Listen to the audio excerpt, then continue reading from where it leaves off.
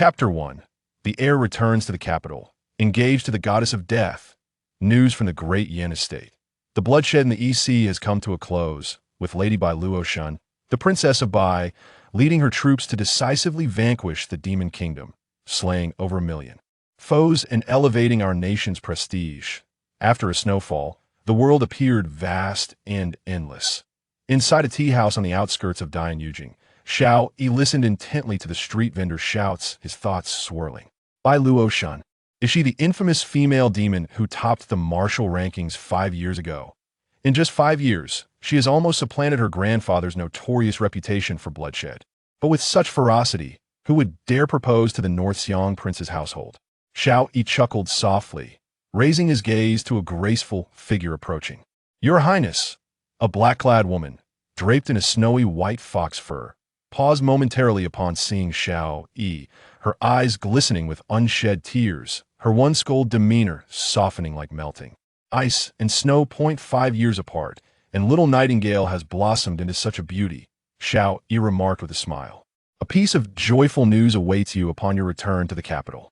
Suppressing her myriad of emotions, Nightingale stepped closer to drape the fox fur over Xiao Yi's shoulders, hesitating slightly before speaking. I have received word from the palace's shadow guards. It seems the emperor intends to bestow a marriage upon your highness. Xiao Yi chuckled. After my absence from Yujing for 5 years, why does the martial emperor suddenly wish to arrange a marriage for me?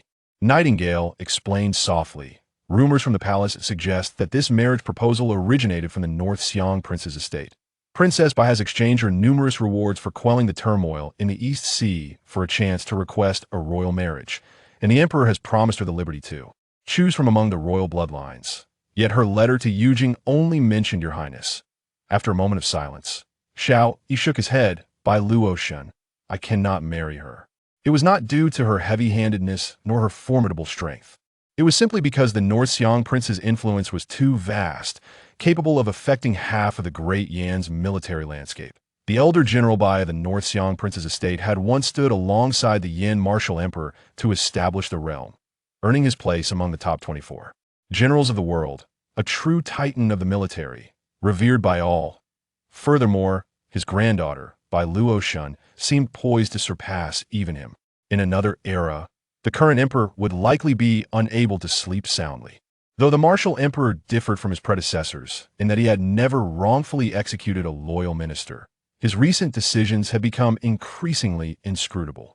With the crown prince's power waning and the Qi prince rising, should General Bai side with the Qi prince, his cunning would ensure the North Xiang estate's glory remains unblemished for a millennium. To forsake tremendous benefits and instead seek an alliance with me, a mere heir with no faction and no hope of the throne. Is it truly merely to avoid suspicion? Xiao Yi remained composed. The situation in Dian was extraordinary. The Yan martial emperor had 7 sons aside from the prematurely deceased eldest prince. Each was a peerless talent capable of dominating an era. The second prince was crown prince, possessing divine eyes that could command the dead. The third prince, known as the King of Wei, was a master of the demonic arts.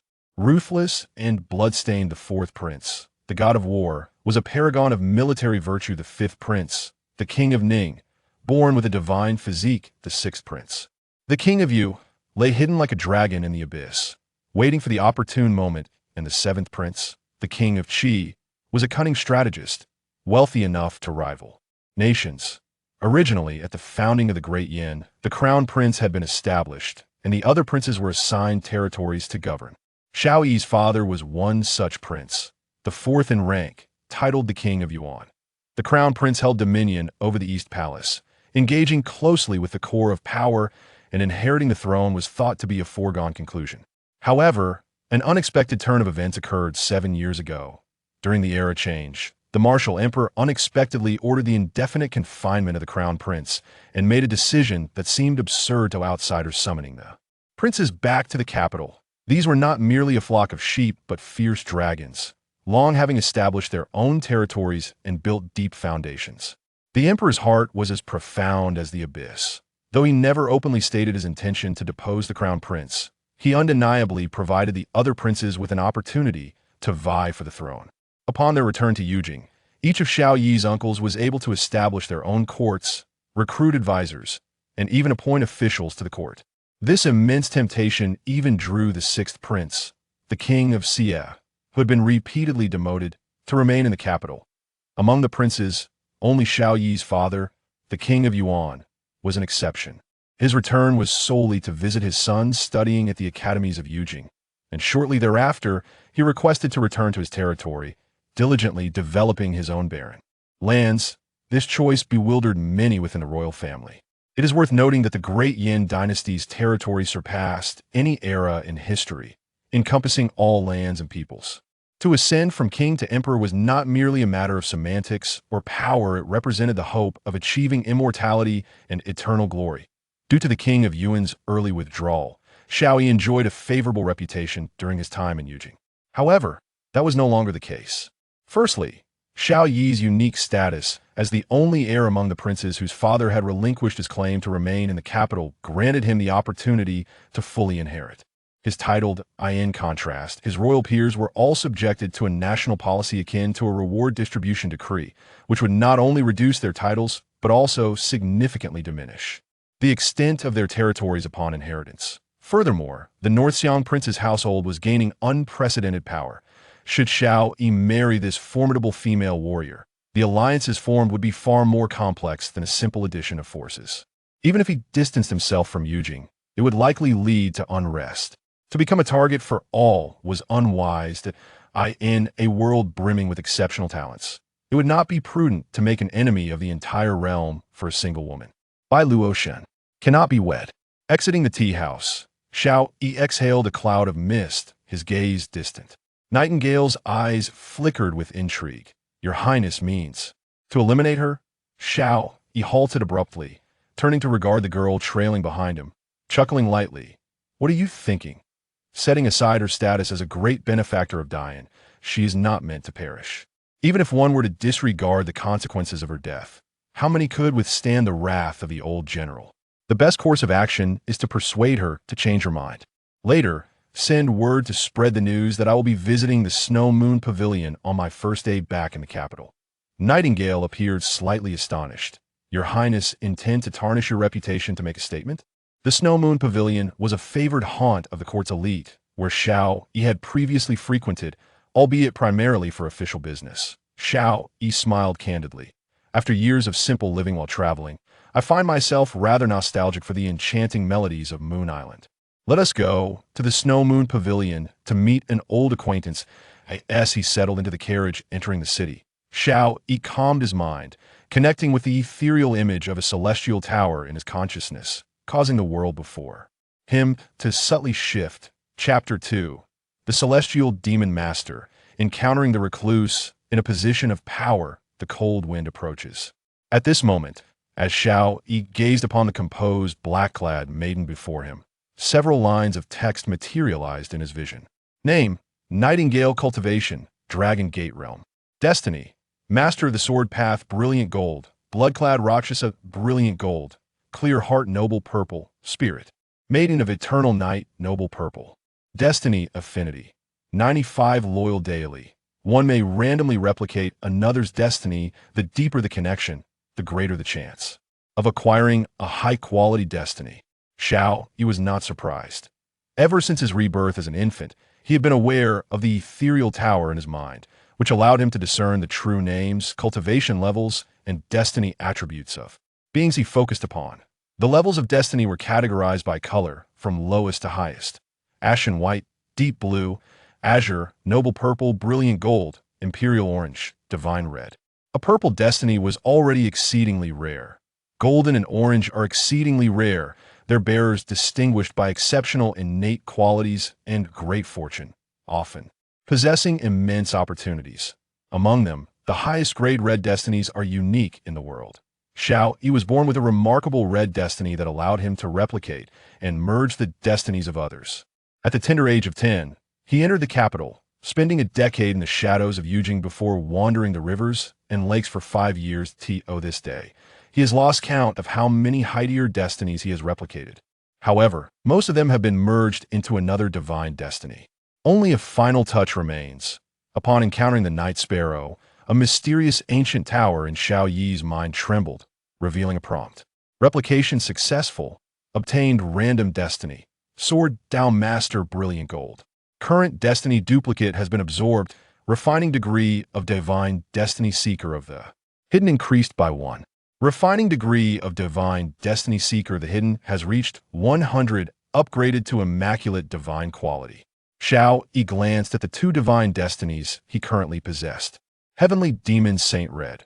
Refining degree 60. Your talent is unparalleled, and the potential of those around you will subtly enhance. You can also elevate yourself by replicating the destinies of those connected to you. Seeker of the Hidden Red. Immaculate Divine Quality. Once per day, the tower in your mind rotates, whispering the principles of the universe, granting knowledge of hidden secrets and mundane affairs.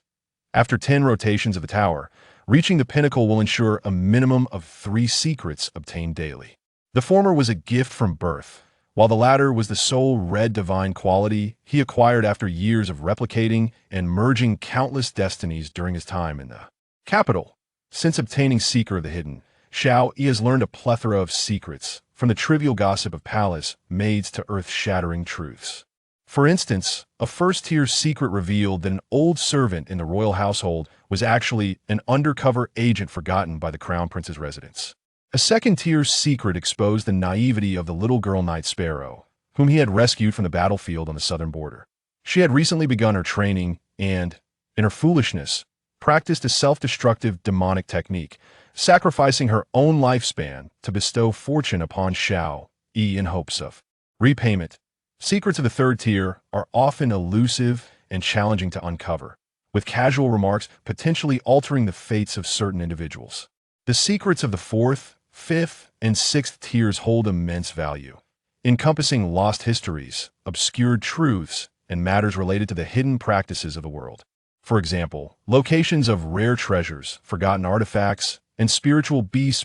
7 years ago, after acquiring the Seeker of the Hidden Destiny, Xiao Yi has stored over 2,000 secrets in his mind. The ordinary secrets are countless, with over 300 from the 4th to 6th tiers, 10 from the 7th tier, and 2 from the 8th tier. There is 1 secret from the 9th tier. Among the 2 8th tier secrets, one facilitated the establishment of his Thousand Eyes Tower, transforming it from an inconspicuous intelligence agency into a formidable dark web that could exert control over the entire realm. The other led him to the treasure of the founding ancestor of the Heavenly Demon Sect, dating back 3,000 years. The 9th tier secret, even for Xiao Yi, whose resolve is unwavering, raises doubts about its authenticity, that if true, its revelation could bring about the downfall of the grand era of the Great Yan Dynasty, potentially causing the entire realm to descend into chaos. 7 years ago, many events unfolded, yet Xiao Yi distinctly remembers that it was on the day Emperor Yinwu changed the era name that he came into possession of that terrifying secret, one that concerns the lives and fortunes of countless individuals, especially those of the royal lineage. This was also one of the pivotal reasons for his departure from Yujing to explore the world. As the sun dipped below the horizon, casting a warm glow, the shores of Xianyue Lake in the capital of the Great Yan were adorned in silver, creating a picturesque scene. Colorful boats glided against the evening sky towards the Moon Island at the lake's center. From a distance, the island, a playground for the affluent of the Great Yan, was a forest of palaces, where thousand-year-old spirit peaches bloomed eternally, their blossoms carpeting the hillsides. Just in time for your arrival, Your Highness. It's the season for selecting courtesans among the renowned towers, creating quite a commotion, said an old boatman with a hunched back and a conical hat, who had just collected the fare and was smiling as he guided Xiao Yi and his companion onto the boat. As the boat drifted away from the shore and into the lake's heart, the old boatman suddenly ceased his joviality and addressed Xiao Yi with grave seriousness. Your Highness, recent days have been anything but tranquil. That I have noted all vessels traveling to Moon Island this month, and the Duke Xiao's boat has remained on the island for over 5 days. Even during this special period of courtesan selection, this has never happened in previous years. Moreover, the timing of the Duke Xiao's son stepping onto the island coincides precisely with your arrival in Junzhu. Xiao Yi gazed into the depths of the lake, his expression calm. The Duke Xiao is a known ally of the Crown Prince. Why second uncle has been under house arrest for 7 years, yet he still enjoys stirring up trouble. Let's not concern ourselves with them for now. How is the fish? Old Yu, the boatman sighed. Its appetite has grown insatiable. I fear one day, even the vast expanse of Xianyue Lake may not suffice to contain it. Last year, the calamity it attracted nearly alarmed several in the palace. Fortunately, Mr. Huangfu personally came to set restrictions and quelled the chaos. As they conversed, a dark current surged beneath the lake, lifting the boat slightly. Don't move, Xiao Yi admonished softly. The dark current instantly calmed, revealing 2 crimson moons following the boat. Your Highness, someone approaches, remarked Knight Sparrow, who had been leaning against the boat, eyes closed in meditation, suddenly alerting to the presence ahead. Xiao Yi raised his gaze and beheld an elder clad in flowing green robes, standing poised in the lake's center, his feet resting upon a crystallized surface. Water currents halted. Around him, are you the son of the Abyss King? The elder advanced steadily, each step causing ice crystals to spread outward. I have no intention of harming a junior. As long as you leave Yujing, none aboard this boat need perish. Are you from the Chui clan of Anchuan? The boatman interjected coldly. To ambush the son of the Abyss King. Do you not fear the Chui family being uprooted? The elder replied indifferently. I have long been disowned by the Chui family. I merely do this for a price. Regardless of whom I offend, as a martial arts master, is there not a place for me in this vast world? Knight Sparrow remained composed. Your Highness, should we leave him alive or eliminate him? Xiao Yi waved his hand. You need not intervene, just feed the fish. The elder chuckled. After 5 years of wandering, have you developed some delusion? Your Highness, I have slain even the blue-winged sea dragon of the Eastern Sea. What fish in this world could possibly swallow me? Before he could finish, the ice layer on the lake suddenly cracked like a spider's web. The elder's pupils constricted. His expression shifted dramatically as the true essence around him became immobilized, unable to be controlled. He looked down to see a terrifying maw filled with oppressive force emerging beneath the shattered ice. His voice trembled, and his terrified scream was abruptly cut short. A towering water curtain erupted from the lake, accompanied by a thunderous roar. As rain began to fall, everything returned to tranquility, save for a rainbow that appeared in the sky, as if nothing had transpired. Xiao Yi strolled to the bow of the boat, stretching leisurely, his mood utterly unperturbed. Encounters with assassination attempts had become routine for him. During his 5 years of wandering, he had faced numerous assassination attempts likely numbering in the hundreds. Among them were remnants of past dynasties, foreign tribes, and sects harboring grudges against the emperor. In positions of power, one must contend with the chilling winds that accompany it. Such individuals are neither entirely apprehensible nor entirely vanquishable. However, those daring enough to attempt an assassination in Yujing were exceedingly rare, and this elder's identity was indeed intriguing. In Junzhu, 3 unparalleled dragon veins are suppressed. Even a celestial being would struggle to match the power of the 10th realm. Occupying the advantageous position of Xianyue Lake, this master from the Chui family could barely contend with the strength of the 10th realm, which was not overly weak. Martial arts realms for convenient underlining. 9th realm Grandmaster, 10th realm Dragon Gate Great Grandmaster, 11th realm Ascension Remnant Immortal, 12th realm Immortal Ascendance, True Immortal of Martial Arts, 13th realm Sage, 14th realm White Jade Capital, 15th realm Supreme Celestial. Chapter 3. The Celestial Palace and the Spirit Garden in the hallowed halls beneath the palace. There exists an individual who has mastered the art of ice manipulation to an unparalleled degree, standing merely a step away from entering the illustrious Dragon Gate realm. Should one seek to investigate, the ties between the Chui family and the Crown Prince are inextricable. Old Yu lowered his voice. Xiao Yi gazed towards Moon Island, a smile gracing his lips. The waters are too clear, merely teeming with small fry. This assassination is nothing more than a scheme to frame and test us. The Chui family may be scrutinized, yet there is no need to delve too deeply. If we were to engage in a full-scale investigation, we would unwittingly play into the hands of others. Even my second uncle, the Crown Prince, despite his years of confinement that have driven him to madness, would not be so foolish as to send a mere ordinary martial arts master to take my life. It is rare for someone to take such risks. Since there are those who wish to entrap us, we must make use of the situation. In the future, We can apply pressure on the Chui family and gauge the attitudes of those involved. Listening to Xiao Yi's analysis, Night Sparrow cast a reverent glance, softly stating, "I may not comprehend the intricacies of royal rivalries, but if your highness desires someone's demise, I shall see it done." Old Yu chuckled wryly. "Fortunately, I'm not your enemy, or I might find it hard to sleep soundly at night." In the inner sanctum of the Chui family, the head of the clan paced restlessly with his hands clasped behind his back. Suddenly, a figure clad in black hurriedly burst in. The head of the Chui family fixed his penetrating gaze upon him. "What news?" The black-clad informant, drenched in cold sweat, stammered, "Chui Qing. He has perished." Those we left by Moon Lake witnessed a surge of water essence erupt from the center, and before we could react, he was reduced to nothingness.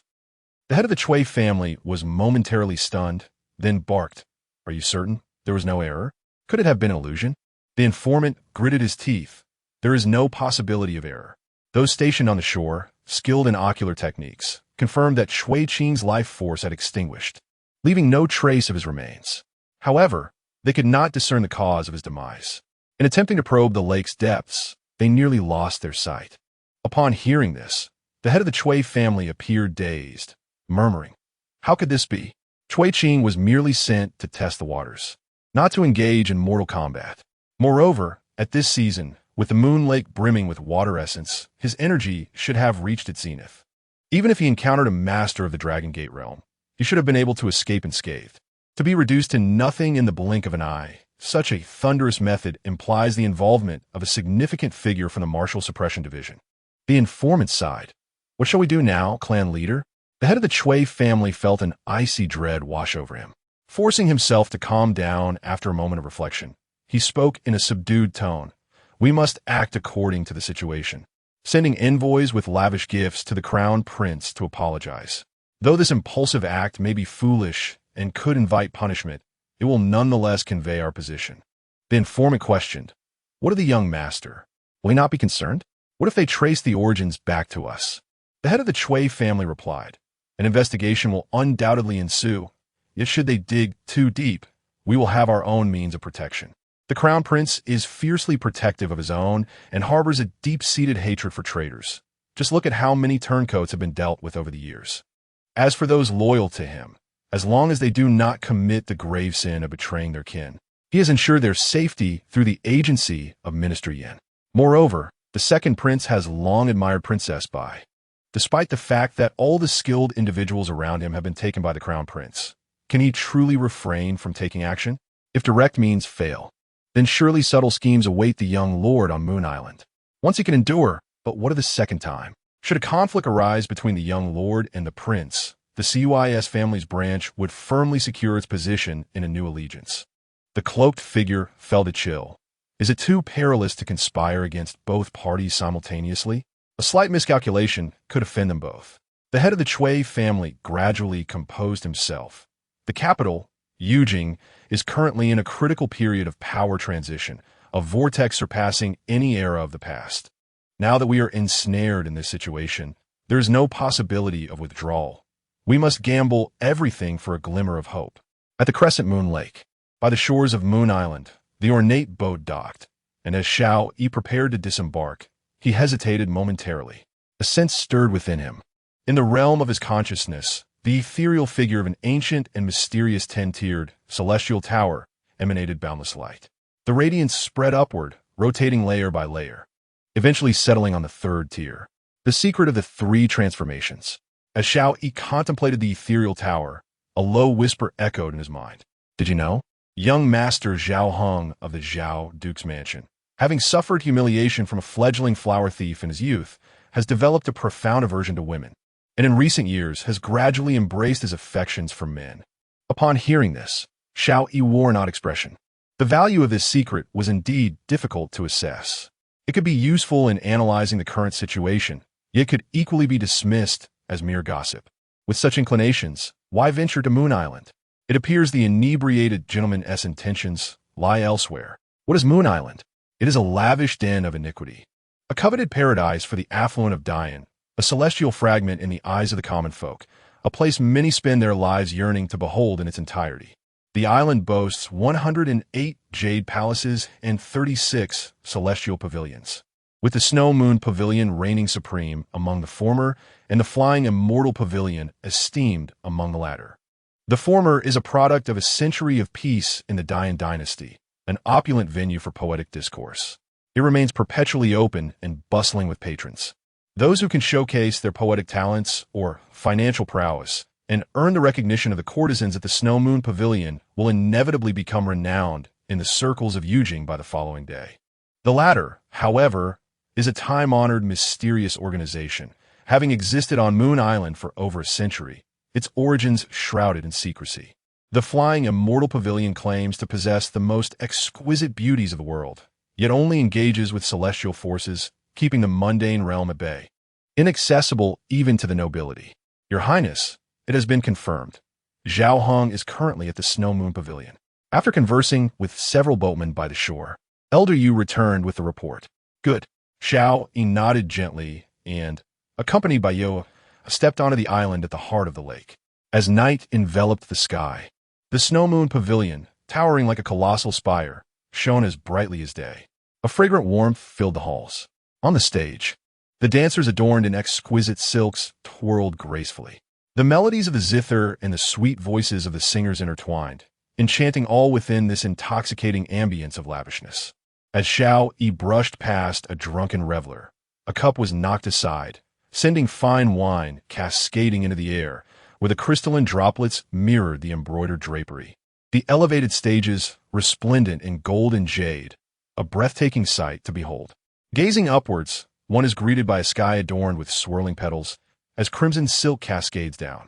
9 enchanting dancers, partially concealed, tread lightly upon the blossoms with bare, jade-like feet, their graceful forms undulating through the air like ethereal dragons, exhibiting exquisite postures. As a drunken guest teeters dangerously close to the young noble, the nightingale, momentarily bewildered, swiftly regains composure. With a deft flick of the thumb upon the sword's hilt, the blade is drawn forth a mere half-inch. The sound resonates, sharp as a tangible sword's aura, slicing through the atmosphere. Those nearby feel a chill race down their spines. A lock of hair is severed, and the intoxicating haze is abruptly dispelled, eyes widening in alarm as they hastily retreat. Is it His Highness the young noble? Such unparalleled handsomeness. It must be him. For these past years, we have suffered greatly. Without his presence, even the fair Lady Luo has remained hidden from view. A mixture of astonishment and joy envelopes the crowd. Some bow in reverence, others raise their cups in salute, while some remain lost in their own reveries. And still others gaze from afar. A poised and elegant matron, seemingly prepared for this moment, greets him with a smile. Your Highness, it is an honor to welcome you. Your arrival graces us immensely. Shall we ascend to the upper floor? Young Master Zhao from the Zhao Duke's residence is also present. These days, he has been inviting esteemed poets and lavishly spending gold, yearning to catch but a glimpse of Miss Luo. Chapter 4. A Sword to the Throat. The formidable maternal clan of the Princess Master. He has arrived. On the 5th floor of Xiao Yi Tower, the guards of the Zhao Duke's residence immediately reported to the drowsy young man seated nearby upon hearing the commotion below. Clad in luxurious brocade, the young man, half inebriated, held a wine jug in his hand. Upon catching sight of Xiao Yi ascending the stairs, he straightened up and summoned the matron by his side. Prepare yourselves, and ensure the performance is convincing. If we delay the important matter entrusted to us, you will bear the consequences. Zhao Hong admonished sharply, warning those around him. As Xiao Yi mounted the stairs, before even seeing anyone, he heard the piteous pleas of a female steward in Xiao Yi Tower. Young Master Zhao, we cannot break the rules. Miss Luo is a courtesan, offering her art without surrendering her body. Though you have honored her as the courtesan of the evening, it does not grant you the liberty to act recklessly. According to the rules, you cannot cross the screen without her consent. With a resounding slap, Zhao Hong struck the steward's face, leaving a vivid red mark, and furiously demanded, What? You were the one who said that the highest spender tonight could converse freely with the courtesan, and now you are the one obstructing me? Does Xiao Yi Tower wish to abandon this business altogether? The steward, her face pale and tear-streaked, responded, Young Master Zhao, it is my fault. I misspoke. I am willing to compensate in any way but you cannot cross that screen. Miss Luo is under the protection of the heir, and if anything were to go awry, my entire family would not be able to bear the consequences. Fool! Zhao Heng retorted. Are you afraid of the Prince of Yuan, but not my father? Do not forget, the Duke's residence is in Yujing, and the Prince's mansion is merely a facade. That old man dares not interfere in Yujing affairs, even if he had the audacity. He lacks the capability. In recent days, I have employed poets to compose verses and bestowed generous rewards, having spent at least 30,000 taels. You either compensate me tenfold or get out of my way. The steward pleaded, young Master Zhao, even if you were to kill me, I cannot produce such a sum. Is that so? A smirk played at the corners of Zhao Heng's mouth as he waved his hand, prompting a guard nearby to draw out a broadsword with a sinister grin. With a swift motion, the blade glimmered ominously. The steward's eyes widened in horror as she clutched her bleeding throat, filled with resentment and disbelief. One must truly commit to the act, Zhao Heng remarked as he took out a handkerchief to wipe the blood from his hands, casting a sweeping glance over the assembly at Xiao Tower. Is there anyone else among you who wishes to stop me? Let me remind you, the Yujing court does not concern itself with matters of Yuedao. Should Xiao Tower's attendants dare to strike, I shall return, killing one each time until you compensate me 300,000 taels, or until Luo Hanxiang bows her head. I shall see how many heads you have here that are fit for my blade. As his words resonated in the air, the attendants of Xiao Tower reacted with a mix of fear, lowered heads, icy gazes, and stunned silence. It had been many years since a murder had occurred within Xiao Tower. The last individual to take such action had likely long since turned to dust. Should anyone else dare to act so brazenly against the steward of Xiao Tower, their entire family would be captured and fed to the fish in Xianhua Lake. Zhao Heng, the only grandson of the Duke of Zhao, is cherished beyond measure. Who would dare to lay a hand on him? Moreover, in this matter, he holds a certain degree of justification, as the individual in question is deceased, leaving no witnesses. If young Master Zhao wishes to boldly traverse this screen and curtain, he may do so. A voice, tinged with a hint of mockery and coolness, emanated from behind the screen. In that case, Zhao shall not stand on ceremony. Zhao Heng proclaimed, standing firm, yet slightly furrowed in thought. Casting a glance over his shoulder, he found no hero arriving to rescue him as he had envisioned. He turned to the guard beside him, who, clearly understanding the unspoken cue, called out loudly, I hear that His Highness the Crown Prince has also arrived.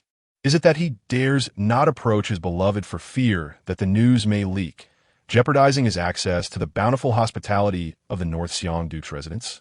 This statement sent ripples of astonishment through the crowd. Could the rumors be true? Was the chosen betrothed of the White Princess indeed the Crown Prince?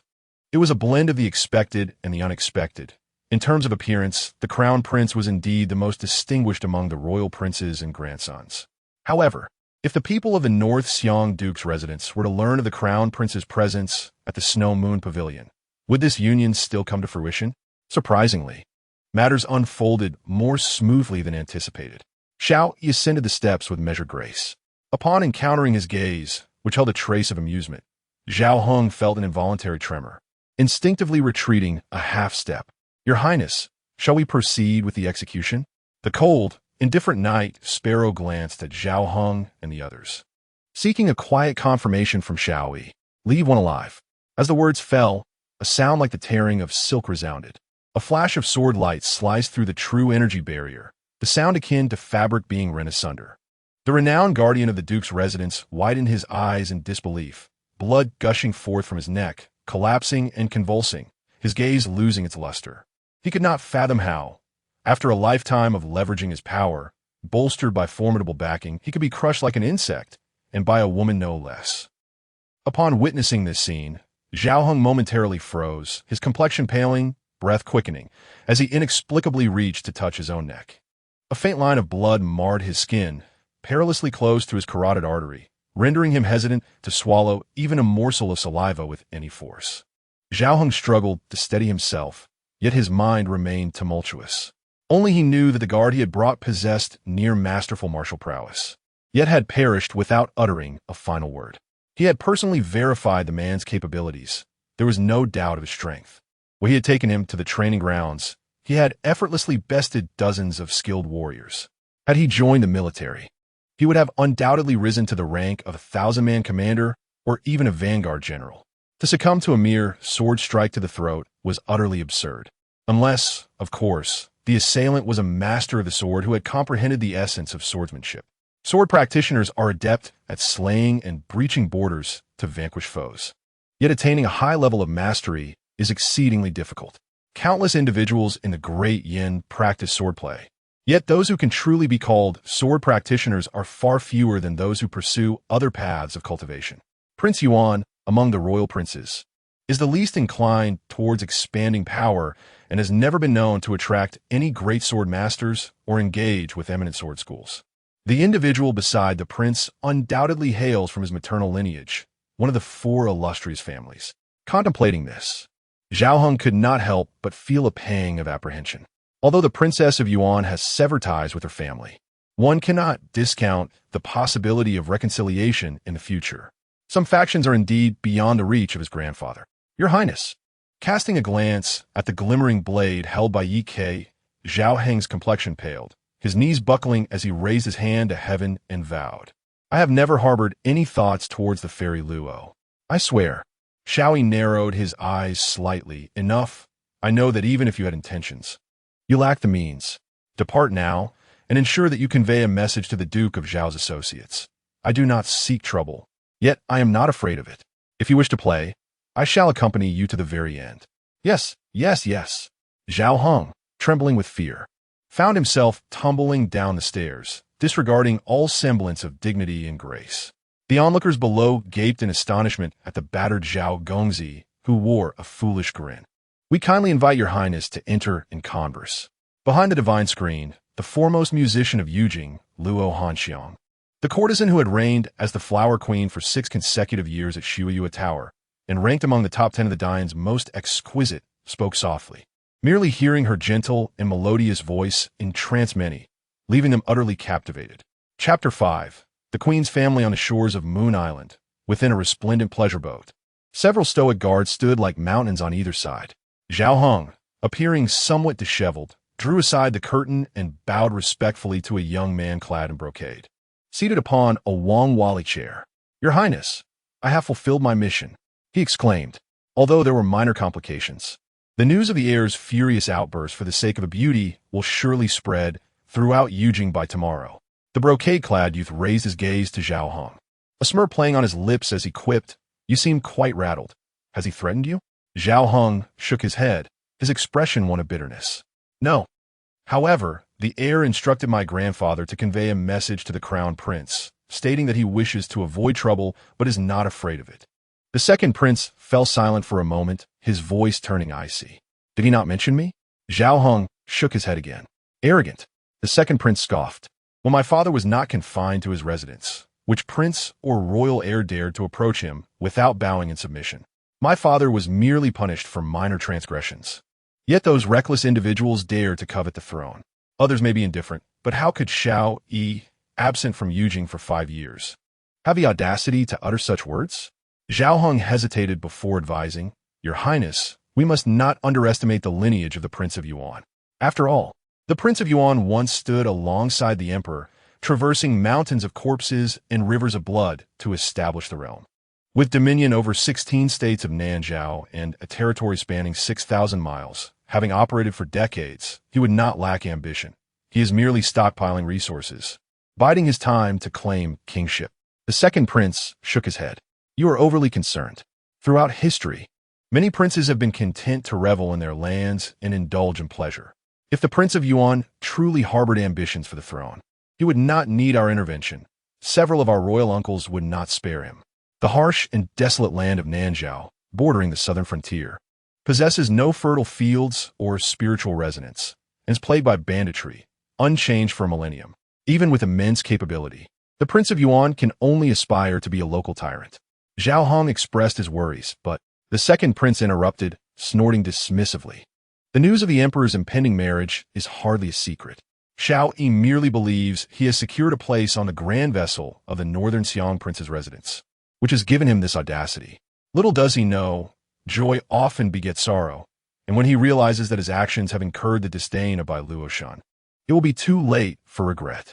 Over these years, I have shunned the company of women, taking the emperor as my mentor and pursuing my cultivation without pause. In what way am I inferior to that man, who knows only indulgence, lacks ambition, and even willingly diminishes his status to mingle in the Junzhu for 5 years? Luoshen's choice of him is merely a consequence of circumstance. Once she sees that Xiao Yi is not a worthy confidant, nor a stabilizing force for the northern Xiang prince's residence, she will undoubtedly revise her decision and make the right choice. Zhao Heng nodded. If General Bai could advise the emperor and lift the crown prince's confinement, the other princes would stand no chance of seizing the throne. At the Snow Moon Tower, Xiao Yi stepped beyond the screen and a layer of imperceptible spiritual barriers, immediately inhaling the faint floral fragrance that permeated the air. He raised his gaze, his eyes traversing the multitude of accompanying maidens, resting upon the graceful figure behind the brocade curtain, gently playing the pipa. She is a beauty of unparalleled perfection, adorned in a gown of ethereal pink, dreamlike and enchanting, her exquisite visage seamlessly merging with an otherworldly grace, reminiscent of a celestial being from a painting. Upon closer inspection, her face seems to be shrouded in a veil of soft mist. Her expression oscillates between a bewitching allure and a chilling serenity in an extraordinary transformation. Name: Luo Huanxiang. Fate: dual souls, fiery gold. Enchanting beauty, noble purple. Master of melody, noble purple. Destined from his fortune, azure. Fate connection: 70. Everyone, please leave, Luo Huanxiang softly commanded, dismissing her attendants, and unexpectedly made a gesture that would drive the nobility outside into a frenzy. Your Highness. She set down her pipa, left her seat, and with hands folded before her forehead, bowed deeply, sealing her lips with blood, pleading in a mournful tone, I beseech you, Your Highness, grant me your assistance. Although Xiao Yi felt a flicker of doubt, his countenance remained composed. What troubles you? Luo Huanxiang raised her head, tears tracing her cheeks, her voice choked with emotion. The Luo family has been exterminated. Xiao Yi furrowed his brow slightly. The Luo in her name carries significant weight. While not the pinnacle of noble families, their network is formidable. It is universally acknowledged that the men of the Tianhe Luo family are handsome, and the women are strikingly beautiful. Centuries ago, the women of this clan were either empresses or princesses of the former dynasty. Even now, many signs of the Dian royal family are allied with the Luo clan through marriage. It is safe to say that the Tianhe Luo family has been a prominent royal kin for thousands of years, with an intricate web of familial ties and profound heritage, impervious to the influence of ordinary powers. The extermination of the Luo family has yielded no whispers of information. Xiao Yi glanced at Yi Quebec. Yi Ke replied softly. 3 months ago, the Junzhu division took over this case, silencing all rumors. Currently, the trail has gone cold, leading to the members of the Heavenly Demon Sect. It cannot be them, Luo Huanxiang vehemently denied, her emotions surging. Xiao Yi also knew that it could not be the Heavenly Demon Sect, as Luo Huanxiang had joined their ranks 6 years prior, holding a notable position. Do you wish for me to assist you in seeking vengeance? Xiao Yi asked directly. However, Luo Huanxiang shook her head, her black pupils turning crimson, her voice growing increasingly frigid. The arrogant elders of the Luo family, who view familial marriages as mere bargaining chips, deserve their fate. What I seek from your highness is help in locating my unfortunate sister. Though the Luo family was slaughtered, her sister's body was never found. After uttering these words, Luo Huanxiang's demeanor suddenly shifted into a state of turmoil. Clenching her teeth, she admonished the other soul within her. We cannot keep this secret from the prince. There is no need to hide further. To request assistance without sincerity is futile. From the outset, Xiao Yi had made a decision. I can assist, but finding a living person is not guaranteed. Furthermore, you must agree to one condition. Your Highness may demand my life if you wish. Xiao Yi replied, it is not so grave. You simply need to leave the Snow Moon Pavilion and accompany me. However, should I address you as Luo Huanxiang or Luo Huanyan? Temporarily in control of her own body, Luo Huanyan replied with a smile. Everything will be according to your Highness's preferences. From now on, call me Huanyan, and I shall appear. As for that unfortunate soul, your Highness need not pay her too much heed. Upon finishing her words, the crimson hue in her water-like eyes faded as she noticed Xiao Yi's enigmatic gaze fixed upon her, a smile dancing on his lips. A hint of panic flickered across her face, and she gently bit her lip, speaking softly. I have heard whispers that your highness is already betrothed. If you were to take me away impulsively, would it not jeopardize your future? Chapter 6. The Enchanting Beauty of Calamity. The shock of Xiao building in the opulent realm of Xiao building. Amidst the intoxicating pleasures, many patrons raised their gazes towards the upper loft, some filled with anticipation, while others were engulfed in confusion. 6 years prior, due to the heir's mere glance at a newly arrived courtesan, who had yet to unveil her face, she was suddenly elevated to the esteemed position of the building's premier courtesan by the nobility of Yujing City. This incident seemed trivial at first, but when the courtesan revealed her true visage, an eerie silence fell upon the crowd. In that instant, they felt as though they beheld the legendary Empress of Daiyu from the paintings of the past dynasty. The world spoke of the beauty of the Luo family, radiant as the morning sun, dazzling enough to illuminate the realm. However, upon witnessing Luo Huanxiang, one of the 2 renowned beauties hailed by the Luo clan, they could only curse the incompetence of the past artists. How could mere earthly brushstrokes capture the ethereal beauty of a celestial being? Regret swept over many as they lamented having allowed her to shine so brightly in the heir's eyes. If only she could be hidden away in a gilded chamber. Even if it meant perishing beneath the peony blossoms, it would still be a life of romance. But once exposed to the public eye, none dared to breach the boundaries set before them. 6 years ago, the crown prince, Yuan Wang, and the 3rd princess were in a delicate balance of power, each concerned with whom the heir would ultimately support. These 3 individuals wielded the utmost authority in Great Yan, capable of bending ministers to their will, commanding reverence from the 3 teachings and instilling fear in gods and spirits alike. Anyone who displeased the heir could face consequences graver than treason, with their entire clan as fate hanging precariously in the balance. Yet, there always exist those with a rebellious spirit, audacious beyond measure. At that time, someone boldly declared that the heir should revel with the people. With Xiao Yi's consent, Luo Huanxiang, the first courtesan to be crowned at Xiao building, solemnly led a performance of the unforgettable dance of the rainbow gowns, accompanied by her fellow courtesans, leaving a lasting impression on the guests. Now, 6 years later, the old patrons eagerly anticipated the return of the enchanting beauty and her captivating dance. The heir has emerged, an observer exclaimed, closely monitoring the movements of the upper loft.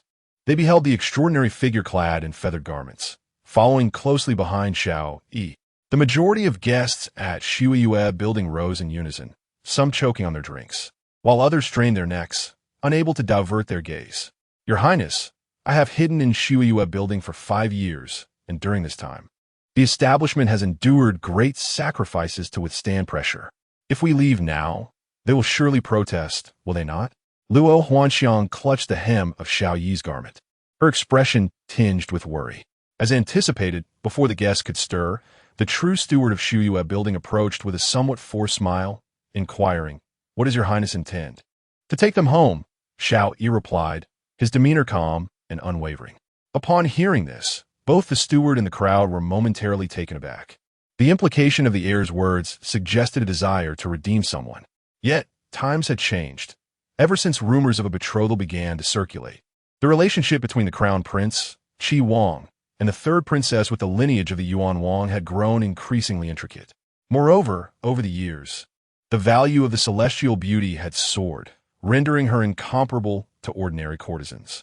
The more unattainable she became, the more desire she ignited, and throughout these years, Xiao building had flourished, buoyed by the name of Luo Huanxiang.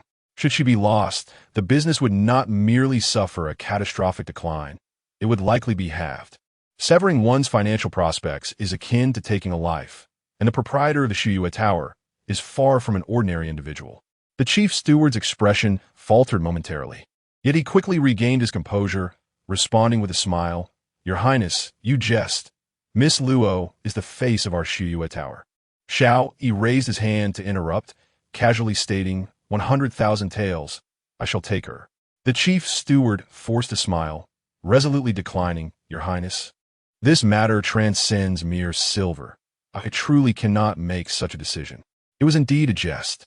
Exchanging 100,000 taels for a person could potentially terrify many if it were to spread, yet within these walls, it held little weight. Over the past 5 years, the Xiao Tower had expended tenfold that amount merely to prevent the Luo family from taking Luo Huanxiang, tirelessly forging connections. 100,000 taels in gold, however, was a different matter entirely. As the calm words fell, an eerie silence enveloped the Xiao Yi Tower. In this era, gold was far scarcer than in any previous dynasty. Whether for casting coins to honor Taoist deities or Buddhist arhats, or for the creation of rare treasures, vast quantities of gold were required. This disparity rendered the exchange rate of gold to silver exceptionally exaggerated. What does 100,000 taels of gold signify? It could procure the heads of everyone present. Excluding the heir, Luo Huanxiang was momentarily rendered speechless. Was the young prince truly so wealthy? What merit did she possess to warrant such an extravagant expenditure? 100,000 taels could, in the outside world, easily recruit an army. Even hiring esteemed scholars from the sect would be more than sufficient. The chief steward of the Xiao Yi Tower, parched and pale, managed a bitter smile. Your Highness, please refrain from such jesting. It is rather dull. Xiao Yi paid him no further mind and descended the stairs. Behind him, Yi Ke presented a jade pendant to the chief steward, coldly stating, "This is the prince's jade token. You may collect the funds from the Yuan Wang tomorrow." The chief steward was left in disarray, as those below stepped aside, their hearts trembling, unable to voice their thoughts. With so many witnesses present, coupled with the prince's jade token as collateral, it was evident that the prince could not default on his promise. Yet, where would the prince, absent from the capital for 5 years, acquire such wealth? Would he seek it from Yuan Wang? If that impoverished lord, who constantly solicited military provisions and disaster relief from the court, were to learn of the prince's lavish spending on a woman, he might very well be driven to fury. This incident would undoubtedly spread, creating a considerable uproar. Tomorrow, it was likely that over 90% of the discussions in the tea houses of the capital would revolve around the prince. Upon leaving the Moon Island, Yi Ke hesitated before asking, "Your Highness, do we truly possess such surplus funds for the Xiao Yi Tower?" "No," Xiao Yi shook his head. "Maintaining Qimu Tower requires a fortune beyond measure." Yi Ke was momentarily taken aback. "Then what shall we?" Xiao Yi smiled and retorted, "We could leverage the royal estate and our holdings in Junzhu as collateral to secure funds from the bank. Could we not?" Yi Ke was slightly astonished.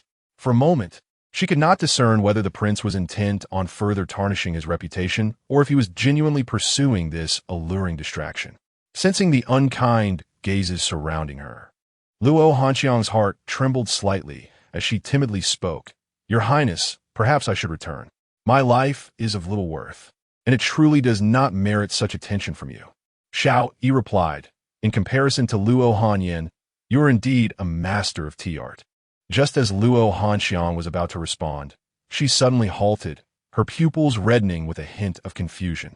The 8 elegances for women: music, chess, calligraphy, painting, poetry, wine, flowers, and tea, are essential courses for the ladies of the Luo family. Why does your Highness believe my tea brewing skills to be inferior to that of that unfortunate soul? Xiao Yi chuckled lightly, not taking her words to heart. He then turned to instruct Yi Ke. The surroundings of the Yuan Wang mansion are filled with spies. Since you have taken this opportunity to venture out, there is no need to return. Proceed directly to the Princess Mansion on Zhuke Street and settle there. Upon your arrival, do remember to convey my regards to Aunt Yun. Yi Ke's expression returned to calmness as she gently nodded. "I will heed your Highness's wishes." Chapter 7. The most charming in the world, the 8 strategists of Yuan Wang Pavilion by the shores of Moon Island, within a lavish pleasure boat. The second prince sat upon a grand chair, his expression dark as he idly toyed with a jade cup. Suddenly, Xiaoheng burst in with palpable excitement, whispering a few words into his ear. Upon hearing, the prince's gloom dissipated, and a grin broke across his face, barely contained. "Splendid. I had merely intended to exploit this incident for minor gains. Yet Xiao Yi's audacity knows no bounds. He has outrageously pledged the royal estate for a mere 10,000 taels of gold to redeem a lowly maid."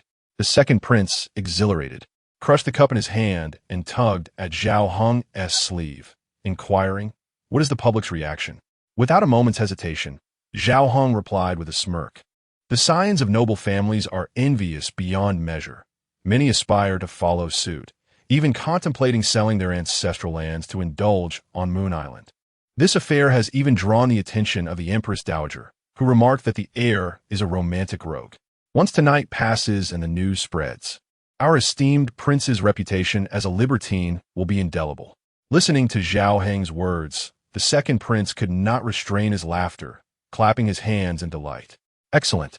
As long as General Bai retains his wits, he would never push his precious granddaughter into the flames. Zhao Heng interjected, Your Highness, who shall we deal with next? The prince replied with a cold smile, with the greatest threat eliminated, only my third uncle and the young scions of my fifth uncle remain. We need not tread lightly with them. Simply send people to render them incapable of rising from their beds for at least a month. Let the old general witness how pathetic these individuals truly are. Zhao Heng hesitated, but the king of Wei has many formidable subordinates. And does not the king of Dongning ally with the crown prince? Should we not be wary of him as well? The second prince's demeanor grew stern. The king of Wei's offspring shall be dealt with last. As for the king of Dongning, he will not betray my father, yet his sons may harbor ulterior motives. We must ensure absolute security. Zhao Heng hesitated momentarily before gritting his teeth. Understood. Your Highness, await my good news. At the Qi King's residence, within the scholar's pavilion, a few dim lights flickered in the pitch-black room. Shadows obscured the faces of several individuals, gradually revealing themselves. One person raised a finger to lightly tap on the table, sending visible ripples across the surface, freezing everything within 3 zhang outside the scholar's pavilion. After a prolonged silence, a youth clad in white, resembling a scholar, was the first to speak. Gentlemen, what are your thoughts on the events that transpired tonight?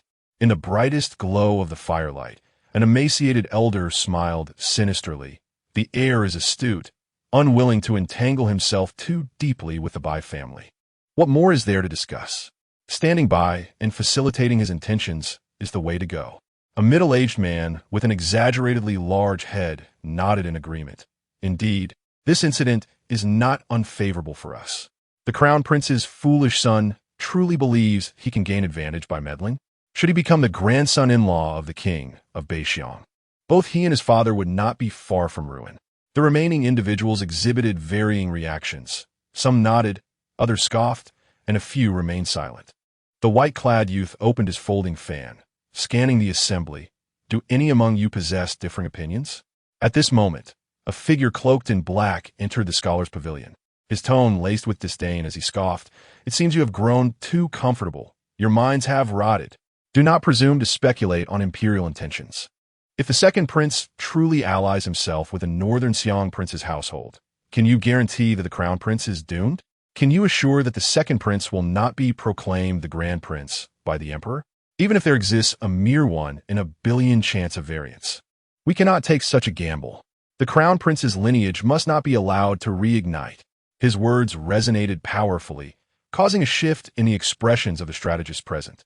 The young man in white bowed respectfully towards the figure in black, stating, Master, your thoughts align precisely with the instructions imparted to me by His Highness. With that, he lifted his head, his demeanor solemn. Transmit the decree of Prince Qi. Upon hearing this, the others looked taken aback, promptly leaving their seats to kneel on one knee. His Highness commands that the marriage of my nephew be duly considered. With this simple statement, the esteemed elders were urged to rise. The young man in white continued. What His Highness means is to align with the Emperor's wishes, the intentions of a northern Xiang prince, and the desires of the princess consort, ensuring a harmonious outcome for all. The elders were urged to devise new strategies, for they could not afford for this matrimonial alliance to fall through. The frail elder chuckled wryly. We are not adept at playing matchmaker. A stout middle-aged man pondered momentarily. The heir's reluctance to wed the Bai princess fundamentally stems from his desire to avoid becoming a target. If His Highness could express a clear stance and provide sufficient sincerity and assurance, it would surely alleviate the heir's concerns. The young man in white nodded in agreement. Indeed, I shall take charge of this matter. The stout middle-aged man added, I will address the rumors circulating in Yujing City. The frail elder chimed in. Then I shall work to endear the Bai family to the heir. The young man in white further stated, Esteemed elders, please focus on mending ties. Let us all strive to relieve His Highness of further worry. The figure in black's fury subsided slightly, his piercing gaze sweeping over the 8 figures present. You must remember, as recipients of royal patronage, your loyalty to the crown is paramount. I am aware that among you, there are those who serve 2 masters. Tonight, if you confess to me, I may show leniency and overlook your transgressions. Otherwise, you shall bear the consequences. The others should not assume that this does not concern them. The Scholars' Pavilion does not harbor idlers, and your performances today have been most disappointing. Those who do not plan for the long term, how can they strategize for the moment? Those who do not consider the greater picture, how can they govern a domain? Reflect well on this moving forward. Should anyone's short-sightedness jeopardize His Highness's grand endeavors again, I shall show no mercy. The assembly fell into silence for a moment before rising in unison to bid their farewell. We shall heed your teachings, Master. In Yujing City, on Changle Street, the Rui gambling house bustled with life, its business thriving. Within a private room, an astonishingly large gambling table had been set. The participants and onlookers were all renowned signs of Yujing, members of affluent families. Beside the table, a handsome youth surveyed the rolled dice. His calm demeanor suddenly transformed into fury. Damn it, to lose this final round. What troubles the young lord? It is merely a loss of coin. Surely it is not worth such a glum expression. Tease the young man from the Chui family. If you cannot secure a loan from the moneylender, you could approach the young prince. He has returned. Why not seize this opportunity to procure some fund from your future brother-in-law? You are the eldest grandson of the northern Xiang Wangfu, destined to become the spokesperson of the Bai family. If the young master cannot even grant you this modest respect, it would indeed be quite unreasonable. As the incessant chatter of those around him filled his ears, the furious youth gradually regained his composure. He leisurely turned his head and, in a sudden outburst, slammed the son of the Chui family onto the gambling table, delivering a series of punches that left the young man's brow sunken, his face a grotesque mask of blood and flesh. He fell into unconsciousness, unable to even utter a complete cry. The onlookers gasped in shock and instinctively retreated 3 paces. The young lord, disregarding the peculiar gazes of those around him, tore a piece of unblemished cloud brocade from the Chui heir and wiped the blood from his hands, sneering. If it weren't for your incessant wailing, will my fortune have been so unfortunate today? After cleaning his hands, he turned to the moneylenders, tossing the unconscious Chui heir towards them, stating, "Here is the 10,000 taels you are owed. Demand it from the Chui family. Should they refuse to repay, we shall sever the hand of the Chui family's eldest son. Is there any dissent?" The moneylenders stammered, their faces resembling that of someone who had just consumed a dead rat, filled with indignation, yet too fearful to voice it.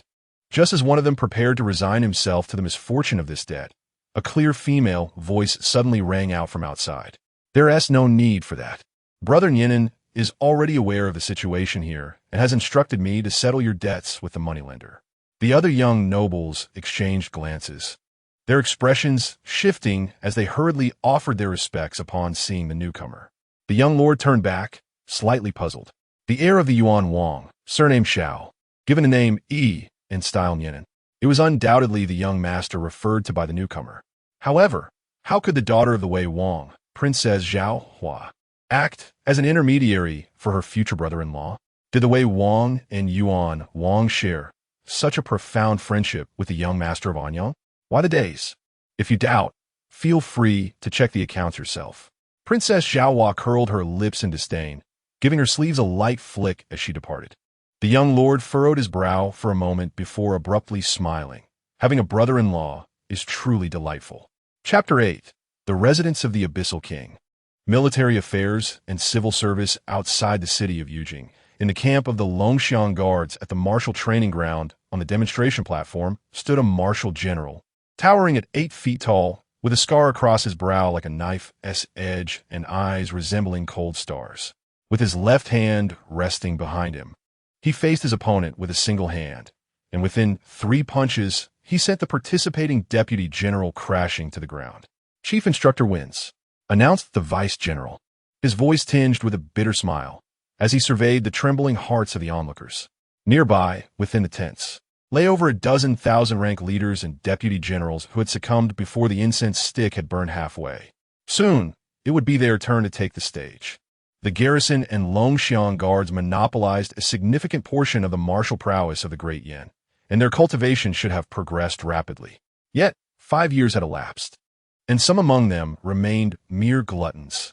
The cold-eyed general mercilessly reprimanded the defeated leaders below. All who fall today, if you do not break through within 3 days, shall be sent to the Bone Mountain for a month of training. Your lives are your own concern. Upon hearing this, the faces of the assembled leaders turned ashen, and some even broke into a cold sweat. Bone Mountain, though a training ground, was notorious as a graveyard for many martial geniuses. Entering it meant facing the potential for death or, at the very least, a harsh trial. A few vice generals exchanged glances, hesitating to speak. Chief Instructor Yuan, this may not be appropriate. The cold-eyed general scoffed. Inappropriate?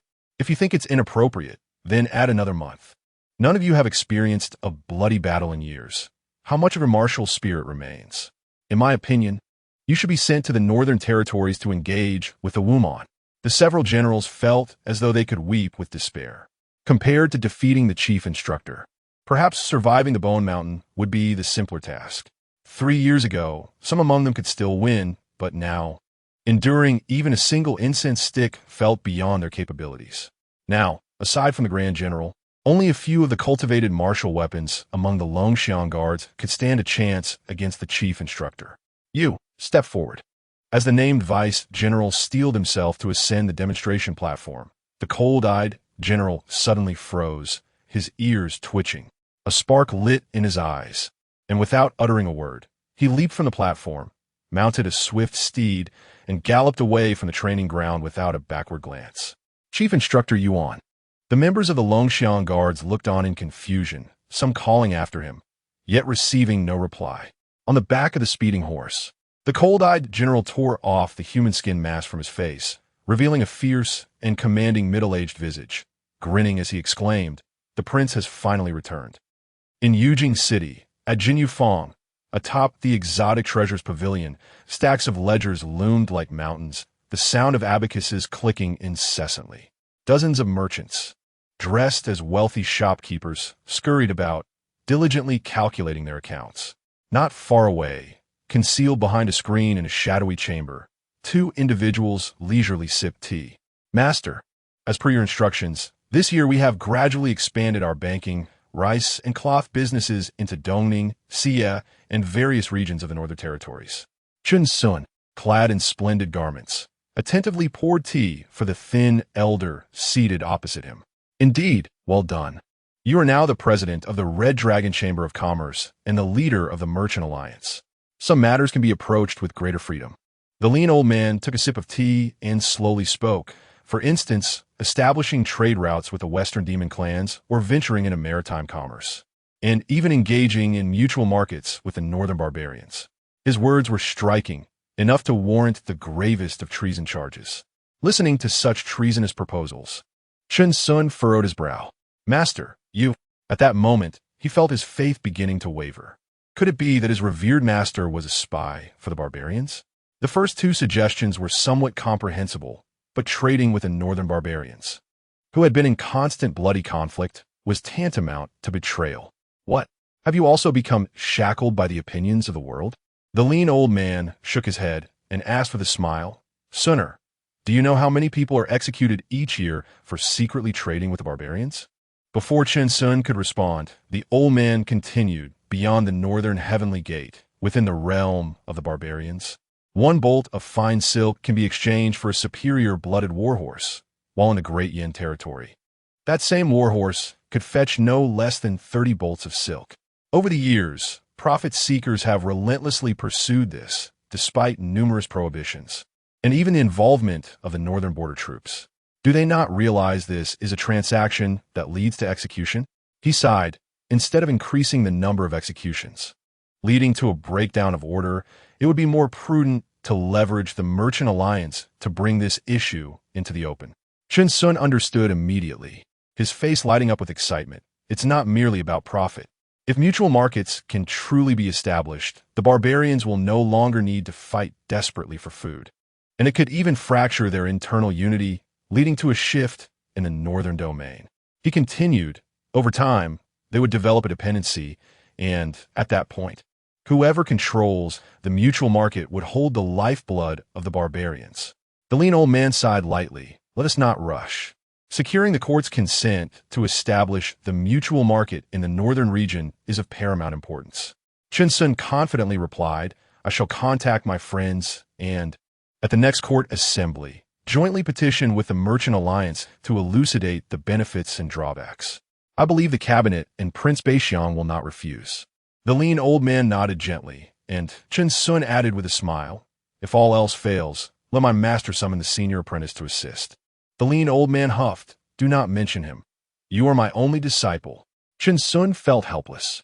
If others had a disciple who had achieved the top honor and risen to the position of Minister of Rights, they would surely be proud. Yet the senior apprentice had never garnered the master's approval. Suddenly, there was a knock at the door of the dim chamber. A voice called out, Old sir, His Highness has returned to the capital.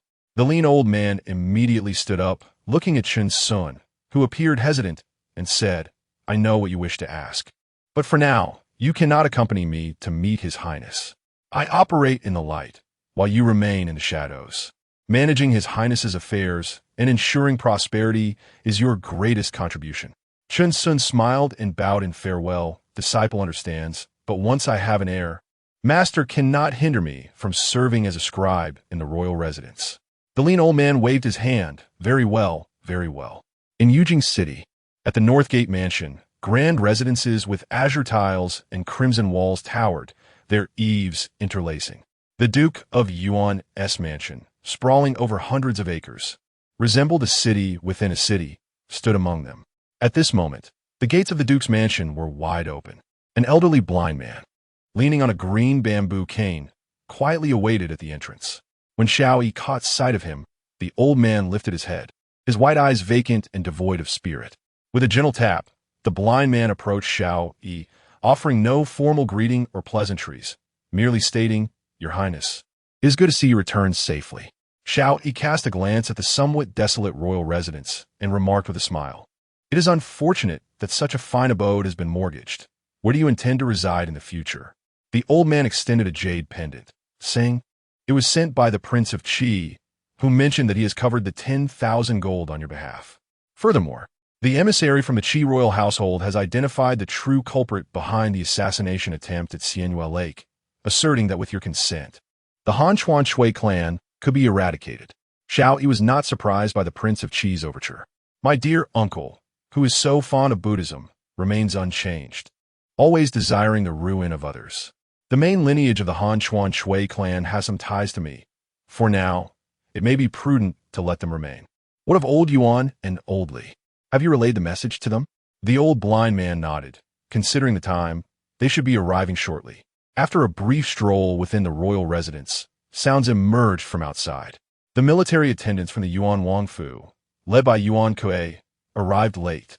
The scribe in charge from the Yuan Wang Fu, Li Zhuo, also arrived late. The imposing middle-aged man and the slender elder nearly arrived simultaneously. Chapter 9. The noble heir and the harmonious union of the Great Yan and the Wang Fu. A group gathered in the study. Yuan Kuei suddenly knelt on one knee, a serious expression blossoming into an invigorated smile. Your Highness, are you planning to vie for the position of Crown Prince upon your return? I have long felt that the players of this realm should be replaced. The Emperor, concerned with grand principles, neglects court affairs, causing the imperial authority to scatter. The harem governs in regency, and the realm is in turmoil. Power fragmented leads to division. If your Highness commands, I, Yuan Kuei, am willing to be the vanguard for the throne, ready to risk my life. Li Zhuo was taken aback and quickly admonished, Yuan Kuei, you are being reckless. Do you not understand the consequences of such treasonous words if they were to spread? Not to worry, Xiao Yi interjected with a raised hand, smiling as he inquired. I am rather curious. Why does old Yuan assume upon my return that I harbor ambitions to usurp power from the three factions? Yuan Kuei raised an eyebrow slightly. On my journey here, I heard whispers that the heir, with noble intentions, is destined to unite with the esteemed by County Princess for the prosperity of the Great Yan and the strength of the border forces. Have I misunderstood? Is the alliance with the northern Wang Fu not your scheme? Xiao Yi turned his gaze to Li Zhuo, who appeared puzzled. This old servant has also heard praises for your highness. Your actions have always been beyond reproach. Is there some hidden truth in this matter? I shall elucidate the circumstances. The old blind man said, producing several letters from his robe and handing them to Xiao Yi. These were delivered recently by spies from Qianmu Tower. During your absence from the capital, I have been the one receiving reports. Let us begin with the first matter. Since your presence was noted in the Central Plains, the spies in Yujing City have become increasingly active. I anticipated that someone would inevitably emerge to test your mettle. However, no one expected that the first to act would be the eager Huanchuan Shui clan, seeking to pledge their loyalty to Qi Wang. Following that, Zhao Hong attempted to incite you on Moon Island, aiming to tarnish your reputation by enticing you to take away the renowned Luo Huai. But your subsequent actions left the three factions quite pleased. Yet, for reasons unknown, Qi Wang suddenly altered his course of action.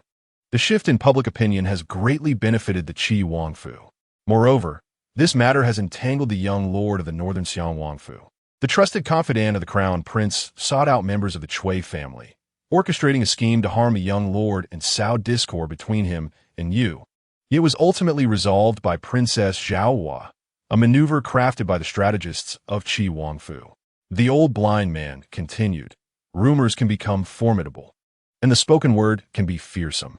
The heir initially intended to embark on a reckless endeavor, yet under the orchestration of Qi Wang's faction. He has instead emerged as a noble savior, sacrificing his wealth for the sake of a benefactor's daughter. Yuan Wang was stunned. So, your highness did not wish to marry the Bai County princess at first? Li Zhuo replied, marriage is a significant matter and should not be taken lightly. However, apart from the daughters of the four esteemed families, few are worthy of the title of heir's consort. The Bai family's daughter could indeed be a commendable choice. Xiao Yi remarked, it is not impossible to ally with the northern Xiang Wang Fu, but Li Zhuo's eyes sparkled with curiosity, and he pressed on, disregarding the boundaries of decorum. But what? Entrusted by the princess, his paramount task was to resolve the lifelong matter of the heir, with all other concerns relegated to a lesser priority. However, it was crucial to prevent the imperial harem and his seventh uncle from perceiving that he was eager to forge a matrimonial alliance with the northern Xiang Wang Fu.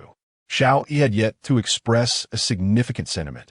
He was a connoisseur of beauty, and only upon meeting the person in question could he arrive at a final decision regarding marriage. Although Bai Luoshen's late mother hailed from the distinguished Tina Luo clan, ensuring her exceptional beauty, the true essence and character of the individual remained uncertain, and Xiao Yi saw no reason to take such a gamble. The implications of a union with the northern Xiang Wang Fu, whether fortuitous or disastrous, were still indeterminate.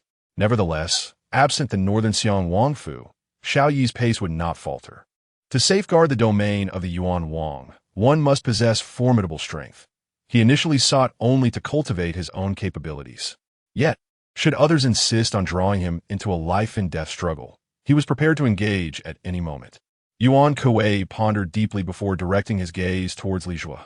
Old Li, do not act on your own accord and jeopardize His Highness's plans. Li Zhuo retorted with indignation. What do you take me for? While the princess's directive is undoubtedly significant, the crux lies in prioritizing the heir. Am I the type to disregard the larger picture? Since the decision to enter this study 12 years ago, I have chosen to serve the heir for life. Even if it means becoming a ghost, I shall cultivate my spirit to guard him in the afterlife. The old blind man interjected. You two youngsters should cease your quarrel. The heir has just returned to the capital. Let us speak of matters of substance. Li Zhuo produced an account book from his sleeve and presented it to Xiao Yi. Your Highness. This details the income and expenditure of the Qilong Merchant Association over the past 5 years. According to your plans, our business spans various industries and regions, with a focus on establishing banks, rice mills, ironworks, and trade with foreign nations. Additionally, my young apprentice Junzhu has, under the auspices of the wealthiest in Dian, befriended numerous talented individuals and officials, all of whom can be of service to you in critical moments. In a subdued tone, Yuan Wang remarked on the results. During my 5 years of infiltration within the Longxiang Guard, I have not achieved any notable successes. While I have encountered many promising candidates, They have all been severely dealt with. Xiao Yi perused the account book, glancing through it before closing it with a casual motion, inquiring, "Let us set that aside for now. What of Wudong?" Li Zhuo replied with a smile. "Miss Xiao has taken up a position in the Zhijing Guard shortly after your highness departed the capital, and she is now a third-grade Jin Yuan red-robed inspector. The Dian Zhijing Guard is responsible for the safety of Yujing, apprehending criminals, and wields considerable authority. The red-robed inspector holds a rank equivalent to that of a minister." Xiao Yi nodded. "Relay a message to her on my behalf, instructing her to expedite her current cases and investigate the Luo family massacre." Li Zhuo expressed surprise. "The Luo family? Are you referring to the Tianhe Luo clan?" His astonishment was understandable, as the news had been tightly suppressed by the Zhenwu division, with very few privy to the details. Upon seeing Xiao Yi's affirmation, Yuan Kuei's pupils constricted. Could it truly be the Tianhe Luo clan? This case, which has sent shockwaves through the court and society, has been buried? Are those investigating and the forces behind them out of their minds? How many heads could roll for this? Who is the Luo family's greatest patron? That would be none other than the current emperor. In the imperial harem, the esteemed consort Luo shone so brilliantly during her peak that even the empress could scarcely conceal her radiance. Moreover, both the crown princess of the Eastern Palace and the late mother of the Bai County princess were of the Luo lineage. Marriages among noble families were commonplace, and it could be said that the top aristocratic clans and the powerful officials of the court were intricately connected to the Luo family. Yuan Kuei believed that those who dared to massacre the entire Luo family and suppress news of such an atrocity were madmen. He speculated whether this might be the work of the crown princess enemies. Although the crown prince had been confined for years, his subordinates had offended many, earning a notorious reputation that even reached the military. Li Zhuo's gaze was cold and piercing, since His Majesty has granted the marriage and the decree remains unchanged. The Bai County princess is, in fact, the crown princess consort, and the Luo family is the maternal clan of the consort. This matter not only warrants investigation, but demands thorough pursuit to ensure the culprits are eliminated. Xiao Yi rubbed his temples and remarked, "Let us refrain from hasty conclusions in the absence of leads. Those capable of suppressing this incident within the court are few and far between. Should Wudong encounter any obstacles during the investigation, you must provide full assistance. If necessary, old Lu can intervene." Watching the two depart, the old blind man sighed. "My old bones are nearly falling apart. How can I compare to the vigor of today's youth?" He then raised his head slightly to gaze at Xiao Yi, smiling thoughtfully. "If your highness had returned a few years later and ascended a couple of levels in cultivation, I fear that the emperor would not wait for a decade to pass before directly deposing the crown prince to ensure your highness's ascendance." Xiao Yi shook his head. "It is not that simple. In nearly 8 millennia, aside from the martial emperor, who else has achieved the complete realm of the great divine? Even the sages of this age, should they break through the veil of illusion and make further advancements, would merely have just emerged from the depths of a well. Gazing upon the martial emperor as a mayfly beholds the vast sky, the old blind man pondered, "What are your highness's plans moving forward?" Xiao Yi turned and departed, waving his hand. "I shall stay at Aunt Yun's princess residence and await the old general's stance. Additionally, have someone deliver a portrait of Bai Luoshen in Yujing City on Zhuke Street, at the princess's residence. Your highness, the crown prince?" At the entrance of the estate, a beautiful maid, about to close the door, was taken aback upon seeing Xiao Yi approaching with a wine jar. Swiftly opening the door and smiling as she stepped forward to take the jar from him. "Aunt Yun is not home." Xiao Yi strolled in as if it were his own abode, heading straight towards the inner courtyard. "How would your highness know?" The maid, following him, expressed mild surprise. The intoxicating aroma of the Huashan wine could waft for 10 miles. Had she been present, the wine jar would have long been snatched away. Xiao Yi chuckled lightly. The mistress of this residence had been his teacher in the Nanzhao kingdom 2 decades prior.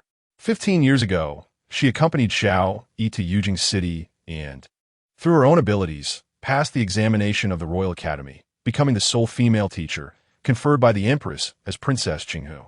The lady had been summoned to the palace early in the day by a secret decree from the Empress, purportedly to enlighten a young princess. This engagement might take some time, and she had instructed that if the crown prince returned with fine wine, he must not drink it alone. The beautiful maid turned to place the wine jar down, smiling. Additionally, the esteemed guest that Sister Yi brought today is currently settled beside your Highness' Siju courtyard. As soon as Aunt Yin returns, please inform me. Xiao Yiping dismissed the beautiful maidservant, not requiring her to guide him, for he was more familiar with this place than his own home. Before he even set foot in the purple bamboo courtyard, Xiao Yi sensed an unusual fluctuation of true energy. Is someone breaking through? In the courtyard, a graceful figure seated by the stone table turned upon hearing footsteps, meeting Xiao Yi's gaze. The master has arrived. Xiao Yi averted his eyes, directing his attention to the room of Yi Ke, and absent-mindedly inquired of a strikingly beautiful woman with crimson eyes beside the stone table. When did this title change? Luo Hanyan blinked, the melancholy in her brows dissipating as she smiled radiantly. I was purchased with genuine gold by the master. It's no surprise that the sulking servant refuses to address me as such, but I rather fancy this title. Alas, had I met the master sooner. With the training resources of the Yuan Wang mansion at my disposal, my current achievements would not lag behind that sword-wielding girl. However, her cultivation seems unstable. At this crucial moment of enlightenment, any slight misstep could lead to calamity. Such is my benevolent nature that I am here without compensation to safeguard her. When Luo Hanyan's spirit took the lead, her smile was enchanting and she chattered incessantly. Xiao Yi paid her little mind, his gaze sharpening as he peered through the tightly shut door, observing Yi Ke, whose brow was furrowed and breath erratic.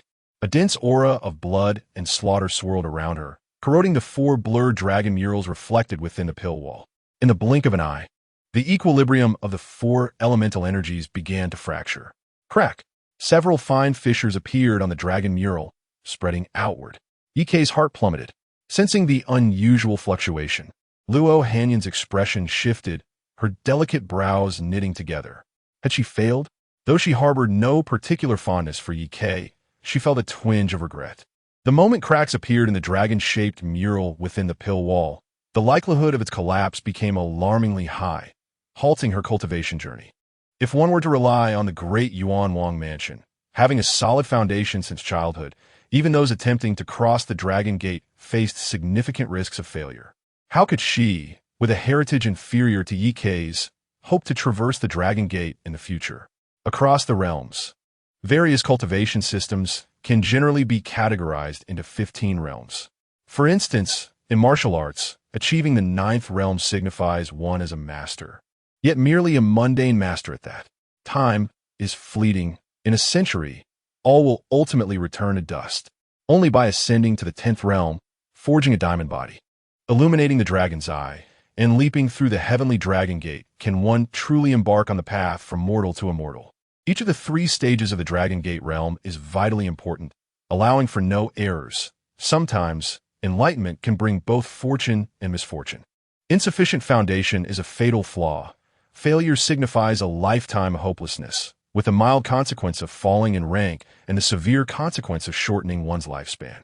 Many have achieved the status of mundane masters, yet most dare only to challenge the Dragon Gate in their twilight years.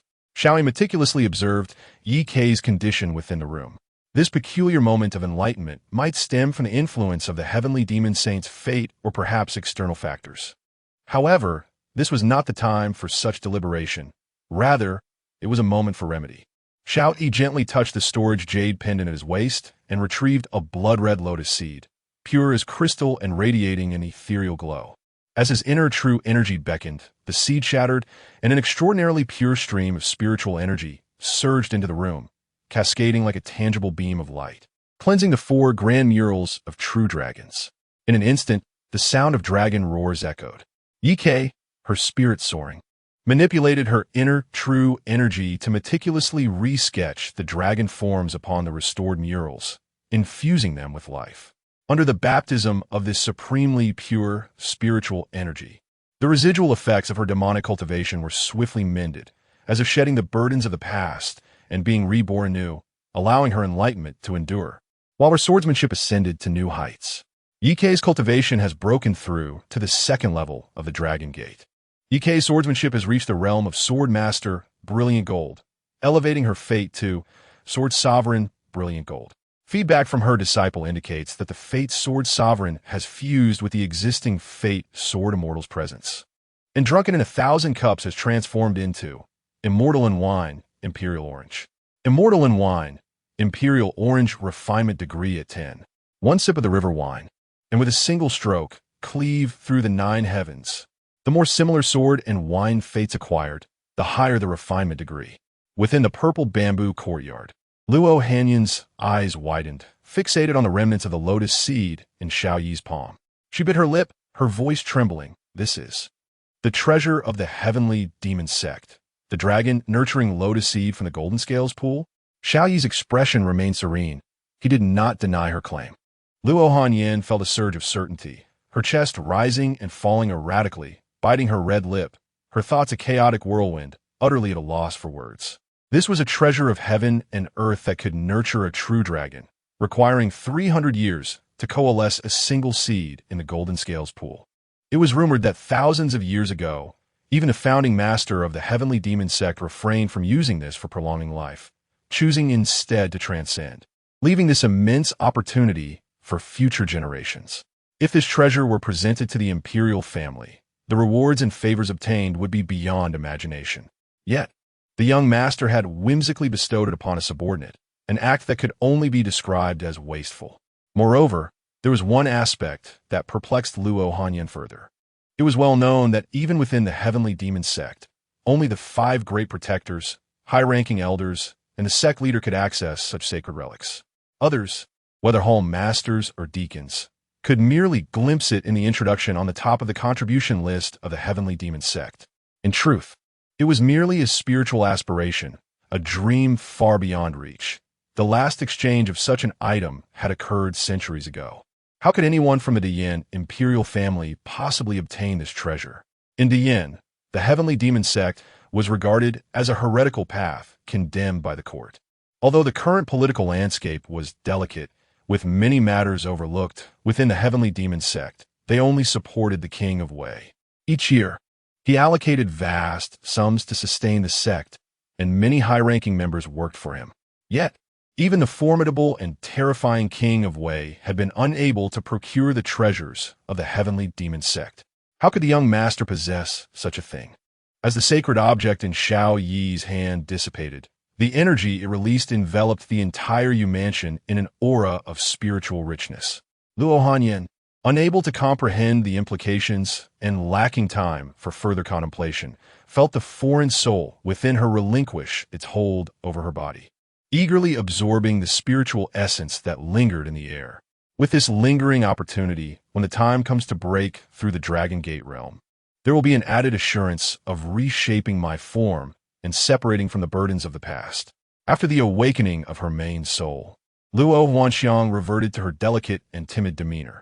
She gazed at Xiao Yi, who had departed from the purple bamboo courtyard towards the embroidered building where the matron of the house resided, and followed him closely, parting her lips to speak but hesitating to inquire further.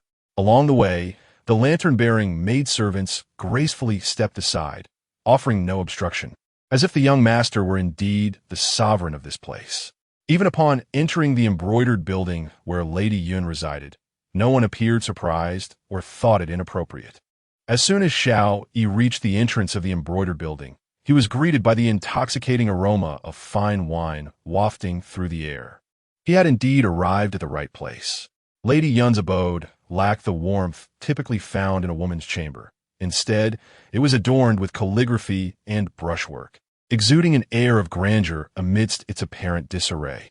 Xiao Yi, familiar with the surroundings, approached the bedside and began to explore meticulously.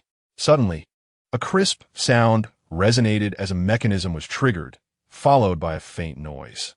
A cabinet door within the room slid open, revealing a hidden chamber filled with an array of exquisite wines. Each wine jar bore labels with names such as Peach Blossom Brew and Pear Cloud Dream, many of which were imperial tribute wines from previous dynasties, their value having increased significantly over the years.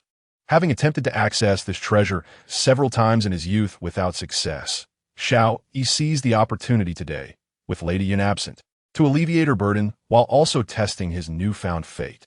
With a smile, He retrieved several jars of wine aged over a decade and beckoned Luo Huanxiang to join him in the courtyard to savor the wine and admire the moon. These wines, brewed from spiritual materials, maintained their clarity and brilliance even with age, shimmering as if filled with moonlight. Surely, even the immortal would find himself intoxicated by such elixirs. As Luo Huanxiang poured wine for Xiao, merely inhaling the fragrant vapors left her feeling slightly lightheaded. Though she had never been fond of drinking, and those with cultivated abilities seldom succumb to intoxication, thoughts of her family's tragic fate and her sister's uncertain survival overwhelmed her, compelling her to seek solace in the haze of wine. Your Highness, Luo Huanxiang evidently overestimated her tolerance. After just a single cup, her once pristine complexion, akin to fine jade, quickly blossomed into a captivating crimson. Supporting her swaying head, she spoke with a slurred tongue. I was redeemed by your Highness, and I dare not harbor any improper thoughts. As long as your Highness can retrieve my sister, I would willingly serve as a maid without complaint. Just as she finished her cup, her words remained unspoken, and with reddened eyes, Luo Huanxiang succumbed, collapsing onto the stone table. Left to drink alone beneath the moonlight, Xiao Yi found himself suddenly disinterested. Even after acquiring the celestial fate bestowed by the wine, he remained only mildly dazed, his mind undisturbed. At that moment, a warm current began to gather in his dantian. Upon introspection, he observed a silvery thread formed from the essence of fine wine, coiling above the great snowy mountain in his dantian, resembling the Milky Way cascading down, resplendent and marvelous. It seemed that the higher the quality of the wine consumed, the greater the accumulation of ethereal essence within him, quality surpassing quantity. In this celestial river, waves surged violently, and the sharp edge of sword energy was evident, as if it contained a terrifying power capable of tearing through the fabric of reality. Xiao Yi, after a brief moment of contemplation, slowly opened his eyes and, upon gazing at the wine jar before him, was reminded of an old acquaintance who shared his passion for fine wine. The principal figure of Huang Long must still reside in Yujing, having lived for several centuries. The exquisite wines he has collected would perhaps surpass even those found within the imperial palace. Chapter 10. Bai Luoshen, if I should perish, may my grandfather protect the heir. At the border of Dongning, within the military grounds of the Great Yan, the landscape lay under an expanse of ice and snow. Inside a cold, majestic hall, characterized by its uneven terrain and carved with a map of the realm, a slender figure in plain white attire, her dark hair elegantly arranged, sat cross-legged at the center of the map, meditating. Slowly, she lifted her gaze. Suddenly, a steady sound of footsteps resonated from the tranquil entrance of the hall. Grandfather? The woman in white furrowed her delicate brows, her expression a mix of suspicion and anticipation. Just as she was about to rise and pay her respects, a gentle voice interrupted her. Luoshen, you are injured. There is no need for formalities. Bai Luoshen's brow knitted together, her expression turning serious. Grandfather, have there been any disturbances at the Heavenly Pass in the northern region that necessitated your sacrifice of true blood to send your holy essence here? The imposing figure that had entered the hall shook his head with a smile. It is not related to the war. Rather, I have come to discuss your marriage. Nian has returned to the capital, yet he seems reluctant to accept this union, creating quite a stir in the city to persuade you to abandon it. The grand figure extended an open letter, his smile warm. This child possesses the insight to discern the greater picture, understanding the strategy of retreating to advance. In this regard, none among the royal peers can compare. Bai Luoshen glanced at the letter, understanding dawning within her. However, she lowered her gaze slightly and spoke softly. Grandfather, I do not wish to marry anymore. The imposing figure sighed gently. What has caused your change of heart? Is it dissatisfaction with the heir, or something else? Regardless, you must consider your own well-being. The king, the queen, and even the emperor have all consented to this marriage. Only by distancing yourself from the border do you have a hope of living well. If you forsake this glimmer of hope, how can your parents' spirits rest in peace? Bai Luoshen shook her head. Marrying the heir would only bring him endless troubles. The remnants of the 3 great dynasties, and those 3 individuals will not let him off easily. Without the folding immortal spell, perhaps I could protect him throughout his life. But now I do not know how long I will survive. What if I were to die one day? How could I burden him with that? More than a decade ago, during a practical trial at the academy, a prisoner from the witch clan lost control. The noble disciples fled in a panic, but one individual, fearless and undeterred, swam against the tide, standing behind the fleeing ladies. When Bai Luoshen turned around, she saw a blood-stained figure in white, coldly crushing the throat of the witch with a hand, exchanging injury for life. That scene remained vivid in her memory. Yesterday, during my seclusion, I attempted once more to unravel the folding immortal spell, but the results were negligible, instead intensifying the restrictions on my power and cultivation. Upon hearing this, the imposing figure's emotions seemed to fluctuate momentarily, blood-red malevolence swirling around him, distorting the very space. The folding immortal spell. The folding immortal spell. Those afflicted by the folding immortal spell, regardless of their extraordinary talent, unparalleled gifts, or divine physique, cannot escape the increasingly severe calamity of the heavenly and human decline. This vicious curse, requiring the sacrifice of the caster's own soul and the blood souls of 100,000 kin to enact, was once documented only in ancient texts. Yet, in the past few centuries, the Great Yan has seen 3 individuals suffer from this malevolent curse, and all 3 bear the surname Bai. The world is familiar with the magnificent North Xiangwangfu, a realm of royal splendor with 1 king and 2 marquises. However, few are aware of the deep sorrow endured by General Bai in his twilight years, having lost both of his sons, the esteemed military leaders. The Great Yan's Marquis and the Great Yan's divine heir Marquis valiantly defended the northern celestial gate, slaying countless foes and earning unparalleled military accolades. Yet tragically, none met a peaceful end. Throughout history, those afflicted by the Jixian curse have never lived beyond the age of 30. Even if they withstand the calamity of 5 declines, they become like a solitary beacon in the dark night, drawing relentless pursuit from the Wu Man tribe. Having studied the military arts since childhood, you should comprehend that victory may be known but cannot be forced. One must never relinquish the hope of survival. The towering figure gazed into the distance. Perhaps the fortune of the royal bloodline could suppress part of the curse's power. Remaining outside of Junzhu would only render you increasingly vulnerable. Half a year prior, the southwestern corner of the northern celestial gate was breached by the Wu Man tribe. Though they were repelled after advancing only 200 miles south, it remains difficult to ascertain how many Wu Man death warriors infiltrated our Great Yan territory. For both your own sake and that of Great Yan, you must return to Junzhu. The Xianjing guards of the Eastern Sea and the Blood Buddha of the northern region must never receive the grim tidings of the commander's demise as the Great War looms. Bai Luoshen ignited crimson flames in her hand, incinerating the letter, and hesitated before speaking. If the towering figure sighed softly, interrupting her, among the royal descendants. Apart from the 6th prince, the king of Xie, who has no heirs, only the lineage of the Yuan king remains neutral. Choosing anyone else would only hasten the disruption of the current balance of power, ultimately resulting in being crushed by the alliance of the other 2 factions. And you would be in greater peril. Although the heir cannot evade involvement in this conflict, at the very least, he will not be the first to perish. You must understand that regardless of who emerges victorious, they will not spare the Yuan king's lineage, which commands vast territories and an army of hundreds of thousands. With an unyielding hereditary claim, this is an inescapable trend. Noticing Bai Luoshen's shifting demeanor, the towering figure continued to persuade her.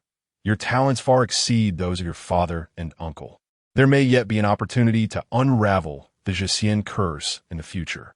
All aspirations must first be grounded in survival, do they not? Bai Luoshen suddenly lifted her gaze, resolutely meeting the towering figure's eyes. Grandfather, I need you to promise me something first. The towering figure smiled indulgently. As long as you can come to terms with it, not just one promise, but even 100, your grandfather would gladly consent. Bai Luoshen spoke earnestly. When the tides of change arise, should I perish, I ask that you protect the heir's safety. Once you agree to this, My letter of intent to wed, bestowed by the emperor, shall remain unaltered when I am by the heiress' side. I will exert every effort to decipher the Jixian curse. The towering figure's expression grew complex. If that child truly becomes my grandson-in-law, I cannot remain indifferent in times of trouble. Bai Luoshen added, I also request that you swear an oath to the heavens. It is not that Luoshen distrusts you, but should the eventual victor use the fate of the world as leverage against you, I fear you may hesitate. The towering figure nodded with resignation. He comprehended that his granddaughter was never one to exhibit mercy. Many times she was even more cold-blooded and ruthless than he was. However, in the matter of this marriage, she revealed her singular weakness, an excessive regard for those she wished to protect. Once she arrived in Yujing City, he urged her to be particularly cautious of the Qi Wang and the women of the court. The towering figure emphasized, do not be deceived by Qi Wang's apparent efforts to facilitate your union with Nianin. In truth, he desires to sabotage this marriage even more fervently than the crown prince. His hidden strength surpasses that of anyone else. His current actions, if not a scheme to use others as pawns, are part of a larger plot. Bai Luoshen's gaze grew icy. In dealing with such a person, one cannot adhere to conventional methods, seize upon a single weakness, and strike fear into the hearts of those who stand behind him and his forces. The towering figure smiled with relief. He had underestimated her. His little granddaughter was certainly not a delicate flower confined to a greenhouse. The achievements inscribed on the monument of merit in Yujing City still chronicled her exploits. Bai Luoshen, born into a noble family, had been steeped in martial affairs from a young age. At 17, she joined the military campaign, beheading a leader of 10,000 in the northern wilderness. In just 6 months, she independently led troops to the gates of the royal court, capturing the royal banner with a single arrow. At 19, she ventured to the battlefield of the northern domains Tianguan, where she vanquished over 10,000 enemies over 3 years. Later, upon her return to the capital to report on her duties, she participated in the martial evaluations, defeating the direct disciples of Taoist true monarchs, formidable Buddhist practitioners, and the revered martial saints, instilling dread in her peers. At 24, she returned to the border for a year, completely annihilating the foreign clans' ancestral shrines in the Eastern Sea, executing traitors and driving the remnants to the far reaches of the ocean. Those of foreign descent who heard her name were left trembling in terror. Chapter 11. The Tribulation of Bai Luoshen on Zhuke Street, within the princess's manor. As Xiao Yi was leisurely fishing for golden scales in the lake at the snow-watching pavilion, he heard a voice calling out to him, Your Highness, the item you requested has arrived. Beside him, Ye presented a mysterious mirror. This was a reflection of the scene recorded by the Tianmushin show when the White County princess once stormed the golden tent royal court. The mirror rippled like water, gradually revealing a long-lost tableau of battle. Clad in a flowing red gown, the sun setting behind her, she rode forth, her frost-covered armor glinting coldly. The woman in the painting, adorned in armor and wielding a spear, cleaved through the dusk with brows sharp as broken blades, her lips more fierce than the sharpest of whips. She led thousands of cavalrymen through a sea of enemies, akin to a breathtakingly beautiful yet perilous blood-red flower blooming in the desert. In his 2 lifetimes, Xiao Yi had encountered countless beautiful women, yet few had left an indelible mark upon his memory. He never anticipated that the frail girl from the academy would now surpass even the renowned beauties of the Luo clan, in terms of both appearance and demeanor. The only one who could rival his fiancée, Yi, was the illustrious empress in the palace. It was no wonder the second prince was so intent on intercepting this marriage. Your Highness, the White County princess will soon return to the capital, and your reputation is on the rise. Should we instruct the Thousand Eye Tower to alter public opinion? Ye hesitated to speak. Let be, Xiao Yi replied. The people of the Beixiang Wangfu are not fools. They must already be aware of my reluctance to accept the imperial marriage. As for the final outcome, as he spoke, his voice faltered, and the ethereal silhouette of the celestial tower in his mind, which had been silent for a day, suddenly stirred. The tower glowed from the bottom up, ultimately illuminating the 6th level. The secret of the 6th transformation. Did you know? Just yesterday, The hidden remnants of the Great Yu and the long-lost assassin organization Huan do within the Central Plains received assassination orders against Bai Luoshen. The ferryman of Huangquan Yan Jiuchuan, is already lying in wait along the Yinlong River, the route Bai Luoshen must take when returning to the capital. This individual owes 800 years of life, is adorned with 17 severed celestial heads, and has broken through to the realm of the ninth tribulation in spirit. He has never failed in carrying out a kill order. Listening to this, Xiao Yi transformed from his usual languid demeanor, his eyes now reflecting a newfound gravity. Few possess the ability to locate the long-vanished Huangquan and to afford the price of their service. Yet within the confines of this Yujing city, such individuals are not uncommon. Could be the crown prince? Over the years, the king of Qi and the empress had tacitly joined forces to suppress the crown prince's power. The precarious tripartite balance of power was already on the brink of collapse. Should Bai Luoshen return to the capital alive and wed Xiao Yi, the military leaders of the Yuan Wang would surely cast their lot with him. At that point, the power of the Tian family in Daiyan would be divided, and the crown prince would be the most likely to be ousted first. A cornered beast fights fiercely. A person driven to desperation becomes even more frenzied and dangerous. Moreover, even if Bai Luoshen's death would infuriate the Yuan Wang, involving royal blood would ensure that the matter would not be swiftly resolved. For 7 years, aside from summoning the princes back to the capital, the martial emperor had also undertaken an act that left the ministers astounded and tightly sealed. He not only squandered his formidable and terrifying prowess that could shake the heavens and the earth, but also relinquished the authority of the celestial family. He set a decade-long deadline to immerse himself in the mortal realm for cultivation. In recent years, although he occasionally returned to the imperial palace, his whereabouts remained unknown to all. Some of his utterances were interpreted by his ministers as imperial edicts, yet they were trivial in nature. The only significant decree pertained to the bestowal of honors upon Bai Luoshen and the arrangement of a marriage. Typically, the imperial edicts emanating from the palace were largely the will of the Empress Dowager and the results of discussions within the cabinet.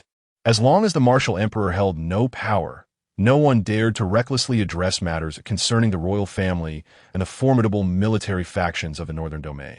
Was the crown prince one who would wager his life for power, exchanging it for 3 years a time? Xiao Yi already harbored an answer in his heart. Yet even with such deductions, he did not firmly assert that the crown prince was the mastermind behind the scenes. The dilemma before him was whether to assist Bai Luoshen in her impending tribulation. Night Sparrow, if someone were to attempt to assassinate our triumphant female warrior, what should I do? Your Highness, act according to your heart. Night Sparrow replied without hesitation. Given Princess Bai's strength, if the assassin chooses to strike outside the boundaries of Junzhu, they are certain to meet their demise. Should they choose to act within Junzhu, the stirred military forces will also spell certain death. The territory of Junzhu, inclusive of Yujing City, is suppressed by 3 extraordinary dragon veins. Even a fully realized terrestrial immortal could only muster the strength of the 10th realm at most. If surrounded by the Imperial Guard of Daiyan, they would face at least a near-fatal outcome. Xiao Yi shook his head. This time is different. The assassin is a ferryman of the Yellow Spring, possessing the cultivation of a 9 calamities in God, on par with terrestrial immortals who have endured the 3 tribulations and 9 calamities. Having touched the pinnacle of the 12th realm, in the previous era, a deputy master of Chimu Tower perished at his hands. Upon hearing the words, Yellow Spring Fairy from the young lord, Night Sparrow furrowed her brow in concern. I have perused many ancient records of Chimu Tower, and according to their accounts, the Yellow Spring Fairy represents the greatest hidden peril and threat of the dynastic era. Their methods are treacherous. They only recognize treasures, not individuals. If the offering is sufficient, they would even dare to kill an emperor. The ferryman of the Yellow Spring is known for collecting treasures, possessing at least 1 celestial-level forbidden artifact. If your Highness's intelligence is accurate, Princess Bai may be in grave danger. Moreover, the Yellow Spring Fairy is unwavering in their vows. Once they have promised to their employer, they will surely fulfill their commitment. Should the ferryman fail, it may incite a storm within the entire Yellow Spring Fairy. potentially awakening those ancient beings who dwell beyond the netherworld. Night Sparrow softly urged caution. Your Highness, please ponder carefully. Although the old Chimu Tower perished due to the Yellow Spring Fairy, you should not gamble your own safety. Some fragmented ancient texts record that the supreme Yin god deep within the Yellow Spring may have even attained the 14th realm. Xiao Yi chuckled softly, shaking his head. To gain something, one must inevitably lose something. There's been no choice in this matter from the very beginning.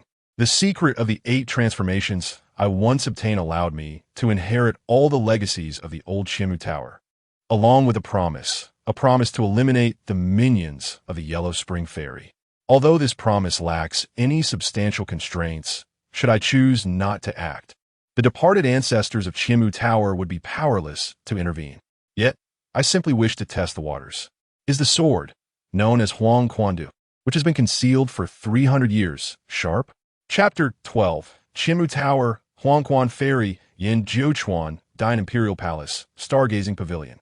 The gilded wind chimes at the eaves suddenly stirred without a breeze, producing a clear and melodious sound.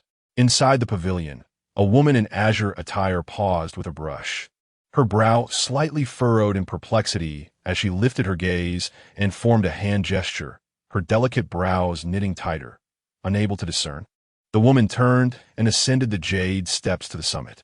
Before her, the light and shadow danced in an ethereal dream, a star map suspended in midair, with the phantom of mountains and rivers covering the ground. She fixated on the grand map of Dian within the illusion, a few imposing golden patterns faintly appearing in her eyes. The dragon vein is agitated. Could there be a strange beast crossing tribulations among the mountains and rivers? No. The Empress's decree to enshrine the river god did not evoke such a significant disturbance. I shall once again utilize the power of the star tracks to deduce. Suddenly, the azure figure staggered and leaned against the desk, a line of blood seeping from her lips. Her gaze astonished. It is indeed the newly formed dragon vein beneath the moon island scattering like 1,000 serpents fleeing. The dragon aura flows down the rivers, converging into the final resting place of the true dragon. That hidden river? The source of the backlash from the deduction seems to originate from there. Could it be that a powerful dark deity is at work? Meanwhile, 3,000 miles away, above the hidden river, dark clouds hung low, turbulent waves surged. The water dark and viscous like spilled ink. Dozens of colossal river beasts broke through the waves, but as they neared the whirlpool at the river's heart, they suddenly roared, their scales and fins flaring, turning away in agitation. Boom! With a flash of blinding lightning tearing through the heavens, the scene at the river's heart was instantly illuminated. A solitary flatboat hung precariously atop the waves, neither swaying with the current nor capsizing. On the boat, an elder clad in a raincoat and hat, with gnarled fingers grasping a bamboo pole, had his fishing line submerged in the river's heart, taut as a plucked string. The bamboo pole stirred. The fleeing herd of river beasts seemed drawn by an invisible force, suddenly letting out a collective howl. 300 years have passed. Even the dragon tortoise has become a mere footstool. The raincoat-clad elder lightly tapped the boat's edge, his hoarse voice rasping like a rusted blade, scraping bone. Patience. Just a moment, and you shall be liberated. As the final word fell, the multitude of ferry passengers and cargo atop the dragon tortoise's back silently split apart. The people were still unaware of what had transpired, only feeling a dizzying swirl, limbs flailing about, their vision gradually blurred by blood. There are still a few that escaped the net. The raincoat-clad elder half lifted his eyelid, gazing at the drifting remains of the dragon tortoise. Boom!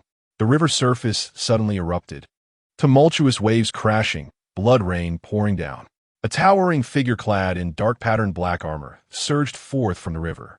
The black armor revealed only a pair of fiercely glowing eyes, and when he struck, he wielded the might of thunder. He advanced, his punch resembling a dragon, instantly causing countless water curtains to erupt from the river surface. The overwhelming essence of his punch transformed into a force akin to mountains collapsing and tsunamis rising, directly assaulting Yin Jiuchuan's face. The youth seeks death. Yin Zhochuan's cold gaze narrowed slightly, and as he raised his head, the skull belt at his waist trembled. A vast and boundless ghostly figure emerged from within, opening its blood-red maw to fiercely devour the oncoming ferocious punch and the figure in black armor.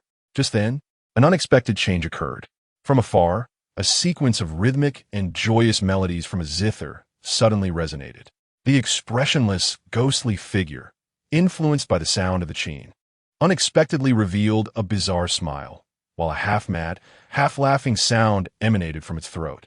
The joyous qin, Yin Zhochuan's countenance darkened abruptly, his words laden with profound enmity as his cold gaze swept towards the three swiftly approaching figures. With a thunderous roar, another clap of thunder echoed. In that fleeting moment of distraction, the formidable punch of the black-armored figure crushed the constrained, ghostly figure, striking directly at his chest. The true qi surged through his body, and in that instant, a terrifying wave of energy severed the river's surface. Surprisingly, Yin Zhochuan appeared unscathed, casually tearing apart his tattered raincoat and hat, his hair disheveled. Yet his gaze remained fixed on the three figures. To his astonishment, 3 centuries had passed, yet the vermin of the Thousand Eyes Tower had not been entirely eradicated. You three, wielding the 4 instruments of heart control, are the vice masters of this generation. I wonder if it is a lack of inheritance or the audacity of youth that drives you.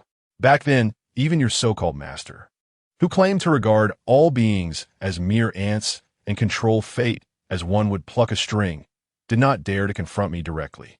And now, a few juniors dare to seek their own demise. Among the trio, a compassionate monk with a sorrowful visage joined his palms in prayer and said, "Amit Ba, you have fallen into a trap."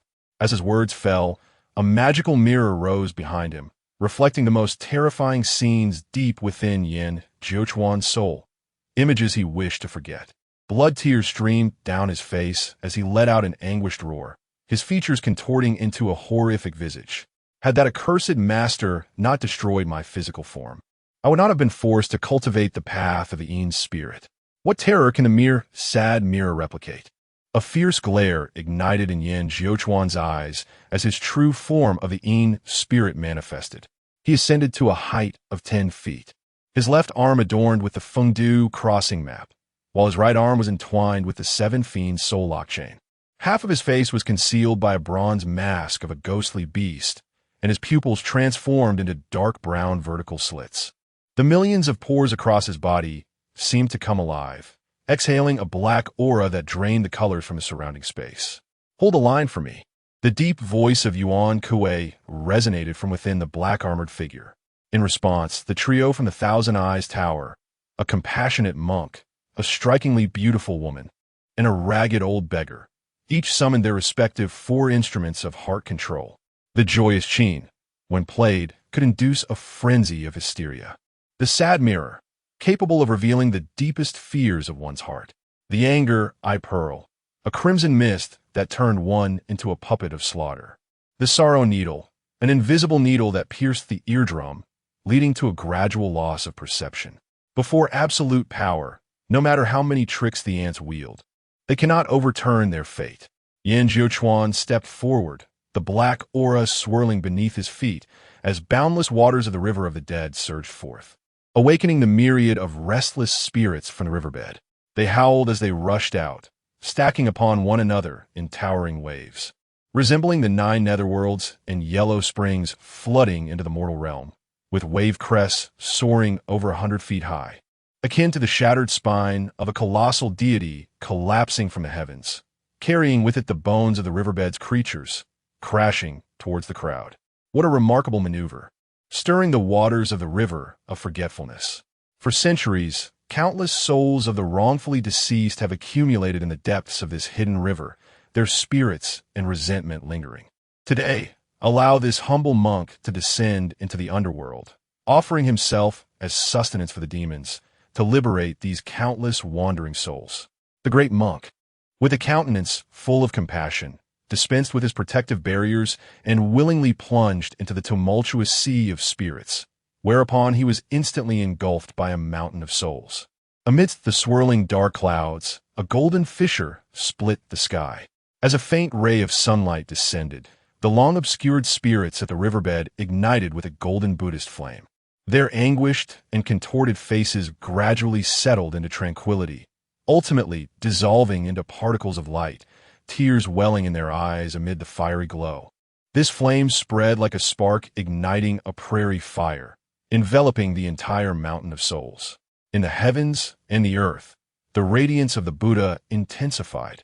Where the great monk's physical form stood, a magnificent true Buddha manifested, towering and majestic, his flesh transforming into Buddhist flames, resembling a blazing sun that evaporated the waters of the river of forgetfulness, transcending thousands of souls at an astonishing pace. When did the heir of the pure world Buddha become intertwined with the thousand-eyed tower? It appears that following the Battle of Ur, the thousand-eyed tower has indeed been reduced to a mere shell. No matter who your current master may be, should you dare to provoke the passage of the Yellow Springs, even a sovereign must kneel and offer apologies. Yan Zhouchuan's gaze was icy as his hand swept to his waist, drawing forth a long whip fashioned from a stark white skull, severing the Buddhist light and striking fiercely towards the divine manifestation. Chapter 13. Striking the Gods. The abyssal dragon beneath the river. Boom! The formidable punch collided fiercely with a bone whip wielded by Yan Zhouchuan. The true energy surged forth, obliterating thousands of malevolent spirits into naught but ash. You are my adversary. Within the dark-patterned black armor, Yuan Wang maintained an air of serenity, unperturbed by Yan Zhouchuan's overwhelming ferocity, not retreating a single step. As their exchanges became increasingly frequent, Yan Zhouchuan furrowed his brow, scrutinizing the violent black armor before him. Though there exist forbidden artifacts that allow lower-tier practitioners to wield power comparable to that of great cultivators, such relics typically lack sustainability. Yet this armor not only suppressed his in-spirit power, but exhibited no signs of diminishing strength, defying all logic. Suddenly, a realization struck him, and a fierce glint flickered in his eyes. No wonder the aura felt somewhat familiar. It was the black water mysterious armor of the Great Yu Emperor. What? The current Emperor of Yu dares to issue a challenge to me, the Lord of the Yellow Springs? Yan Zhouchuan regained his composure.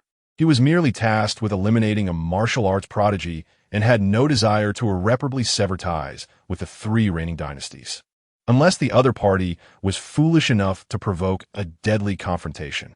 However, the subsequent response from the black water mysterious armor caused veins to bulge on his forehead. You old fool. Have the people of the Yellow Springs been so out of touch for 300 years that you dare to question the world as slayers without gathering intelligence? How many years have passed since the era of the three sovereigns contending for supremacy? The three great dynasties have long since turned to dust. Now, only the Great Yan remains as the sole unified dynasty. Impossible. Yan Zhouchuan thundered. You royal lapdog, do not think you can shake my resolve. The three great dynasties of the Central Plains had battled for 800 years without a decisive victor. Their foundation was immensely profound. Even if the time for establishing dominance had truly arrived, the ultimate victor would not be a small nation of which he had never heard. Yuan Wang scoffed. What need have I to converse with a dying specter? With that, the secret patterns on the black water mysterious armor illuminated, exuding an overwhelming divine might, charging towards Yan Zhouchuan like an unparalleled battle immortal. Impudent. The full power of the nine calamities in spirit was revealed, and the terrifying sense of oppression shook the heavens and earth, displaying no fear of the black water mysterious armor's might. At this moment, although Yan Zhouchuan held the upper hand, his expression grew increasingly grim. The black water mysterious armor was a national treasure of the Great Yu Dynasty, reserved for times of war and seldom summoned.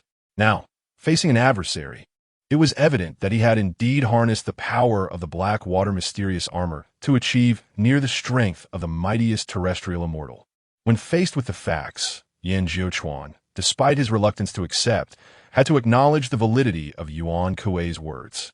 However, if the three great dynasties had truly fallen, the balance of power in the world would have been reshuffled, and the figure deep within the Yellow Springs should have been aware of this.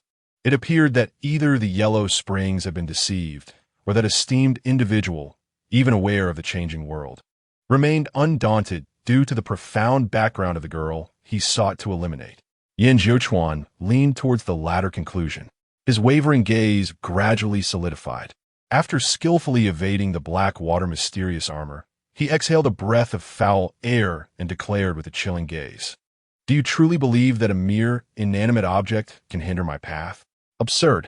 Throughout history, how many seemingly indestructible empires have crumbled to dust, and how many celestial forces have faded into desolate graves? In the realm of the underworld, who dares to claim immortality? In terms of depth, you are still far from the mark." As these words fell, a blood-red light erupted from a small boat floating on the river behind Yan Zhuochuan. Several prohibitive flags sealed off all directions, creating an absolute forbidden space that separated the three monks from Yuan Wang, within the realm of the forgotten river's turbulent waves. Phalanxes of spectral soldiers emerged like dark clouds, pressing down upon the three. Simultaneously, within the absolute forbidden space, the intricate patterns on the black water armor dimmed. Yan Zhuochuan swiftly approached Yuan Wang, extending the Seven Fiends' soul-locking chain from his right arm to seal off any retreat, while the Fengdu guiding diagram on his left arm illuminated. In the blink of an eye, countless fist shadows materialized, and under the enhancement of the 9 tribulations in God cultivation, they arrived before Yuan Wang with such speed that he was unable to defend himself. Bang! Bang! Bang! Yan Zhuochuan's ferocious fists slammed against the armor, causing sparks to fly and cracks to spread like a spider's web. For one who has tempered their body, had I retained my physical form, a single blow would have shown you what it truly means to revere the mountains. Beneath his fists, the seemingly indestructible black water armor collapsed into primordial fragments. Yuan Wang's arms were left bloodied and mangled, blood seeping from his 7 orifices. Meanwhile, the three outside struggled against the relentless tide of spectral soldiers, utterly oblivious to the events unfolding within the forbidden space and unable to render assistance. What a delight! To Yan Zhuochuan's astonishment, this junior, even when nearly battered to ruin, still managed to smile. Encased in armor that suppressed his physical power, he appeared somewhat discomfort. Yuan Wang's eyes burned with fervor as he completely shattered the black water armor, his body emanating a radiant light, restoring him to his former state in the blink of an eye. While Yan Zhuochuan remained in disbelief, the force of his fist, as swift as a dragon's roar, surged forth. Tides arose, waves shattered, whirlwinds spun, and furious torrents surged, each layer of power building upon the last, transforming into a single titanic blow. The 7 Fiends' soul-locking chain snapped, the Fengdu guiding diagram disintegrated, and a gaping wound the size of a bowl was carved into Yan Zhuochuan's chest by Yuan Wang's final blow. Are you not in the realm of ascendance? In the throes of defeat, Yan Zhuochuan's expression gradually became serene, as if he had accepted his fate. Yuan Wang replied nonchalantly, "You are mistaken. I have not concealed my cultivation. I merely heeded His Highness's teachings and exerted more effort than others in the realm of ascendance." Yan Zhuochuan focused the remnants of his strength into his gaze, discerning some subtle hints. Your physical form. Remarkable, truly remarkable. To have undergone physical ascendance 18 times is far more difficult than achieving the status of a terrestrial immortal. Once the Yin God form dissipated, Yan Zhuochuan's voice echoed once more from the solitary boat on the river, his tone calm and composed, laced with a hint of admiration, yet evoking an eerie sensation, as though one were descending into the netherworld. At barely a century of age, you have managed to shatter an incarnation of mine at the 8 tribulation stage. Among your peers, you should already be unparalleled. Yet that is all there is to it. I do not know how you managed to bribe the little spirits of the underworld to obtain information about me, but do not forget, the last time I unleashed my full power was 300 years ago. 3 centuries have elapsed. Do you truly believe that I have made no progress? It is time to conclude this. The Hidden Dragon River is the final resting place of the last true dragon from the era of dynasties. The accumulated essence of the dragon over countless years has reached a sufficient magnitude To perish in the jaws of the awakened calamity dragon would not be a disgrace. As the words echoed, a tempest erupted across the heavens and the earth. The waters of the hidden dragon river surged several fathoms high, and a colossal shadow sought to breach the surface. That terrifying aura caused the very flow of energy in the world to become stilled. In that moment, Yuan Wang's figure appeared frozen, his expression intricate as he transmitted a wave of divine thought. I never imagined you, old specter, have indeed attained the 9 calamities in spirit. Yan Zhouchuan's gaze sharpened with caution. Are you suggesting that you were aware of this all along? Before the sound of his words faded, a resounding crack shattered the stasis that held the surroundings in place. An enraged roar emanated from the riverbed, sending a boundless curtain of water cascading upward, while flickering lightning danced erratically within the oppressive dark clouds. Yan Zhouchuan lowered his gaze, only to behold a massive creature with crimson eyes and black scales ensnaring the calamity dragon in a fierce struggle. Their roars reverberated, shaking the very heavens and earth, as if they intended to overturn the entire hidden dragon river. A blind one?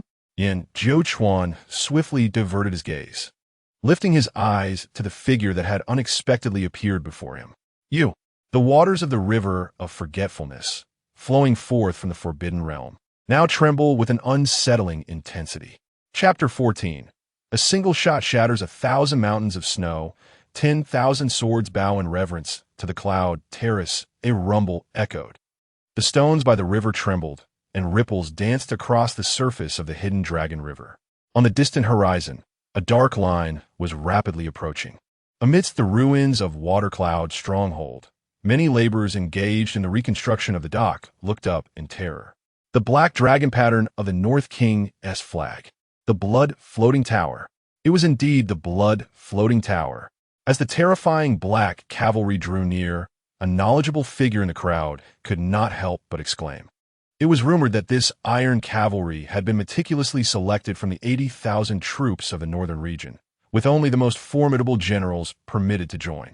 7 years prior, in the battle against the 18 tribes of the northern desert, 3,000 blood-floating tower soldiers had annihilated 100,000 enemies, wherever they marched. It was truly a scene of mountains of corpses and seas of blood, where not a blade of grass could survive.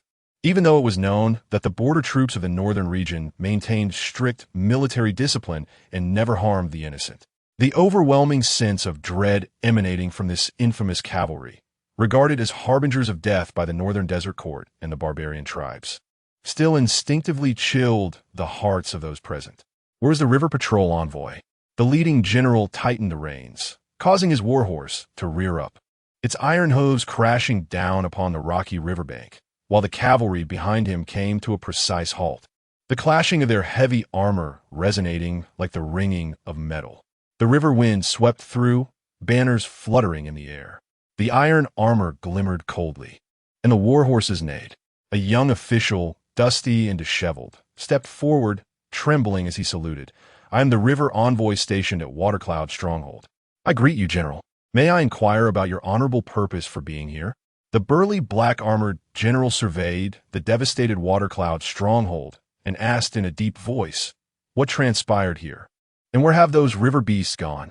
The young official hesitated for a moment, steeling himself to respond. Please do not take offense, General. Yesterday, dark clouds gathered, thunder rumbled, and it seemed as if a dragon stirred the waters. The flood swept away Watercloud Stronghold, and I have come to oversee its reconstruction. As for the whereabouts of those river beasts, I am powerless to investigate. I have already reported to the court and await the arrival of the town military inspector to uncover the truth. The black-armored general fixed his fierce gaze upon the young official, exuding an intimidating presence without raising his voice. Within the hidden dragon river lies a deity governing 3,000 miles of water, a divinely sanctioned spirit that has not allowed any water disasters for nearly a century. Why did such an anomaly occur yesterday? Are you concealing something? The young official, feeling the weight of the general's stare, was utterly alarmed and inwardly lamented his predicament, forcing himself to bow and say, what I have recounted is entirely true. All present can attest to it. I would never dare to deceive you, General. The black-armored general furrowed his brows and was about to dismount when he suddenly halted, along with the blood-floating tower soldiers behind him, stepping aside to pay their respects. "Your Highness." A magnificent white horse, adorned in armor, approached the riverbank, bearing a lady clad in red. Bai Luoshen gazed levelly at the vast, turbulent waters of the hidden Dragon River and spoke softly. "Since the river deity remains in the waters, we need only inquire of her to know the reason for this disturbance."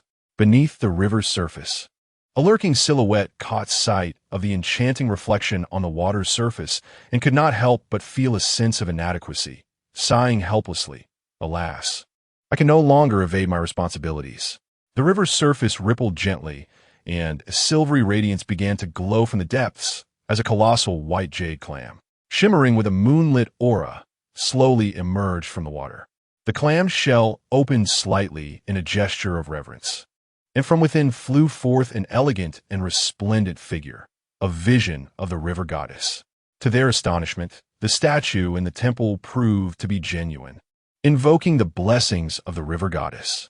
Those gathered at the water cloud wharf, witnessing the ethereal figure emerging from the jade clam, were overwhelmed with emotion, kneeling in reverence and prayer. Relying on the mountains for sustenance and the waters for livelihood, fishermen braved the tumultuous currents of the hidden Dragon River, their lives hanging in the balance with each voyage.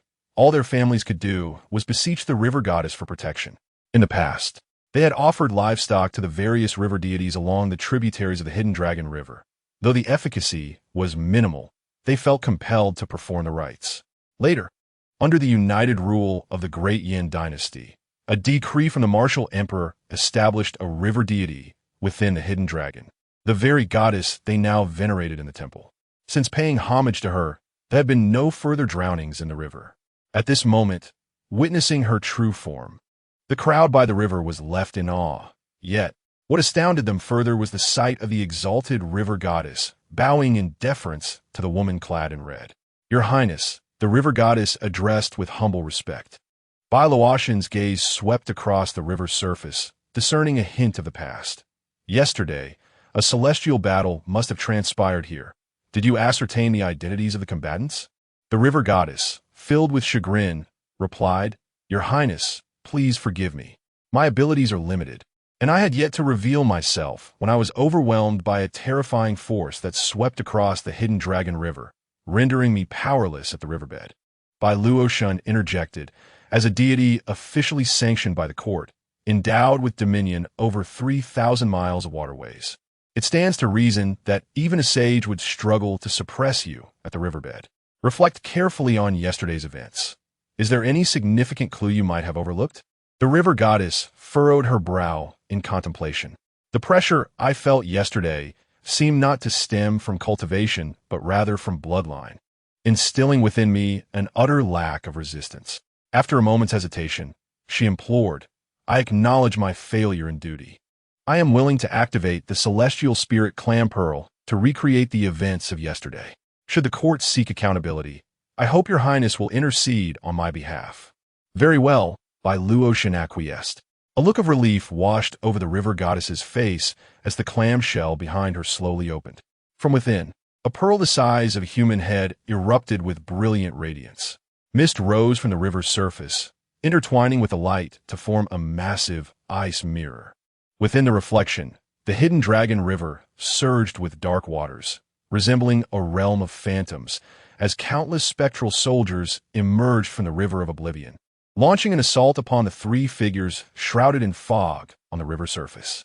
In the heart of the river, a colossal barrier isolated the scene, where two immense entities clashed beneath the waters. Their roars, unlike any living creature, reverberated with such fury that it seemed capable of shattering the ice mirror and striking at the very souls of the onlookers.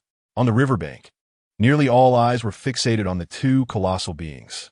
Only Bai Luoshen and a few commanders from the blood-floating tower were more attuned to the three opposing the spectral soldiers, as well as the indistinct figures engaged in combat within the barrier. "Are they from the Thousand Eyes Tower?" one speculated among the ranks of the blood-floating tower. There can be no mistake. Though each possesses unique abilities, they are all adept in ocular techniques, and their treasures are exceptionally powerful, indicating they are indeed high-ranking members of the Thousand Eyes Tower, deduced the black-armored commander. Among the barriers, one of them must be the individual whom the Grand General warned us to be cautious of, Yan Zhouchuan of the Yellow Springs Ferry. The forces of Qianmu Tower and Yellow Springs Ferry have been at odds for a millennium, and now that they have both resurfaced, it is likely to stir a tempest of bloodshed. However, their mutual restraint grants us a semblance of peace. Surely, it is the heavens watching over the princess. Listening to the soldiers' whispers, Bai Luoshen remained silent. Sensing that matters were not as straightforward as they appeared, something significant must have been overlooked. Just then, the battle that had only just begun in the icy mirror abruptly ceased. A flash of cold light surged forth, parting the waters of the river of oblivion and effortlessly obliterating everything in its path. A flicker of astonishment crossed Bai Luoshen's eyes. The transformative Qingming spear technique? Could it be the legendary Bai Luoshen, immortal, who once commanded the reverence of the world's sword cultivators? Was he not already deceased?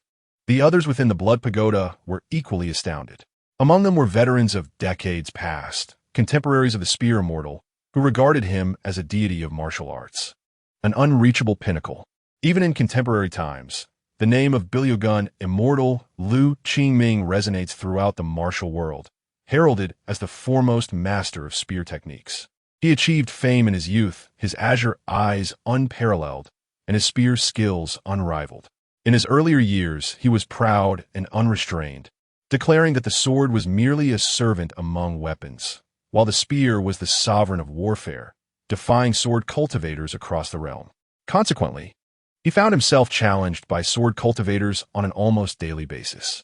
Many believed he would ultimately meet his demise at the hands of a formidable swordsman. Yet he persevered, carving out a path to greatness with his spear, vanquishing the 18 greatest sword immortals of his era, and suppressing the fate of the sword for 60 years. During the height of his powers, the Emperor of Yanwu did not hesitate to extol his prowess, even personally gifting him a calligraphic inscription. A single spear shatters 1,000 mountains of snow, while myriad swords bow in homage to the clouds. Yan Zhouchuan's defeat at the hands of this immortal was not without merit. But if the spear immortal yet lives, where might he be now? Chapter 15. Nurturing the dragon lotus seeds in the princess's residence of Yujing City, an old blind man unceremoniously entered the vibrant Zijou courtyard, where melodies and dances intertwined.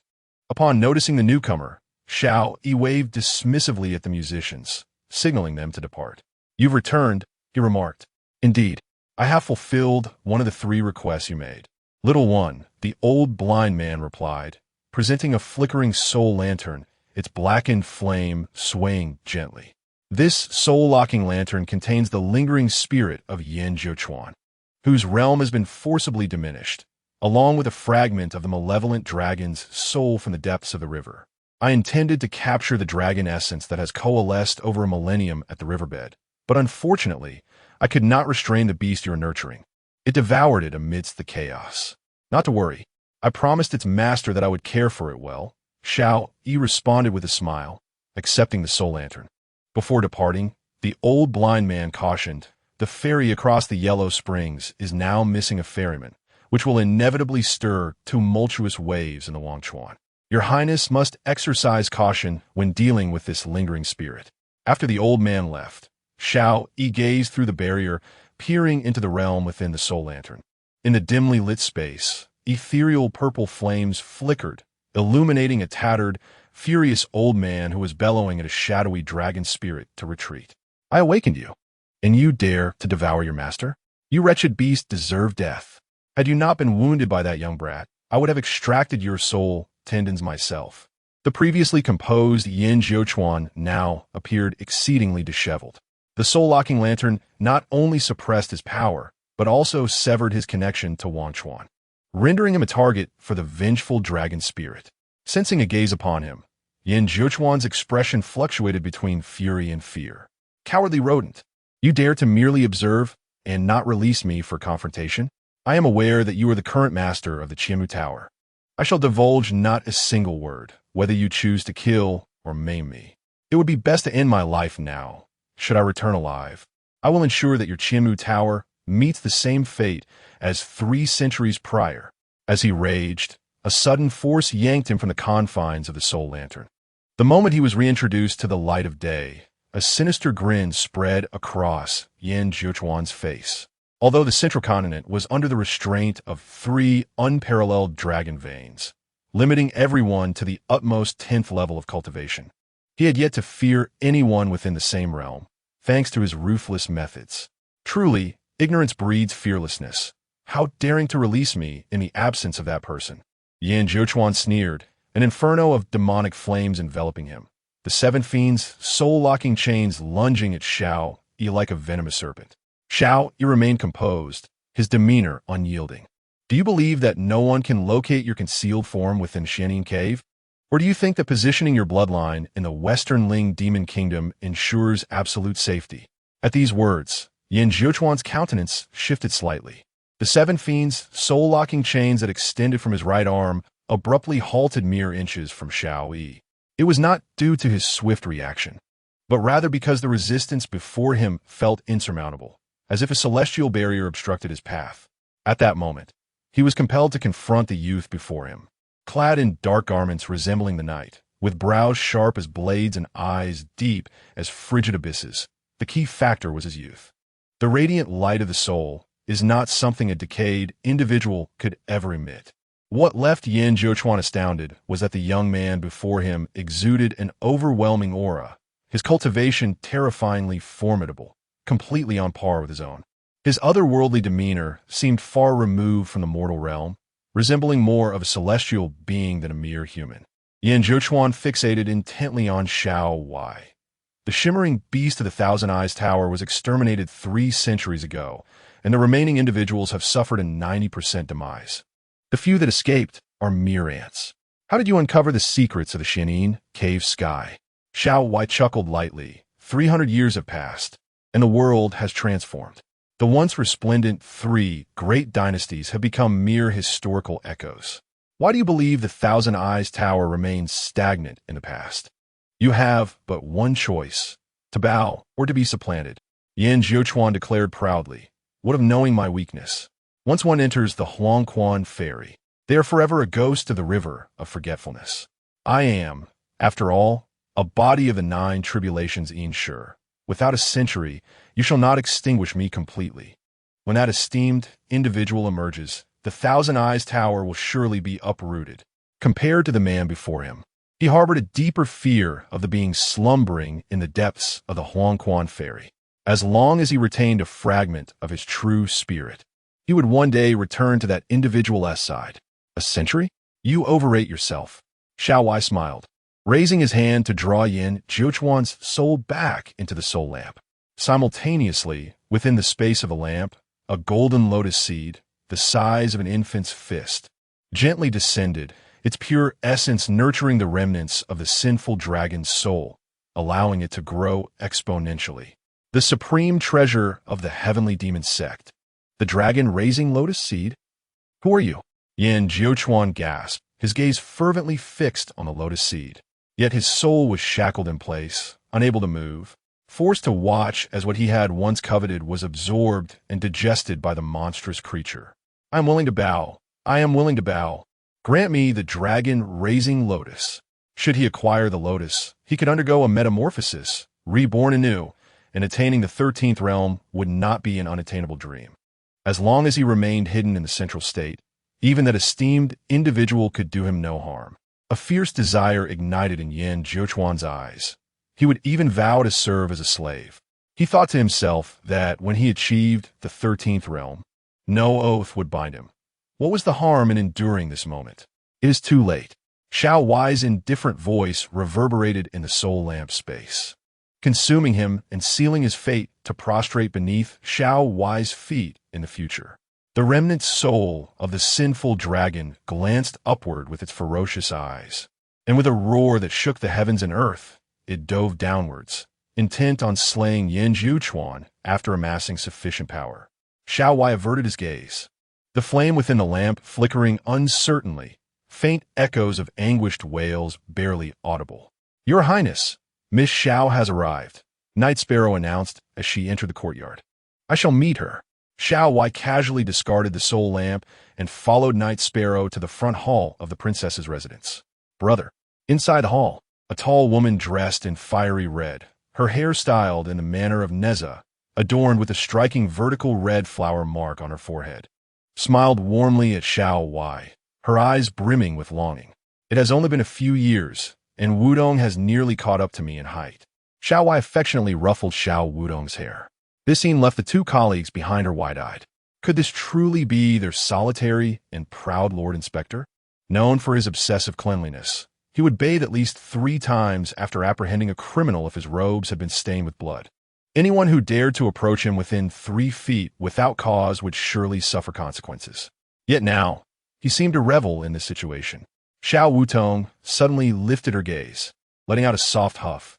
Brother, you have been gone for 5 years, leaving me alone in Yujing. Upon learning this, Mother was quite furious and decreed that until your marriage is settled, you are not to venture far, and I am to keep watch over you. Xiao Yi rubbed his temples, feeling somewhat helpless.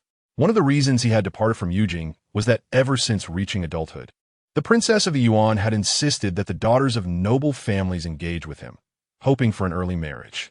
At that time, Xiao Yi had not yet fully developed his wings, and a hasty marriage could easily render him a weakness to be exploited.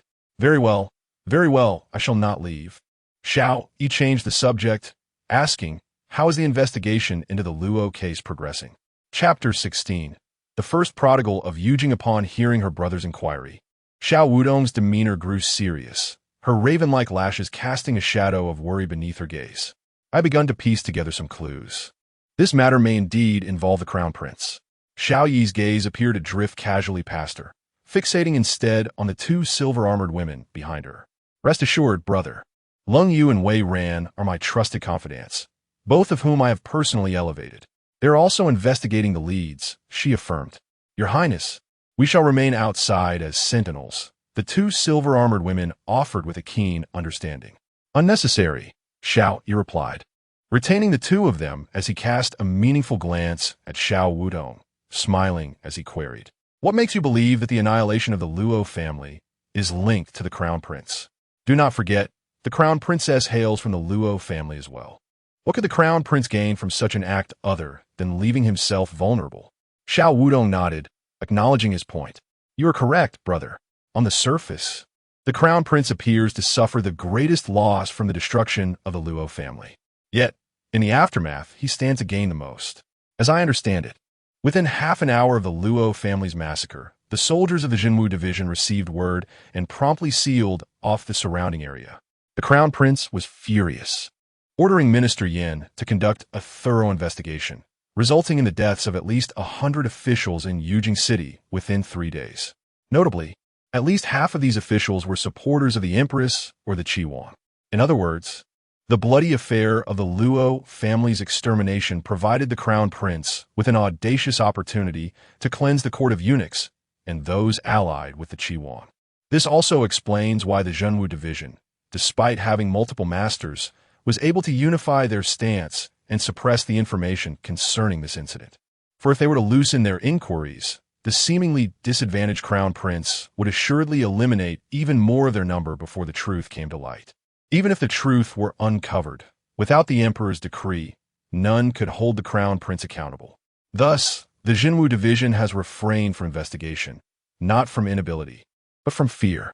Only through a tacit agreement among the crown prince, the Qi, and the empress, each conceding a step back as if nothing had transpired, did the commanders of the Junzhu division dare to suppress this information. Xiao Yi shook his head gently. Not sufficient. This reasoning alone does not warrant the crown prince's intervention. Xiao Wudong smiled faintly. Your thoughts align with mine, brother. Hence, I have instructed my people to investigate the individuals beneath Yujing City who handle the crown prince's and the minister's unsavory tasks. Although they lack the qualifications to wield a blade, they serve as informants and have gathered a wealth of information. In recent years, they have not been assigned any significant tasks. However, there is one peculiar request from above. They were instructed to keep an eye out for beautiful daughters from distinguished families, providing annual portraits, and this directive extends beyond Yujing City, reaching various locales. Xiao Yi began to grasp her implications. The crown prince had long outgrown the age of infatuation with beauty, and the second royal grandson was famously virtuous, shunning female company. Why, then, would they instruct those below to seek portraits of beautiful daughters from esteemed families? Such a request was decidedly irregular. You must have already surmised the truth. Xiao Wutong's gaze turned frigid. Though the remnants of the Luo family have been reduced to ashes, the number of female corpses does not align. At least 5 women are missing among them, including the Luo Xiaohuan you seek. I recall that there was a person from the vast mountains of southern Jiang at the prince's side, a master medicine, particularly adept at the arts of crafting poisons and manipulating the essence of life. Centuries ago, the ancient and powerful Longsheng kingdom of southern Jiang possessed a sinister technique that could transform the living into extraordinary poisons. The better the innate qualities of the individual, the higher the quality of the poison produced. Before my arrival, I perused the archives of the Luo clan at the Ministry of Revenue. In this generation, there are 6 remarkable women with unique physiques, excluding Luo Hanxiang, who was taken to the residence of Aunt Yun by her brother a few days ago.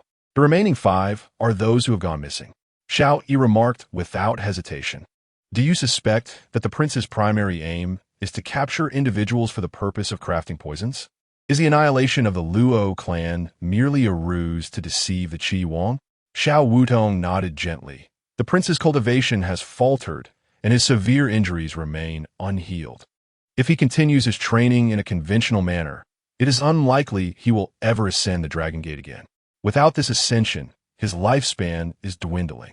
Xiao Yi reached out to stroke her head, a smile gracing his lips as he reflected, "You have truly matured. The information you have uncovered aligns closely with what I have recently learned." With clarity of purpose, they now needed to deliberate on how to rescue Luo Hanxiang's sister, Luo Xiaohuan, from the prince's grasp. Time was of the essence. Delays could lead to unforeseen complications. Xiao Wudong nodded and instructed her subordinates. "You two should immediately return to the office to retrieve my golden seal and prepare the troops, awaiting further instructions." The two, their expressions grave, bowed their heads in acknowledgement and departed. Not long after their exit, a faint smile appeared at the corner of Xiao Wudong's lips. "Brother, how do you find the performance?" "Quite commendable, I would say." Xiao Yi chuckled lightly. "One is a death warrior trained within the palace, and the other belongs to the Qi Wangfu. When did you discern that they both harbored ulterior motives?" Xiao Wutong elegantly gulped down the tea from the table, responding with a smile. With the sovereign neglecting affairs, not even the most stringent departments in Yujing City can withstand the infiltration of those 3. I merely find it hard to believe that 2 extraordinary talents could be discovered within a mere 5 years. As for whom they specifically answer to, it is certainly better understood by you, brother. Now, they awaited news from them, hoping that the Empress and the Qi Wang would exert pressure on the prince, prompting him to reveal more vulnerabilities. Xiao Yi shook his head. "That is still not swift enough. We cannot afford to wait idly." Xiao Wutong furrowed her brows slightly. "But the prince's influence is substantial. A forced search would likely yield no results. We must negotiate using what he values. Are you suggesting we capture the second prince?" Xiao Wudong's imagination sparked, her eyes brightening. "That is indeed a clever strategy. Now that my brother has returned to the capital, we could host a welcoming banquet.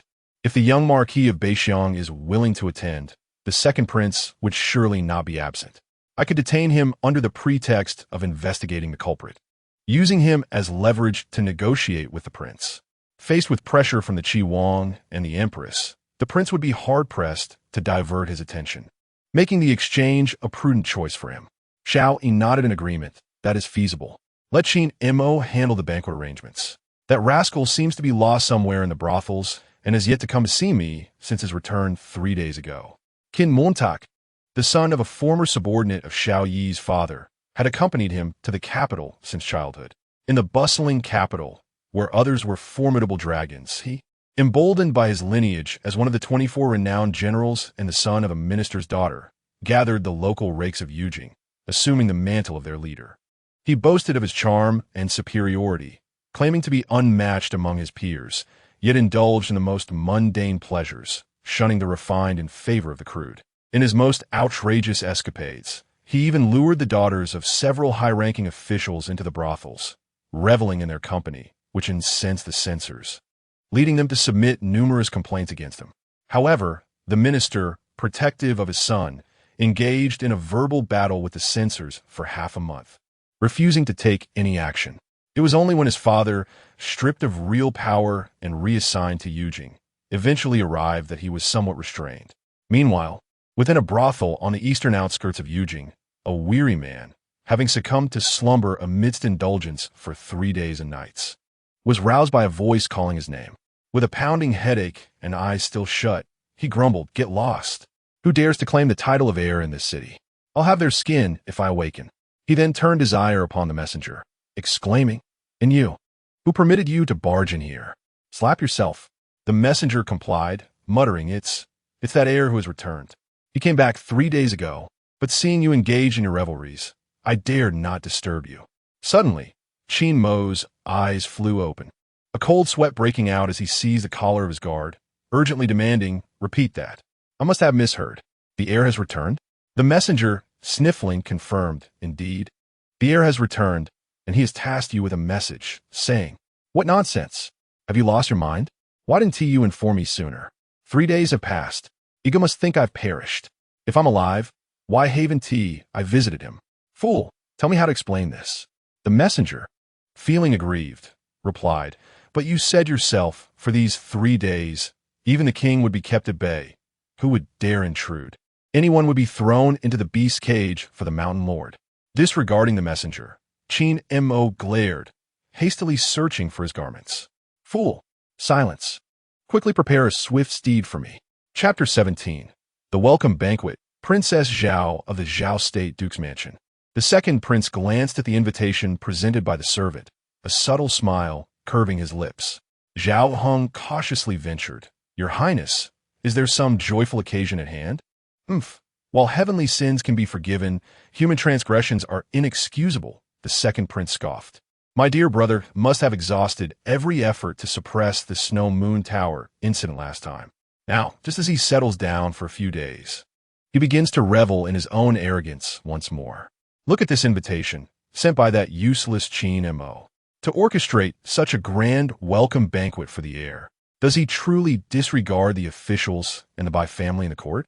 Qin Mo, notoriously reckless, had not distanced himself from the heir upon returning to the capital, instead choosing to mingle with him. Was he not courting disaster? Silencing the ignorant masses is hardly an accomplishment. I am far more curious to see how he intends to silence the dignitaries of the capital. Zhao Hung hesitated to inquire. "Your Highness means to publicly expose him at the banquet? That may not be wise. After all, it is their domain, and it would be prudent to avoid drawing attention. What is there to fear? Can he truly detain me?" The second prince laughed derisively. After 5 years in the mortal realm, he willingly wallows among the common rabble, long having lost the pride of the imperial family, reduced to a mere loach in a pond. Should I shy away from his brilliance? Absurd. Prepare the carriage at once. Tonight, let Xiao Yi reveal his true nature, so that the young lord and the Bai family may see him for what he truly is. Remember, the capital has never been anyone else's domain. My father still holds that position, and even the Prince of Qi and the Empress dare not overstep. How can a mere junior create a tempest? Zhao Hung opened his mouth to counsel, but soon realized the second prince's reasoning was not without merit. Did he fear the heir? Not at all. It was merely the influence of the Prince of Yuan that unnerved him. Yet, no matter how far-reaching the prince's power, it could not extend to the capital, where the crown prince held firm. The second prince's backing far surpassed that of the heir. Since this noble had chosen to act himself, further protest would only appear ungracious. In the capital, at Jinyu Lane, on the Fan Tower, the opulence was breathtaking, with distinguished guests filling the hall. Thousands of lanterns illuminated the starry night, a scene of prosperity and beauty beyond compare. Tonight, a procession of luxurious carriages flowed continuously before the Fan Tower, creating a lively spectacle. On the opposite bank, beneath the pavilion, countless elegantly attired individuals could only observe from afar. What a grand affair! I hear that Lord Qin has booked the entire Fan Tower for tonight, and has even invited over a dozen celestial dancers from a Snow Moon Tower. Ah, My friend, I recall your family. Your father's a fifth-rank official, is he not? How is it that you could not procure an invitation? In the capital, what does a fifth rank signify? Look over there. Which of them is not of the third or fourth rank? Yet they, like me, can only stand at this distance and watch. You know nothing. Those attending the heir's welcome banquet are the pinnacle of the capital's elite. Even if you spend 100 gold to obtain a second-rate invitation, once inside, you may not even receive a glance. Shoo, quiet. The heir's carriage has arrived, and the carriage from the Wei prince's residence. Within the carriage, before Xiao Yi could step out, he was met with a fervent shout. Your Highness, I am guilty, barely escaping the clutches of those ladies. I find myself bereft of life to present myself before your Highness. Upon awakening, I hasten to prepare a welcoming banquet for you. I implore your Highness to punish me, to tread upon my humble seat. As the carriage curtains were lifted, Xiao Yi gazed downward, observing a wide, snow-white fur mat extending into the interior of the fan tower, where Qin Mo knelt, willingly serving as a footstool. Xiao Yi admonished softly, rise. Qin Mo felt as though the heavens had collapsed, refusing to budge even when kicked, and sobbed, if your Highness does not punish me, I shall kneel here all night. Meanwhile, a visitor alighted from the carriage of the Wei Wang Fu. She possessed skin as fair as snow, her elongated phoenix eyes charmingly narrowed, and she wore an exquisite golden gown resembling the plumage of a phoenix. Her shoulders were delicately sculpted, her waist elegantly constrained, radiating an unparalleled noble aura. Brother Nian and the Princess Zhao Hua greeted with a radiant smile and a gracious bow. Xiao Yi, whose courtesy name was Nianen, was addressed as such only by elders or close peers. Having had little interaction with his cousin, he merely nodded in acknowledgement before casting a glance at Qin Mo and coldly remarked, if you enjoy kneeling, then kneel. Walking side by side upon the uncharted expanse of the snow-white fur mat, Princess Zhao Hua glanced back at the motionless Qin Mo, who appeared relieved yet still knelt. And with a cheerful tone, she mused, I wonder whether he is too foolish or too astute. Noticing that Xiao Yi seemed disinclined to engage in conversation, she continued to speak to herself. On a day when the powerful gather, kneeling at the entrance of the fan tower not only brings disgrace, but may also lead others to perceive the heir as harsh, prompting the Bai family to reassess their stance. Yet, upon further reflection, he may be exceedingly clever, surmising that the heir is unwilling to ally with the Bai family, thus sacrificing his own dignity to assist the heir. Xiao Yi paused slightly, casting a glance at the strikingly beautiful Princess Zhao Hua beside him. What a pity it is that you are a woman, otherwise, the Wei Wang might have contended for you. Princess Zhao Hua laughed lightly, seemingly unfazed, her voice weaving like a silk thread into Xiao Yi's ear. There is no pity. 3,000 years ago, a female emperor could inherit the throne, and today, a queen can wield political power. Why should I not strive for it? My brothers are far too naive, believing that our father will remain unassailable forever, living carefree without a worry. Is that truly possible? The world is ever-changing, and so are the hearts of men. Even the revered Emperor Wu did not achieve immortality. How can we, mere ants beneath the great path, hope for eternity? Only by daring to forge ahead can one avoid being swept away, reduced to mere dust in the annals of history. Brother Nian, and how about assisting me? Accept the marriage proposal with Sister Bai. If I were to ascend the throne in the future, there would certainly be a place for both of your families. Suddenly, Xiao Yi turned, extending his hand toward Zhao Hua's forehead. A fleeting glimpse of golden patterns shone in her eyes, an aura of terror flashing momentarily. Upon sensing that the outstretched hand bore no malice, her delicate brows furrowed slightly in confusion. Xiao Yi chuckled softly, my younger siblings have all grown up, and they are quite troublesome. Zhao Hua, puzzled by his words, turned to take her seat, smiling radiantly. As long as the marriage can be arranged, Brother Nianen, you may take as long as you wish to consider. Before long, one esteemed guest after another arrived at the fan tower. Having received the invitation, representatives from the Qi Wang Fu, present. Young Master Zhao from the Guogong Fu, present. In the grand hall of the fan tower, the young lord of the northern Wang Fu has arrived. The eldest son of the Eastern Ning Wangfu and esteemed guests from the Western Yuangfu are also present. Today's attendees are either affluent or of noble birth, with those fortunate enough to secure seats near Xiao Yi predominantly being royal relatives, with few outsiders among them. Notably, the men from the Wei Wangfu and Eastern Ning Wangfu are wrapped in white bandages, their injuries evident as they gaze intensely at the second prince and Zhao Hong. A young man in white from the Qi Wangfu observes this scene with a curious smile, remaining silent. Within the fan tower, the atmosphere is vibrant with music and dance, and the most animated among the attendees is the young lord of the northern Xiong Wangfu. In the absence of Qin Mo, he takes on the role of host, toasting to various guests on behalf of Xiao Yi, his smile radiant and warm. "Brother-in-law, I toast to you." Upon hearing this declaration, the second prince, having just taken a sip of wine, suddenly chokes, his expression darkening as he crushes his bronze cup in his grip. "Young lord, tread carefully. The emperor's decree regarding the marriage has yet to be finalized." Chapter 18. Who says you can leave? At the banquet in Fan Tower, the crowd observed the discomposure of the second prince and cast their inquisitive gazes upon him. Beside him, Zhao Hong felt somewhat uneasy under the scrutiny and attempted to diffuse the tension, saying, "Young lord, the emperor's decree merely states that he will bestow a marriage upon the princess, but the final choice must await her return for confirmation. It will be inappropriate to change the narrative now."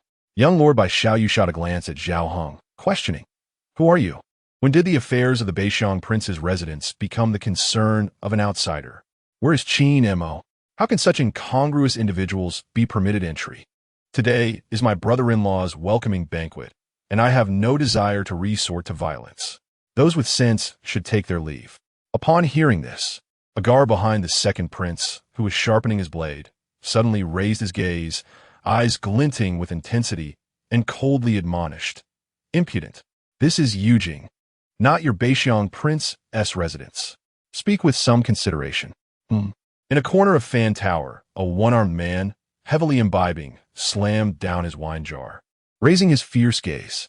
The oppressive aura he exuded was reminiscent of a ferocious tiger emerging from a sea of blood, sending shivers down the spines of those present. "Whose ill-mannered cur is it that dares to bark before my young lord?" he growled. "Impudent!" The cloaked swordsman glared defiantly, undeterred, as he drew his blade from its sheath. The chilling intent of the sword causing the skin to prickle and even causing fine cracks to appear in the jade cup before him. One must consider the master before striking a dog. The second prince, his gaze equally unkind, reprimanded, "Slap yourself?" At these words, the swordsman, taken aback, struggled to believe his ears. Yet, turning to face the second prince's icy stare, he found himself at a loss for words. With both masters displaying such frigid expressions, unwilling to provide an explanation, he resignedly raised his hand and slapped his own face repeatedly. "Do not hold it against the young lord. Those who understood the situation have been taken away by my father.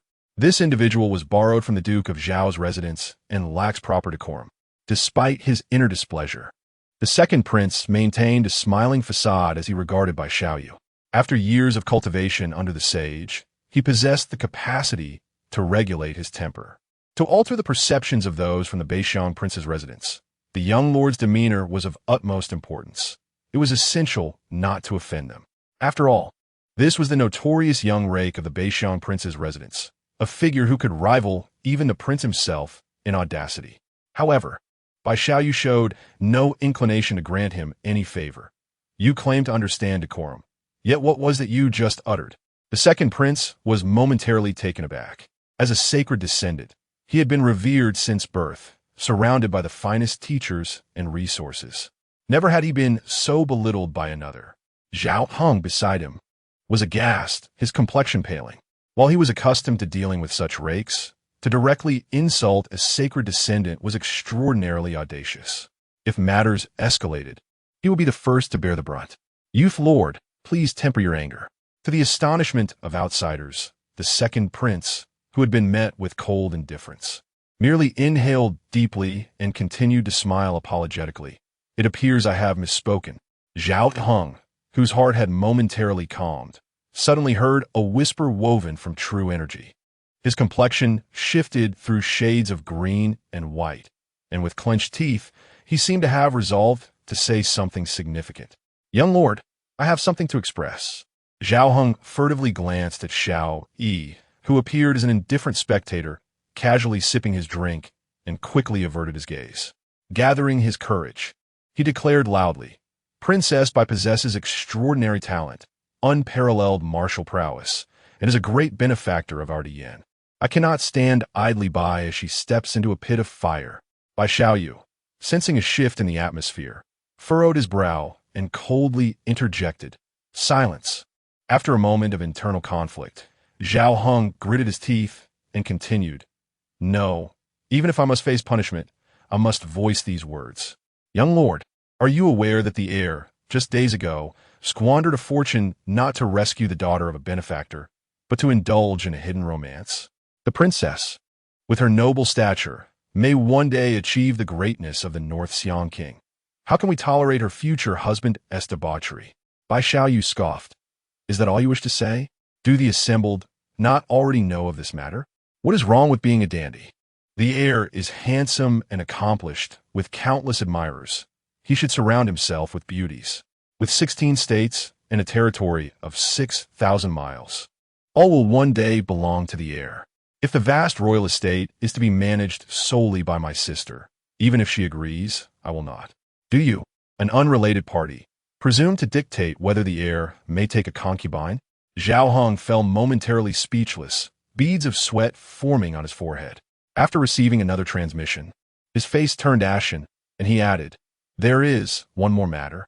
Young lord may not be aware that since his return, the heir has not resided in the royal mansion, but has instead gone to the princess mansion on Zhuke Street and the residence of Madame Yuan in the academy.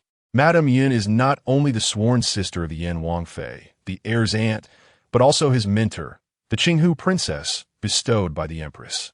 The heir has been entrenched in the princess mansion for days, associating with her, which is a breach of ethics. How shall the heir explain this?" Zhao Heng glanced at Xiao Yi, feeling a twinge of guilt. These words had been prompted by the second prince, and he now realized he had irrevocably offended the heir. The assembly turned their attention to Xiao Yi, who continued to leisurely pick at his food, seemingly too indifferent to regard Zhao Heng further. In truth, Madame Yuan had not been present in the residence for days, having been summoned secretly to the palace by the empress. However, Xiao Yi felt no need to clarify. Upon finishing, Zhao Heng lowered his head, moving his lips without further words, repeatedly reassuring himself of his backing, feeling unafraid. Yet, he instinctively felt a twinge of trepidation and tried to avoid looking at Xiao Yi. After a prolonged silence, Bai Xiaoyu chuckled, "Let me ponder. What is the penalty for slandering the heir? Ah, I recall now. At least 100 strokes and banishment for 3,000 miles. I did not." Zhao Heng began, only to be interrupted. "Silence. Do you not comprehend the vile thoughts swirling in your wretched mind?" Bai Xiaoyu spoke with conviction. "It is clearly the esteemed young master who is diligent and studious, dedicating himself to scholarly pursuits at the princess's residence. Yet he is slandered by petty individuals. Is there no justice left in Yujing? Is there no rule of law?"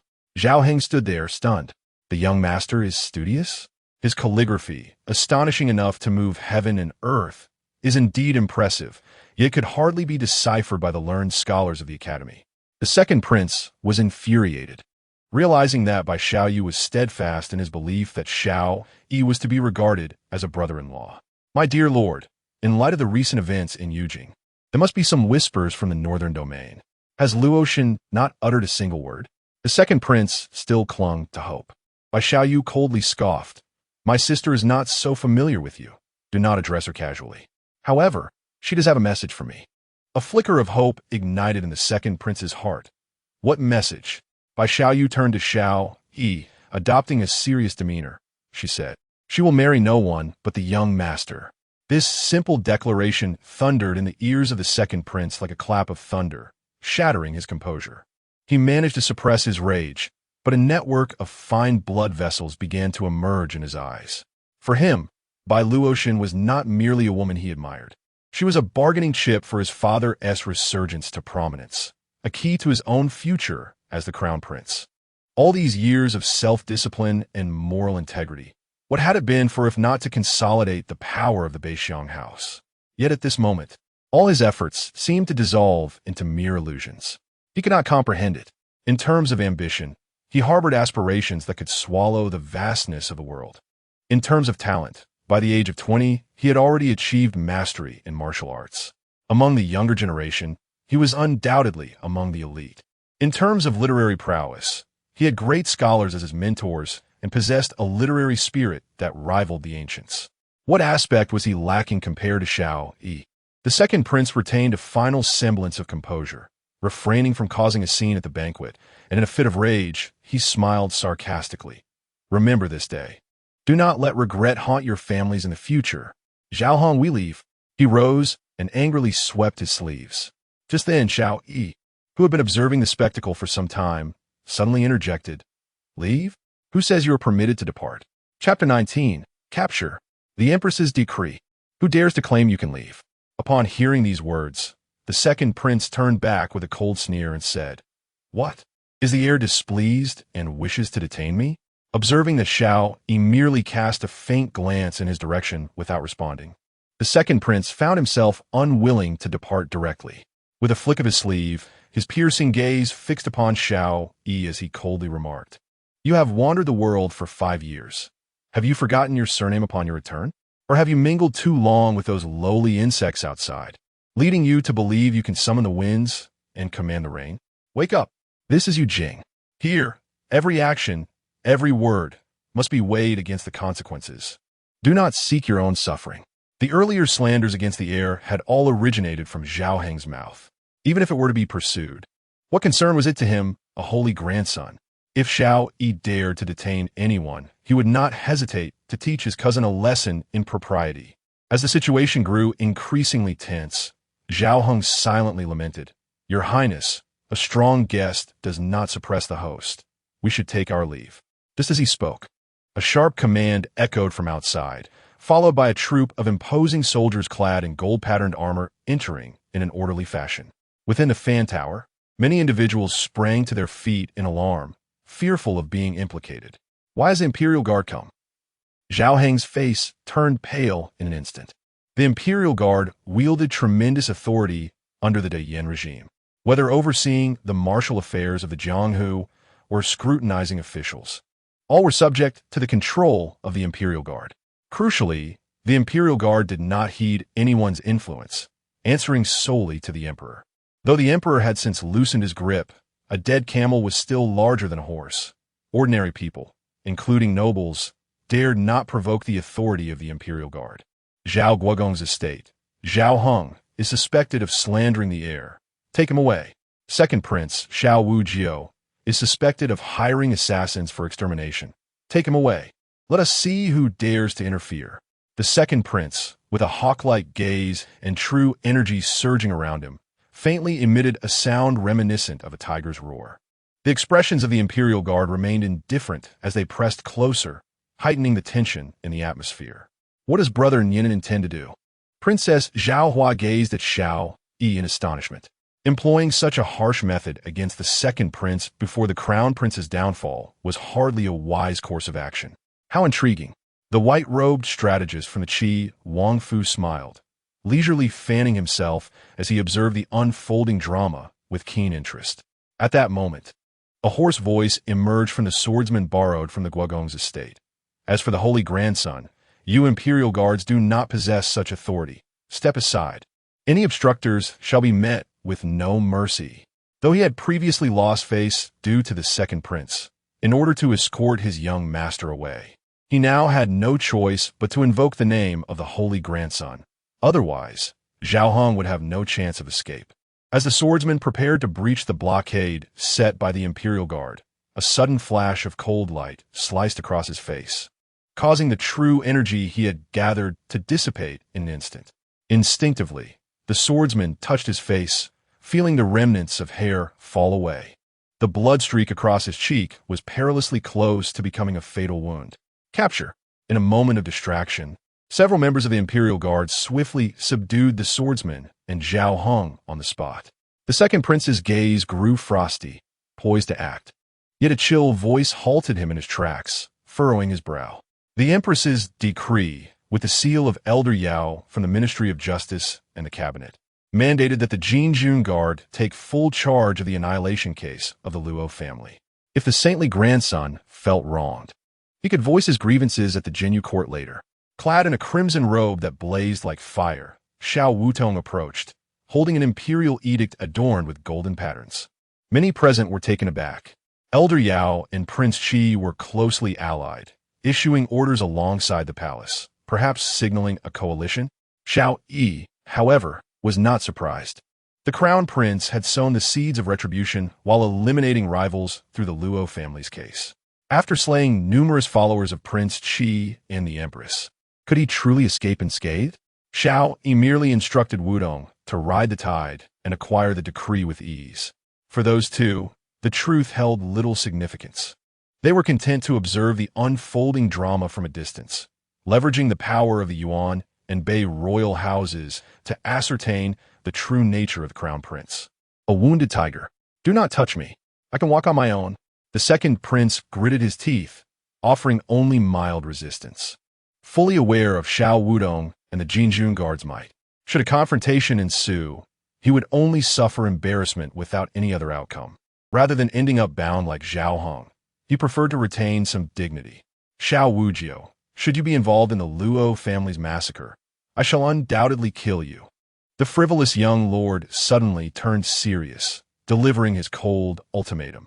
This shocking bloodbath, well guarded by the Jinwu division, remained largely unknown to outsiders. However, several prominent families connected to the Luo clan had received word. The Baixiang royal house was also investigating. The pure will cleanse themselves, while the corrupt will reveal their true nature. The second prince harbored no concern for his safety, casting a deep glance at Xiao Wudong, and sneered, "Sir Inspector, while entering is easy, exiting will not be so simple." Xiao Wutong replied calmly, "You shall not leave until the bloodshed is resolved. Is that so?" Before departing, the second prince glanced at Xiao Yi, smiling with composure. "I hope your esteemed brother can withstand the pressure and does not end up begging me on his knees." As he watched the Junzhu Guard depart, the young lord fell silent for a moment before addressing Xiao Yi, brother-in-law, should the Baixiang royal house be needed. "Do not hesitate to command. Though I wield no military power, our house's retainers rival the renowned eagle hounds of yore."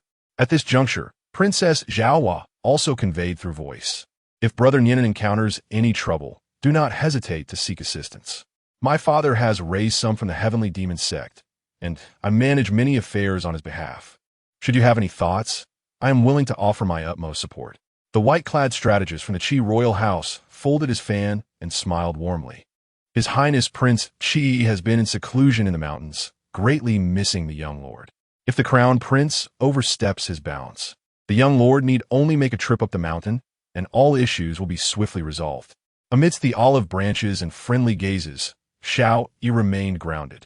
Among them were both genuine sentiments and feigned intentions, which was entirely normal. However, he felt a flicker of surprise at Bai Xiaoyu's demeanor. Alternatively, one might say that the entire attitude of a northern Xiangwang manor is excessively benevolent. Simply bestowing a marriage is hardly worthy of such grand gestures. The northern Xiangwang manor must have ulterior motives. What could they be? Could it be that they have discerned their control over the Qianmu Tower and recognized all their concealed strengths, seeking to advance further? No. If the northern Xiangwang harbored such ambitions, it would be far more prudent to directly select the Qiwang. Xiao Yi swiftly dismissed the fleeting thought that crossed his mind. He had no doubt that if Bai Luoshen chose the Qiwang, the courtiers at court, including the seemingly oblivious Emperor Wu, would contemplate deposing the crown prince in favor of the Qiwang. Even if this would incite considerable turmoil in the future, it would remain the most advantageous choice. Alas, overthinking is of no benefit. Perhaps I have overlooked something. Considering the time, she should be returning soon. Chapter 20. The true intentions of Xiao Yi in the depths of the dark prison of Dian Town. The atmosphere was not as chilling as one might expect. Instead, it was filled with an intense heat, as flames blazed fiercely, saturating the air with a scorching aura. On his way here, Zhao Hong grappled with his inner turmoil countless times, ultimately resolving that no matter the questions posed to him or the tortures he might endure, he must never betray the second imperial grandson. He understood that having already offended the heir, further antagonizing the second imperial grandson would lead to his demise, even if he managed to escape. Rather, he chose to willingly bear the blame, to shoulder the accusations and demonstrate his loyalty, believing this would hasten the second imperial grandson's efforts to rescue him. However, he underestimated the terror of the prison. There were no guards present, only the flames, true fire that burned more fiercely than the sun. No one came to interrogate him. After being thrown into the cell by the Golden Guards, he was subjected to the searing heat for 2 grueling hours, nearly reducing him to a desiccated corpse. His gaze became hollow, his skin cracked, with charred blood clots forming at the fissures. His breathing grew ever more shallow, and his spirit waned to its nadir. Remembering the significant figures who had perished within the confines of this prison, Xiao Hong felt a surge of fear. Compared to them, what was he? Merely a grandson of a duke with a hollow title? Come, someone, interrogate me. Xiao Hong tremulously raised his hand, his voice a mere whisper, barely audible. Why? Why do you not question me? I will say anything. He felt on the verge of collapse, his mental state akin to that of a person being inexplicably beaten for 3 days and nights, with the interrogator incessantly asking whether he would speak, yet never revealing what was being asked. This dual torment of body and mind left him with no thoughts other than the desperate desire to survive and escape this nightmare. After another half hour had passed, a golden guard entered the prison, carrying a wooden bucket. With a swift motion, he poured a bucket of specially concocted black water over Xiao Hong's head. The evaporating black mist hissed upwards, and Xiao Hong, who had been on the brink of unconsciousness, was abruptly jolted awake, his head throbbing painfully. In a daze, he mumbled, interrogate me. Abba, Abba. Upon realizing that the newly arrived Golden Guard was mute, Xiao Hong felt as though the world was collapsing around him. I will speak. No need for you to ask. I will say anything. Perhaps it was a moment of clarity or the effect of the black water, but Xiao Hong regained some strength. He frantically grasped the mute guard's trousers, as if clinging to a lifeline. In a torrent of desperation, he recounted every offense he could remember committing throughout his life, terrified that the mute would leave him. Meanwhile, at the Zhao Duke's residence, following the conclusion of Fan Lu's welcoming banquet, an informant rushed to report the news. Master, it is dire. The young master has been captured and taken to the prison of Dian. The elderly steward, upon receiving the news, hurried into the inner courtyard. In the main chamber, Zhao Duke, his hair white and complexion ashen, lay bedridden and frail. Upon hearing the news, he extended a skeletal hand, coughing violently. Quickly, go find Minister Yin and have him rescue my grandson. He must not come to harm. Yes. The steward bowed and departed. After half an hour, he returned in a flurry, his expression frantic. Master, Minister Yin is not at the residence. I also went to the Crown Prince's palace, but he was not there either. What shall we do now? Wait. The Duke of Zhao, hoarse and feeble, bellowed in despair. After waiting for a full 2 hours, a confidential letter arrived from the prison department at the Duke's residence. The elderly steward opened it on behalf of the master and was nearly overwhelmed, his vision clouding as he nearly fainted. Master, this is the young master's handwritten confession. The crimes listed are sufficient to warrant a death sentence. Upon reading the letter, the Duke's eyes widened in shock, nearly choking on his breath. His gaze turned bloodshot, overwhelmed with anguish. How could this fool have so grievously offended the heir and confessed so early? Did he not realize that delaying might have afforded him a chance at rescue? Now, who could save him but the emperor himself? The heavens are conspiring against me. The Duke coughed blood, a sight both harrowing and poignant. The steward, unable to bear the distress, cautiously suggested, Master, since the young master was captured by the heir, perhaps we should plead with him. There may still be a glimmer of hope. The Duke's eyes clouded with uncertainty, lost in contemplation. Throughout his life, he had once basked in glory, vanquishing renowned generals, stepping into royal courts, and even standing shoulder to shoulder with the Emperor Yenwu, gazing down upon the world as heroes. His deeds could be recounted for generations. Even in his twilight years, a sense of pride lingered within him. Now, to plead with the junior was akin to shattering his pride. Enough. I am withering away. And though that child is unruly, his heart is not wicked. His life has only just begun. He commanded, "Bring me to my feet, assist me in changing my attire, and let us proceed to the prison department." Half a stick of incense later, a carriage emerged from the back gate of the Duke's residence, halting before the prison department. Draped in a thick fur coat, the Duke, stooped and frail, disembarked with the steward's careful assistance. Before the steward could inquire, a figure stepped forward, gesturing to lead the way. "The heir has been awaiting your presence." The steward attempted to support the Duke, but was met with a sharp rebuke. "The Duke is gravely ill. Should any misfortune befall him, can you bear the responsibility?" The guard at the prison department remained impassive, unfazed by the plea. "No matter," the Duke replied, releasing the steward's hand and advancing alone into the prison department. Navigating through a series of long corridors and ascending numerous flights of stairs, he ultimately arrived at a concealed chamber overlooking a multitude of cells. His gaze was quickly drawn to a tall, composed youth, unflinching in the face of the flickering flames. The heir. The Duke's expression was a tapestry of emotions as he searched for his grandson among the prisoners below. The structure of the prison department was intricate, resembling a hollowed mountain, with numerous individual cells embedded within its walls. From Xiao Yi's vantage point, he could view nearly all the cells at once. "Do not search further. He still lives," Xiao Yi stated calmly. "If my grandson has wronged the heir in any way, I implore you, great heir, to show mercy for the sake of an old man's reputation. Upon returning, I will ensure he is closely monitored and will prevent further folly." The Duke, with a heavy heart, coughed violently as he slowly presented a token of goodwill. "This is all the sincerity I can offer. I hope the heir will accept it." The offering included 10,000 taels of gold, 6 rare treasures, 5 sacred mountains, an extraordinary steed, and a special registry. The list comprises the former followers of Duke Xiao, all of whom, in their living state, hold at least the rank of 4th-tier civil or military officials within the court. Unlike the preceding individuals, this document embodies a form of intimidation. Yet, Xiao Yi did not even cast a glance at it, calmly stating, "Zhao Heng's life can only be exchanged for the heavenly wolf blood jade." Upon hearing those 4 words, Duke Xiao suddenly raised his head, his fierce, tiger-like eyes seemingly capable of captivating one's soul. The aura of death surrounding him was suppressed. The terrifying energy he exuded even stirred the very essence of the dragon vein itself. How does a mere junior know of such a thing? His voice was chilling.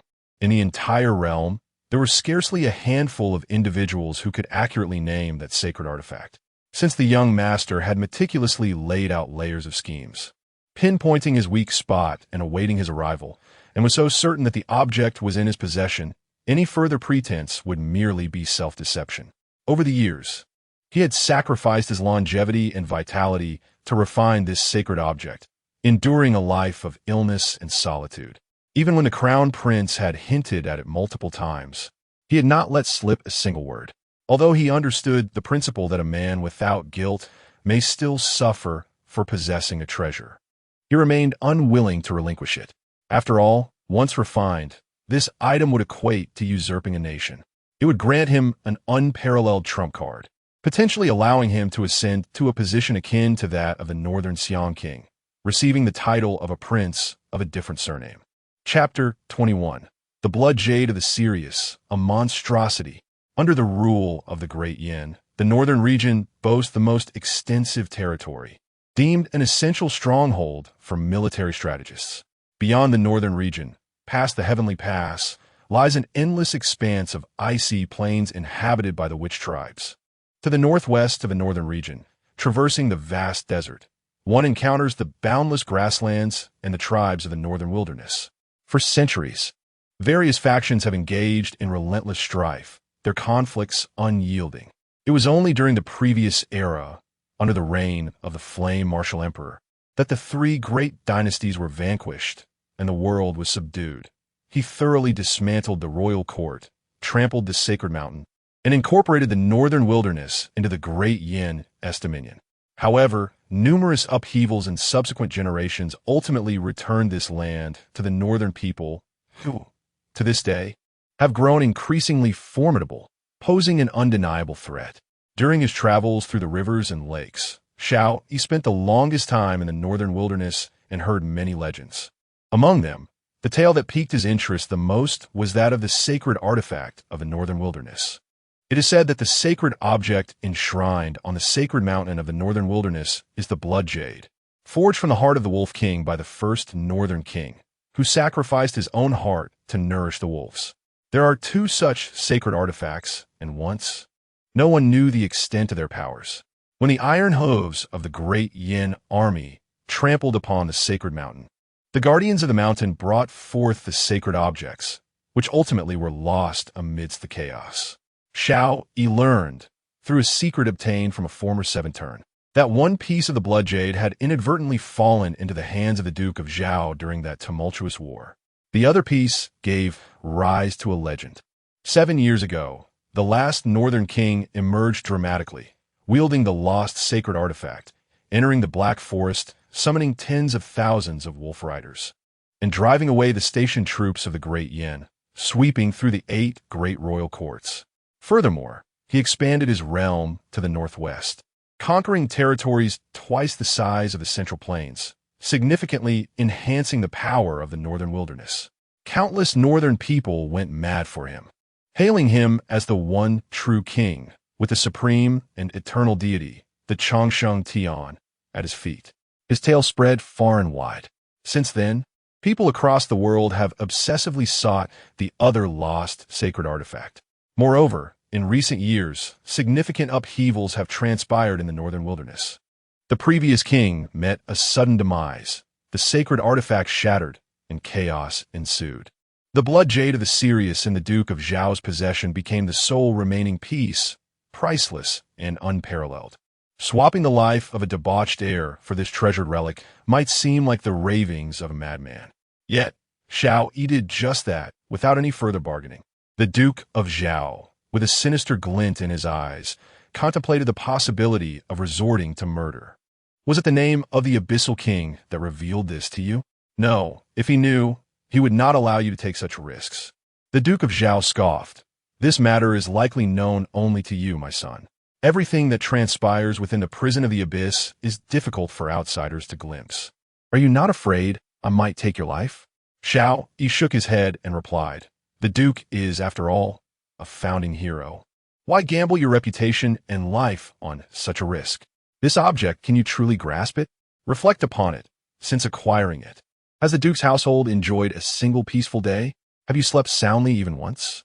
Those directly involved often find themselves ensnared in confusion, while bystanders perceive the truth more clearly. A sudden shock coursed through the Duke of Zhao. There was no need for deep contemplation, for the facts were indeed as stated. Aside from a potent force of bloodline power within the blood jade, it seemed to carry an invisible and intangible curse. From a moment he began to refine the blood jade of the celestial wolf, the Duke's household has been in a steady decline, even to the point of losing its heirs. He once covertly sought assistance to borrow seed from Zhao Hong, but in the end, not only did he fail, but he also inadvertently caused Zhao Heng's downfall. How could this be? The Duke of Zhao, unwilling to accept his fate, coldly remarked that he could offer this precious treasure to His Highness the Crown Prince, thus securing a prosperous future. He believed that the talented individuals surrounding him would surely unravel the secrets of the blood jade. Xiao Yi responded with a serene smile, stating, if the Duke were truly loyal to the Crown Prince, why wait until today? Why feign illness in bed? Offering it to the King of Qi may hold some possibility, but who would benefit from the ensuing fortune? Would it be taken to Zhao Heng's coffin? You. After pinpointing the Duke's vulnerabilities, the Duke of Zhao, taken aback, chuckled in disbelief. I have underestimated you. The heir possesses a rather remarkable level of cunning. If we are to engage in negotiation, then I require a show of sincerity. In addition to Zhao Heng's release, I demand a cave heaven, 3 spirit mountains of creation, and the Blackwater mysterious armor.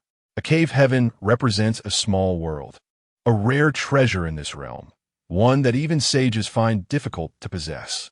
The true value of the spirit mountains of creation is no less than that of the cave heaven, being the very foundation that celestial beings and the various Tao sects aspire to establish. Within the borders of the Great Yan, there are many peaks rich in spiritual energy. Yet spirit mountains of creation are incredibly scarce, with only a few found in 1,000 miles. Second only to the ancestral mountain of dragon veins where the martial emperor once cultivated. The Blackwater mysterious armor needs no introduction. Is the treasured artifact of Emperor one of the Great Yu, capable of transforming the most unassuming person into a terrestrial immortal. This was a reward bestowed by the Yin Emperor for the unparalleled achievements of the Prince of Yuan, an honor of the highest order. The Duke of Zhao's exorbitant demands were not without justification. What he sought could indeed deplete the Prince of Yuan's resources, a move not to be underestimated. I have never been one to haggle. If you do not agree, then so be it. The Duke maintained a composed demeanor, confident in his strategy. His aim was to render the heir indecisive, compelling him to concede, for the list he possessed was no mere fiction. Even the Prince of Yuan would tread carefully. Yet, Xiao Yi appeared unfazed by the Duke's conditions, simply raising a finger and stating, "Old Duke, you have 3 breaths to contemplate. After 3 breaths, if I do not see the bloodjade, I shall arrange for Zhao Heng's corpse to be retrieved today." Upon uttering this, he fell silent. The Duke of Zhao's forehead creased with tension. His turbulent, true energy surged forward, yet it was as futile as a cow sinking into the sea, yielding no response. 1 breath passed. Xiao Yi calmly declared, "The price has changed. If you wish to take Zhao Heng away upon your return, neither you nor he shall step foot outside the Duke's residence for 3 years. Should you violate this decree, he shall still meet his demise." You, the Duke of Zhao, enraged, had traversed battlefields throughout his life, yet he had never encountered such an assertive negotiating stance. How had the situation shifted to become increasingly hostile? 2 breaths passed. Xiao Yi turned a glance down at the prison below, saying now, in addition to all the aforementioned conditions, Zhao Heng must also relinquish an arm. As soon as the words left his lips, a heart-wrenching scream echoed from below. "Ah! You!" Upon hearing this anguished cry, the Duke of Zhao's eyes reddened with fury, nearly bursting with rage. Those hands, once wielding a sword to slay countless foes, trembled uncontrollably. How many years had it been since he first took up the sword to kill? It is the first time I have felt an immense pressure from a junior. Such relentless aggression and manipulative tactics have made him perceive that he is not merely facing a junior, but rather the formidable and cunning poison masters from the 3 great dynasties of the past. In this moment, he has neither the time to ponder nor any doubt that Zhao Heng will perish within the next breath. Yet, Xiao Yi's thoughts are rather straightforward. Zhao Heng's survival hinges upon whether the Duke of Zhao possesses a deep sense of loyalty. If so, he must concede. Conversely, if Zhao Heng is inconsequential to him, even if he were to kill him, he would not dare to openly confront him. "Your Highness," the Duke of Zhao rasped in a low growl 3 breaths ago. After conceding, he seemed to be drained of all vigor, reverting to the appearance of a man gravely ill, with his end imminent. Chapter 22. Yin Xiang, the Ghost Doctor. The Northern Embassy in the Grand Hall of the Northern Palace, amidst the shadows of the night. A middle-aged scholar with graying temples and attire as dark as ink stood with hands clasped behind his back, gazing up at the starry sky, silently calculating the passage of time. 3 hours had elapsed since the Holy Prince was seized and taken to the prison. If the young man from the Zhao government possessed any wit, he should have already confessed to all the slanderous charges against him. Only by seizing the opportune moment to assist him could the Zhao Duke's household forge a stronger alliance with the Crown Prince's faction. Thus, he had dispatched a message to the Ministry of Justice half an hour prior, instructing his subordinates to rescue the prince from the prison. The transgressions of Zhao Heng were neither trivial nor monumental.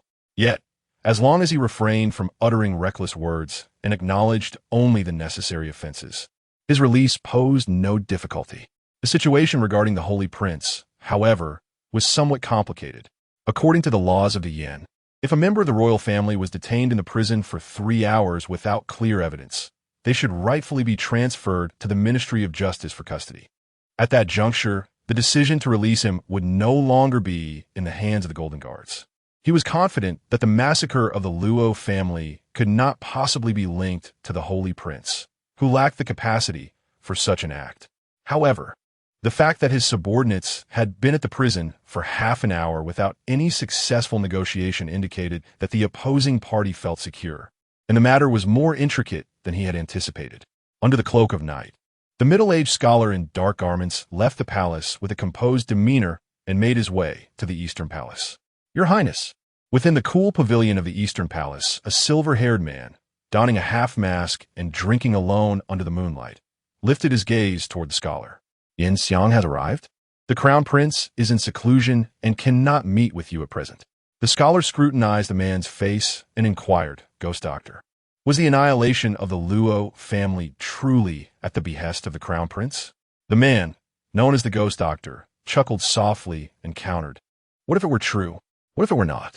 For the sake of that item, the Crown Prince is capable of anything. Did you come merely to seek accountability, or do you wish to distance yourself from him?" Yin Xiang replied with a cold snort, "What purpose does this idle chatter serve? The Golden Guards may already possess evidence, and both the Empress and Prince Qi have reached a tacit understanding. Now that the Holy Prince remains imprisoned, tell me, what should I do?" The Ghost Doctor responded nonchalantly, "Do nothing at all."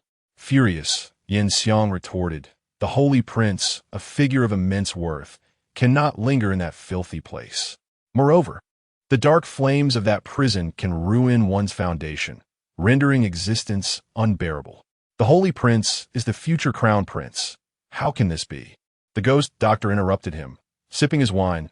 "Rest assured, he will not perish.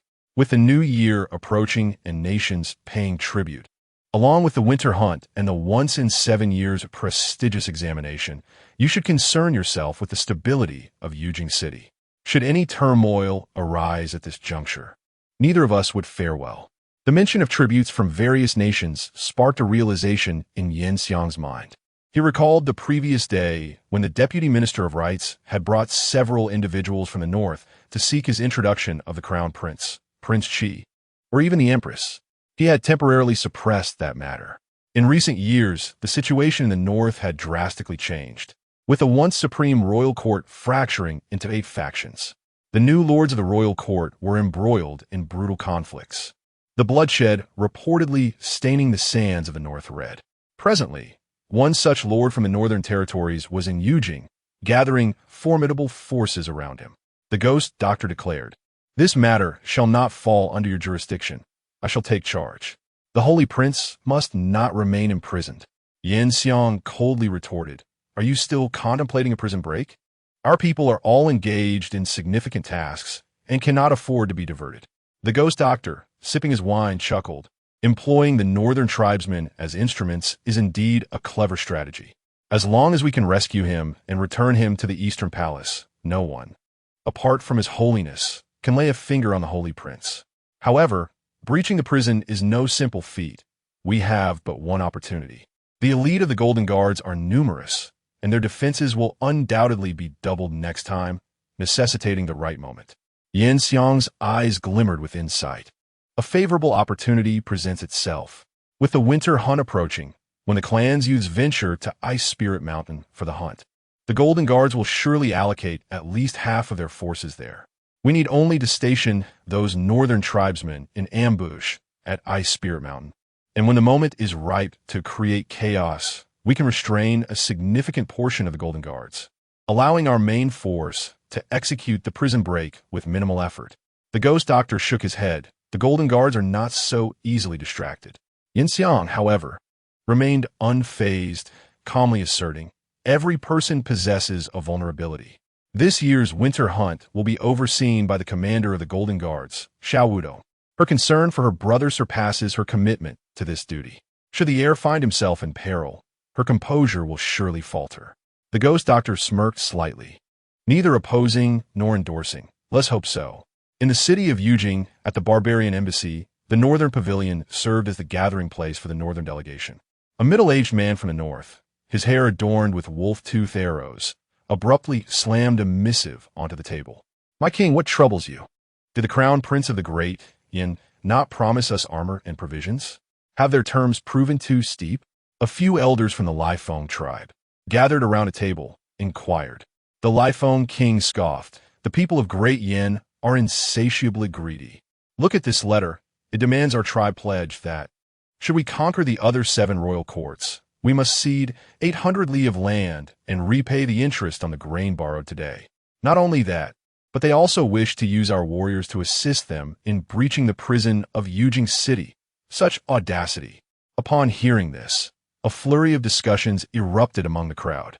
Some were indignant, while others felt elated. My king, why not initially acquiesce to their demands? Once our tribe unifies the North, whether to repay the interest or even the principal will ultimately be at your discretion.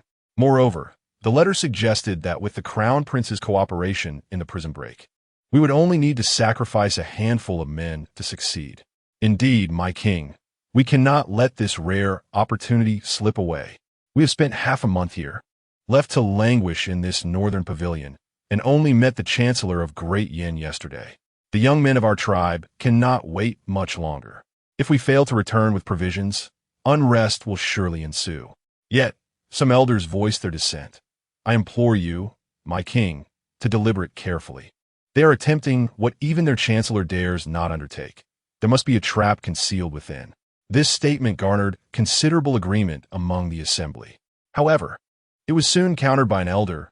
We cannot afford to wait any longer. The situation in the northern wilderness is changing rapidly. Do you truly wish to witness that girl tread upon the throne of the fierce wind? To see our warriors bow before a mere girl? Ever since the illustrious northern king, whose prowess was unparalleled, met an untimely demise, the 8 fractured courts have engaged in a chaotic struggle for the sacred mountain and the title of the one true king. The situation was poised to remain stagnant for an extended period, until a girl emerged from obscurity last year, claiming to be the daughter of the former northern king. Within just a year, she has swept through the courts with the force of a plow, uniting 2 major factions and establishing herself as one of the most formidable powers on the northern plains. Furthermore, her next target is to annex the fierce Wind Court. Given the stakes concerning the survival of our tribe, the debate among the elders has grown increasingly fervent. The fierce Wind King, weighing the pros and cons, after a moment of contemplation, coldly declared, "Enough. Agree to their terms. It is merely a prison break. As long as we do not harm any significant figures of the Great Flame, and with the Crown Prince's protection, the conflict shall not escalate. Prepare swiftly." Chapter 23. The Secret of the White Luo God Zhuke Street, Princess Mansion. Under the moonlight, Xiao Yi was toying with a blood-red wolf-shaped jade pendant, as translucent as amber. At first glance, this Tianling blood jade appeared unremarkable, save for its crystalline clarity. However, when one employed a special secret technique to infuse it with blood essence, a different realm would immediately unfold. When the Duke of Zhao entrusted this object to Xiao Yi, he withheld the incomplete secret method he possessed. Perhaps it was unintentional, or perhaps he wished to keep Xiao Yi ignorant of how to refine the blood jade.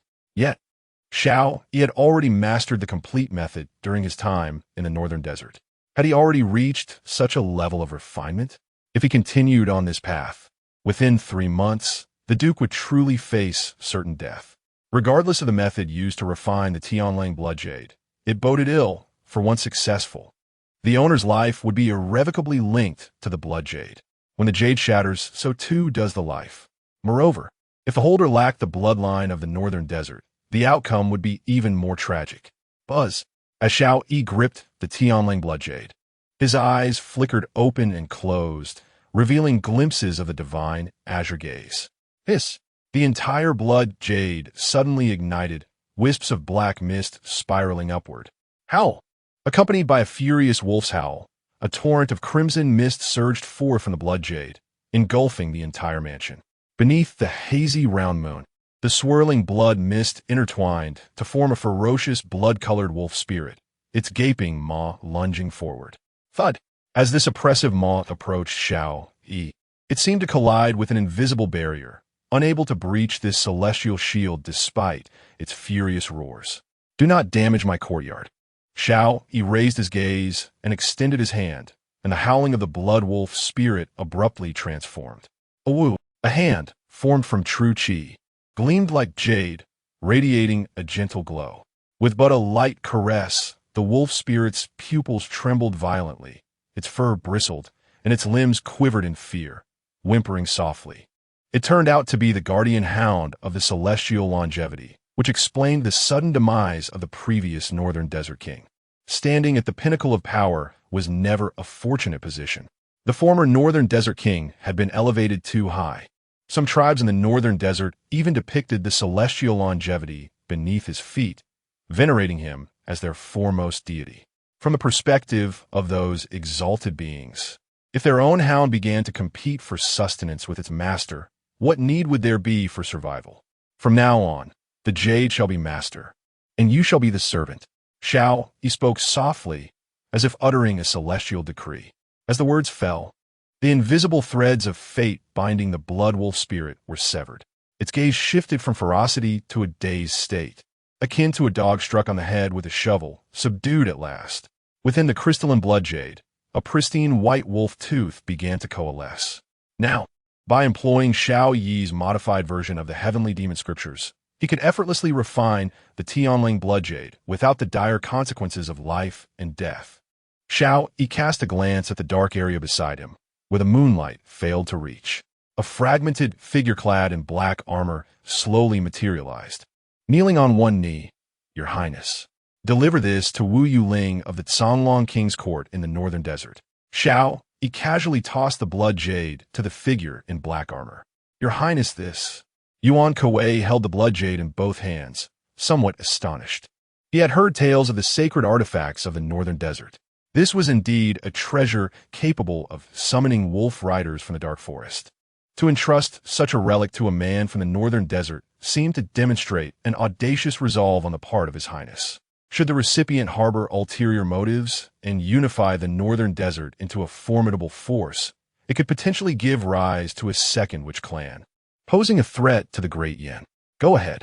The situation in the Northern Desert is growing increasingly tumultuous.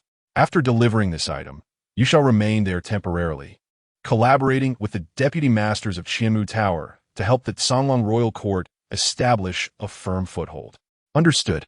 Upon hearing of His Highness's prior planning, Yuan Wang cast aside his concerns. He accepted the blood jade and bowed respectfully before taking his leave. Meanwhile, a gentle tremor coursed through the celestial tower in Xiao Yi's mind, delivering a message. Replication successful. Obtain the innate fate. Born Martial Sovereign, Brilliant Gold. Born Martial Sovereign, Brilliant Gold Refinement, Level 99, Supreme Brilliant Gold Fate. The more severely the physical body is damaged, the more potent the life essence upon restoration. After the 19th metamorphosis, it can ascend to the celestial body of Metamorphosis, Imperial Orange. This was Yuan Wang's most powerful fate, and after numerous attempts, Xiao Yi finally succeeded just as hope seemed to wane. Although the enhancement to Xiao Yi's strength from the fate of Metamorphosis was minimal, one could say it was almost negligible. Yet, even the smallest of contributions, when accumulated, could ultimately transform into unparalleled power, serving as the foundation for his breakthroughs. In 2 days, the winter hunt would commence, with this year's location chosen as Soul Mountain. Xiao Yi perused the reports from the Great Yan. The winter hunt, held annually, required participation from the royal offspring residing in the capital. Those who could hunt rare and exotic beasts would receive commendations. However, the true allure lay not in the rewards, but rather in the selection of locations, which were invariably one of the 4 sacred mountains' hidden realms, concealing endless opportunities coveted by outsiders. The most prestigious sects yearned for access, but they had to wait for the grand examination held every 7 years to send their disciples within. In the meantime, they could only bide their time. Soul Mountain. Xiao Yi recalled fragments of secrets pertaining to Soul Mountain. There was a 6-turn secret that recorded a certain area within Soul Mountain, where a peerless divine, weapon-grade treasure was sealed. The information was vague, suggesting that the value of this treasure far surpassed the 6-turn secrets or artifacts of the celestial legacy. Such a rarity piqued Xiao Yi's interest, for even if he had no use for it himself, he could bestow it upon those around him to enhance their strength. After a brief moment of semi-consciousness, Xiao Yi awakened slowly. In his mind, the celestial tower stirred anew. A hazy radiance ascended, illuminating layer by layer until it settled upon the seventh tier. The seven-turn secret. Did you know? The white goddess of the North Xiang royal house, due to her extraordinary talents, instilled fear in the 12 shamans of the witch clan, prompting them to join forces and unleash a 12-fold culling spell. The fact that the white goddess is still alive today is nothing short of a miracle. Typically, a single fold of the culling spell could annihilate an unrivaled prodigy, while a 9-fold spell could instantly slay a remnant of a metamorphosed celestial being. A 12-fold spell was unprecedented. No matter how potent the consciousness or how formidable the physique, all would ultimately be reduced to ashes. A few days ago, Bai Luoshen sought to persuade her grandfather to abandon the imperial decree of marriage, as she sensed that her life might not extend beyond 30 years. And she did not wish to burden him. Listening to the whispers echoing in his mind, Xiao Yi felt ripples disturb the calm waters of his heart. It must be said, he increasingly admired this female assassin. The mere act of surviving is a remarkable feat, yet she still considers the well-being of others. Within the celestial treasury, there exist several extraordinary treasures of heaven and earth. When combined, they may diminish the potency of the immortal breaking curse. Since Emperor Yinwu turned a blind eye to state affairs, the celestial treasury has remained dormant for 7 years, only opening to reward exceptional talents during the triennial grand examination. To concoct the wash immortal elixir with the treasures at my disposal, I will require at least 3 more quotas to access the treasury. However, before contemplating this matter, there is something of greater importance. With closed eyes, Xiao Yi traversed vast distances in spirit and softly intoned, Huang Long.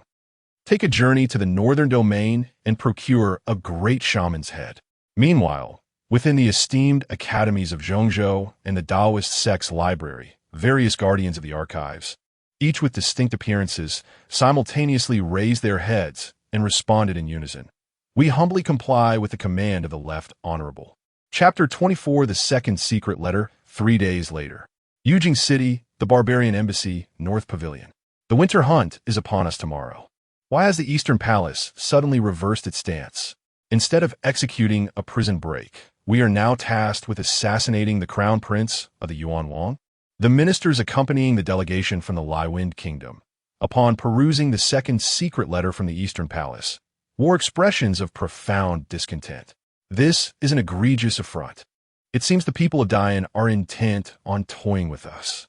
Yet, that may not be the case.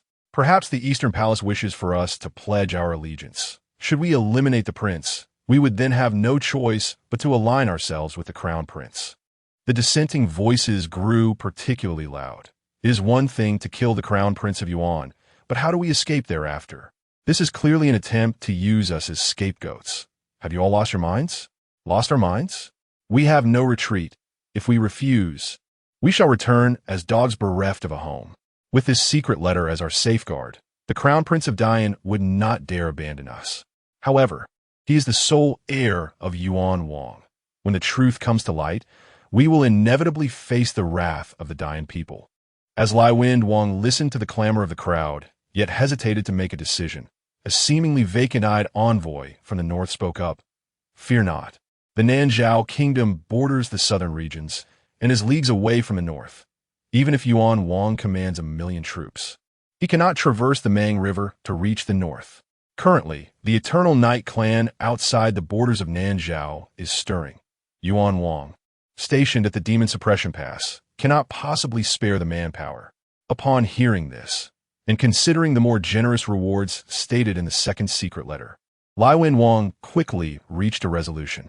He declared firmly, when have the ministers of Liwind Wang ever feared such threats? We shall do our utmost, eliminate the Crown Prince. With opinions unified, the ministers of the north adopted resolute expressions, striking their chests, for the glory of Liwind Wang. The border of Central State, within an unnamed canyon, shattered blades and broken halberds littered the ground, the air thick with the stench of blood. The emotionless black-armored commander of the Blood Pagoda withdrew a blood-red spear from the lifeless body of a recently fallen enemy soldier. It has been 60 years since the great fall of Diyu, yet these lunatics still linger like restless spirits.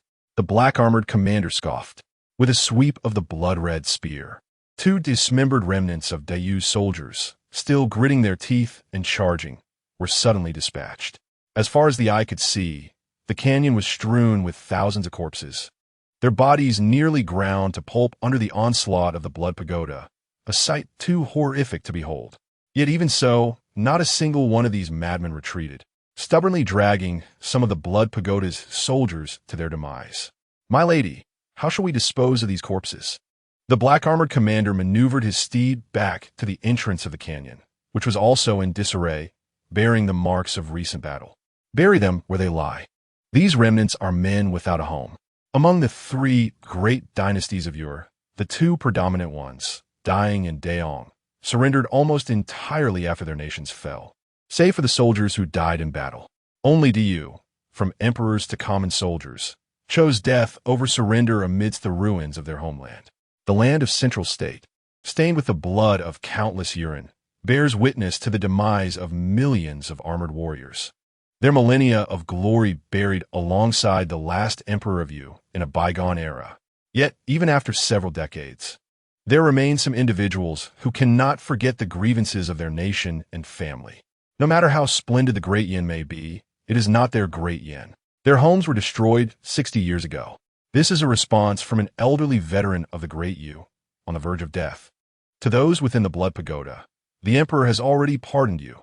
Why do you not wish to live well? It is sufficient to have arrived at this point. General Yu, after burying these corpses, you may return." Bai Luoshen gazed toward the heart of Junzhu, bidding farewell to the Blood Pagoda and embarking on her solitary journey home. Her demeanor transformed from calm to sharp, her brows displaying an air of authority. Just moments ago, she received an anonymous secret letter, stating that the envoy from the North Desert intended to assassinate the heir during the winter hunt. She chose to believe in its truth rather than its falsehood. At this moment, less than half a day remained until the winter hunt, and the secret realm of Isol Mountain had already opened. Bai Luoshen had been closely monitoring the various circumstances in Yujing. She understood that the troubles the heir faced were all due to the arranged marriage.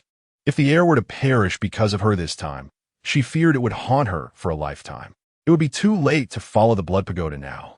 She must hasten back to Yujing with utmost speed, even knowing that ambushes might await her along the way.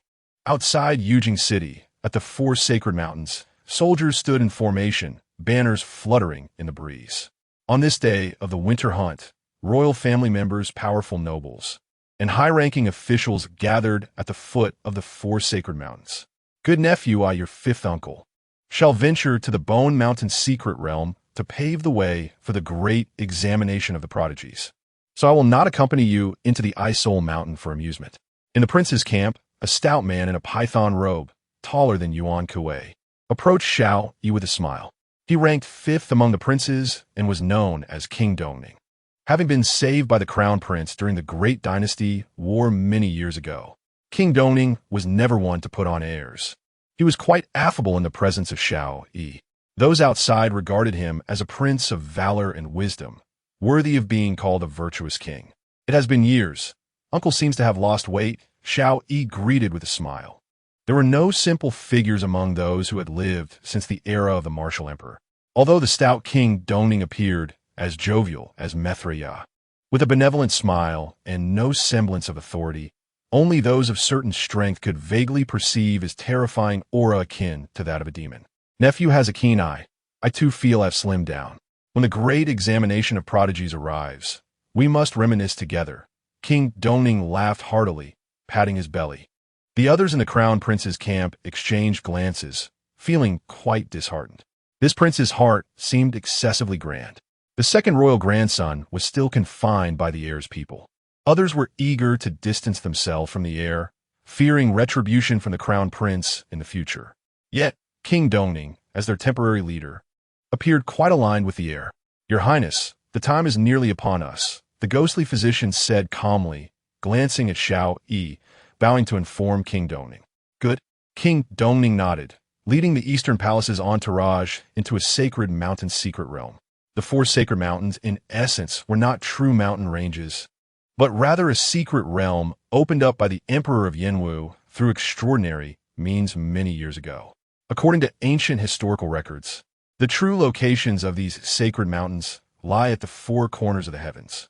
In the far east, Thunderpool Mountain possesses an inexhaustible source of thunder.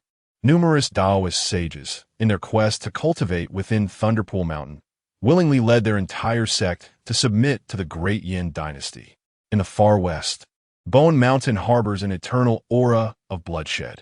The mightiest of the Great Yan's four forbidden armies, the Northern Border Forces, have endured the trials of life and death upon Bone Mountain.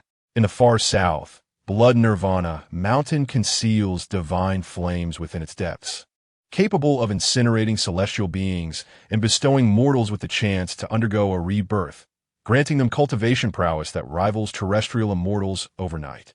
Finally, in the far north lies Ice Spirit Mountain, perpetually cloaked in snow and ice, home to countless resilient and formidable creatures.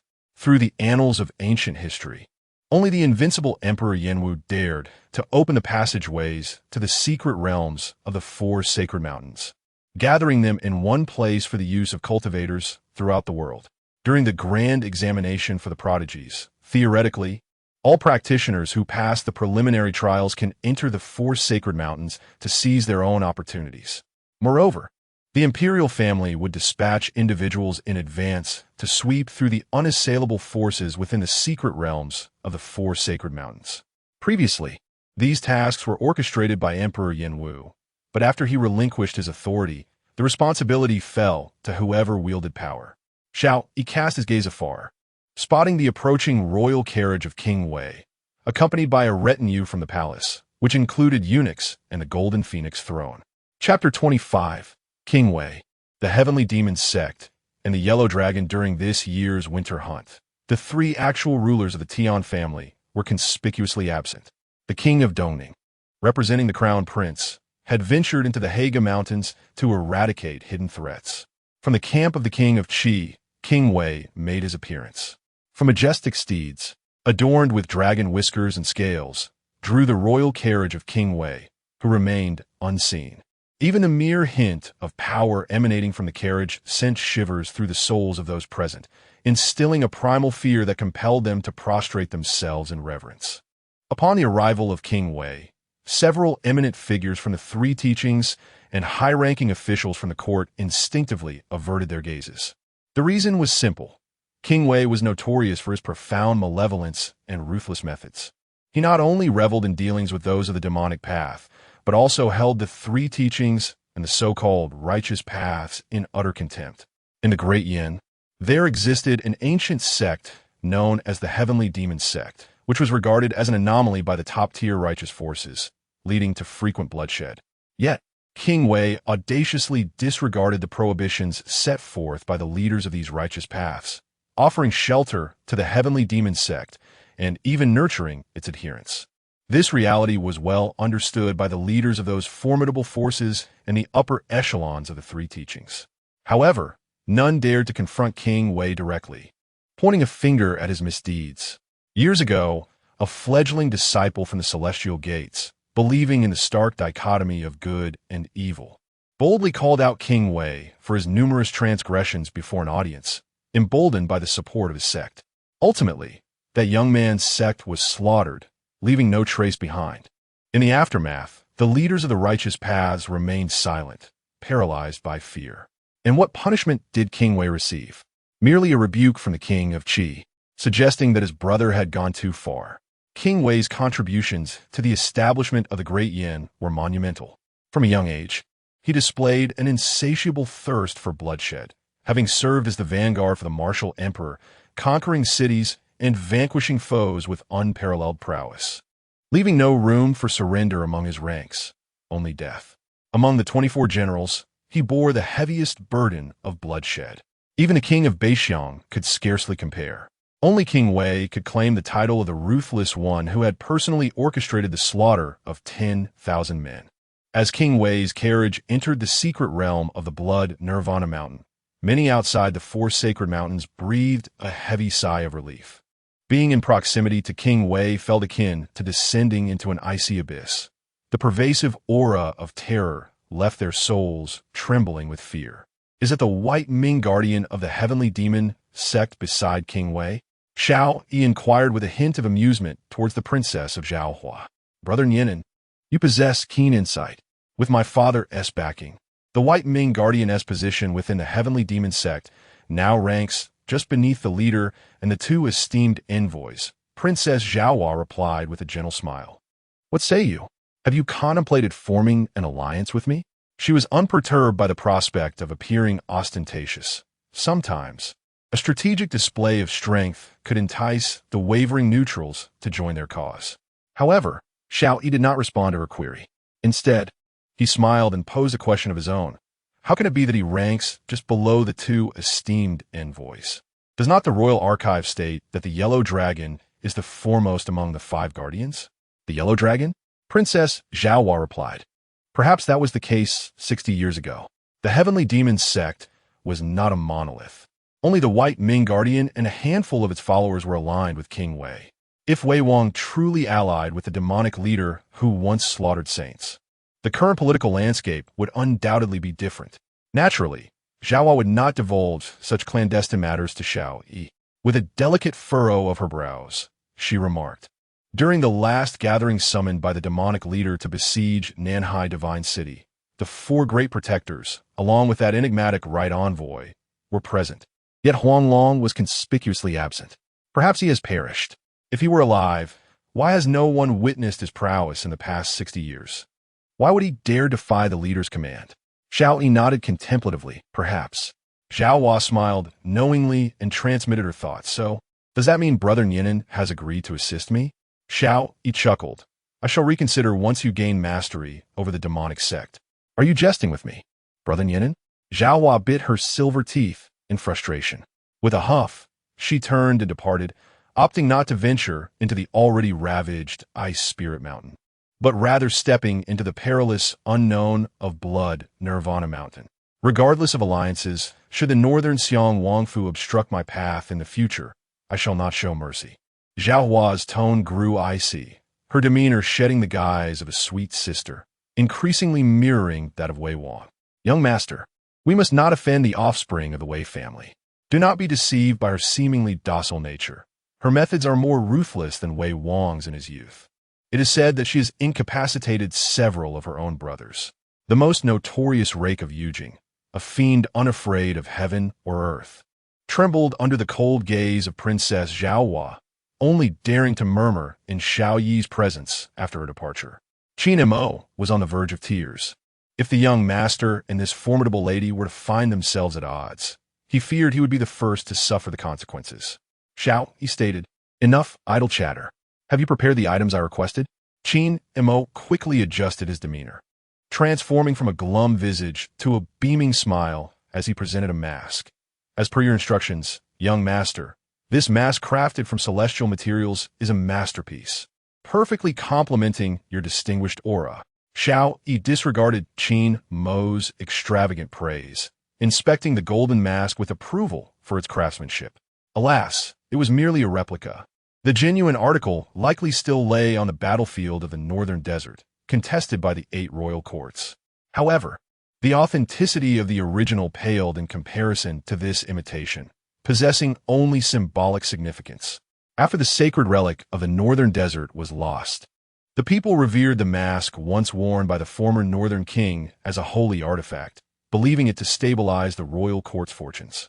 Any northern tribesman who encountered the mask would regard it with utmost reverence. Naturally, if it were a counterfeit, it would be seen as a desecration of the northern people's dignity, potentially inciting a frenzied pursuit. Let's proceed. Most of the royal offspring had already entered Ice Spirit Mountain. Donning the mask, Xiao Yi, accompanied by Yi Ke, stepped into the sacred mountain's secret realm. Within Ice Spirit Mountain, the ancient ice remains eternally frozen, with chilling winds permeating the air, capable of freezing the true qi within one's body. Thus, one must wear a mask made from special materials to mitigate the cold's effects. However, Qin Mo's constitution was too frail, even with a mask. He could not endure for long and could only wait anxiously outside. He leaped up, waving his hand. Your Highness, everything is going smoothly. I await your arrival with warm wine. Within the Ice Soul Mountain, the vastness of heaven and earth lay draped in a shroud of white snow. The undulating mountain ranges resembled majestic white dragons traversing the landscape, a sight that stirred the soul with exhilaration. Many royal offspring and their attendants, entering for the first time, trembled in the biting cold. Even with special masks to shield against the icy winds, they felt chilled to the bone, their outstretched hands instinctively retracting. Let us remain by this bonfire and wait for prey to approach. I have heard that the deeper one ventures into Ice Soul Mountain, the colder it becomes, with inner layers even possessing frigid currents capable of freezing one's very spirit. Someone suggested. Many royal and clan youths, reluctant to come, merely sent by their elders for training, chose to huddle together for warmth. How unfair! The disciples of the celestial sect, who had painstakingly worked their way in, even willing to serve as attendants, cast cold glances, inwardly cursing. The court's people could enter so easily, yet they failed to appreciate the opportunity. If those celestial disciples who yearned to enter but could not were to witness this, they might very well be driven to despair. Ultimately, it boiled down to the tyrannical nature of Emperor Yenwu and the oppressive rule of the Great Yan court. Years prior, cultivation resources were predominantly held by sects, leaving only a fraction for the dynasty's cultivators and common folk. Now, however, the situation had reversed, with the court suppressing all schools of thought across the realm. One day, their elders would alter this dynamic, and that day it would not be far off. Observing the emotionally charged celestial disciples departing into the depths of Ice Soul Mountain, Xiao Yi could not help but shake his head. When the decade-long agreement of the martial emperor concludes, this world may well descend into chaos beyond imagination. Meanwhile, within a den of ice bears in the inner sanctum of Ice Soul Mountain, a dozen northerners clad in standard Great Yan armor were feasting on the blood and flesh of the ice bears. Suddenly, a blindfolded northern shaman opened his eyes, coughing up blood, and hoarsely declared, "General, the heir of the Abyssal King has entered." Chapter 26. The Court of the Gale, King Heavenly Demon. The heir of the Abyssal King entered. As he opened his eyes, the sorcerer from the northern wilderness suddenly displayed a countenance filled with terror. In his eyes, an inexplicable black soul fire ignited. Blood erupted from his 7 orifices, and he hoarsely uttered, "Flee! Flee!" Before he could finish his sentence, his neck tilted, and his breath ceased entirely. Who? The surrounding northern warriors were taken aback, their senses heightened as if facing a formidable enemy, drawing their blades. Yet within the cave, no anomalies occurred. "General," the warriors cast apprehensive glances at their steadfast leader, a one-eyed general with a calm demeanor. The sorcerer who had just perished was the revered black shaman of their Gale tribe, a being to whom even the Gale King showed deference. What calamity could have befallen him to meet such a tragic end? In a northern wilderness, not even the weakest black shaman was dared to be slain, for they were the apostles of the eternal heaven, the eyes of the divine. To kill one was to commit an egregious act of disrespect against the eternal heaven. "Stay calm." The one-eyed general unsheathed his long blade, steadying himself with a sardonic smile. "I have long heard tales of the treacherous and perilous secret realms of the holy mountain of the Great Flame. Having witnessed it firsthand, the rumors hold true. It is but a single death. What is there to fear? Having departed from the protection of the eternal heaven, he is merely flesh and blood. If he encountered something he should not have while retracting his soul energy and was met with backlash, that is entirely to be expected. We must ascertain the true meaning behind his flee. Did the heir discover our presence? Or did he bid us to escape?" Heavenly Demon was an anomaly among the northern people. He held no faith in the eternal heaven nor in the existence of deities. Raised by the Wolf King, he had engaged in battle upon emerging from the Black Forest, clawing his way up from the depths, treading upon countless corpses to reach his current stature. Throughout this arduous journey, he relied solely on his own fangs and the blade in his hand. However, before the northern warriors could voice their concerns, the ground trembled, and the entire ice bear cave began to collapse rapidly. With a roar, as the frozen earth churned, a colossal white figure erupted from the frost, manifesting before the gathered crowd. It resembled a gigantic crystalline pangolin, its armored back adorned with hundreds of barbed ice spines, and its elongated tail whipped forth with a sonic boom. One northern warrior, eyes wide, could barely raise his blade in time, under a single lash of the tail. His body, along with his armor, was cleaved in two with astonishing ease. Could the sorcerer's warning to flee be connected to this beast from the depths? I have long asserted that we should not have ventured into this inner sanctum. It remains untouched by the great flame court, fraught with peril. Witnessing the claws of this ice-armor giant, sharper than any divine weapon, effortlessly slaying the northern warriors who had awakened their totemic bloodlines was akin to slicing through tofu. And discord began to rise within the ranks. Enough. Silence. Aside from an initial moment of astonishment, Heavenly Demon swiftly regained his composure. Unlike the others, who scurried for cover, he stood resolute, his aura receding to a near-ethereal state, like a patient hunter awaiting the opportune moment, as his curved blade slowly emerged from its sheath. With a resounding jump, the blade sang forth. His body was adorned with over 300 faintly oozing blood-red acupoints, the muscles of his arms bulging as he unsheathed a gleaming curved blade. With a fierce charge, he swung his sword, sending a wave of energy akin to a full moon slicing through the air, the faint sound of wolf howls echoing in the distance. With a harmonious convergence of spirit and energy, he unleashed a single strike. A massive head soared into the sky, ice crystals mingling with blood like a gushing spring. Heavenly Demon landed, sheathing his sword, as the colossal corpse of the ice-armored beast crashed to the ground, leaving the surrounding desert assassins stunned in shock. The general's power has increased again. In that fleeting moment, I seemed to glimpse a winged, celestial wolf totem, a symbol of approaching mastery of the 11th realm.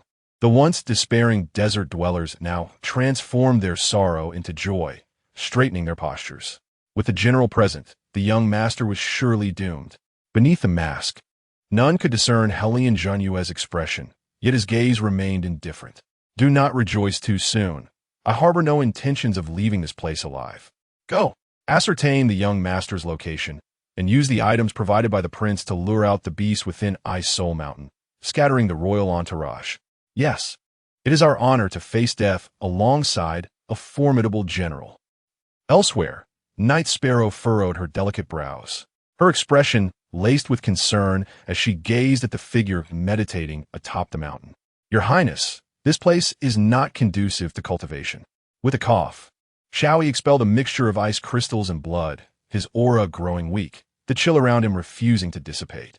Witnessing the young master cough up blood, Night Sparrow's face paled, and she hastened forward, eager to channel true energy and soul blood to heal him. Xiao Yi grasped her wrist, halting her, shaking his head with a smile. It's of no consequence. The blood he expelled was not due to a misstep in his cultivation, but rather his deliberate absorption of the lethal ice marrow beneath the towering ice of Ice Soul Mountain, attempting to erode his own flesh. There was no other way. The fate of a born martial sovereign demanded such a method of enhancement. Presently, there were exceedingly few things in this world capable of injuring his body. The royal records documented that the ice marrow beneath the 10,000-foot layer of Ice Soul Mountain was immensely toxic. A single drop could render a martial celestial incapacitated, leading to the gradual destruction of even a terrestrial immortal's body. Yet, he had just refined and absorbed a significant quantity, and all it did was impart a slight chill. The blood he coughed up merely remnants of the useless ice marrow. However, not long ago, he had discovered something rather intriguing.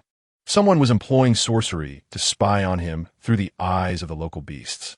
Subsequently, he released Yan Jiuquan, who had been trapped in the soul lamp, now transformed into a creature unrecognizable as human.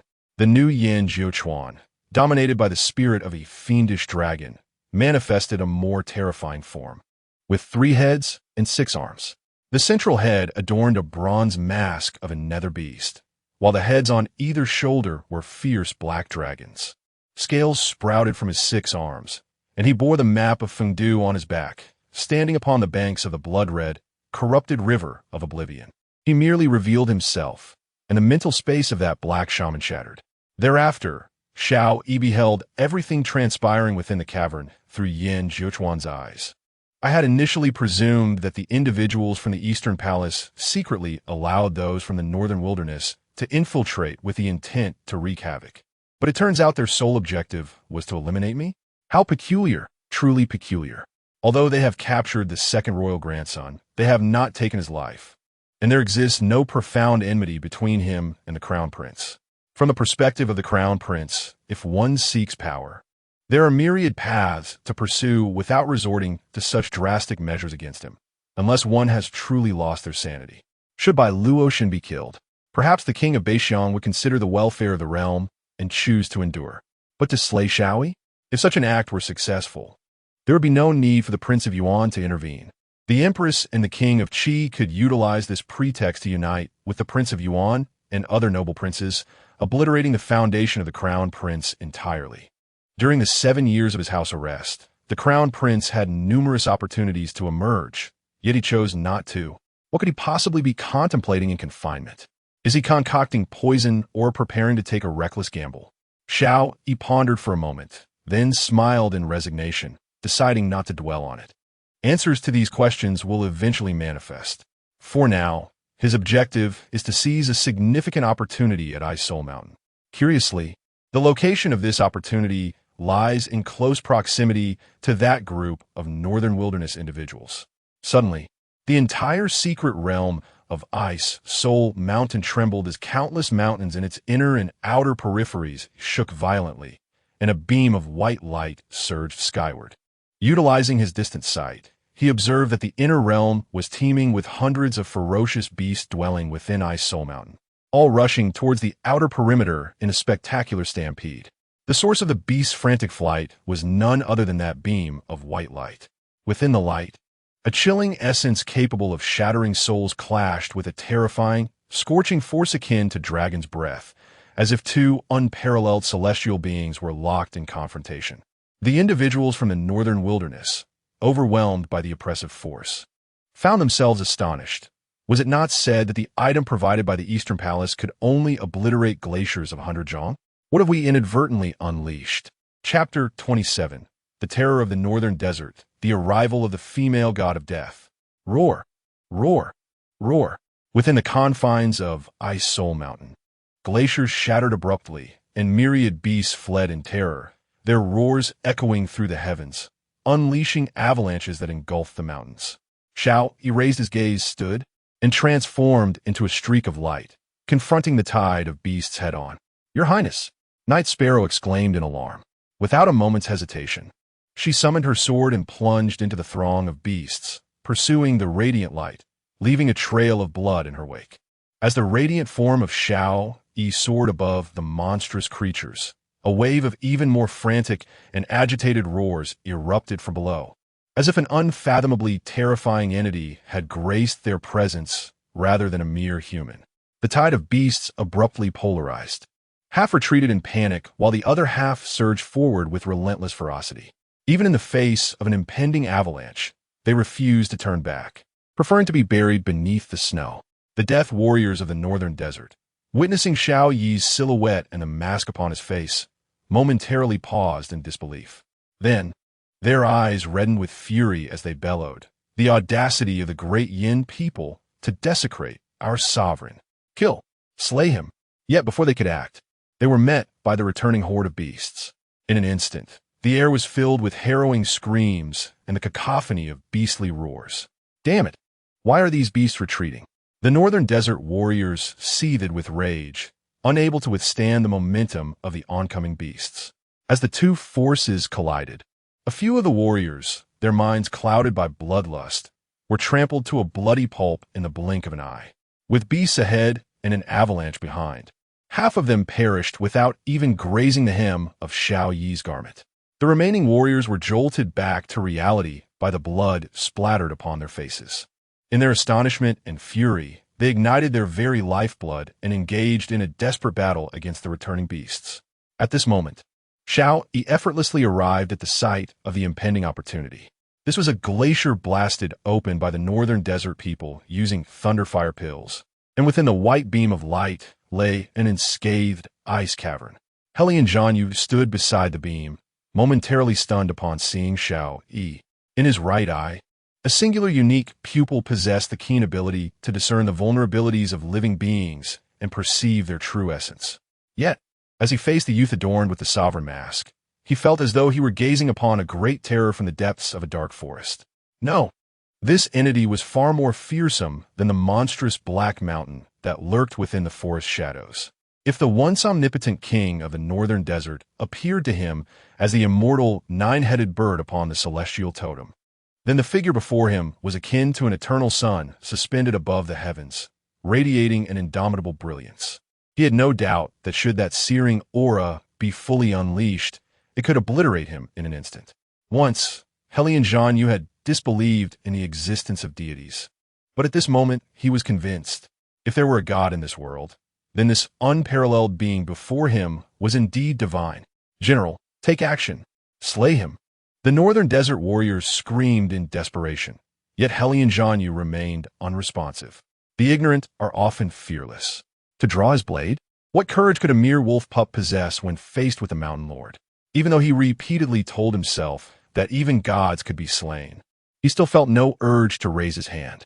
Xiao Yi casually grasped a curved blade from a fallen warrior of the northern desert and swung it forward, severing the path of a panicked snow wolf. Just as he was about to brush past Hellion Junzhu, the latter closed his eyes and finally lifted his sword, seeking a semblance of dignity in death. The clash of weapons resonated, and suddenly, a powerful shockwave surged forth. Xiao Yi looked on in confusion as, unbeknownst to him, a strikingly beautiful woman clad in blood-stained dark robes appeared before him, her long spear dripping with crimson. A warrior from the northern desert? The woman emanated an intense aura of menace, and as she deflected the blow, a trickle of blood escaped the corner of her mouth. Not fresh, but a remnant of an old wound. It was her. The surrounding northern desert assassins, upon recognizing her visage, were struck with terror. They could never forget the great humiliation endured years prior at the royal court. A woman, leading merely 3,000 cavalry, had pierced through the 6,000-strong army amassed at the front lines, reaching the very sanctum of the holy court, and shot down their royal standard emblazoned with the immortal nine-headed bird. Among them, some had participated in that fateful hunt. The various royal courts had united under the holy court's orders, combining 80,000 cavalry to hunt down the 3,000 riders of the Great Yan. The outcome was a complete defeat, as the leaders sent to battle were all captured by this female deity of death. The 80,000 iron cavalry of the royal court crumbled like loose sand, terrified by the prowess of the 3,000 riders, bringing disgrace upon the holy court. Bai Luoshen, recognizing the woman's face, Xiao Yi could hardly be in doubt about her identity. You are the young master? Bai Luoshen suddenly exhaled in relief, her taut nerves easing somewhat. The assassins from the northern desert entering Ice Soul Mountain were clad in Great Yan armor, and the mask of the northern desert king that Xiao Yi wore led her to mistakenly believe he was an assassin sent for the young master. A misunderstanding would be preferable. She had hastened back to the capital from the border of Junzhu, facing 2 ambushes along the way, exhausted to the brink of unconsciousness. She feared not for herself, but for the young master's safety. Just then, a terrifying roar echoed from beneath the glacier. The surrounding feral beasts trembled in their eyes, as if witnessing something dreadful, cowering on the ground in fear. Even as the northern desert warriors attacked them, they dared not raise their heads or make a move. In that moment of opportunity, a brilliant beam of white light surged upward, engulfing Xiao Yi, while a massive blue figure brushed past him. A roar erupted. It was a 1,000-year-old cold WYRM, resembling a hornless dragon, its elongated body capable of coiling around mountains, its scales glinting with a chilling sheen. Within its azure dragon eyes lay boundless majesty and a hint of ferocity. Its claws, as hard as legendary weaponry, perched upon the ice mountain, cleaving through the ancient frost. As it roared, a terrifying blizzard swept across the sky. Several airborne beasts that had yet to land and the northern desert assassins attempting to flee were instantly consumed by the icy tempest, leaving no trace behind.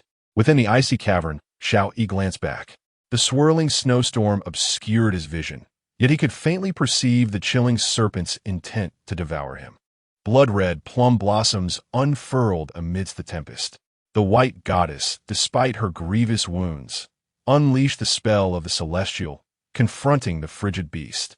Xiao Yi attempted to shatter the icy sanctuary, but the radiant beam revealed an unexpectedly formidable defense formed by the intertwining of two powers, rendering it impossible to breach in a short span. Was the strength of this refuge connected to the entire Ice Soul Mountain secret realm? Regaining his composure, Xiao Yi's consciousness explored this fateful domain. Before him lay two artifacts pulsating with tremendous energy. One was a magnificent divine bow, entirely crimson like flowing lava, crafted from the Nirvana Phoenix wood and adorned with 9 fiery crystals. The other exuded an even more sacred aura, resembling a bronze cauldron intricately engraved with images of mountains, rivers, the sun, and the moon, depicting a serpent bird devouring a dragon. Xiao Yi's gaze swept across the nearby icy wall, where dense inscriptions detailed a preamble and a cultivation technique. The gist revealed that mastering the ice elemental true chi of the cavern's master would grant immunity to the chilling poison of the ice marrow, allowing passage through the barrier of ice marrow that guarded the two divine artifacts, securing the bow that had once felled him, as well as the enigmatic dragonbird cauldron he had never fully comprehended in his lifetime. Furthermore, the cavern's master notably cautioned that the requirements for a successor to cultivate the ice elemental true chi were exceedingly stringent. Without achieving perfection, one should never attempt to approach the ice marrow barrier, as doing so without a decade of cultivation would lead to certain demise. Was it truly that simple? Merely requiring a corporeal form to traverse the ice marrow barrier? Xiao Yi resolved to force his way through. He could not afford to squander time on cultivating the ice elemental true chi. Chapter 28. The Sage's Treasure. The 9 heavens burning bow amidst the howling blizzard. A figure clad in blood-red garments, entwined with 9-colored divine energies, tore through the endless icy shroud, engaging in a fierce battle with the raging cold dragon, shaking the heavens and the earth. Between life and death, Bai Luoshen remained distracted by the situation within the ice cavern. Witnessing Xiao Yi risk being corroded by the cold poison in a desperate attempt to emerge from the barrier and assist her, her heart tightened with alarm. Stop! The cold poison of Ice Soul Mountain was of the utmost chill. Even a terrestrial immortal would suffer severe harm from the ice marrow's corruption. Despite the heir bearing the great fortune of the Yan kingdom and possessing formidable dragon energy for protection, such a course of action was tantamount to wagering one's life. Roar! Amidst the swirling snow, the cold dragon howled in pain, its frigid gaze revealing profound trepidation. The crimson-clad female warrior before it seemed to have been provoked, her murderous intent surging violently. Her lethal techniques grew increasingly terrifying, inflicting countless wounds upon its scales, spilling blood profusely. Had it not been for Ice Soul Mountain being its domain, continuously replenishing its divine power, it would likely have succumbed to this unparalleled combat prowess of the female warrior. As the tempest intensified, the cold dragon, having sustained multiple grievous injuries, descended into utter frenzy. Flee! The warriors of the northern desert, witnessing this turn of events, were left with but one thought. They were assassins, yet they were not foolish enough to sacrifice themselves for a lost cause. At this moment, the female warrior was oblivious to their presence, and the heir of the Abyssal King was ensnared. It was their moment to escape. Only Hellion Junzhu remained frozen in place, akin to an ice sculpture, still contemplating assassination. Truly, the general was a pillar of the royal court, even now considering such actions. We shall pave the way for the general. The remaining northern desert warriors dared not delay, igniting their essence, activating the totemic patterns upon them, transforming into light and fleeing. At that instant, Night Sparrow arrived. Who dares obstruct our path? The 4 northern desert warriors who successfully fled the storm bore fierce glints in their eyes. None among them were weaklings. After nourishing their totems with blood, 3 held the prowess of the 9th realm in martial arts, while 1 rivaled the grandmaster of the 10th realm. Night Sparrow understood that those capable of being assassins were mostly warriors of death. Thus, she posed no further inquiries, drawing her sword to strike. The chaotic brilliance of the sword light, sharp as a blade of wind, surged forth in an instant. The 4 from the North Desert did not flinch. grinning wickedly as the flowing energy around them merged with their shoulder totems, transforming into four ferocious, beastly phantoms that lunged forward. The swirling sword light extinguished one phantom before dimming significantly. As the remaining three phantoms prepared to engulf Night Sparrow, she suddenly sheathed her long sword, closing her eyes briefly before reopening them with a flash of crimson. In that moment, the world seemed to freeze. Night Sparrow's long hair cascaded down, transforming into 3,000 silvery threads as a dark moon emerged behind her. With a mere gesture, countless blood swords hung in the sky, raining down like a tempest of arrows. An eternal night fiend? The leader of the 10th Realm Northern Desert Warriors widened his eyes in astonishment, only able to emit a horrified scream before his body was pierced by the blood swords, shattering into ice shards swallowed by the blizzard. The remaining three, terrified to their core, desperately sought to flee. Yet, the silver-haired woman drew her sword once more, a streak of blood manifesting in the realm.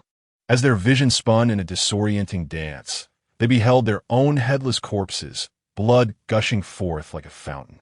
Meanwhile, within the icy cave, Xiao Yi had forcefully breached the ice marrow barrier, a chilling toxin accumulating within him, coalescing into an extremely cold golden elixir that gnawed at his meridians. After expelling a mouthful of toxic residue, he approached two artifacts of celestial origin. Upon mere contact, a surge of information flooded into his mind. Was this a relic of a sage? The sacred objects here were not akin to the Tianlang bloodjade, merely revered as divine treasures by the tribes of the northern desert. Rather, they were the genuine life essence of a true sage of the 13th realm, imbued with boundless sanctity. In the world, divine weapons and celestial relics are categorized into 5 tiers: treasured artifacts, divine weapons, forbidden tools, sacred items, and ancestral divine weapons. Treasured artifacts are the most rudimentary weapons with nascent spiritual essence, typically nurtured through the lifelong dedication of a grandmaster in martial arts, requiring 2 decades to cultivate a single treasured artifact. Divine weapons are even rarer, predominantly crafted by the foremost artisans of the realm, possessing inherent intelligence and unmatched sharpness. When wielded adeptly, they can sever celestial beings. Strictly speaking, forbidden tools are a subset of divine weapons, but they harbor a significant malevolence. While they grant powers far exceeding those of divine weapons, the backlash is often unbearable for the unprepared. Some formidable forbidden tools require the life force of celestial beings to unleash their full potential. Such items are meticulously documented by the authorities. Their deterrent power akin to that of nuclear weapons, and any attempt to conceal them would invoke the wrath of the sections. Sacred items are typically the singular life essence perfected by a sage over their lifetime, their power intrinsically linked to the wielder. However, their potential is terrifyingly high, surpassing all forbidden tools. As for ancestral divine weapons, they are exceedingly rare, akin to finding a phoenix feather in ancient history. Presently, Xiao Yi possessed but a single ancestral divine weapon, which he had left at the headquarters of the Heavenly Demon Sect to suppress the slaughtering celestial formation. As his consciousness delved into the imposing bow before him, further details emerged. 9 heavens burning sky bow. The bow's body is rooted in nirvana phoenix wood, while the bowstring is tempered from the tendons of a dragon aged a millennium. When the moon is waning, the string patterns reveal dragon scales, and upon a full moon, the ancient fire deity's inscriptions emerge. There are no physical arrows. Drawing the string gathers the flames of heaven and earth into a projectile, manifesting as the ethereal forms of a fire phoenix, flame dragon, and golden crow. Fire deity legacy. World incinerating 3 absolute arrows. Phoenix's fall. The arrow releases like a flaming phoenix diving, igniting indestructible glass fire within a kilometer, capable of incinerating true energy shields. Dragon devouring. Requires comprehension of the ancient fire deity's inscriptions. A full moon arrow, empowered by the ancient fire deity, can incinerate mountains and rivers with a single shot. Sun's fall condenses the essence of 9 blazing suns into a golden crow arrow.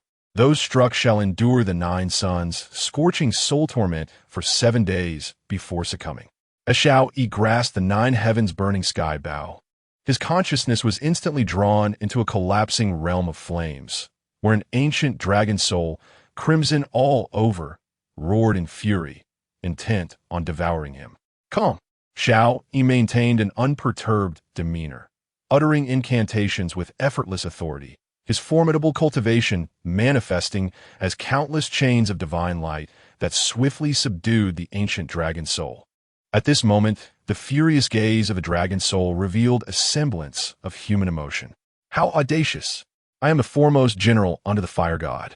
No wonder this secret is known only to the sixth transition. It seems the peril outweighs the opportunity. An ancient saint's remnant spirit seeks to borrow a weapon to devour its master and be reborn, but alas, in the realm of flames.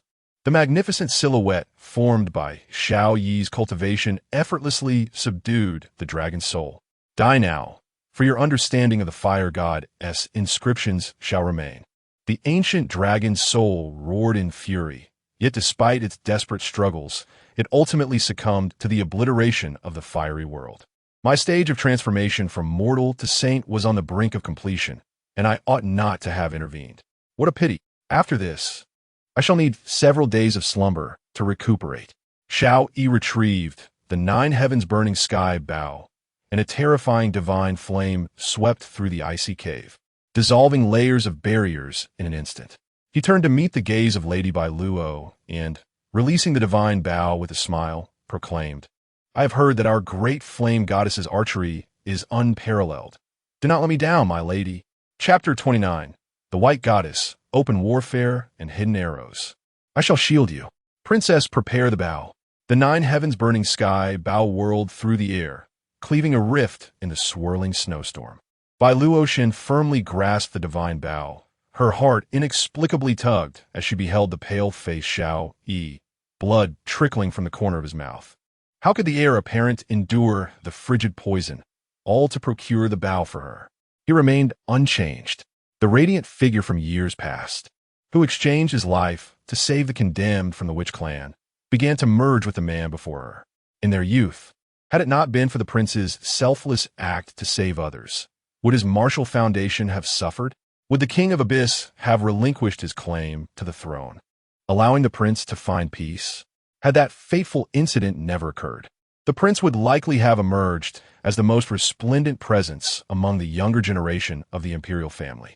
Even the once-lauded crown prince, who was heralded as the 3rd incarnation of the martial emperor, yet perished young, would pale in comparison. Alas, the heavens envy the gifted. The cold poison of ice soul mountain rivals the ordinary exile curse. The prince's future, it seems. Bai Luoshen wished not to dwell on it. But in this moment, her conviction was unwavering.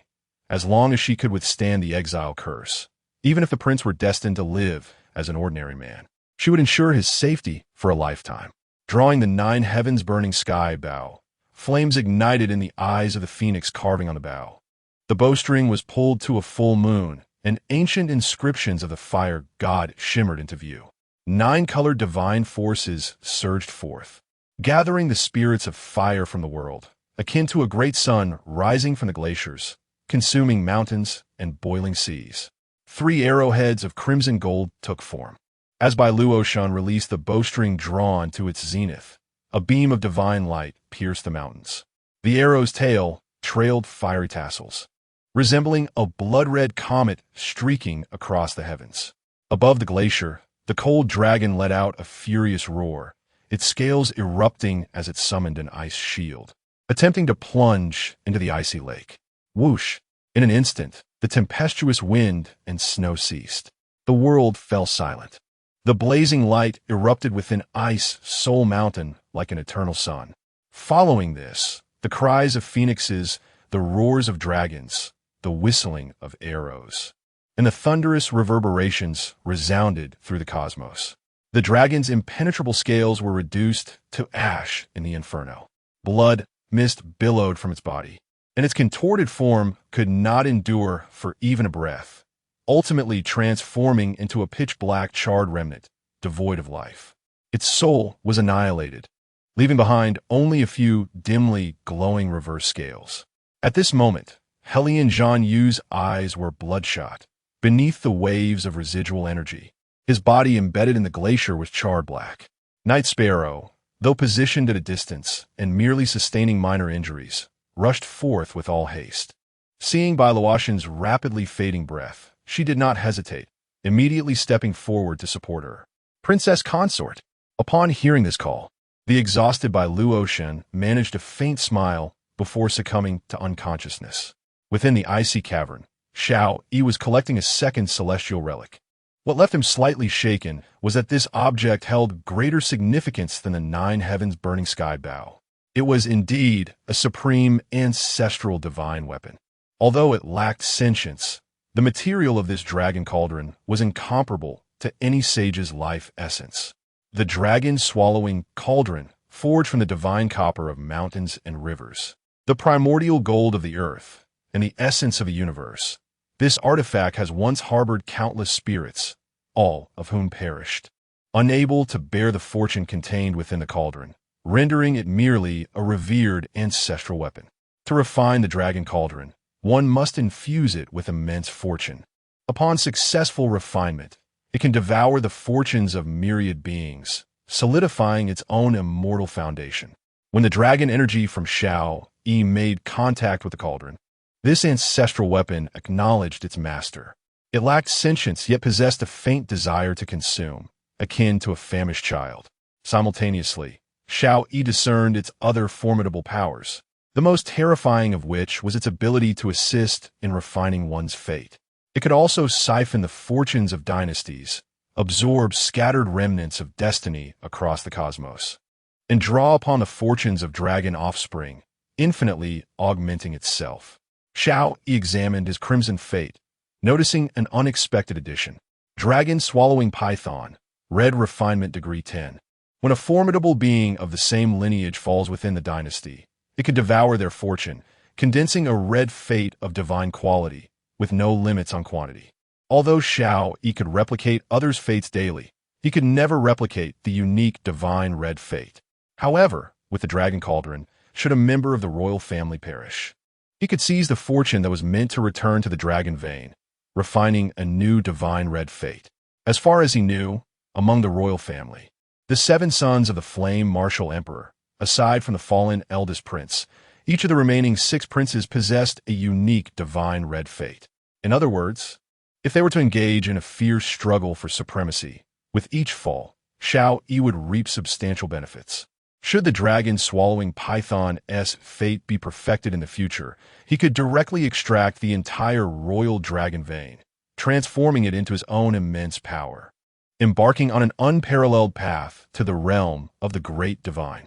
The realm of the Great Divine, known as the legendary 15 realms, is the ultimate destination of the Tao. Any path that has produced a being of the Great Divine will see subsequent talents, no matter how extraordinary, halted at the 14th realm. The principles of the Tao are immutable through the ages. Throughout the vast river of time, shining like the brilliant sun, only a handful of supreme beings have attained the Great Divine. Sword Do, Martial Do, Buddhist Do, Davan Do, Immortal Do. Each has once produced a supreme being of the Great Divine. In truth, countless exceptional talents have emerged on these paths, innovating as they went. Yet, throughout their lifetimes, they could achieve at most a fragmented state of the Great Divine.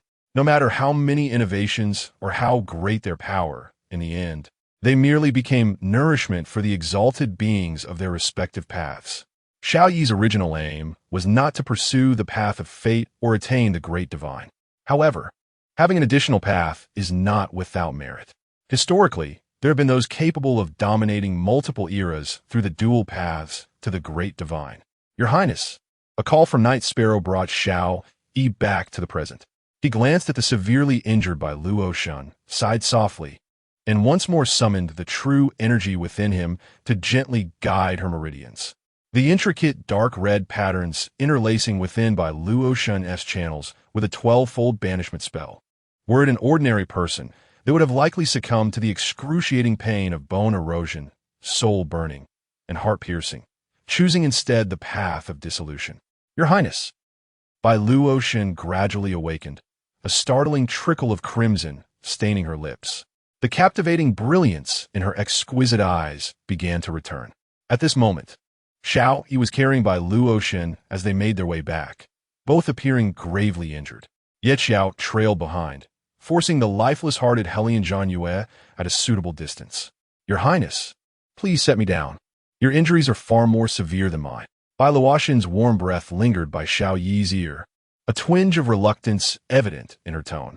Xiao Yi chuckled lightly, teasing, "Since you have made your decision, and the Emperor's decree regarding the marriage will not change, it is only natural for me to carry the future consort." He noticed that although Bai Luoshen appeared cold and formidable, a paragon of elegance and a fearsome assassin, there existed a stark contrast in her character. From the secrets within the immortal tower and her demeanor at Ice Soul Mountain, it became clear that this woman, who instilled terror in the hearts of her foes, was, in truth, an exceptionally rare romantic at heart. Upon hearing Xiao Yi's words, Bai Luoshen's pale face flushed slightly. She pressed her blood-stained lips together and murmured, "I understand. Your Highness does not hold fondness for me and wishes to avoid entanglement in the strife for succession. The Emperor's decree would indeed be a burden for you. The struggles within the court may be unavoidable. I shall shield you from open and covert attacks. Should calamity arise in the future, Luoshen shall perish before your Highness." Bai Luoshen disclosed her secret without reservation, revealing that she bore the broken immortal curse and might not live beyond 30. Her bloodied lips parted as she continued, "Rest assured, Your Highness, I have arranged everything with my grandfather. If ever Xiao Yi interrupted her gently, saying, "Do not speak of that word again. As long as the broken immortal curse endures, the witch tribe will be exterminated." His voice was soft and faint, yet it sent a tremor through Bai Luoshen's heart. Chapter 30. The 9 Thrones of the Great Yan's Authority. The Yuan Wang mansion. As she gazed upon the slumbering Xiao Yi, Bai Luoshen sat by the bedside, her autumn-like eyes brimming with compassion. Before their departure from the icy depths of Bingpa Mountain, the young master had managed to carry her for the first half of their journey.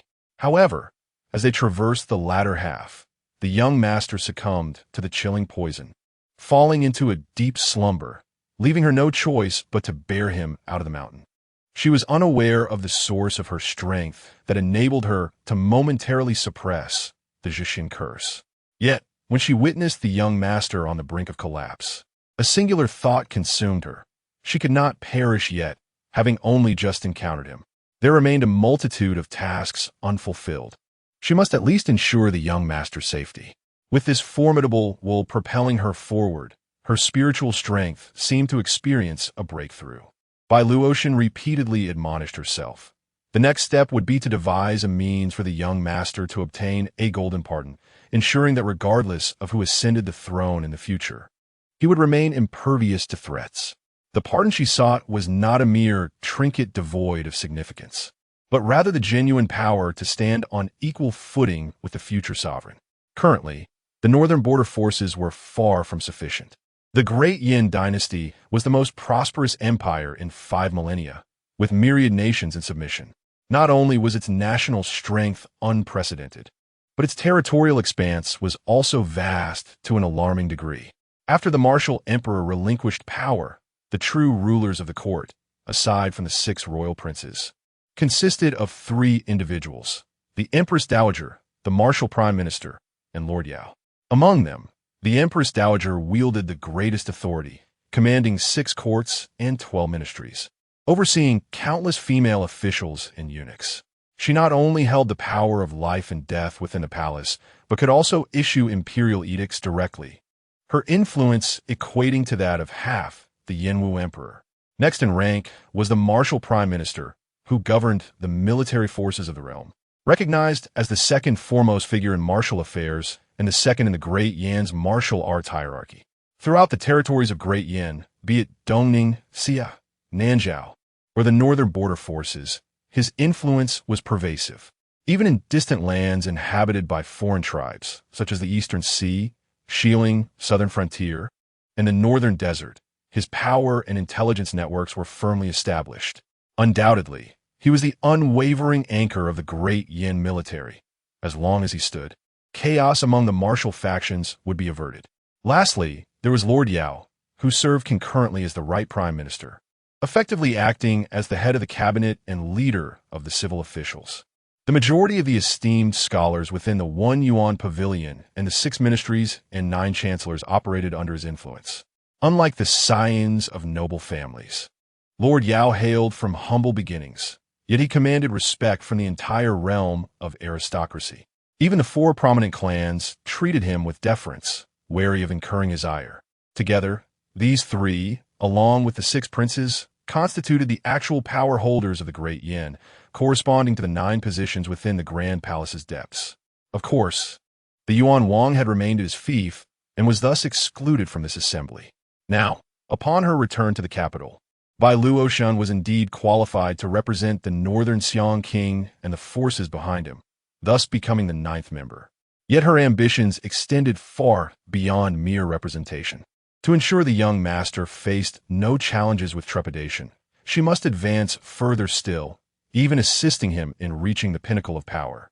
For among these 9 individuals, there existed a hierarchy of real authority.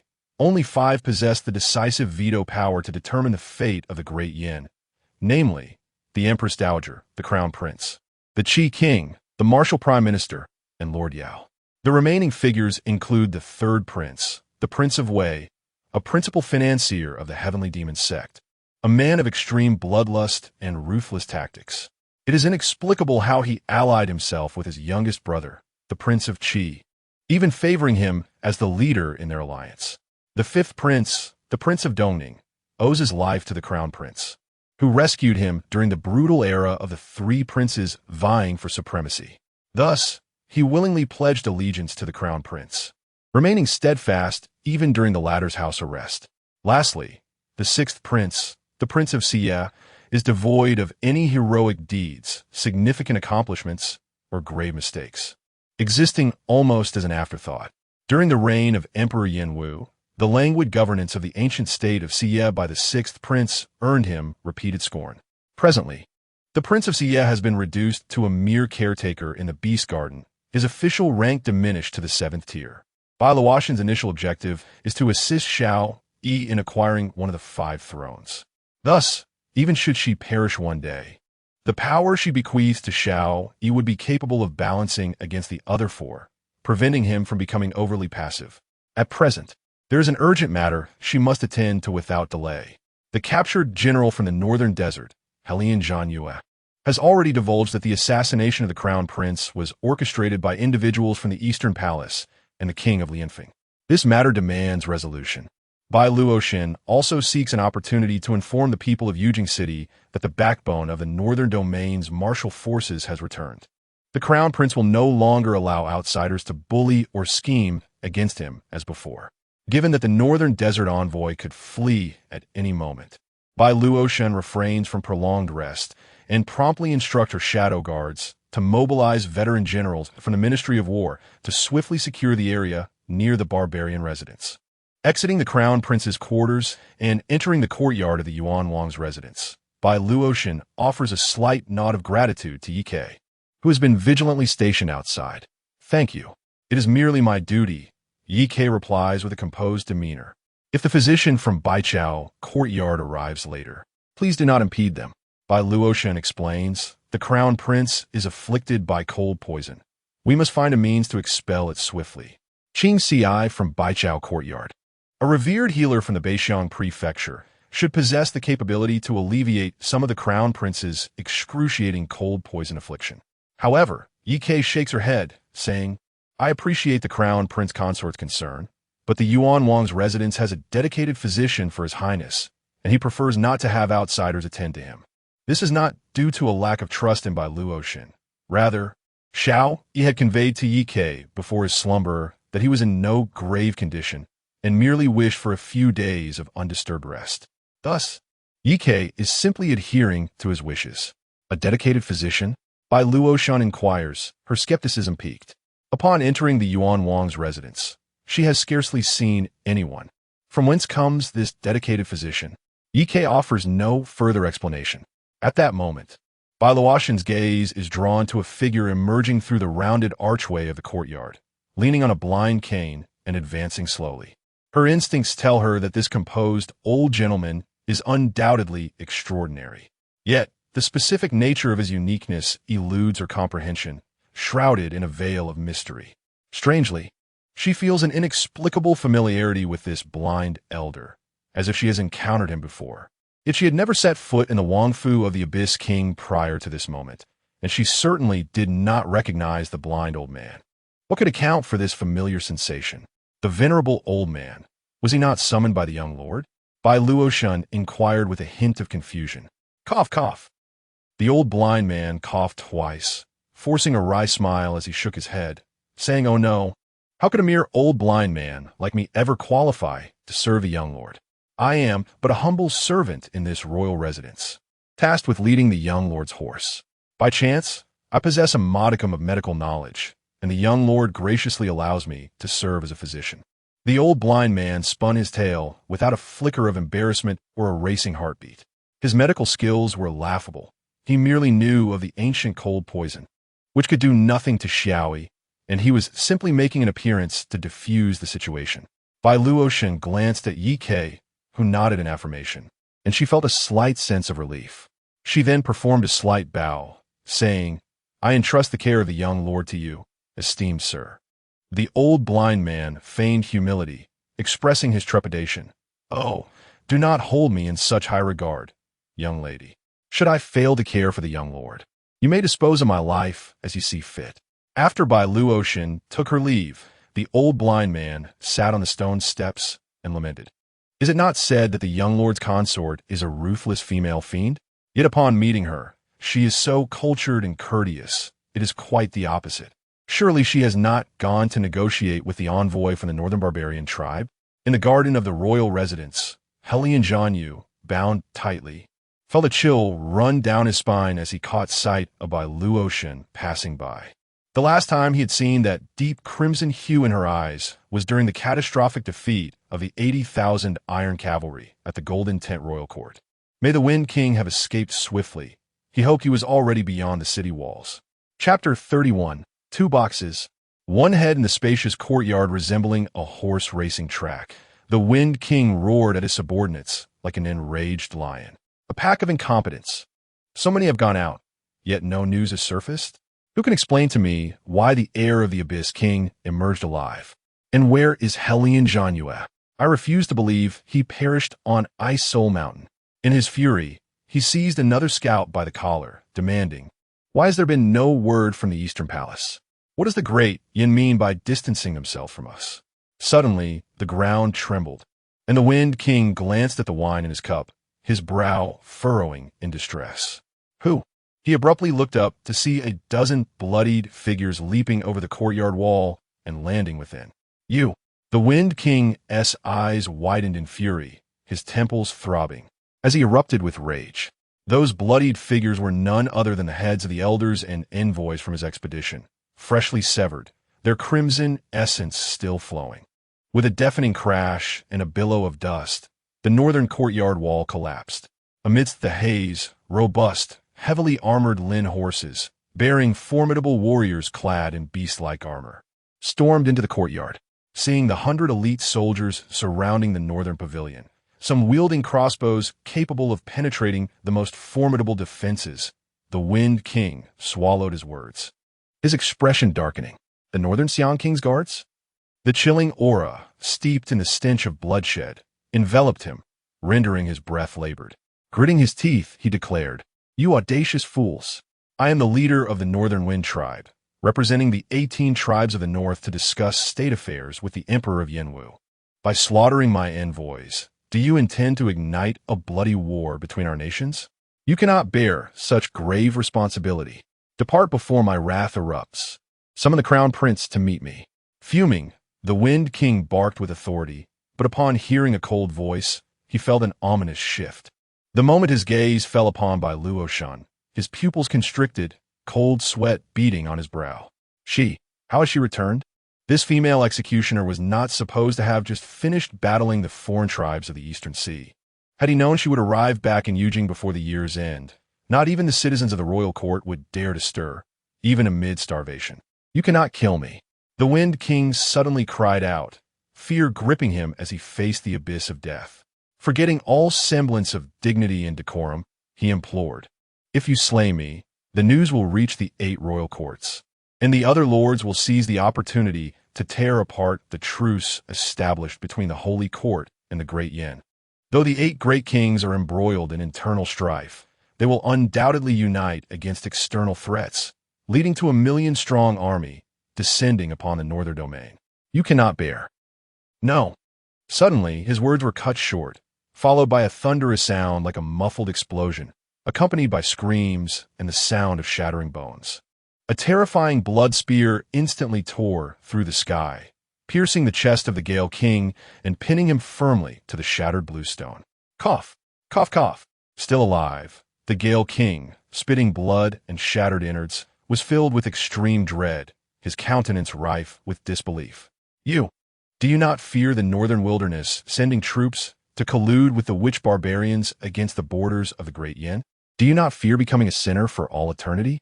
Yet at this moment, Bai Luoshen did not even spare him a glance.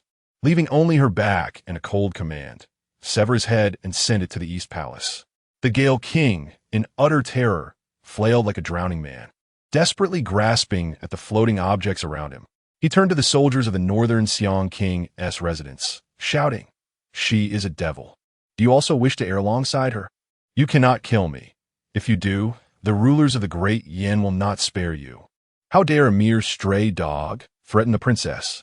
The captain of the northern Xiong King's guard sneered as he raised his fearsome weapon, without hesitation, beheading the Gale King. "Allow me to inform you. The heads in this courtyard are far from sufficient for atonement. 30,000 blood pagodas have received the order. Within 10 days, they shall raise the Gale King's court to the ground. Should any other tribes of the northern wilderness dare to intervene, it will be tantamount to declaring war against the Great Yan." Upon hearing the mention of 30,000 blood pagodas, the Gale King's eyes widened with fury, his still conscious head gasping out strange sounds, regret and fear overwhelming his anger. He died with his eyes wide open.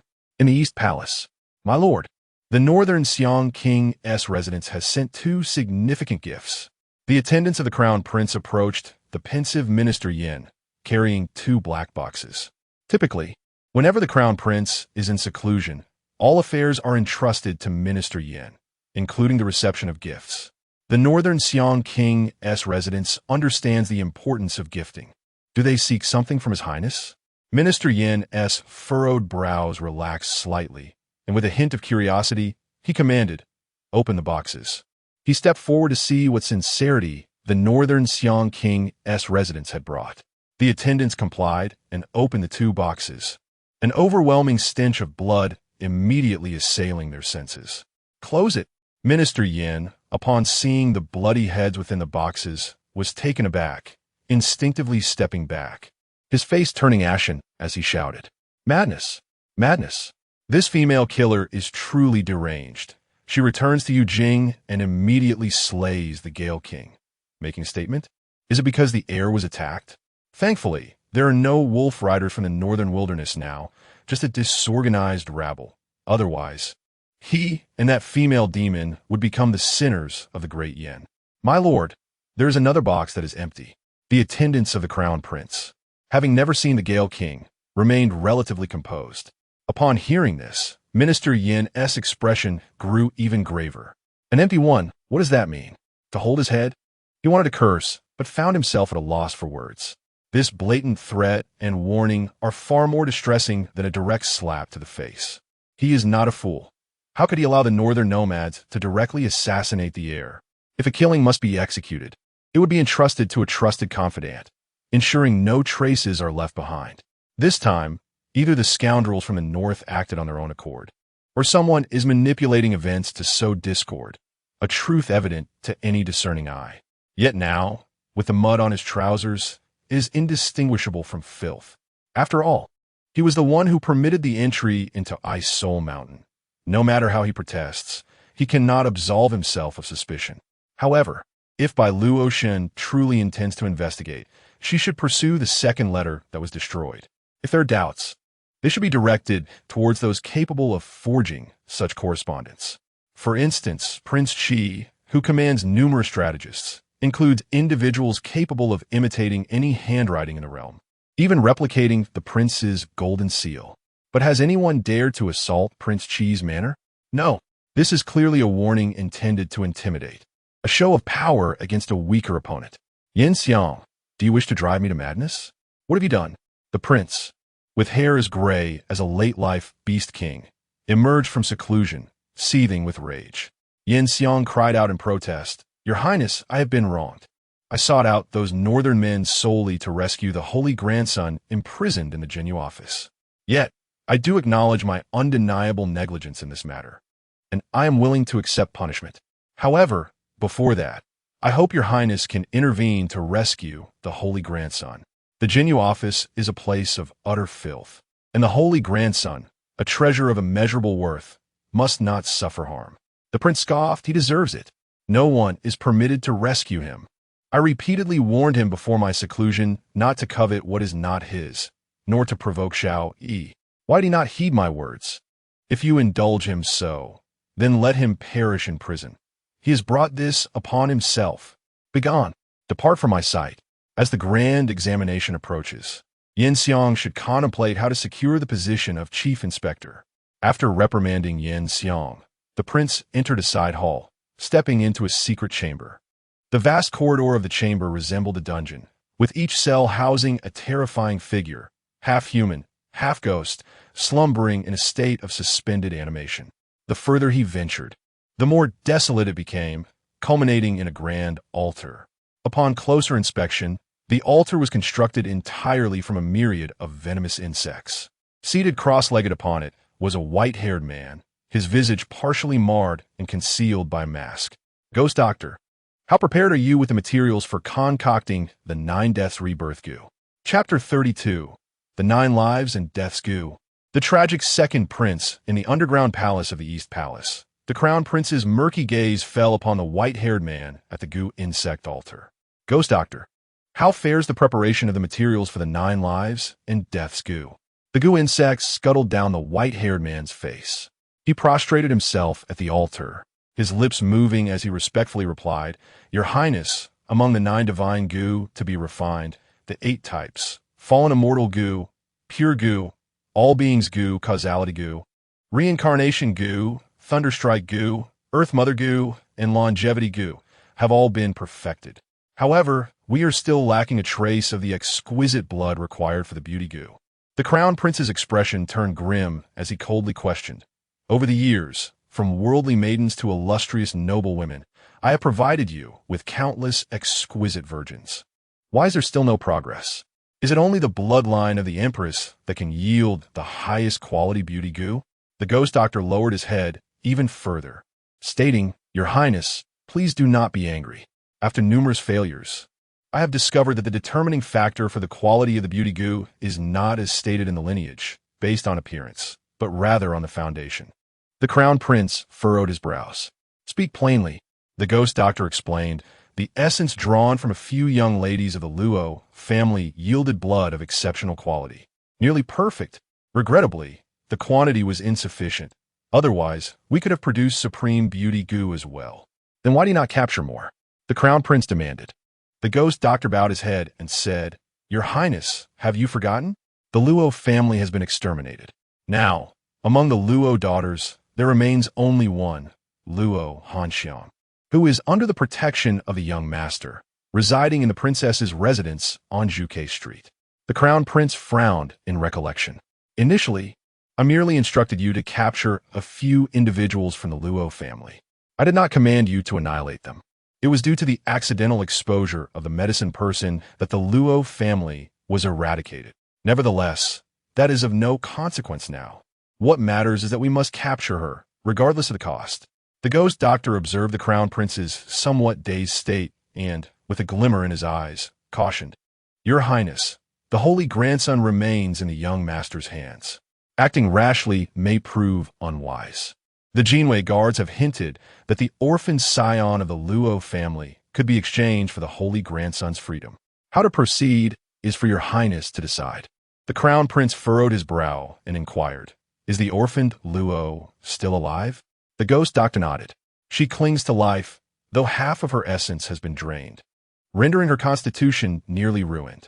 Although evidence of the massacre has been destroyed and the memory of that Luo woman can be erased, exchanging her would be tantamount to revealing our hand, which would offend many. The Crown Prince raspily stated, "Let them be offended. My time is limited. Do not instruct me on what must be done." The ghost doctor bowed deeply. "Understood." In the town of the prison, within the fiery depths where the second prince was detained, a guard opened the prison door.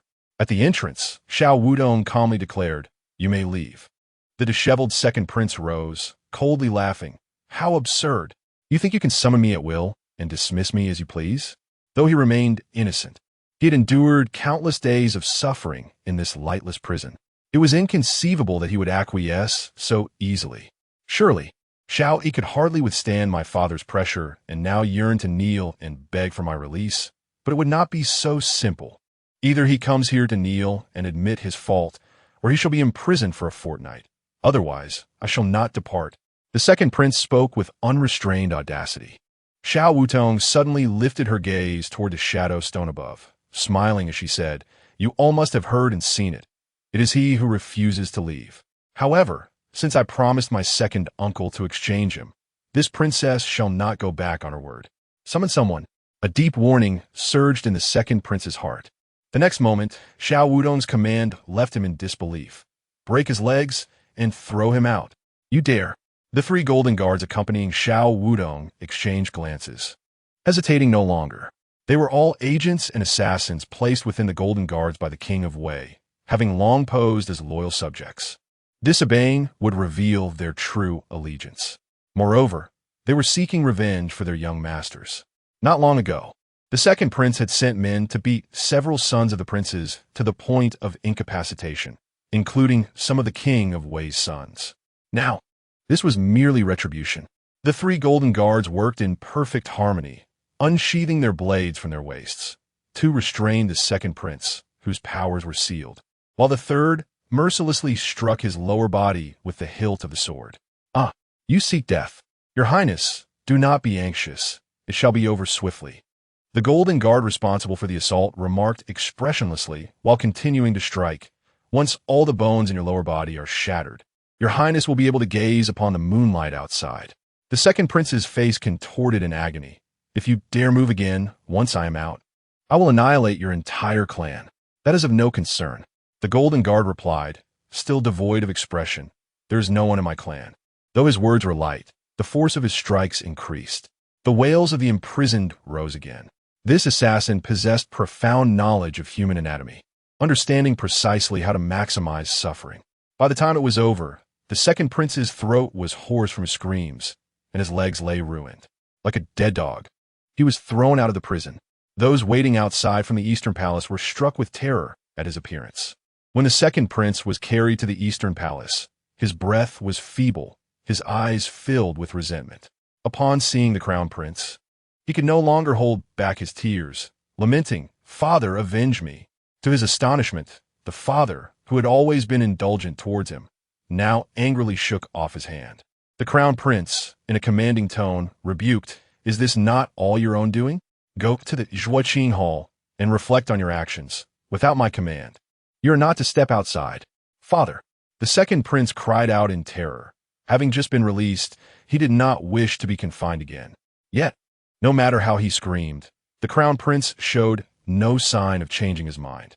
After a moment of silence, the crown prince's gaze fixed upon the direction of the Yuan Wang residence, coldly stating, "It is now evened out." The second prince's legs were broken, largely due to the fact that the Luo family girl scent was also half-crippled. It was only natural for those in the Yuan Wang residence to harbor grievances. Once they had vented, it would be over. For now, the case concerning the Luo family had reached a temporary conclusion, and as long as those in the court understood, it sufficed. The second prince had paid the price for his actions. If the Qi Wang and the Empress Dowager continued to pursue the matter, it would be untenable. Only by maintaining peace can he avoid any disruption to his forthcoming plans. "General Hua, those who obstruct our path tonight shall be met with no mercy. Bring the individual back to me." The crown prince cast a calm glance at the dark figure beneath him and spoke with composure. "I shall obey the crown prince's command." from within the shadows. A towering figure clad in black armor, adorned with the insignia of the Lord of Hell, knelt before the reflection of the crown prince to receive the order. Meanwhile, at the Wei Wang residence, the Wei Wang, with his flowing white hair and strikingly handsome visage, devoid of any trace of age, walked barefoot upon the icy lake. His eyes glinted with a frigid light as he instructed those by the shore. Tonight, the realm of Yujing is unsettled. My brother's subordinates have made their move. Bai Ming, you too shall go and eliminate Bai Luoshen on my behalf. The protector of the Heavenly Demon Sect, Bai Ming, clasped his hands and grinned, saying, since the prince has made his preparations, I shall naturally not disappoint. Simultaneously, in another part of the Wei Wang residence, Princess Xiao Hua listened to the report of a beautiful maid, her expression growing increasingly frosty. Your Highness, it has been confirmed that those responsible for the harm to Miss Ji and Miss Zhou years ago originated from the Eastern Palace, and the Luo family is implicated as well. The maid whispered, tonight, they may very well target the people of the princess's residence. Both of them are currently present. Princess Xiao Hua's phoenix eyes blazed with intensity as she commanded, go summon the lady of the pavilion. Neither Luo Hanxiang nor Bai Luoshen can afford to encounter any mishap. Anyone who intrudes upon the princess's residence tonight shall be slain. Chapter 33. The Sacred Text of the Demon, the Benevolent Hall in the Suburbs, as night fell. Xiao Yi awakened leisurely, stretching his limbs before stepping into the courtyard. The solitary cold moon hung in the sky, casting a chilling aura. Your Highness has awakened? Night Sparrow, leaning against the door with his long sword, suddenly opened his eyes. With a look of surprise, he promptly went inside to fetch a fox fur cloak for Xiao Yi. Where is old Lu? Xiao Yi just while the ingweeded. In the garden, the half-asleep old blind slowly opened his eyes. Is your Highness planning to go out tonight? Xiao Yi nodded gently. Yes, I need to venture out. Tonight, I may trouble old Lu to lend a hand once more. Old blind chuckled. Well then, if it's merely small fry, consider it a light exercise. It won't be a waste of an opportunity. If there's anyone you wish to eliminate, just command me. There's no need for you to act personally. Xiao Yi shook his head. It's not about killing. I'm heading to the Benevolent Hall outside the city. The princess's residence has gathered too many people, leaving me unable to maneuver. Hence I require old Lu's assistance to oversee a few matters. Upon hearing this, old blind expressed mild astonishment.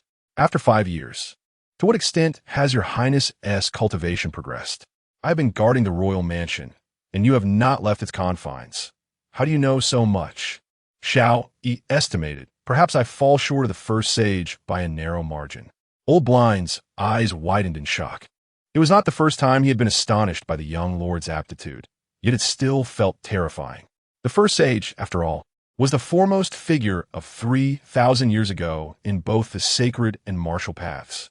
Not only that, he was the unrivaled champion of his time, conquering the formidable realms with merely the initial stage of sanctity.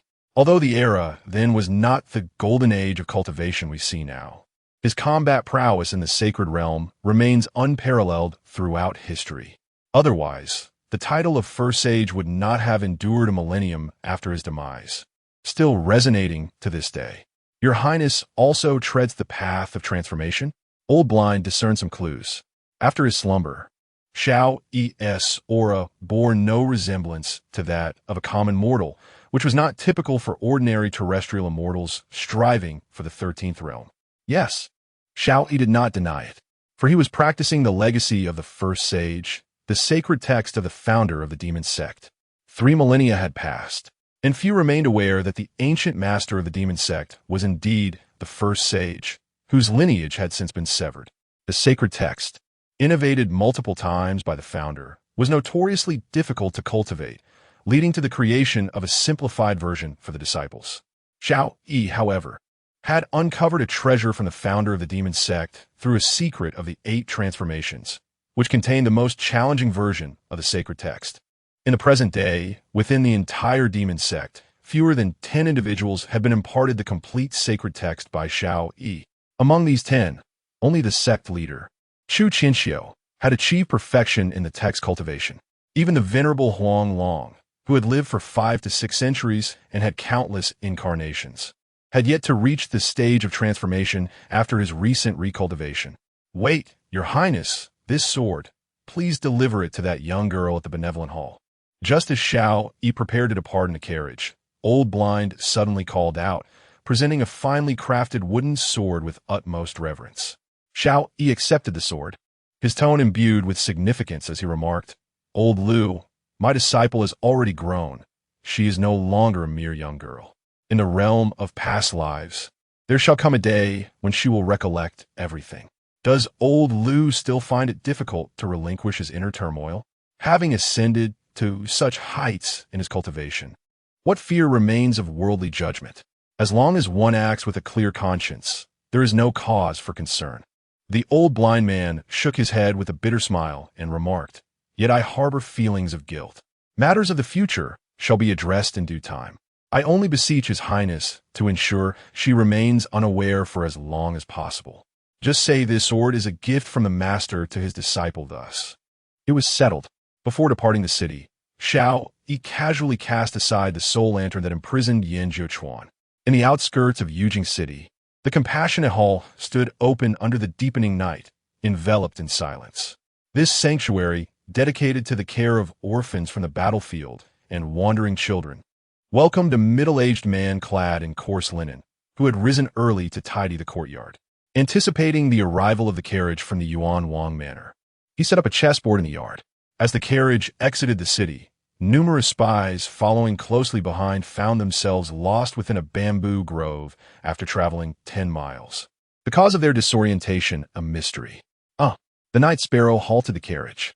As Xiao Yi emerged, he heard a clear voice calling out, "Nian and has arrived."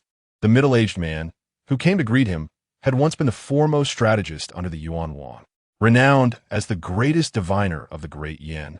He excelled in astrology and the arrangement of spiritual barriers. His name was Huangfu Wushuang, who, upon Xiao Yi's birth, had bid farewell to the Yuan Wang and retreated to Yujing for a period of 25 years. He could be considered a mentor to Xiao Yi, having taught him chess for a decade upon his arrival in the capital.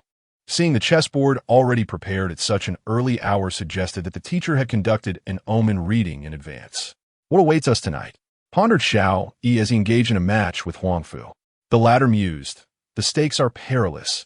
We ought not to involve the future consort. Did you not inform her that your injuries are not severe and that there is no need to seek medicine from the princess's residence?" Xiao Yi replied helplessly, "I did. But she did not believe me. The cold poison truly lingers within. It cannot be dispelled so easily."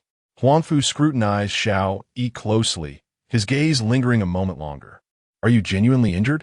Satisfied that no signs of bloodshed marred his visage, he sighed. "I suspect the future consort's visit to the princess's residence serves more than merely seeking medicine. She likely wishes to personally test the waters with Princess Qinghu.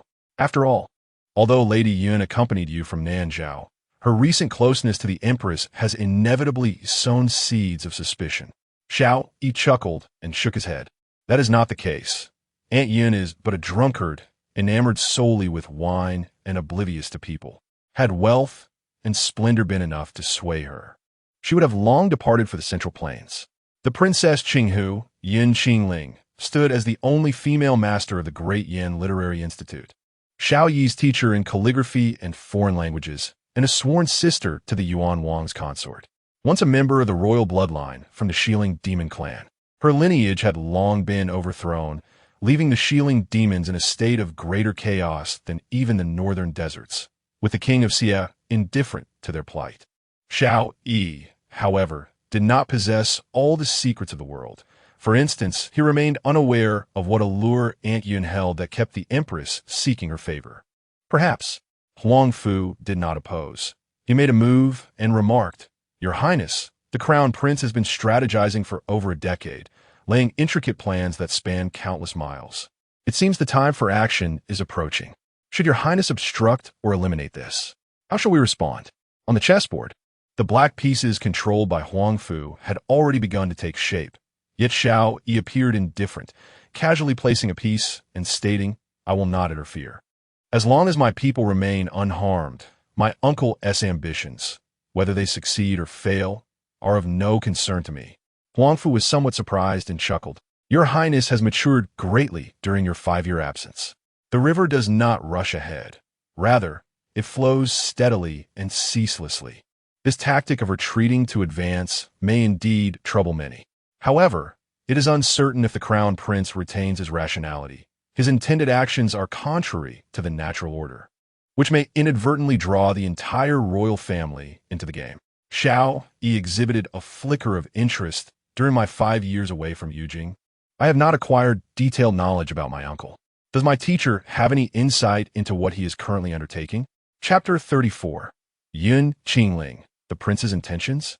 In the grand and resplendent hall of the princess's residence, the air was infused with subtle fragrances, mingling with the intoxicating aroma of fine wine.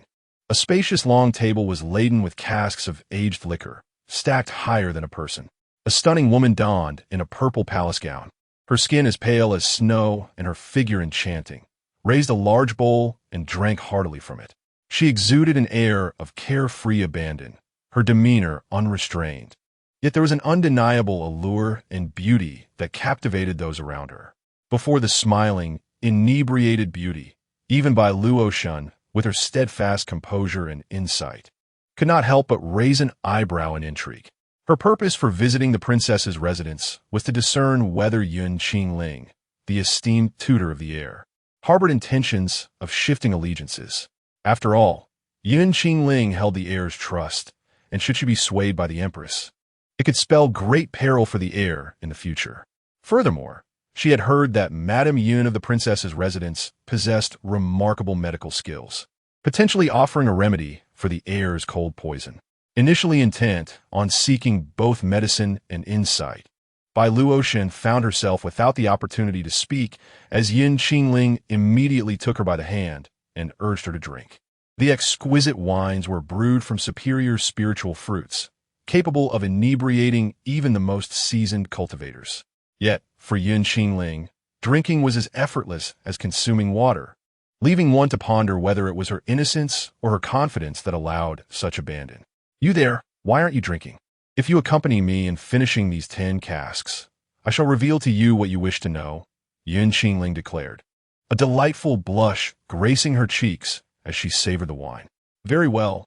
With Yun Qingling's promise, Bai Luoshen hesitated no longer and raised her bowl to drink with her.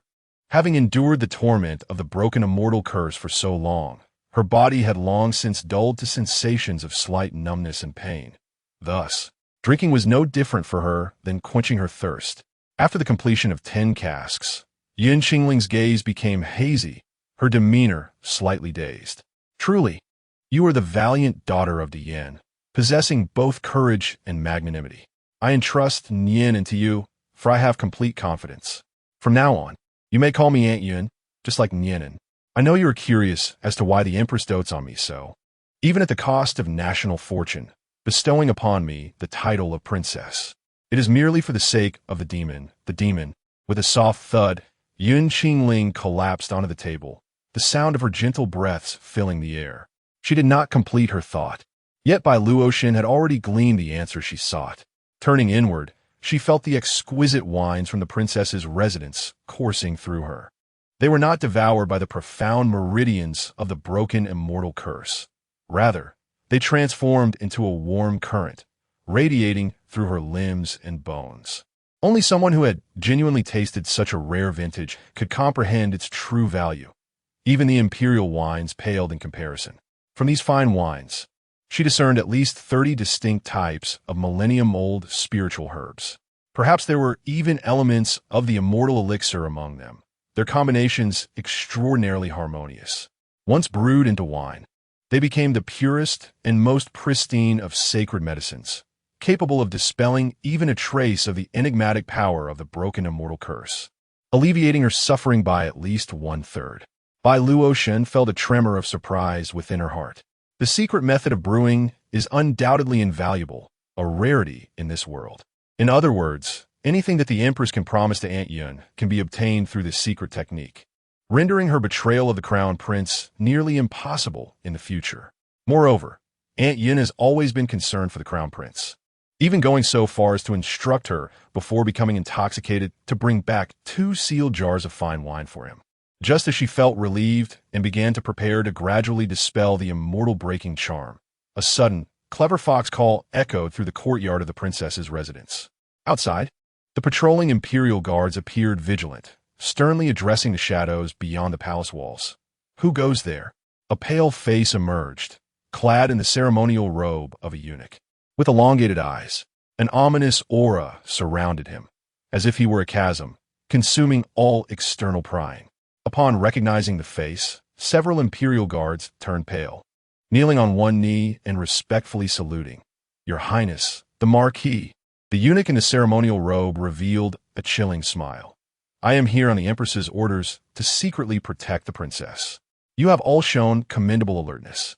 Rise and depart quietly, so as not to disturb the noble guests inside." "Yes." The guards, feeling as if they had been granted a reprieve, complied respectfully, not daring to question.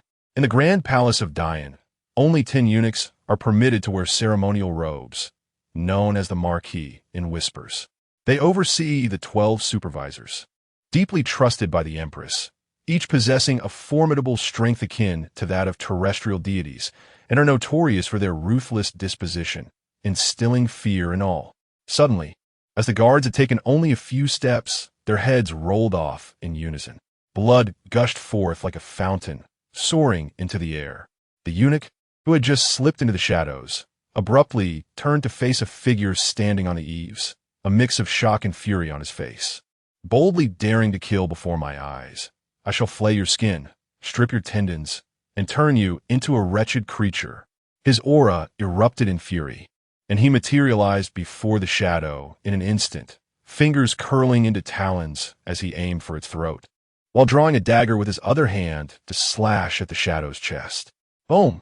Just as the eunuch attacked without defense, the shadow let out a low growl, and its entire form suddenly exploded, flesh and blood scattering. The corrosive black blood, highly toxic, corroded the eunuch's crown, robe, and the surrounding debris, releasing an acrid stench. A dead man? The eunuch's eyes widened in horror as he scanned the area, his expression freezing. On the undulating rooftops, hundreds of similar shadows now lunged towards him in a frenzy. The terrifying explosion should have awakened the nobility of Zhuke Street, but the surrounding realm appeared sealed. Countless forbidden runes flickered ominously, completely isolating this battlefield. It has begun. At the chessboard, Huangfu dropped another piece. The teacher had yet to answer my question. Xiao Yi sipped his tea, not glancing at the board. Huangfu's expression grew slightly grave. "If my conjecture is correct, the Crown Prince is likely in the process of concocting the 9 Deaths Rebirth goo, and has already faced several failures. He is now on the verge of success." The name 9 Deaths Rebirth goo was not unfamiliar to Xiao Yi. In fact, it resonated with a profound familiarity. His birthplace was in the southern domains, Nanzhao Kingdom, adjacent to the southern wilderness.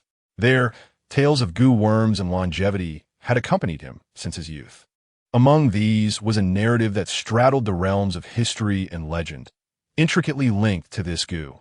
It is said that in the southern wilderness existed a celestial goo capable of reversing yin and yang, altering the very fabric of existence, allowing a dying individual to ascend to the heavens, standing shoulder to shoulder with deities and Buddhas. The sovereign of the ancient kingdom of longevity, which flourished 6 millennia ago, wielded this renowned 9 Deaths Rebirth goo to govern the vast expanse of the southern domain for 3,000 glorious years. In subsequent eras, countless aspirants emerged, seeking to replicate this legendary feat, yet all inevitably met with failure. The prerequisites for concocting the 9 Deaths Rebirth goo are exceedingly stringent, leaving no room for error. In addition to acquiring the blood of 9 divine beings, one must also possess the celestial bones and blood of both the utmost yin and utmost yang, along with the souls to serve as fuel for the goo's creation. The so-called divine blood does not refer to the ordinary blood of deities, but to the 9 supreme divine goo from the ancient kingdom of longevity's 9 great legacies. For instance, one of these, the celestial soul, is formally known as the fallen immortal goo. Its primary material requires the extraction of a vengeful immortal soul to be refined daily. The remaining 8 divine goo, whether in terms of sourcing materials or the brutality of the refining process, surpass even that of the celestial soul. Since the Crown Prince is engaged in the crafting of such a creation, it is evident that he has allied himself with the.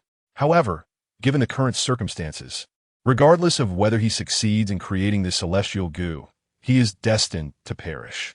What then does he truly seek? Chapter 35. The White Ming Guardian, the mistress of Fei Xian Pavilion, and the scum of the alien immortal sect outside the princess's residence. The eunuch in the python robe, with a gaze as fierce as a predator, crushed the head of the shadow in his grasp. His voice, raspy and chilling, resonated like an echo from the depths of the abyss. How audacious of these vile creatures to appear beneath the emperor's feet! Upon uncovering the identity of the puppeteer behind these ghastly shadows, the eunuch's countenance darkened, and his murderous intent intensified. Within the realm of Yujing, indeed throughout the entirety Yan court, the squabbles for power among the royal family and the nobility were their own affairs. Regardless of the extent of their conflicts, what remained could be deemed legitimate. However, the alien immortal sect was an entirely different matter. This faction, composed of beings from foreign lands, specialized in hunting down the prodigies of the human race in the 9 profound world. They were unequivocally aberrations, a malignant tumor upon the entire realm. Throughout history, every rise of foreign races coincided with a decline in human power, often leading to near annihilation, with their shadows lurking in the background. Thus, in every dynasty, the alien immortal sect was synonymous with treason. Moreover, its members were a band of fearless lunatics. Since the Emperor of Yan Wu unified the 3 great dynasties and ancient nations, the alien immortal sect had seized the opportunity to recruit many disheartened human followers, amassing unprecedented strength. They had even chosen to remain dormant for decades, consolidating their power. Their resurgence now ignited further turmoil within the already turbulent Yujing city. Old eunuch, do you take such pleasure in serving the Yan court like a hound? Why not align yourself with my Wu Man clan? When our forces march south, I shall grant you a chance for survival. A gaunt, skeletal figure from the Wu Man clan, exuding an eerie aura, spoke coldly behind the poison-laden figures. Opposite him, the python-robed eunuch, disheveled and with a frigid gaze, bled profusely from his right arm where the robe had torn, crimson droplets cascading like a stream. As he beheld the increasing number of figures from the alien immortal sect, a smirk suddenly crept upon his lips. He straightened his posture, exhaled a breath of foul air, and as he grinned malevolently, countless thin blood-red threads materialized in the air around him, taut as the strings of a harp. With a series of sharp sounds, as his fingers danced, pieces of flesh flew in all directions, blood splattering profusely. The bloodlines that sealed the space around him acted as countless blades, mercilessly dismembering the poison-laden figures and the members of the alien immortal sect. The gruesome battlefield was soon filled only with the sound of raindrops of blood. Crack! The eunuch stepped forward and crushed the skull of the Wu Man beneath his foot. As true energy surged within his hand, he gathered the toxic blood of the fallen figures, preparing to trace the source of the conspiracy, when an unexpected turn of events occurred. Swish! A blade of blazing white lightning suddenly cleaved through the eunuch's protective armor, slicing down from his shoulder, nearly severing his body in half. Seeking death, the eunuch roared in fury as hidden blood-colored threads surged forth, severing the arm of the assailant from behind. Formidable sect, Xiang Bayan. The eunuch in the python robe turned his head, his eyes burning with rage as he spat. Aren't the remnants of the great, you all hard-headed individuals who would rather die than submit? How is it that, in their desperate struggle for survival, they have chosen to become the hounds of the old sword master, with a severed arm and surging thunderous energy, replied coldly, "Do not conflate me with that rabble. I require no justification to slay the old dogs of the Great Yan court." The two confronted each other, their auras clashing, their cultivation levels reaching the very limits imposed by the ancestral mountains of the central continent's dragon veins. However, just before they could engage, a bone-chilling wind swept down the length of Zhuke Street, bringing with it a rapid formation of ice that enveloped the entire thoroughfare. Ah, the younger generation is indeed powerful, and their tempers are fiery, a voice mused.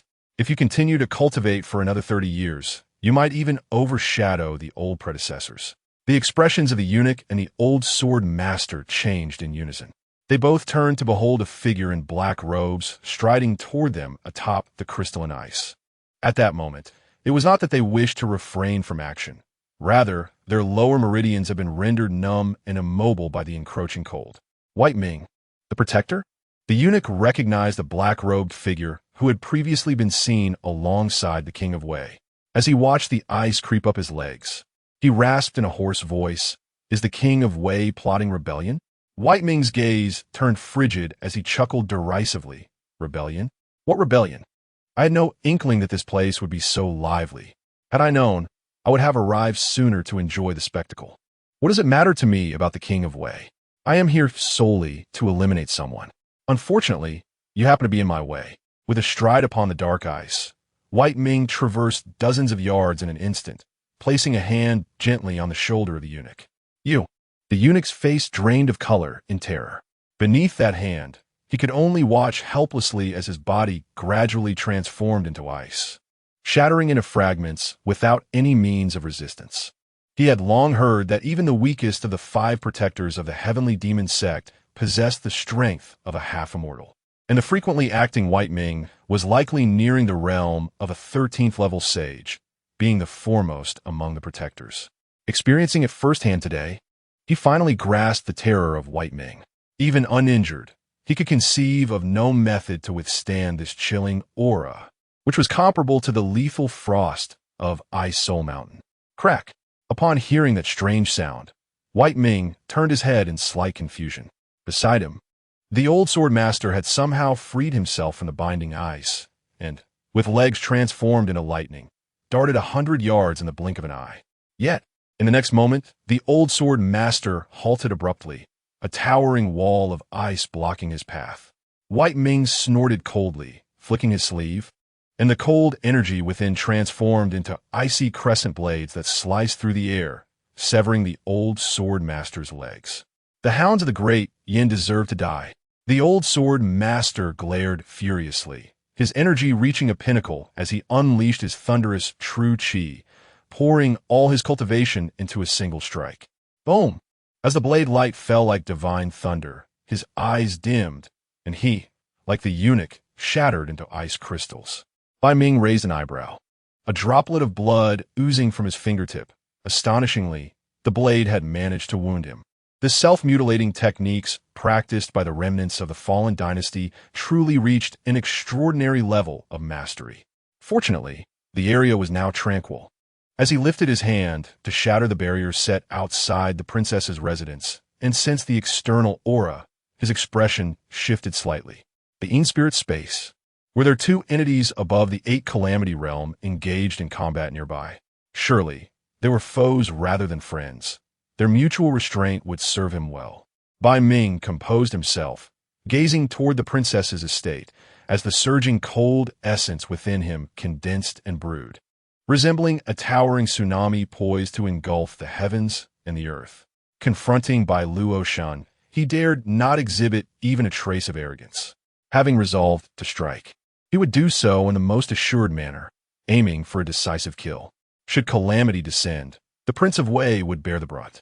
His sole responsibility was to eliminate, regardless of collateral damage to others within the princess's abode. This technique, the profound, nether-devouring heaven, had only been employed once before against the martial emperor in the divine city of the South Sea after he attained the 12th realm's perfection. Thus, using it to slay the North King's direct descendant was hardly a disgrace. As Bai Ming prepared his lethal strike, the entirety of Yujing City began to exhibit strange phenomena. The icy lake melted, and the chill emanating from the earth coiled together like serpents, converging at a singular point. Beneath his feet, layers of ice spread outward, and the brewing momentum grew increasingly terrifying. The palpable aura even roused the sacred beasts within the palace. "Stop!" A voice, cool and serene, suddenly resonated from behind Bai Ming. Were it anyone else, he would have disregarded them. Yet this voice belonged to an acquaintance. Why was the Qi Yuan guardian not at the flying immortal pavilion, but here? Was she here to witness his act of murder? A tall, elegant woman with lava-colored eyes approached him, seemingly unfazed by the terrifying energy he was cultivating. "Begone, or I shall eliminate you as well." Bai Ming's tone was frigid. "Is that so? There are those in this residence whom the left sovereign wishes to protect. If you possess the audacity, then strike," Qi Yuan replied, her demeanor calm and fearless. Hiss. Upon hearing the title of left sovereign, Bai Ming's expression turned pale. Ignoring the backlash in his meridians, he swallowed the blood that surged from his ruptured organs and forcefully halted his lethal strike. Chapter 36. The false transmission of the sacred edict and the three honorable spirits with a sudden exhalation. The guardian Bai Ming spat out a mouthful of reverse blood. His complexion pale, yet his eyes alight with fervor. He eagerly pressed the red figure. "Is what you say true? Have you truly encountered the esteemed Left Lord? Where is he currently? Can you convey my message to him? For years, I have diligently practiced day and night, aspiring to one day be worthy of kneeling before the Lord, to personally witness his grandeur, and to beseech him for an audience." At this moment, his gaze was fixed intently on Qi Yuan, completely disregarding the instructions of the King of Wei, his mind consumed with thoughts of an audience. An audience? To meet the Lord, one must first cleanse one's self of impurities. Qi Yuan retorted coldly, "You have been too closely aligned with the King of Wei in recent years. The reputation of our holy sect is nearly tarnished because of you. Do you think the Lord would be willing to see you?" Bai Ming's voice was hoarse as he responded, "But aligning with the King of Wei is the most advantageous path for the development of the holy sect. Currently, the sect leader has entrusted me with the financial authority of our order. The annual cultivation of new disciples and the offerings to the whole masters and elders amount to astronomical figures. Without the support and protection of the King of Wei, we could not sustain the ever-expanding holy sect. Take for instance the spirit mountain of the Second Grand Hall. Many leaders from first-rate sects covet it. This mountain was acquired by the King of Wei through an 800 li land grant.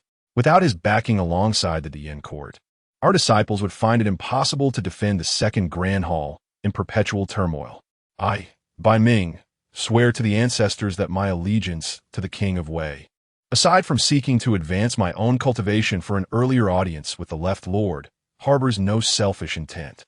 It is solely for the expeditious growth of the holy sect." Qi Yuan remained unmoved, stating, "Our holy sect boasts over 1 million disciples, each capable of self-reliance.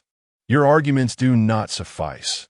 If you wish to meet the Left Lord, when the time is right, opportunities will present themselves." Bai Ming was on the verge of reproaching her. Yes, the holy sect indeed had over 1 million disciples, each possessing their own skills. Yet, the greater the number, the more difficult it became to manage. The holy sect had evolved into something akin to a nation, with many parasites that could not be eradicated, no matter the effort. Daily, the resources required by the sect leader, the left and right lords, the 5 great guardians, and the 720 halls depended on his coordination. The pressure of this task was immense. If the distribution below was uneven, chaos would ensue, and offending those above was not an option. Bai Ming felt justified in believing that his years of dedication to the holy sect warranted an audience with the Left Lord. His contributions had never been inferior to those of Guardian Qi Yuan. Contemplating this, doubts began to creep in. Did Qi Yuan truly bear the edict of the Left Lord? She merely happened to wield partial authority over the Fei Xian Pavilion, affording her an opportunity to interact with the Left Lord. Yet she had not received the new Heavenly Demon Sacred Classic from him. This indicated that she, like him, had not caught the Left Lord's eye. What then? Granted her the right to convey his orders? Bai Ming, present in Yujing, could execute matters with greater prudence than she. With this realization, a chill flickered in Bai Ming's eyes, and his expression darkened ominously. "Qi Yuan, do you dare to falsely relay the Lord's edict?" A terrifying aura erupted from him, manifesting as visible frost that rapidly spread outward. Qi Yuan furrowed his brow slightly, a fleeting glimmer of unusual emotion flashing in her eyes before she regained her composure. "Do you truly believe I would wager my life to deceive you? Feel free to make your move."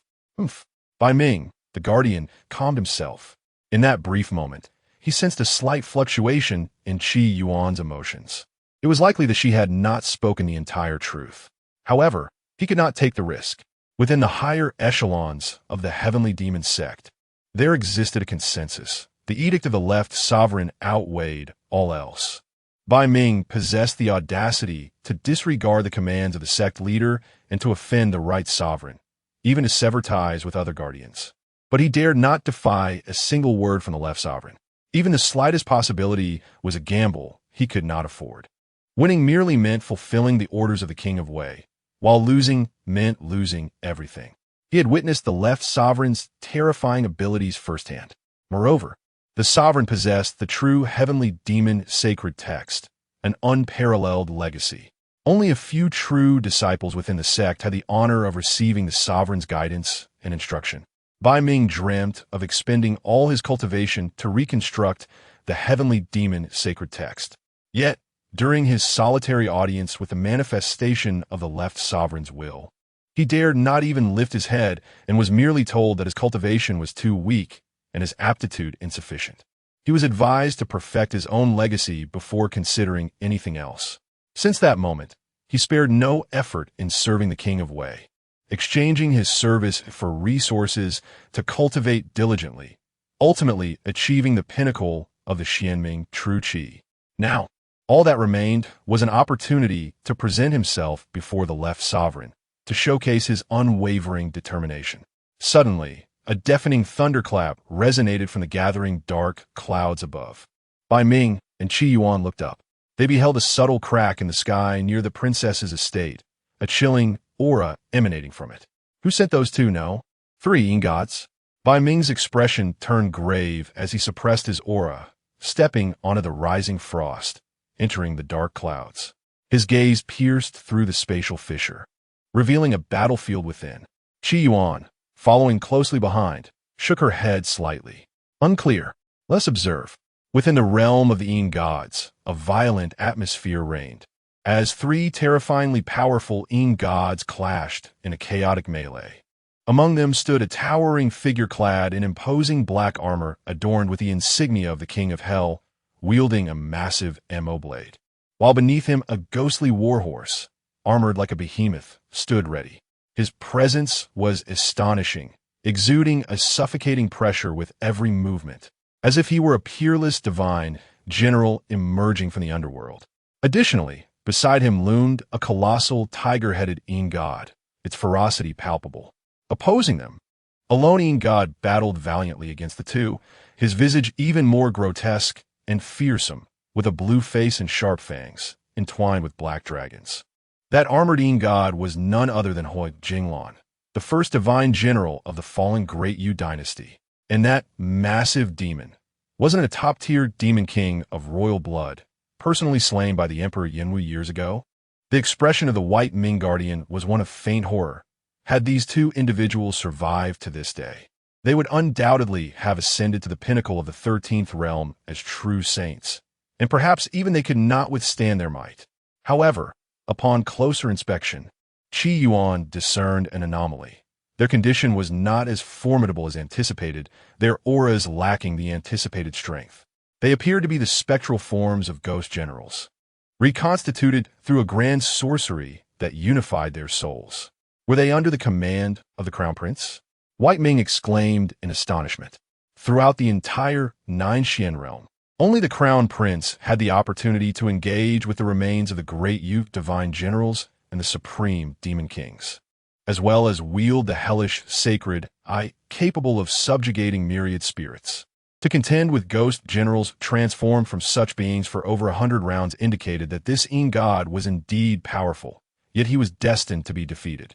Qi Yuan's gaze was laden with complexity. The ghostly generals summoned by the Crown Prince possessed undying forms, shielded by the protective aura of National Fortune's golden armor. Except for Yin gods of the utmost realm, all other Yin gods would inevitably be restrained. Chapter 37. The Gunmaster appears in Yu Jing City? What should we do? This ominous spirit seems unstoppable. Should we intervene or not? The Guardian Bai Ming's gaze was fixated on the two spectral generals. As the realm of the malevolent spirit teetered on the brink of collapse, his eagerness palpable, under the suppression of 3 unparalleled dragon veins. Even a sage would be forced down to the 10th realm, yet he dared to confront them. The 2 spectral generals were evidently targeting those within the princess's residence. If he could seize this opportunity to showcase the fruits of his arduous cultivation over the years and catch the attention of Lord Zhua, even sustaining severe injuries would not be in vain. However, Qi Yuan remained silent, a flicker of concern evident in her apricot eyes. At this juncture, the unfolding events had surpassed her control. Her journey here was indeed in accordance with Lord Zhua's decree. Yet it was not a recent command, but rather a directive issued long ago. The edict instructed her to locate Luo Hanxiang's younger sister, and upon finding her, she could bring both of them to the Feixian Pavilion for training. Not long ago, the orphan descendants of the Luo family had already been sent to the Feixian Pavilion. Thus, she now only needed to escort Luo Hanxiang away to fulfill Lord Zhua's mission. Yet, her young apprentice, Princess Zhao Hua, daughter of King Wei, had entrusted her with the imperative task of protecting Bai Luoshen. Qi Yuan's gaze shifted towards the princess's residence, where Bai Luoshen sat cross-legged, meditating, her aura disturbingly unstable. If the 2 spectral generals aimed for the entire princess's residence, and she and Bai Ming merely took Luo Hanxiang and retreated, Bai Luoshen would undoubtedly face certain death. To save or not to save, she did wish to have that transcendent little apprentice owe her a favor. However, the current situation was far from optimistic. Moreover, there was another crucial point. Within the Tianma sect, she was among the few who knew that Lord Zhuo was indeed the heir of the Yuan Wang. Furthermore, the heir seemed to harbor little affection for the martial general's daughter from the Beixiang Wangfu. Otherwise, why would he sully his reputation at the Shuyue Tower earlier? If all current circumstances were part of Lord Zhua's scheme, aimed at eliminating Bai Luoshen to render the marriage invalid, would her intervention only exacerbate the situation? With this thought, as long as they are not targeting Luo Hanxiang and Yun Qingling, we should refrain from interference. Bai Ming's expression was grim, but if we allow these 2 spectral generals to pass and something occurs, we may not have time to intervene. Suddenly, his demeanor shifted in surprise. So swift. At that moment, the realm of the malevolent spirit shattered explosively, and the Tiger King raised his hand to suppress Yan Zhuchuan, whose condition was peculiar, as his remnant soul battled the evil dragon for control of his body. In the next instant, clad in the armor of the Lord of Hell, his aura overwhelmingly potent, akin to a mountain collapsing or tsunami crashing, the foremost divine general of the Yu, Jinglan, stepped forth from the realm of the malevolent spirit, his expression indifferent as he brushed past Bai Ming, more formidable than anticipated, just in time to be my opponent, to retreat in the face of strength. When will one break the shackles of the heart? When will one capture the attention of the master? Today, let me thoroughly experience the might of your status as the foremost divine general of Yu. Ignoring Qi Yuan's words, Bai Ming's fighting spirit surged, his countenance resolute. As he prepared to unleash his utmost power, an unexpected turn of events unfurled. A flicker of cold light suddenly emerged, as if a dragon's roar resonated through the heavens and the earth. The warhorse beneath which Jinglan was startled, rearing up on its hind legs. The realm of the celestial beings expanded, and the visage of Bai Ming, along with the surrounding space of several dozen feet, seemed to be suspended in time. A figure clad in azure garments approached gracefully, raising a bamboo pole that summoned the power of the stars. As it descended, the unmatched might of true energy and spear intent cascaded like a silver torrent, reminiscent of a celestial river turned upside down, pressing the blood-eyed Tiger King down to its knees. The Tiger King let out a furious roar, raising its arms in defense, only to be forced to kneel upon the ground. The dark energy enveloping its body felt as if it were being scorched by the blazing sun, wailing as it rapidly dissipated. Meanwhile, the bamboo pole danced like a long spear, stirring the energies of heaven and earth.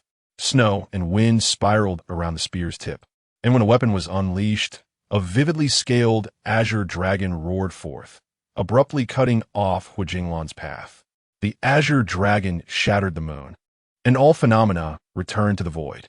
Hua Jinglan raised his blade to block, but half of his body was crushed by the dragon's bite, and a glimmer of astonishment surfaced in his icy gaze.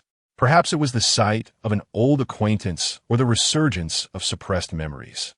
A look of pain crossed his armored visage. In that fleeting moment, the bamboo pole swept forward, and as the realm of celestial beings shattered, azure light pierced the starry river. The two formidable, ghostly generals were violently torn apart. This time, as they attempted to reconstitute their forms, they faced repeated failures. So swift, this. Bai Ming and Qi Yuan exchanged glances, disbelief etched on their faces. The laws wielded by a saint? No, it couldn't be. A saint could not employ such means in Central Continent unless the technique approached the Tao. They scarcely caught a glimpse of the assailant's features. Two immensely powerful, ghostly generals had been vanquished, and even the prince lacked the strength to revive them. As the 100-foot azure rainbow pierced the clouds, countless sleepless cultivators within Yujing City sensed the disturbance and looked up. The Qingming spear technique? Azure dragon shattering the moon? Was it the disciple of that legendary spear immortal? In the Eastern Palace, the prince's golden eyes, filled with utmost authority, slowly seeped blood. He closed his eyes, steadying his breath, his heart heavy.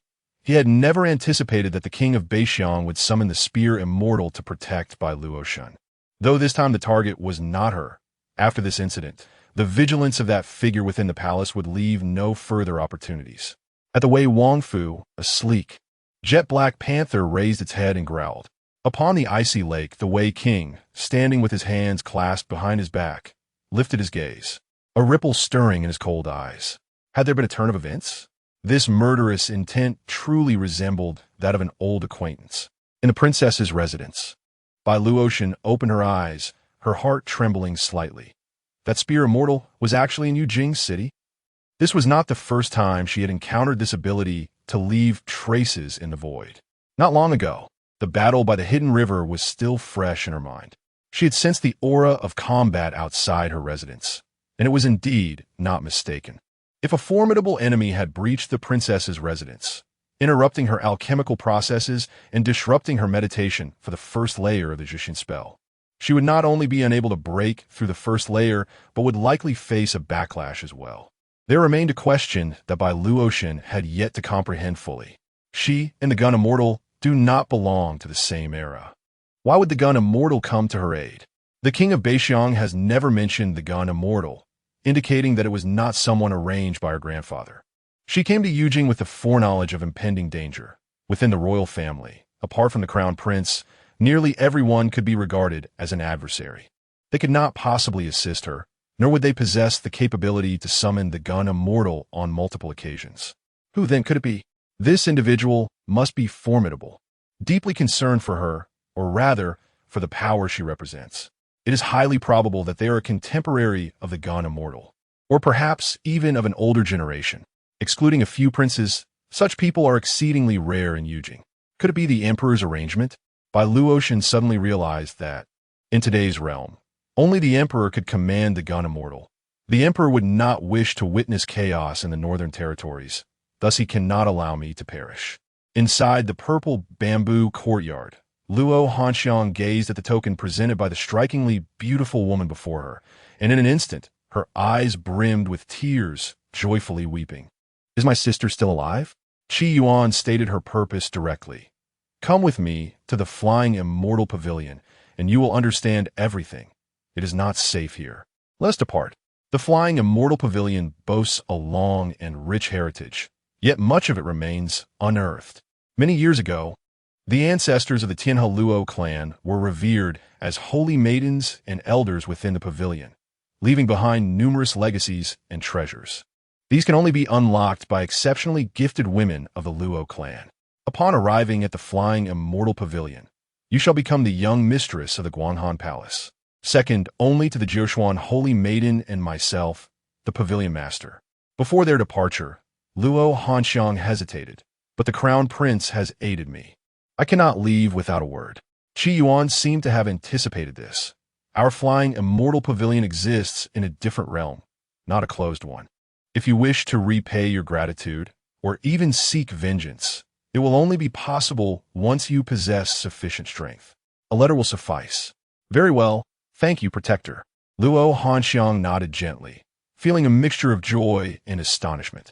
The influence of the holy sect is indeed immense, having even absorbed the more ancient Flying Immortal Pavilion, transforming it into a unique third stronghold. As they exited the princess's residence, Bai Ming had just regained his composure after witnessing the grandeur of the Canglong shattered moon technique. Qi Yuan, slightly puzzled, asked, "Why do you linger? Are you afraid of punishment for failing the task assigned by the King of Wei?" Bai Ming scoffed. "The gun immortal has emerged. I may have been defeated, but I take pride in my honor. The intelligence from the King of Wei was inaccurate. I deserve compensation." Qi Yuan was speechless, not delaying further, as she quickly led Luo Hanxiang away from this perilous place. Bai Ming furrowed his brow in contemplation for a moment, then suddenly pursued. "Qi Yuan, you have falsely transmitted a decree today. If you wish for me not to expose you, find a way for me to meet the left sovereign. Qi Yuan, do not run." Outside the city of Yujing, at the Goodness Hall, the precarious situation has compelled the Crown Prince to take control of the entire scene. "It appears I have grown old. My calculations have become unreliable." Huangfu gazed at the concluded chess game, shaking his head with a wry smile. The master's calculations were not mistaken. Human efforts yield results, yet the heavens decide the outcome. I merely sought to be prudent, making an extra move outside the rules. Xiao Yi spoke kindly. "If you can accomplish this, it is a testament to your strength. Only in this way can you qualify to become a player on the grand chessboard of Yujing." Huangfu felt a sense of gratification. Chapter 38, Mountain River Academy. Sacred Court of Martial Arts. As dawn broke and the sun began to rise, the sounds of children playing echoed from the rear courtyard of the Jishan Hall. "Nianin, your visit here surely isn't solely to accompany this old man in a game of chess, is it? You must be here to see the little ones?" Huangfu sighed softly. "Regrettably, a reunion is still not possible. Your eldest and second disciples have enlisted in the army in the western region, and the third left 2 years ago to travel the world. Only the fourth and fifth remain. They must ultimately forge their own paths," Xiao Yi replied calmly. Years ago, in an attempt to gauge the influence of the Heavenly Demon Sage, Destiny, he had taken in 5 disciples at Jishan Hall. It is somewhat embarrassing to admit that he had not fulfilled his role as a master to the fullest. Much of their instruction had been undertaken by Huangfu, their revered ancestor. Nonetheless, he had chosen these 5 disciples wisely, each possessing commendable character, and even without his guidance, they were destined for success. His intention for this visit was to select a few disciples to participate in the grand examination for the talented. However, it seemed unnecessary to conduct further screening. He could simply send the remaining 4th and 5th disciples to compete. "Are you planning to confront those in the court directly?" Huangfu asked, somewhat taken aback. Previously, he had refrained from disclosing Xiao Yi's true identity to prevent his disciples from becoming overly restless. The 5 apprentices still believed that their master was merely a kind-hearted, affluent individual from Yujing City. "I had no desire to invite trouble in the past, but now that I have resolved to advance alongside the Northern Xiang royal household, and since the members of the Tian family are unwilling to yield, I must clear the obstacles from my path," Xiao Yi stated calmly. Huangfu fell silent. Before arriving in Yujing City, Prince Yuan had cautioned him that if the young master harbored such intentions, he must be dissuaded. The true wielders of power within the Tian family had not revealed their cards in a long time. No one knew the depth of their accumulated strength or the extent of their capabilities. Moreover, they had accompanied the martial emperor in vanquishing 14 nations, laying waste to 3 great dynasties, and sweeping across the 9 profound realm. Over 60 years ago, they had already divided the wealth of the entire 9 profound realm. Even a single pig could be transformed into a formidable demon through such means, let alone those exceptional figures. It was precisely due to his profound understanding of them that Prince Yuan had warned Huangfu. After a moment of contemplation, Huangfu chose not to intervene. He preferred to see the young master follow his heart, unburdened by guilt. Prince Yuan's reluctance to contend stemmed from his inability to detach from the demon suppression pass. which prevented him from attending to the young master in Yujing City. Naturally, he hoped the young master would remain discreet and live a peaceful life. However, Huangfu was different. Even if the young master were to face utter ruin, he would risk his own life in the hope of paving a path for his half-disciple. Master, a young man, dressed like a warrior, yet reciting from a delicate ancient text, emerged from the courtyard. Upon seeing Xiao Yi, he was momentarily taken aback, then exclaimed in surprise and delight, "Sister C, Master has returned." Humph. A cold snort was heard from within the hall. "Sister C, it's true. You deceive me once a month, yet you always appear. Why are you not coming out now? I see you wish for me to guide you in swordsmanship once more. Come here." Xiao Yi rose, but the commanding voice of the gallant youth abruptly ceased. A delicate little girl, as exquisite as a porcelain doll, gazed at the familiar figure in the courtyard, her lips slightly twitching yet remaining silent for a prolonged moment. "Little Four," Xiao Yi gently called. Among his disciples, aside from the one from Mo Bay, he was most pleased with Little Four. She was endowed with a celestial destiny, akin to that of a great sword immortal, possessing the highest innate talent for both the sword and martial arts among his pupils. "Master, is it truly you?" The little girl bit her lip, tasting a hint of iron, her bright eyes shimmering with excitement. "Ouch, that hurts," the gallant youth complained, having received a light tap on the head from the girl's sword sheath. "Master, look, sister for always bullies me like this. No loud outbursts in front of Master." Little Four huffed. "And Master, why did you vanish for 5 years without a word? You must return home at least once a year from now on. Otherwise, I shall have the ancestral master expel you from his sect." Little Four assumed the role of a stern caretaker in the courtyard when Xiao Yi was present. Even her senior brothers and sisters had to heed her. Apart from Xiao Yi and Huangfu, who favored her, none of her seniors could best her in combat. "Master, 5 years have passed, yet you remain unchanged, and what of a wife?" The spirited youth remarked. "Little and yet so sharp-tongued. I may already have a wife.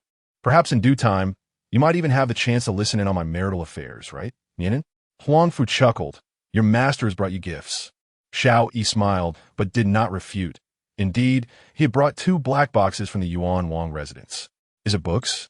the gallant youth inquired. Anticipation etched upon his face. "What use is dead reading of ancient texts? If you do not practice martial arts and swordsmanship diligently, you shall be unable to defeat anyone outside." Little Four lifted her sword sheath. "Who said that?" "The Great Yan also has its literary saints. Although one must surpass the Dragon Gate to manifest literary energy, with perseverance, I too can achieve it." The gallant youth replied with full confidence. Bow. He received another tap on his head. "Literary energy is of no use if it cannot best a sword cultivator." The gallant youth was on the verge of tears. "Master, look, when you're not around, my senior sister bullies me like this. She is so fierce. She will surely never find a husband." Little Four gritted her teeth. "Who said anything about marriage? Do you still wish for more punishment?" Observing their playful banter, Xiao Yi did not intervene, but quietly opened the boxes, drawing their attention. Within one box lay a jade pendant intricately carved with a crimson dragon entwined around a pavilion.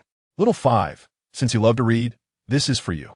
The gallant youth's eyes widened at the sight of the crimson dragon jade pendant. "This is a jade token for entry into the Crimson Dragon Chamber of Commerce's library?" In this world, the Crimson Dragon Chamber of Commerce wielded immense influence across the states, standing as the foremost commercial alliance. Their library housed countless ancient texts and sage scriptures. The prospect of freely browsing through them was beyond imagination. Upon opening the second box, however, it contained only a rather exquisite wooden sword. Upon realizing his momentary lapse into arrogance, the young man understood that if his senior sister were displeased, he would bear the brunt of it. Gritting his teeth, he hesitated, feeling a pang of regret.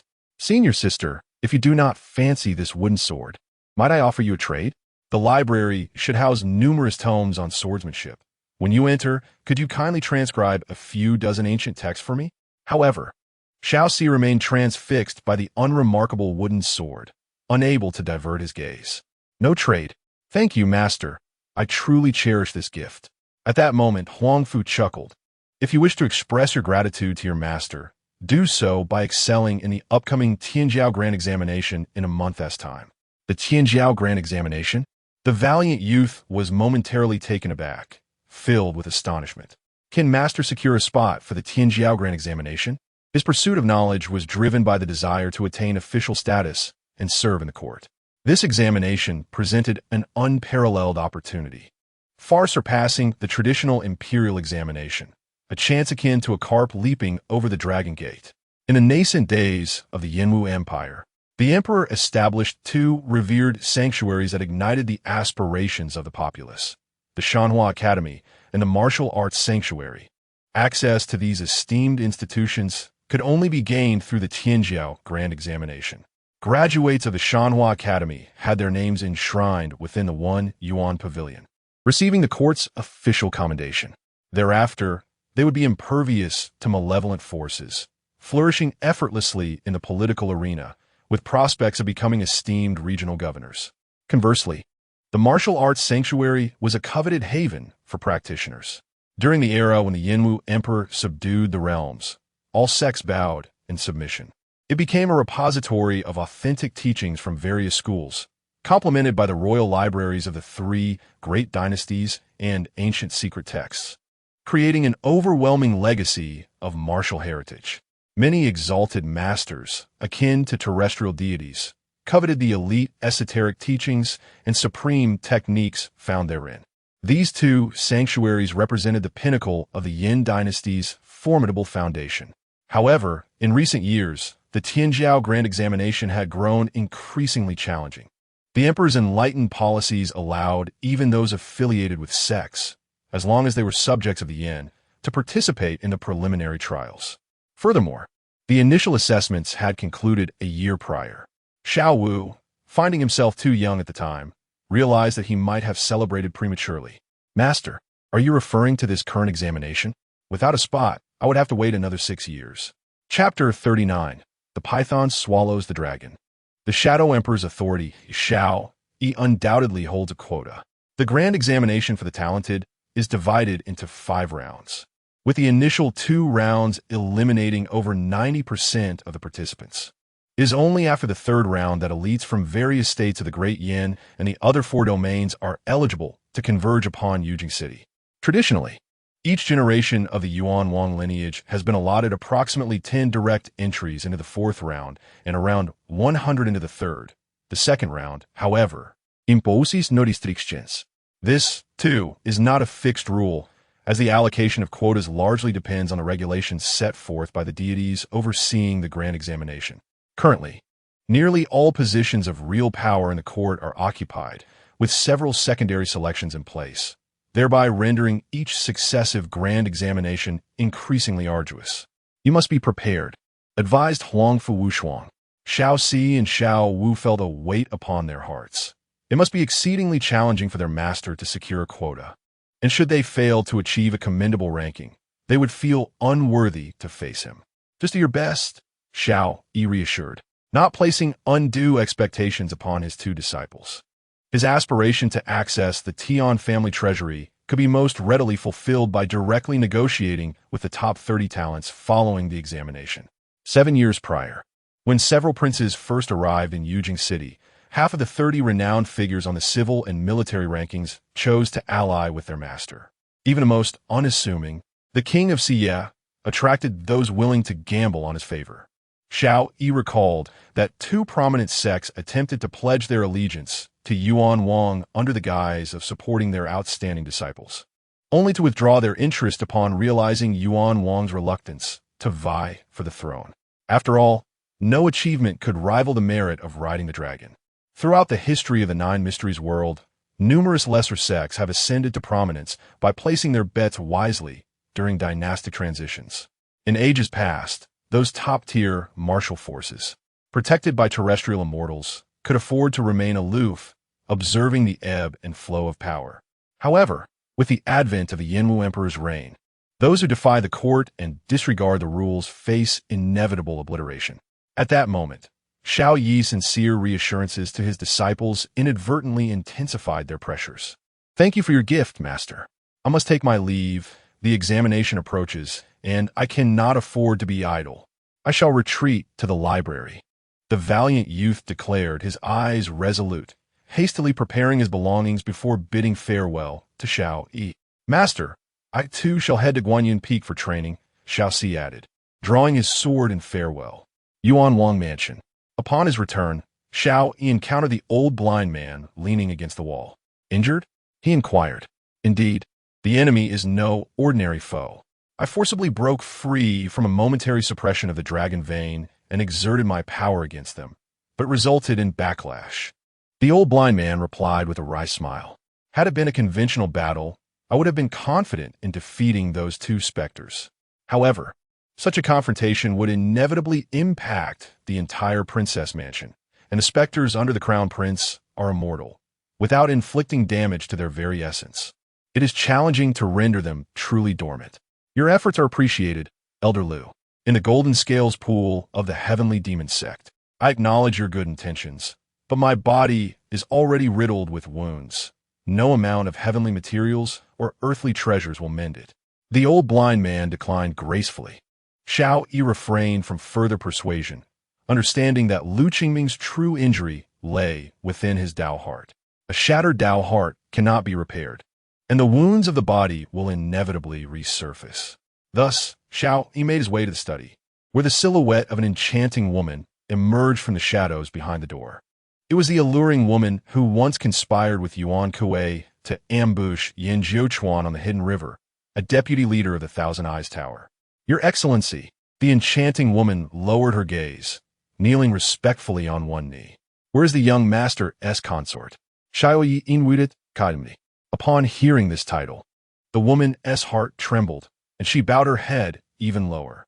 The young master's consort delivered 2 jars of medicinal wine before departing from Yujing City for Baiyan Mountain. It seems she seeks Master Ganjizi to forge divine weapons. Forge weapons? Xiao Yi furrowed his brow slightly. Could it be that she intends to reforge the 9 heavens burning heaven bow? Master Ganjizi of Baiyan Mountain is renowned as the foremost blacksmith in the 9 Xian realm and possesses such capability. However, the cost of enlisting his services is exorbitant. He recalled a record from the Thousand Eyes Tower stating that Yuizi owed King Baixiang a favor, or rather a promise to forge a weapon. When the Godslayer sword of King Baixiang was damaged, this favor had not been utilized, highlighting the preciousness of this promise to forge. Dispatch additional personnel to Baiyan Mountain. Should anyone seek their demise, let the Blood Clothing Guard take action this time. Xiao Yi spoke calmly. Understood. The enchanting woman's pupils constricted, not daring to question further. In the next instant, a terrifying aura coalesced within the study, and the figure of Yan Jiuchuan slowly materialized. His skull was adorned with a shattered mask of the underworld beast, while the black cursed dragons on his shoulders seemed to be clutching something. Xiao Yi raised his gaze and noticed a disturbance from the Python Sparrow Dragon Cauldron suppressed within his dantian. Were there remnants of dragon pulse fortune concealed within these 2 auras? Without hesitation, Xiao Yi activated the dragon cauldron.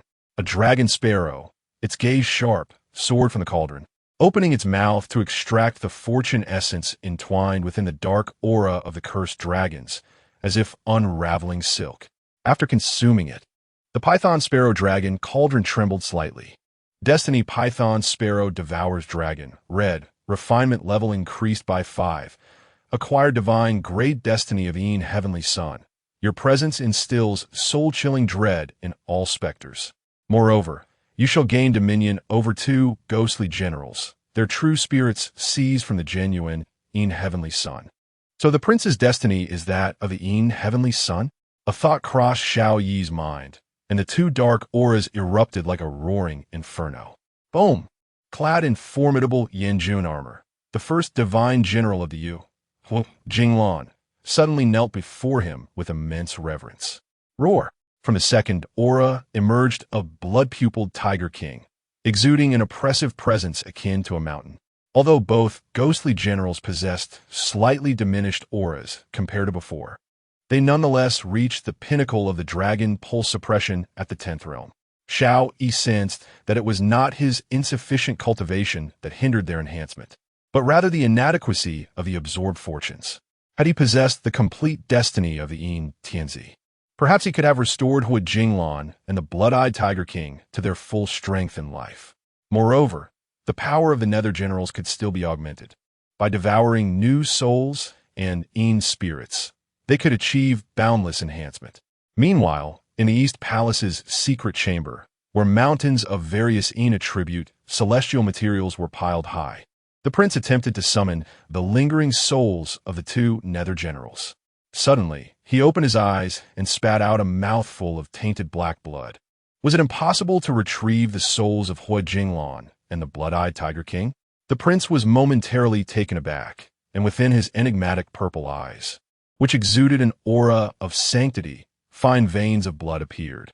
After numerous attempts, even as the veins on his forehead throbbed, he still met with failure. Was it that the gun immortal's power was too formidable, effectively slaying them? No. It should be that the realm of solitude had declined too drastically. Otherwise, at the pinnacle of solitude, with the 10 great Netherlords at their peak strength, how could a mere pseudo-supreme have annihilated them? Nevertheless, these concerns were inconsequential. He could simply eliminate 2 more remnants and compensate for the loss. What was most pressing was to prepare for that matter. Chapter 40. Qin Mo. The heir's valor is beyond your comprehension simultaneously. The winter hunt at Ice Spirit Mountain has come to a definitive conclusion. The Empress herself presides over the grand feast, where numerous members of the royal family and aristocracy present their game for evaluation. Some individuals boast their attendance dragging magnificent horned ice deer, while others showcase exotic beasts previously unseen by others. Against the backdrop of these trophies, the signs of nobility appear remarkably valiant. However, in reality, most of them merely bask in the fruits of others' labor, relying on their guards or disciple from their sects to achieve these results. This unspoken understanding prevails among the privileged youths, and none dare present these trophies before the Empress and her ministers for judgment. Nonetheless, a select few have indeed hunted these extraordinary creatures through their own prowess. Wu Changyue, the legitimate grandson of the martial minister, is among them. He possesses an innate martial vein and enlisted in the western frontier at the tender age of 13, engaging in fierce battles against the demon race. Upon his return 2 years later, he became a disciple of a true immortal in martial arts. Were it not for the upcoming grand examination for prodigies, he would still be accompanying his master in challenging the true inheritors of ancient martial sections. Wu Changyue, with his robust physique akin to a bull, stands outside the 4 holy mountains, starkly contrasting with the nearby aristocratic youths. His body bears numerous scars, and his expression is indifferent as he drags a massive ice-armored beast, akin to a small mountain, and hurls it into the center of the gathering. It is he, the grandson of the martial minister, renowned as the Great Flame Tomb Tiger. It is said that over 50,000 people in the Golden Jade Pavilion wagered on him to secure a top 10 position in the prodigy examination, with many betting on him for first place as well. Behold, behind him lies a colossal ice-scaled beast, a creature from the depths of Ice Spirit Mountain that even martial masters could not subdue. This year's Winter Hunt champion is undoubtedly him. The aristocratic youths present whisper among themselves, holding a sense of awe for the martial minister's grandson, who shows no interest in officialdom or indulgence in revelry. How could there be any competition? The title of Winter Hunt champion is surely his, and he is likely to dominate the martial stage in the upcoming prodigy examination as well. Suddenly, the gathering of noble youths shifts their gaze as they notice someone emerging from the blood-suffering mountain with a catch. In the passageway of the blood-suffering mountain, which had already been plundered by the Wang of Wei, a young woman directs several golden-armored warriors who drag thick black iron chains, bringing forth a massive golden birdcage. Caw! A piercing cry resounds, seemingly capable of shattering eardrums. Is alive? The crowd gazes in astonishment. Within the cage, a resplendent red phoenix, its feathers ablaze like fire, is imprisoned, crying blood and thrashing about. Princess Zhaohua presents a divine phoenix to wish the Empress health and longevity. A beautiful maid from the Wang of Wei clears her throat and bows towards the enchanting figure on the high platform of the Winter Hunt feast. Please forgive us, Your Majesty, The princess, having subdued this divine phoenix, is slightly unwell and unable to personally extend her congratulations. Upon hearing this, the surrounding aristocratic youths exhibit a range of reactions. Some are shocked, others disdainful, and some perplexed, their expressions a tapestry of emotions. Is capturing something from the blood-suffering mountain truly valid? The divine phoenix, fierce as it is, could only be subdued by King Wei. The impersonation of Princess Xiao Yi is truly excessive. Most, including Wu Chunyue, scoff at such conduct, while enlisting assistance for the winter hunt may raise no eyebrows. Utilizing it for evaluation is indeed problematic. The rewards for first place in the winter hunts have always been substantial, particularly this year, as it is rumored that several princes and the empress in the capital have invested heavily in their prizes. This contest was originally meant for their generation, and no one would accept intervention from the elders. In the face of this situation, the exquisite woman adorned with a phoenix hairpin, golden crown, and lofty hairstyle on the platform remained unfazed. Lightly chuckling, the filial piety of Xiao Yi has been accepted by this empress. King Wei has raised a fine daughter. Upon hearing the empress's decree, many were taken aback. The empress surely could discern who had subdued the divine phoenix. Had they known this would be the case, they too might have sought the help of their elders. If there are no objections, I shall declare the winner of the winter hunt banquet, announced the pale, long-browed old eunuch beside the empress. Wait, suddenly interjected Qin Mo near the secret realm of Ice Soul Mountain. The heir's prey has yet to be delivered. Earlier, when he saw the heir carrying the white princess, he had no opportunity to speak. It was only through inquiry with Yi Ke that he learned of a fierce battle occurring within Ice Soul Mountain. Thus, he volunteered to handle the aftermath, promptly dispatching people to Ice Soul Mountain to search for the corpse of the cold dragon, following the route provided by Yi Quebec. Perhaps due to the severe winds and snow of Ice Soul Mountain, his dispatched men had yet to return with news. If it were any other time, he would not mind the lack of competition, but having witnessed the heir emerge from Ice Soul Mountain injured, the cold dragon was undoubtedly significant. Contemplating this, Qin Mo was willing to offend these noble youths, even the empress, to buy a little more time. On the platform, the old eunuch with long white brows squinted slightly. Seeing the empress silent, he waved his feather duster, his voice sharp yet delicate. Then let us trouble the esteemed gentleman to wait a little longer. The banquet shall continue. And the evaluation postponed. Qin Mo exhaled slightly in relief.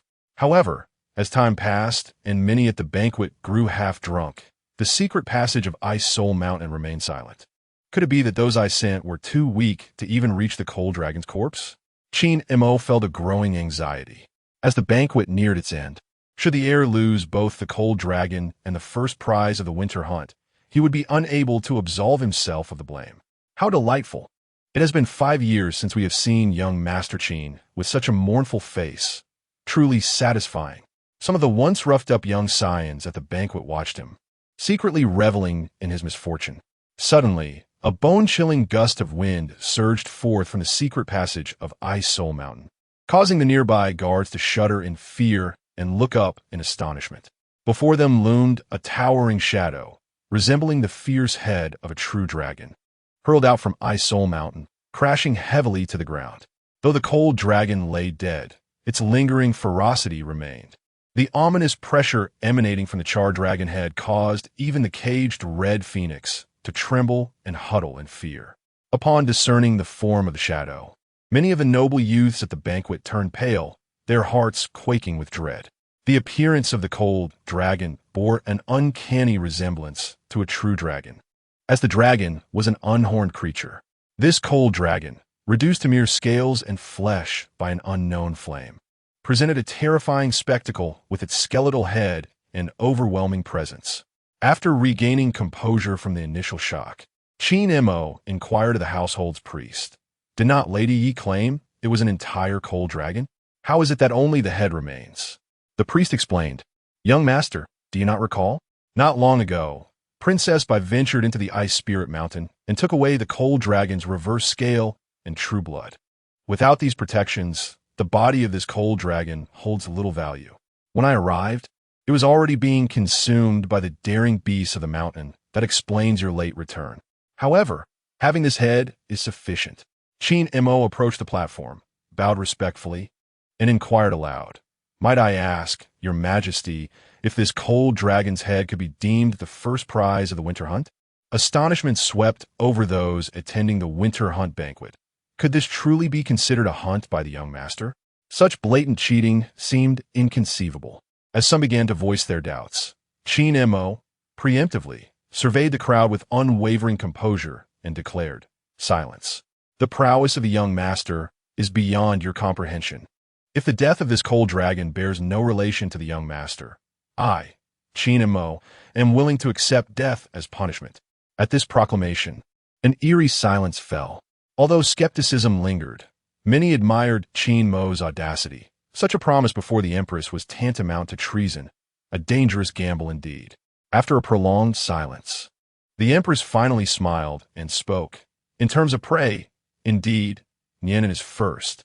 Upon witnessing this, the aged eunuch with white brows immediately proclaimed, "By the grace of the sovereign, as a reward for the unparalleled bravery of the Prince of Yuan, I bestow," with the empress acknowledging the young master's achievement. The noble youths were left even more astounded.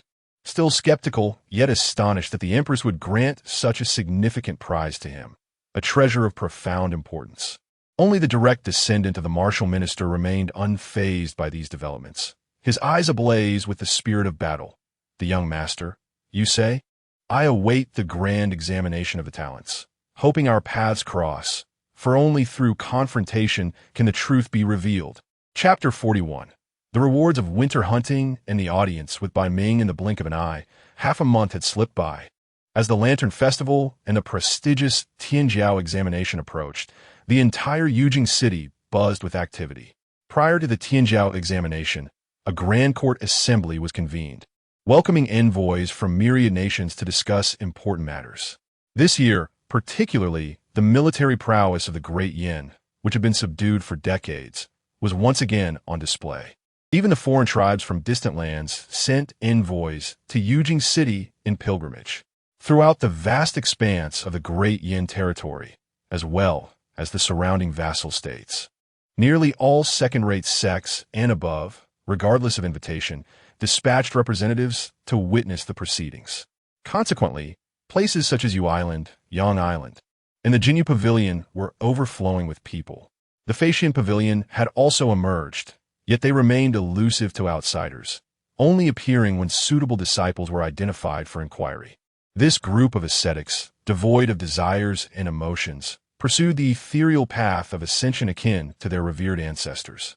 Meanwhile, the Jinyu Pavilion, thriving amidst a confluence of diverse individuals, became the epicenter of attention, had it not been for its affiliation with the Red Dragon Chamber of Commerce. And the immense wealth of Junzhu, the richest man in the Great Yan, the establishment would not have flourished.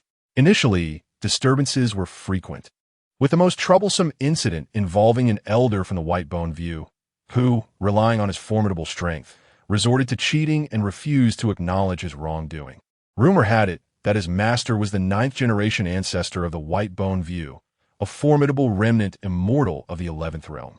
Many spectators believed the matter would dissipate without resolution, as the Jinyu Pavilion staff silently endured the humiliation. To their astonishment, the elder from the White Bone View was swiftly subdued by a revered figure from the Jinyu Pavilion and subsequently imprisoned in the town prison, his crimes duly noted. This esteemed figure, known as the master of the corpse stitching shop, was notorious for his dark arts and had even stitched the corpses of immortals, possessing the remains of a demon king in his possession. Upon learning of the incident, the other disciples of the White Bone View turned pale, yet none dared confront the master. Instead, they resorted to a prison break, which became the largest case in a decade, concluded with remarkable swiftness. The disciples, upon their attempt to rescue their elder, were met with a barrage of crossbow bolts, turning them into mere riddles of flesh. The sole individual who breached the town prison was reduced to ashes. Following this incident, the Jinyu Pavilion's reputation soared to extraordinary heights, while the order within the establishment improved dramatically, transforming it into a sanctuary for those within the martial world. Even those harboring deep-seated grudges encountered one another there. Yet, dared only to exchange glances or settle their disputes at the gambling table, no longer risking the breach of decorum. As the days progressed, with an increasing number of individuals flocking to Yujing in preparation for the Tianjiao examination, scenes of skilled practitioners engaging in martial exchanges became commonplace in the outskirts, with some even documenting these encounters for sale. In response, the Jinyu Pavilion established a young dragon ranking, listing 100 individuals deemed likely to triumph in martial arts, ranked by the total amount wagered on them. At the top of the betting list stood Wu Chengyue, the reincarnation of the martial immortal, the Great Yan's legendary tiger of the tomb. Deeds. Once, with a single strike, he vanquished the young progeny of the long-armed ape in the Western territories. He engaged in a duel with the contemporary swordsman of the Wuxiang Sword Pavilion, shattering swords with 3 mighty blows. He ventured into the Ice Spirit Holy Mountain to hunt the ice-scaled giant. The second bet involves the daughter of the King of Wei, rumored to be a descendant of the Celestial Demon Sect leader. The third bet concerns the son of Yin Xiang, the junior leader of the Xian Zhendao alliance. The fourth bet points to the disciples of the martial sage from the South Sea Divine City, particularly the formidable Zhang. The fifth bet is linked to the master brother of the killing immortal sword tomb in the Celestial Sea, in the princess's residence, specifically the Purple Bamboo Chamber. Xiao Yi perused the latest edition of the Great Flame Mansion report, his gaze lingering on the rankings published by Jin Yufeng. The current state of the realm is somewhat reflected in this rudimentary ranking. It is evident that the top 3 positions are occupied by members of the imperial court, while other esteemed places, whether sacred grounds, divine cities, or the 3 sects, are relegated to lower ranks. This arrangement is certainly not arbitrary. It is a reflection of the genuine investments made by the bettors, as no one is indifferent to their own interests. The outcome signifies that the might of the Great Flame Dynasty, following the unification of the vast lands of the Divine Continent by Emperor Yenwu, has truly taken root in the hearts of the people. What is the reality, however? Xiao Yi possessed an undisclosed ranking compiled by the Qianmu Tower, which starkly contrasted with that of Jin Yufeng, where the court members only reached as high as the 5th position. In fact, since the martial emperor withdrew from the court 7 years ago, the 3 sects and the various sects of the realm had already sensed the shift and began to test the waters and expand their influence.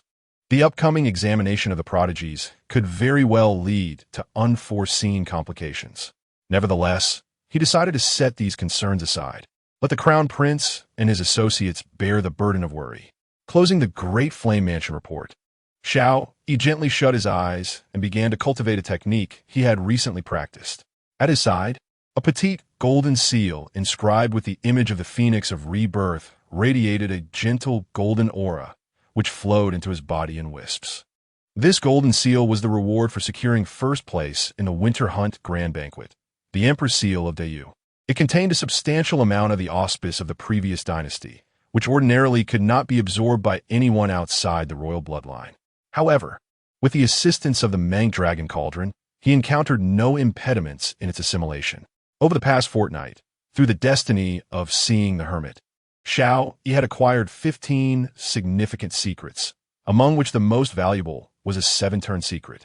This secret led him to discover a bone fragment hidden within a tome in the royal archives, which, upon refining, granted him an ancient imperial technique from the Celestial Mandate Dynasty, the 9-Dragon Sovereign Scripture. While its intricacies may not match the later Heavenly Demon Scripture, it possesses remarkable qualities, especially in the refinement and application of auspice. Xiao Yi practiced the 9-Dragon Sovereign Scripture not merely to augment his strength, but primarily to master an additional method to counter the Zhixian curse. He recalled Bai Luoshen mentioning that the dragon chi of the Great Flame might suppress the Zhixian curse, though this power was elusive and could only be sensed by a select few unique techniques, making it worth a try. Your Excellency, a graceful figure approached the pavilion where Xiao Yi sat in tranquility, her voluptuous form slowly kneeling in utmost reverence. The young lady of the air has returned from Mount Baiyan. According to the observations of the Spirit Eye, she seeks Oyezi not for the purpose of reforging the 9 heavens burning heaven bow. There is one more matter to address. The the female leader of the Flying Immortal Pavilion and the Red Kite Protector of the Heavenly Demon Sect, wish to seek an audience with the esteemed one to present their apologies. Bai Ming, too, desires to pay his respects to the revered one. Bai Ming, is he aware of my presence here? As Xiao Yi raised his gaze, the enchanting woman kneeling on one knee turned pale, her fair forehead pressed against the blue bricks, trembling slightly as she spoke. He remains unaware of the esteemed one's identity. He is merely entangled with the Red Kite Protector. Please forgive my transgression, esteemed one. I have received a fire-eyed crystal from the Red Kite Protector, and such news ought not to have disturbed you. Xiao Yi replied calmly. Given your honesty, I shall spare you from punishment. A fortnight ago, the Red Kite performed admirably. There is no need for an apology. As for Bai Ming, the Holy Sect has always been clear in its rewards and punishments. Thus, permission is granted. Meanwhile, within the resplendent halls of the Flying Immortal Pavilion, Bai Ming wore a countenance as dark as water. His brows furrowed deeply as he paced back and forth, his mind in turmoil. Do not prance before me. If the esteemed left master does not wish to see you, even if you beseech the sect leader, you will not gain an audience. The Red Kite snorted coldly. Had Bai Ming not persistently clung to her these past half-months, and had he not indeed fulfilled his duties last time, she would have preferred not to address the left master at all. Shortly thereafter, a maidservant presented a purple jade pendant. Upon seeing it, the Red Kite's expression softened somewhat, and she cautioned Bai Ming. The left master has consented to your audience. You may even behold the true form of the esteemed one, but you must first wait 100 paces beside him. When the esteemed one wishes to see you, he will naturally come to find you. Upon hearing this, Bai Ming was momentarily taken aback, but once he processed the news, the joy on his face was unmistakable, even bordering on madness. At last, after 10 years of longing, he had finally awaited this opportunity. Moreover, to witness the true visage of the left master. Such an honor is rare, aside from the sect leader, Huang Long, and the Red Kite. Few in the Heavenly Demon Sect could boast of such privilege. Soon, Bai Ming would count himself among them. How far could he be from the new Heavenly Demon Sacred Classic? Chapter 42, The Unparalleled Red Robe. Breaking the second layer of the celestial curse on the 15th day of the first lunar month, the Lantern Festival unfolded. Beyond the snowy mountains, the city of Yujing resembled a warm jade drifting amidst the night. Countless lanterns blossomed one after another. The sea of lights, scattered like stars, spilled over the 9-tiered palaces, resembling the Milky Way cascading down to the mortal realm. At the moonlit lake, Xiao Yi, clad in dark garments, stood at the bow of a painted boat. The reflections of 1,000 lanterns shimmering on the water's surface, akin to fragmented stars descending into the depths, a sight of breathtaking beauty. However, at this moment, Xiao Yi's gaze was not fixed upon the enchanting reflections, but rather upon the red-robed woman before him, who was silently placing lanterns and making wishes. Her crimson attire resembled flames, and her 3,000 strands of hair were elegantly tied with a red ribbon. Despite her delicate silhouette, she emanated an aura of tranquility.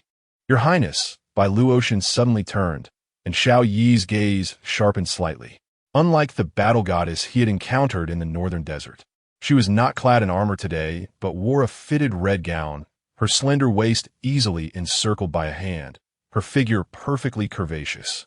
The resolute spirit reflected in her brow accentuated her stunning beauty to an extraordinary degree. She was tall, and, at the split of her skirt, her long, fair legs, akin to exquisite sheep-fat jade, were subtly revealed. Yet, this unparalleled grace and breathtaking beauty were but trivial facets of this female warrior. In terms of talent, intellect, status, and cultivation, she surpassed her own beauty, inspiring deep admiration. Under Xiao Yi's scrutiny, he discerned that she possessed 2 divine red destinies, supreme status and eternal rebirth, both remarkably unique. The first destiny could sever causal ties, rendering her impervious to all laws. Perhaps this was why she could withstand the 12 layers of the celestial curse without succumbing to death. Logically, being impervious to all laws should render the celestial curse powerless. However, the challenge lay in the second destiny. The eternal rebirth was a double-edged sword. a red destiny of mixed fortune. Every tribulation faced transformed into a life and death ordeal. Yet each passage conferred unparalleled enhancement and metamorphosis. It was evident that the 12 layers of the celestial curse constituted Bai Luoshen's life and death tribulation. Your Highness, what captivates your attention so deeply?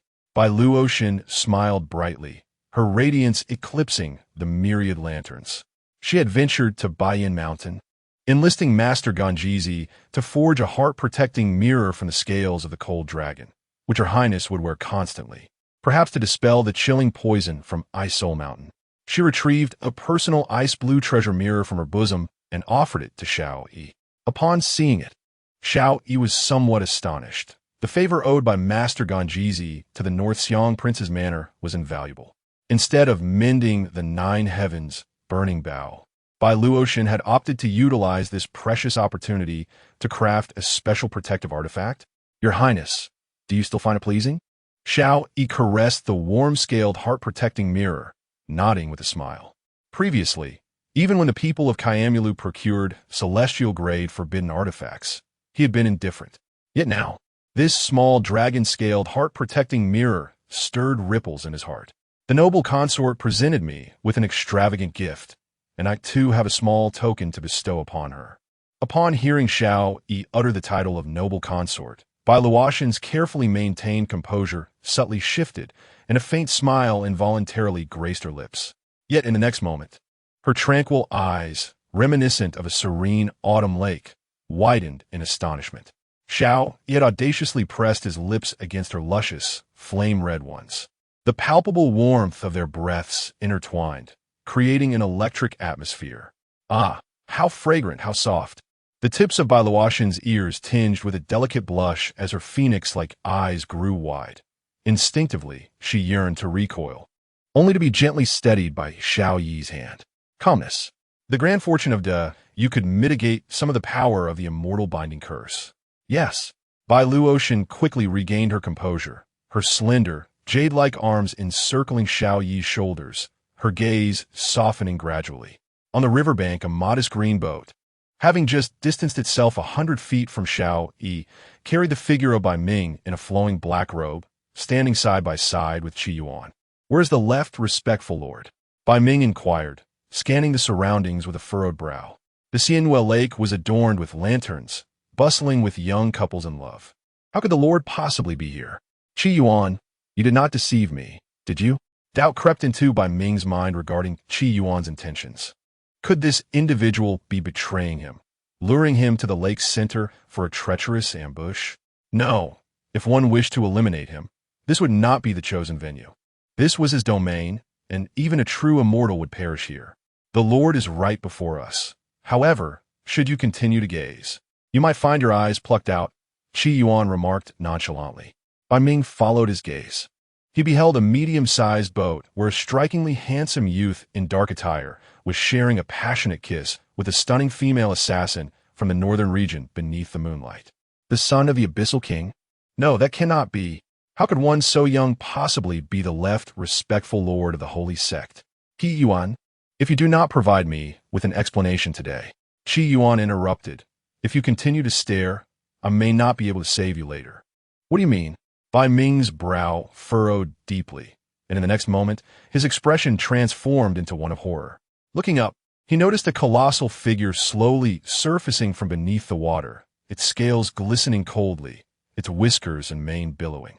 Under the moonlight, its soul-chilling blood-red eyes resembled 2 blood moons. Its gaze bore down upon him, instilling a sense of overwhelming pressure akin to a mountain's collapse or a tidal wave crashing down upon his psyche. He suddenly realized that in this unique aquatic realm, he was but an insignificant insect in the eyes of this monstrous beast. Is this the black dragon reared by the patriarch of the holy sect 3,000 years ago? Bai Ming stammered in shock, his body trembling with excitement. If the dragon nurtured by the patriarch still existed, what terrifying power would it possess now? Uncertain, Qi Yuan had already knelt on one knee, head bowed, avoiding the sight of the lake center.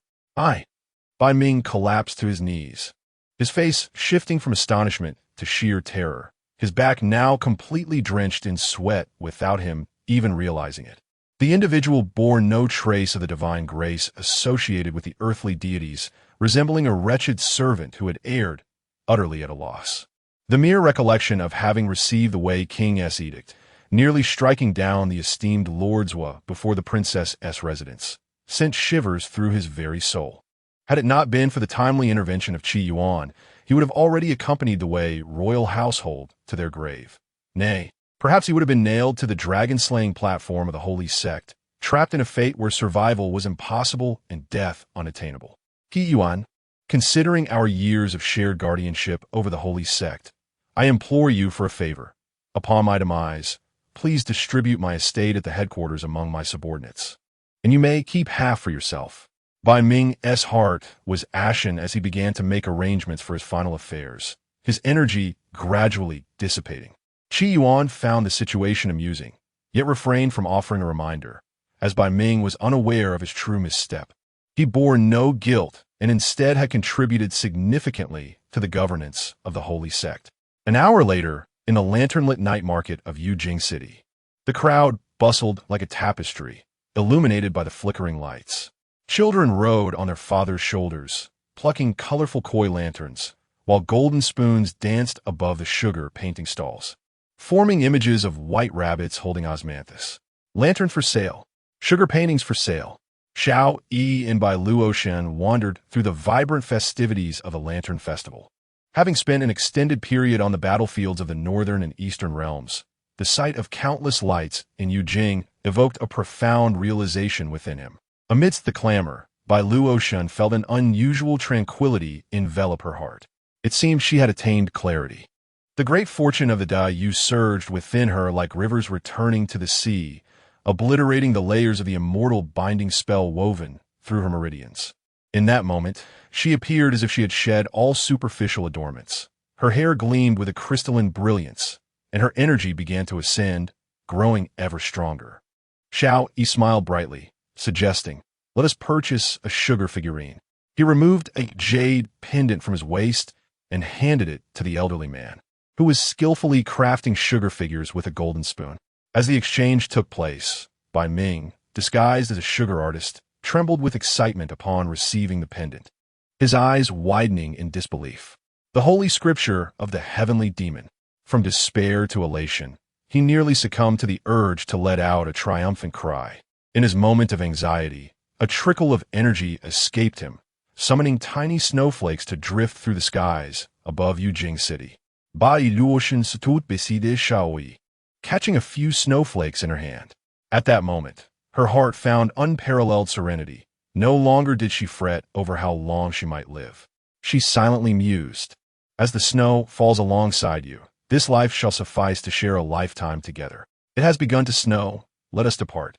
Xiao Yi took her hand, smiling as they made their way towards the royal palace.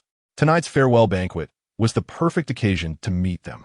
Chapter 43. The attitude of Bai Luoshen in the resplendent halls of the Great Yan Imperial Palace. Fragrant sandalwood lingered in the air, accompanied by the melodious sounds of silk and bamboo instruments. Dozens of exquisitely beautiful palace maids entered in succession, bearing jade platters laden with a variety of rare delicacies from all corners of the Great Yan. This evening's farewell banquet in the palace served the dual purpose of a family gathering and a national feast. There were two venues, adorned similarly yet signifying different meanings: the Golden Lawn Hall and the Nine Dragon Hall, each hosting 9 seats. The invitation extended by the Empress to partake in the banquet signified their acknowledgement of our involvement in the core decisions of the Great Yan. On their way here, Bai Luoshen patiently elucidated to Xiao Yi the significance of the metaphor regarding the 9 thrones, which embodied the supreme authority of the Great Yan. She elaborated on the implications of these 2 golden halls. Those permitted to join the family banquet in the Golden Lawn Hall were deemed true representatives of the 9 thrones. In contrast, those entering the Nine Dragon Hall for the national feast, engaging in preliminary discussions regarding significant matters for the forthcoming Grand Court Assembly, were representatives dispatched by the 9 lords. In other words, whoever entered the Nine Dragon Hall was a pawn thrust into the limelight, a mere puppet. While pawns may fall, those on the throne must not perish easily. For the throne symbolizes not only an individual, but also the terrifying forces that lie behind them. It was universally acknowledged that once one ascended to that position, any act of reckless assassination against a throne's occupant would inevitably result in dire repercussions.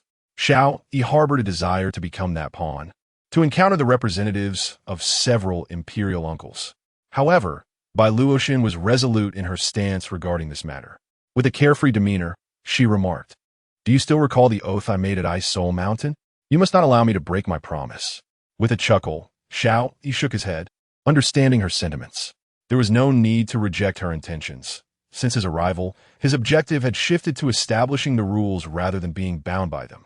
Allowing the young lady to act as a spokesperson was acceptable, as he genuinely valued her support. Should anyone fail to grasp the gravity of the situation, he would not hesitate to act against familial ties. At that moment within the Nine Dragon Hall, the arrival of Bai Luoshen elicited expressions of mild surprise from the other 8 guests. Is it her? How could it be her? The 9th seat was presumed to be reserved for the North Xiao Wang manor, leading to swirling thoughts among the attendees. The representatives from the Dongning Wang manor and the Xiao Wang manor exchanged bewildered glances. What did this mean? Was a union between the North Xiao Wang and the Yuan Wang centered around Xiao Yi? Or was Bai Luoshen more ambitious than her grandfather, seeking to usurp power through her position as the young lady? Regardless of the interpretation, it prompted a sense of caution among them. Unexpectedly, Sister Luoshen held such regard for Brother Yan'an. How enviable indeed. The representative from the Wei Wang, Zhao Hua, after a moment of astonishment, smiled brightly. I have always been on good terms with my brother. I hope you will visit my residence for tea sometime. I have heard of the recent turmoil in the northern desert, where the bloodied battlefield claimed 30,000 soldiers from the Yuan Wang court, prompting the northern desert people to send a new envoy for pilgrimage. Sister, you truly are remarkable. Ahem, esteemed guests, let us dispense with idle chatter. We have convened here to deliberate on national policy and establish the tone for the Grand Court Assembly. The representative from the Crown Prince's residence is Minister Yan, who appears somewhat reluctant to meet the gaze of Bai Luoshen. I appreciate the kindness of Sister Zhao Hua, yet we must prioritize our discussion of state affairs, Bai Luoshen calmly stated. Indeed, it is well known that the Assembly can only resolve minor matters, while significant issues are typically determined in private meetings among the representatives of those in power. Within the Nine Dragons Hall, only a handful of individuals presently dictate the future trajectory of the Great Yan and the allocation of interests among various factions. Tomorrow marks the Grand Court Assembly, and while other matters can be left to the ministers, we must reach a conclusion today regarding who shall assume the role of the invigilating deity for the Tianjiao examination. The representative of the Empress Dowager, the esteemed Gongsun Xiao Yi, remarked with an air of indifference. Historically, the invigilating deities for the Tianjiao examination have been personally appointed by the emperor, yet with the current emperor abdicating his responsibilities, more individuals have begun to voice their aspirations for this coveted position. After all, this role is immensely desirable, as it oversees the entire Tianjiao examination, with potential benefits that are unfathomably vast. Certain special quotas, reserved for the elites of the 3 teachings, are accessible only through formal visits bearing gifts. As the most seasoned among us, Minister Yan was the first to speak. Observing the previous invigilators, none have been of lesser stature than noble lords, with the minimum being of first rank or royal lineage. Although His Majesty is absent this term, the customs must not be disregarded. Who among us believes they can fulfill this role? Noticing the silence that enveloped the hall, he continued, if none of you have a preferred candidate, I shall put myself forward. Having served as an official for 28 years, I believe I possess the requisite insights to navigate the treacherous waters of the 3 teachings and would be well qualified to serve as invigilator. Do any of you dissent? His gaze swept across the assembly. The representative of King Dongning chuckled. Minister Yan's capabilities are beyond question. With him overseeing the proceedings, the examination shall proceed without incident. The representative from Xian nodded in agreement, while the representatives of Wu and Yao remained silent. Wait, interjected a white-clad strategist from the Qi royal household with a smile. Upon my arrival, I received a decree from Prince Qi, who believes that the position of invigilating deity should be held by the heir of the Yuan royal lineage. The heir has been traveling abroad for 5 years, and upon his return, he has become engaged to the princess. While this is indeed a positive development, the princess's prowess in battle is renowned, while the heir holds no official title. If they marry directly, it may invite unwarranted scrutiny upon the heir's reputation. With the credentials of an invigilating deity, he would become a sacred teacher to those exceptional youths, facilitating the marriage and aligning with the emperor's wishes. Is there any fault in this reasoning? His words caused Minister Yin to furrow his brow, his expression darkening. He wished to oppose this notion. Yet recalling the crown prince's instructions, he realized he could not intervene should a conflict arise between the Qi and Yuan royal lines. With a smile, he conceded, "You make a valid point. I believe the heir possesses such capability." Citing the emperor's name, and with the support of Prince Qi's endorsement, the others nodded in agreement.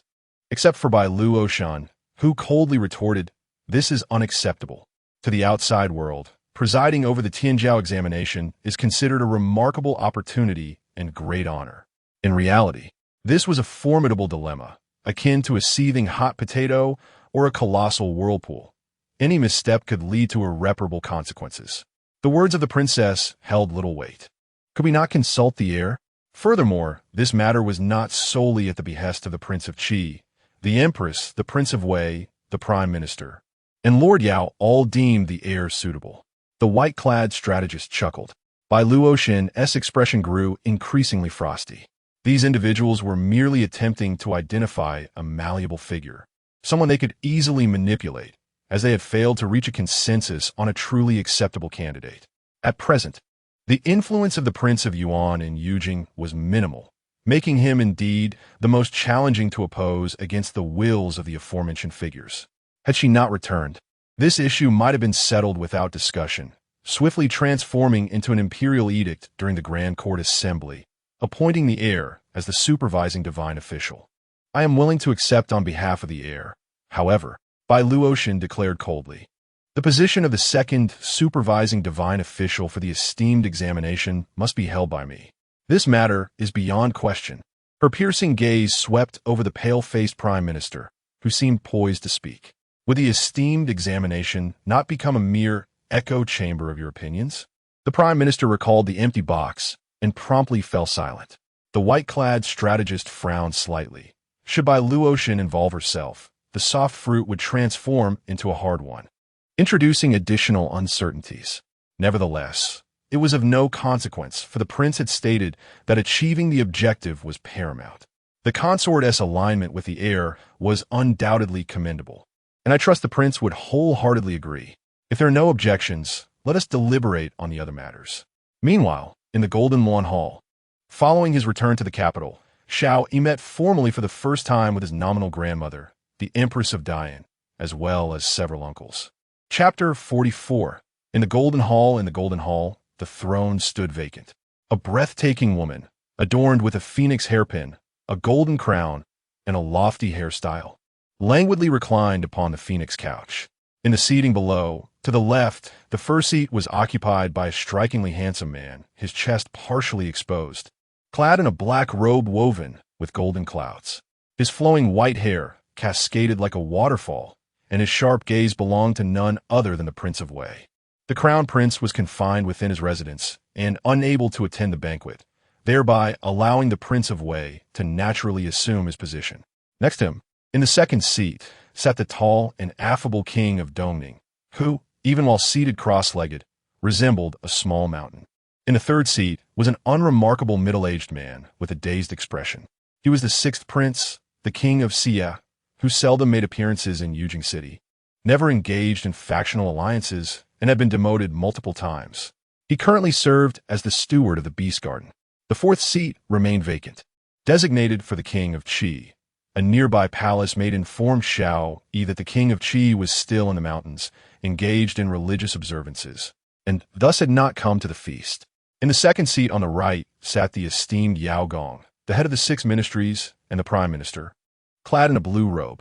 His hair, now frosted with age, framed a visage marked by tranquility and composure. The third seat on the right was occupied by the second, most formidable martial figure, the military minister, an elderly man with graying hair. Clad in black brocade, his gaze, when it met Xiao Yi's, seemed to unveil endless mountains of bones and a tumultuous sea of blood. The first seat on the right was originally reserved for the king of Baixiang, or rather for the white goddess, but with Xiao Yi's arrival, he piqued the curiosity of the otherwise disinterested assembly. "Oh, Nian and has arrived. Please take your seat," the empress, with her phoenix-like eyes slightly raised, gestured for a nearby palace made to guide Xiao Yi to his place. "Kulme, my dear nephew, allow your fifth uncle to toast you, the king of Dongning." The most jovial among the attendees unabashedly lifted a bronze cup larger than a bowl to offer his salute. The northern king is still clear-headed enough to recognize that the Great Yan belongs to the royal family, and now you are one of us, even looking to you for guidance. Does my fourth brother not wish to return? The king of Dongning's blunt words immediately drew the attention of the entire hall. Xiao Yi downed the ceremonial wine in his cup and chuckled. "Is my fifth uncle attempting to jest with me? You are well aware of the situation in the southern territories. Should the Eternal Night tribe decide to advance northward in force, they might very well need to borrow troops from you." Seeing Xiao Yi's candidness, the king of Dongning laughed heartily. "Not at all. I merely miss my fourth brother. If he is willing, I could readily go to exchange places with him." Upon hearing this, the Prince of Wei lightly tapped the jade table, his actions momentarily slowing. It was evident that there were deeper meanings in his words. He was attempting to recruit the king of Yuan on behalf of the crown prince. At this moment, Xiao Yi was no longer the same man he had been 5 years prior. He now possessed greater leverage. Although the border troops in the southern and northern regions could not be easily mobilized, they represented a formidable force that could not be disregarded. If he could secure their support, he would be able to act unrestrained, ensuring that regardless of the chaos in the Central Plains, the borders would be stabilized and foreign tribes would not be allowed to intervene. As the saying goes, to repel external threats, one must first stabilize internal affairs. The core of the Great Yan appeared to be intact, yet the divisions among factions had reached an alarmingly severe level. No prince can truly overshadow the others. Their wings are such that none will submit to another. Although the news of Emperor Yin Wu's disappearance was well guarded, it has been 7 years since the court officials beheld the emperor's true visage, coupled with the fact that he summoned the princes to the capital 7 years prior. It is only natural for speculation to arise. Historically, the merit of the dragon has always been paramount, a treasure that is often elusive. In the present day, the rigid stratification of the Yan court presents a multitude of individuals striving for advancement, including the princes themselves. In response to the veiled invitation from Prince Dongning, Xiao Yi shook his head with a smile, saying, "My uncle may not be fully aware of the circumstances in the Nanzhao kingdom, where the soldiers are fiercely competitive and the noble leaders are as stubborn as mules. They recognize only individuals, not orders. Anyone who goes there finds it quite troublesome." Prince Dongning grasped Xiao Yi's implication and chuckled. "Then let us abandon the idea. I have little fondness for bloodshed. Indulging them too much could easily lead to chaos. It is far better to remain in Yujing and enjoy a life of ease." Suddenly, Yao Gong, clad in a green robe, interjected, "Does the heir know that just a few days ago, the 6 ministries and 9 officials were embroiled in a fierce dispute over the position of the supervising official for the Tianzhao examination? Now, this position has fallen to you.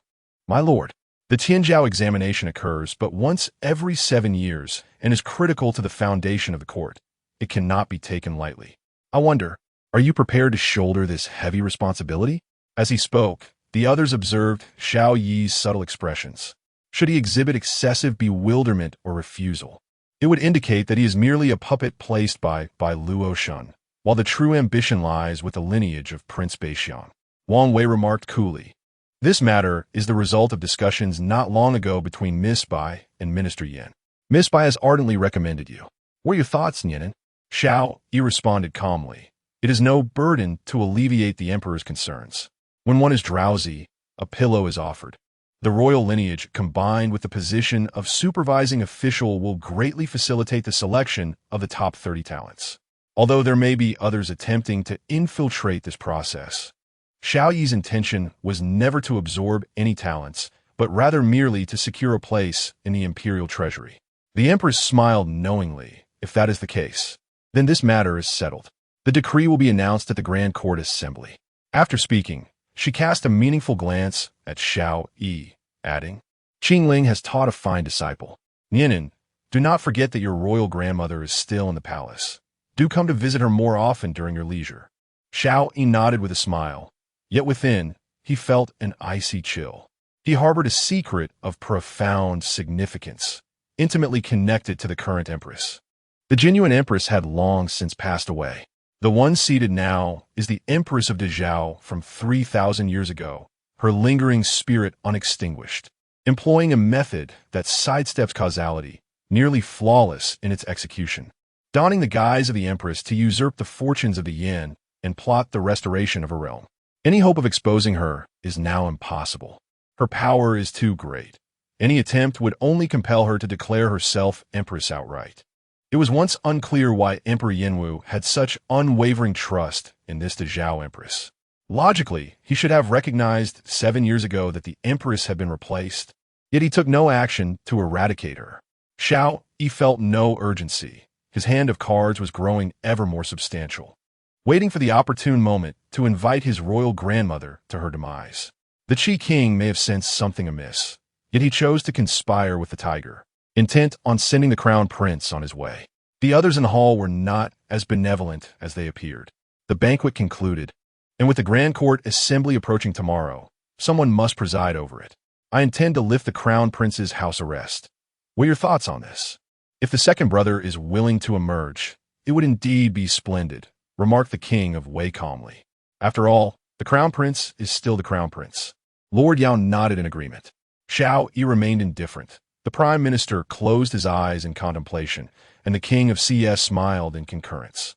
Contrarily, the Dongming king, who was clearly aligned with the crown prince's faction, furrowed his brow slightly, but chose not to voice further objections. Chapter 45. A tremendous turn of events. Chaos erupts in Yujing. In the prince's palace, within the underground palace, a scholarly figure clad in dark robes, resembling the prime minister Yan, gazed at the prince with a grave expression. Your Highness, are we truly to proceed in this manner? Tomorrow marks the Grand Court Assembly, followed shortly by the prestigious examination for prodigies. At this moment, Yujing City is teeming with individuals of dubious character. A moment's negligence could lead to unforeseen calamities. The prince remained silent. Beside him, a masked physician, known for his sinister expertise, discerned a flicker of intrigue in his eyes and spoke in a low tone. Prime Minister Yin is unduly concerned. Do you doubt our strength? The chaos in Yujing City is precisely what is needed for your Highness's grand scheme to unfold seamlessly. Presently, all eyes are fixed on the Grand Assembly and the examination of prodigies. Within the palace, royal descendants gather for nocturnal feasts, the atmosphere brimming with unprecedented fortune. Should we let this once-in-a-lifetime opportunity slip by? Who knows how many years it will take for another to arise? Prime Minister Yin turned to the prince, who, with a hoarse voice, replied, My time is running short. Yin, go forth, wielding my emperor's sword, and summon General Qin and the others into the city. Physician, there is no need to conceal your creations any longer. Tonight, eliminate that rabble from the alien immortal sect to pave the way. Understood. Yin departed with a solemn expression. Your Highness's path to immortality is drawing near. The physician chuckled, his face beneath the mask revealing a blend of excitement and distortion. Once we utilize this refined 9 deaths rebirth goo with the Emperor's sword, the Emperor's cauldron, and the mountains and river seal to wield the fortune of the vast lands, we shall truly achieve harmony with the sun and moon, and longevity with the heavens and earth. When the flame martial emperor established the nation, he summoned the power of the 9 mysteries to forge 3 unparalleled treasures that transcended the ancestral divine weapons, suppressing the dynasty's fortune. Among these, the emperor's sword was bestowed upon the prince upon his designation, while the emperor's cauldron was enshrined within the imperial palace, enjoying supreme veneration and commanding the fortune of the realm. The mountains and rivers seal, linked to the 3 extraordinary dragon veins of Junzhu. was placed before the emperor's throne in the Golden Pavilion. To possess these three national treasures would render one nearly omnipotent in this world. However, as the physician extolled the impending triumph, no joy illuminated the prince's countenance. A heavy aura of despair enveloped him. His gaze fell upon a mural from the era of the martial emperor, depicting a scene of corpses strewn across the land, and a glimmer of hope flickered within his eyes. Meanwhile, in the Golden Pavilion, the seemingly dormant martial minister suddenly opened his eyes, akin to a tiger king awakening from slumber, exuding an awe-inspiring pressure that left those present momentarily astonished. Did the martial minister have a nightmare? Jested King Dongning with a chuckle. No, it is that my good son is returning soon, the martial minister remarked, peering thoughtfully outside the hall. Oh, General Qin is returning for this grand assembly?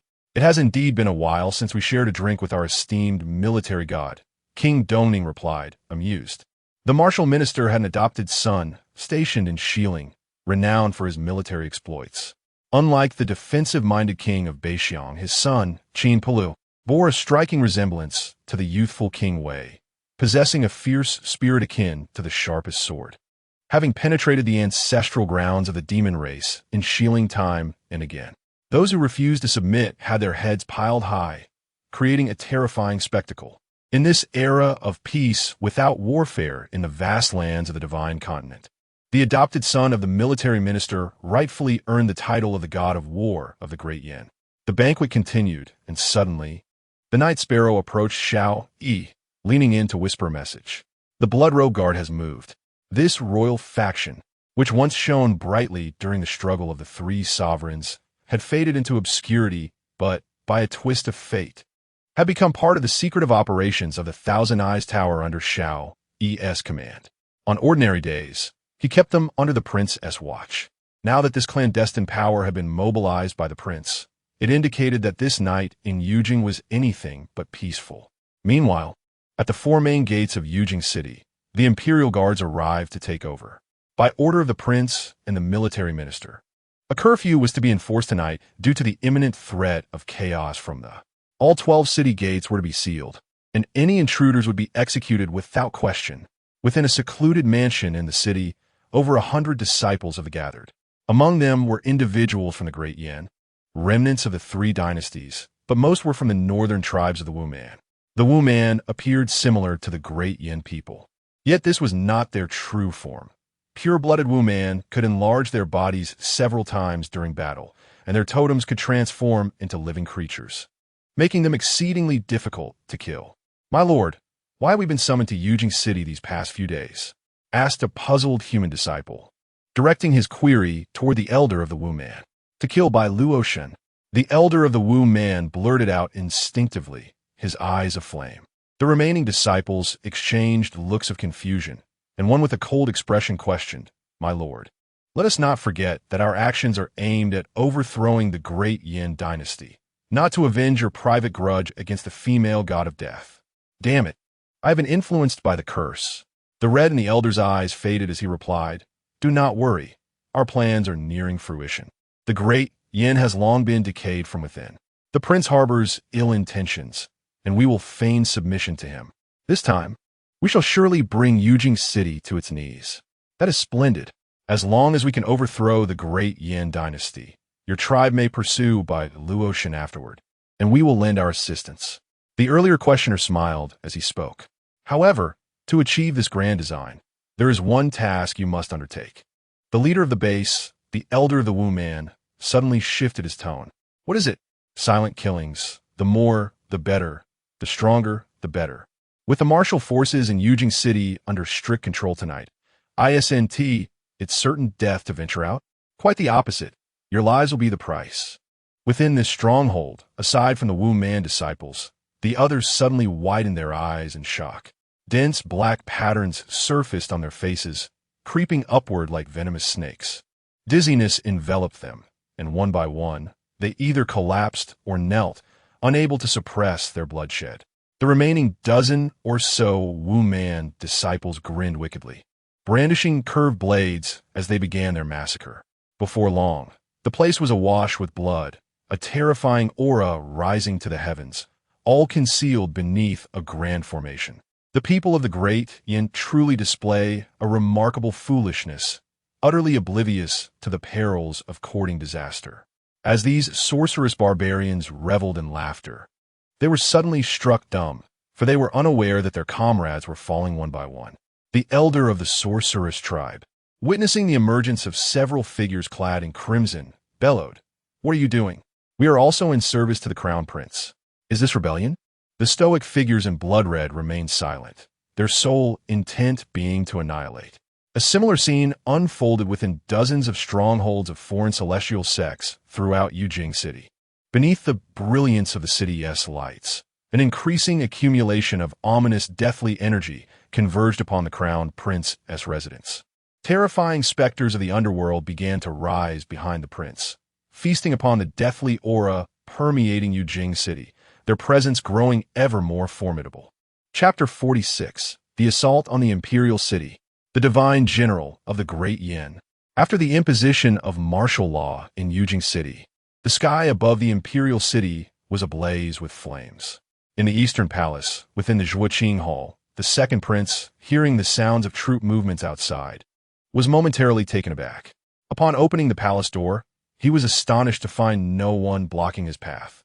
"What is happening?" he inquired, seizing a soldier clad in dragon scale armor and wearing an iron mask. "The crown prince has issued orders. A rebellion by the Xian sect has been discovered within the palace, and troops are currently being mobilized to surround and eliminate them." Upon hearing the soldier's response, the second prince's mind raced with realization. His father has revolted? The world around him darkened as he stood frozen in shock, fear etched across his face. This is madness, pure insanity.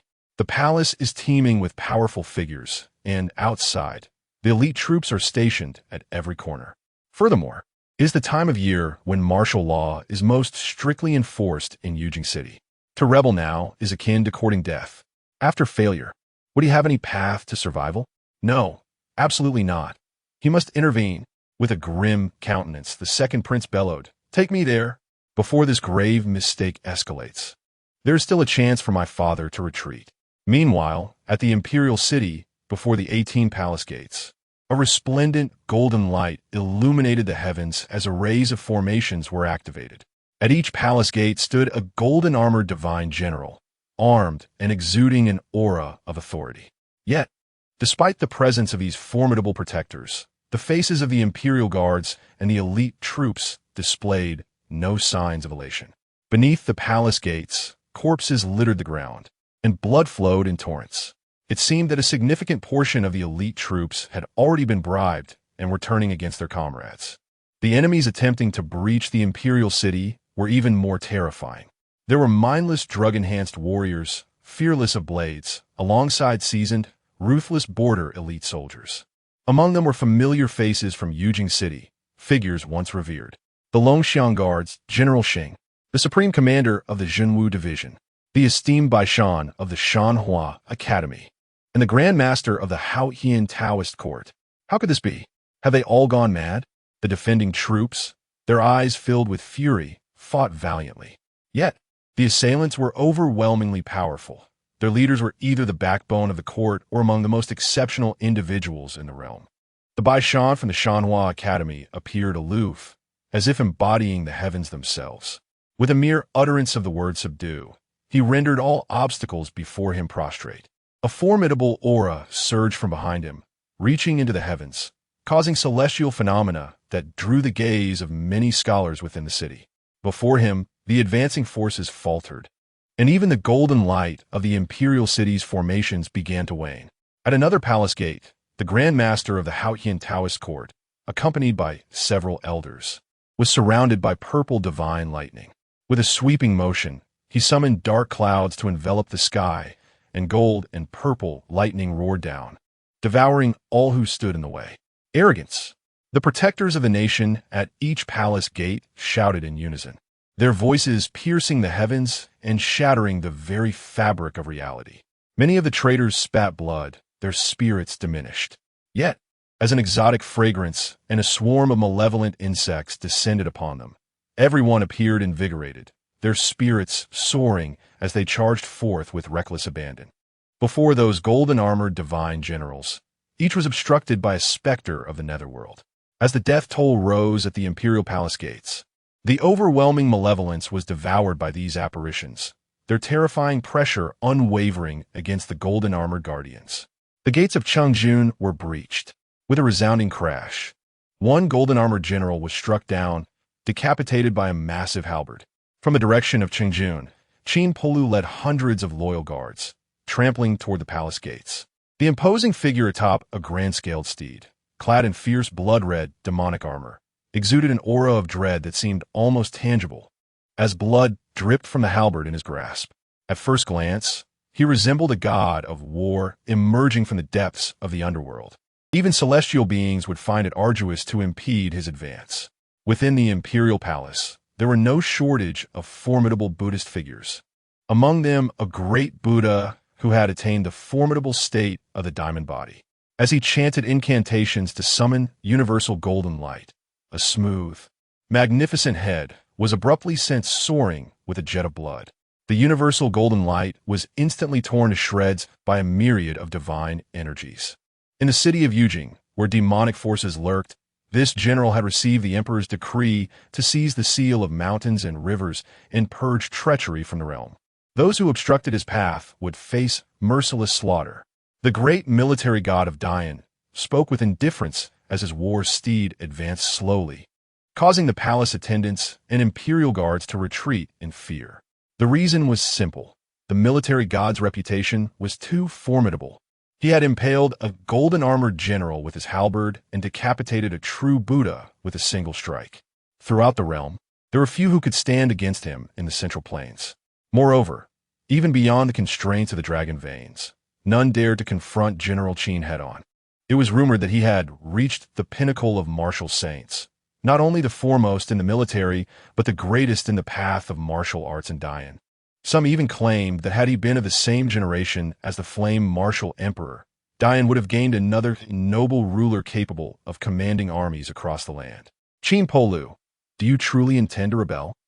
A white-haired, white-browed old eunuch shouted from the palace eaves. In terms of official rank, he had become the Grand General of the West, holding a position of utmost authority. As for titles, he had been bestowed with the rank of a first-class marquis, recognized as the military god of Dian. I fail to understand what more you desire. Following the prince's decree, I shall seize the seal, acquire the cauldron, and eliminate the demons.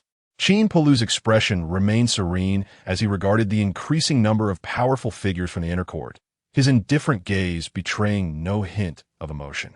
At that moment, a thunderous roar erupted from the direction of Junzhu. A colossal beast, towering like a mountain and clad in pure white, without a single stray hair, leaped onto the solid golden roof of the palace.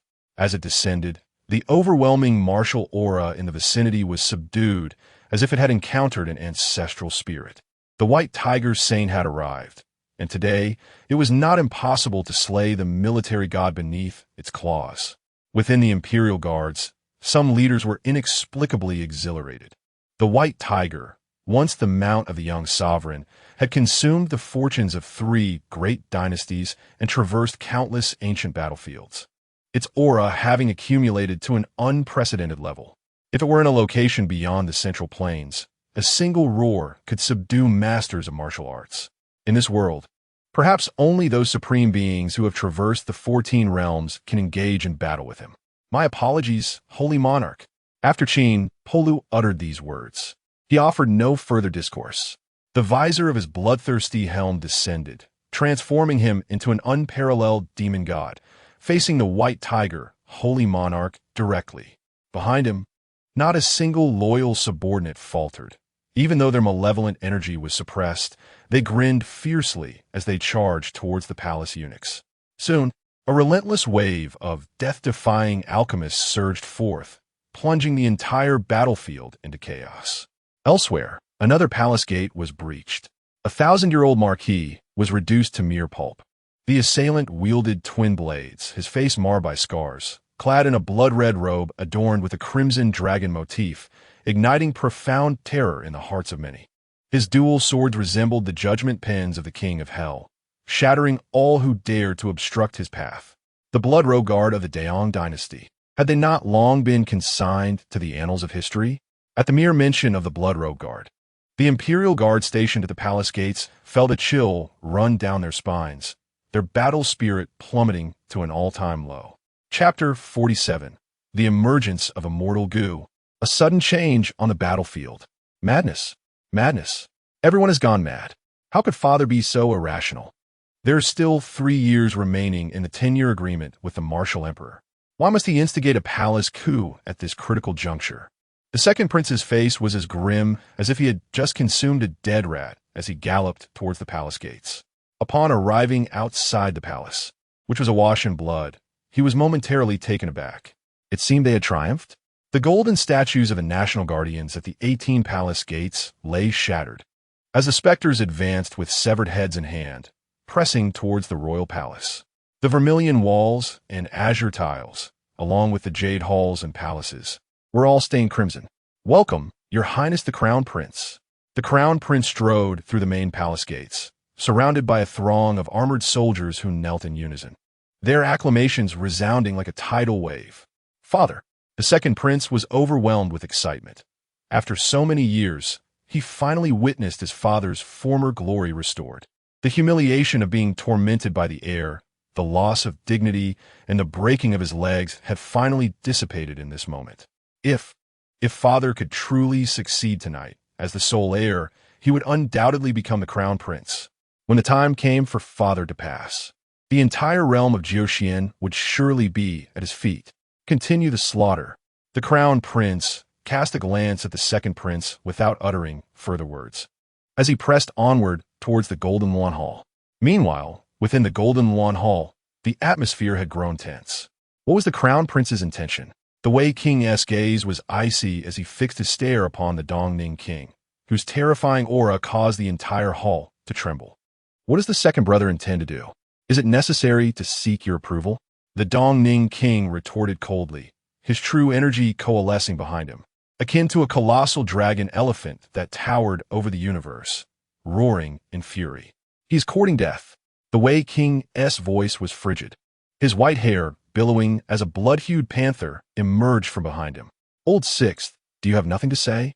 The Western King called out, furrowing his brow and sighing lightly. "With Father absent, let him create chaos. I lack the strength to intervene."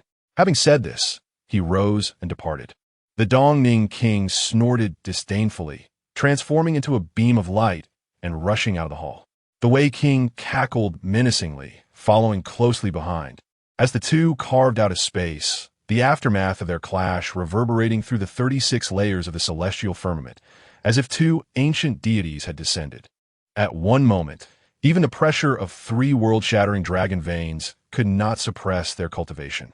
In a certain part of Yujing City, a terrestrial immortal, skilled in strategizing, calculated the threads of causality with a flick of his fingers to glimpse the outcome. Instantly, his expression turned to one of horror, and he spat out a mouthful of reverse blood.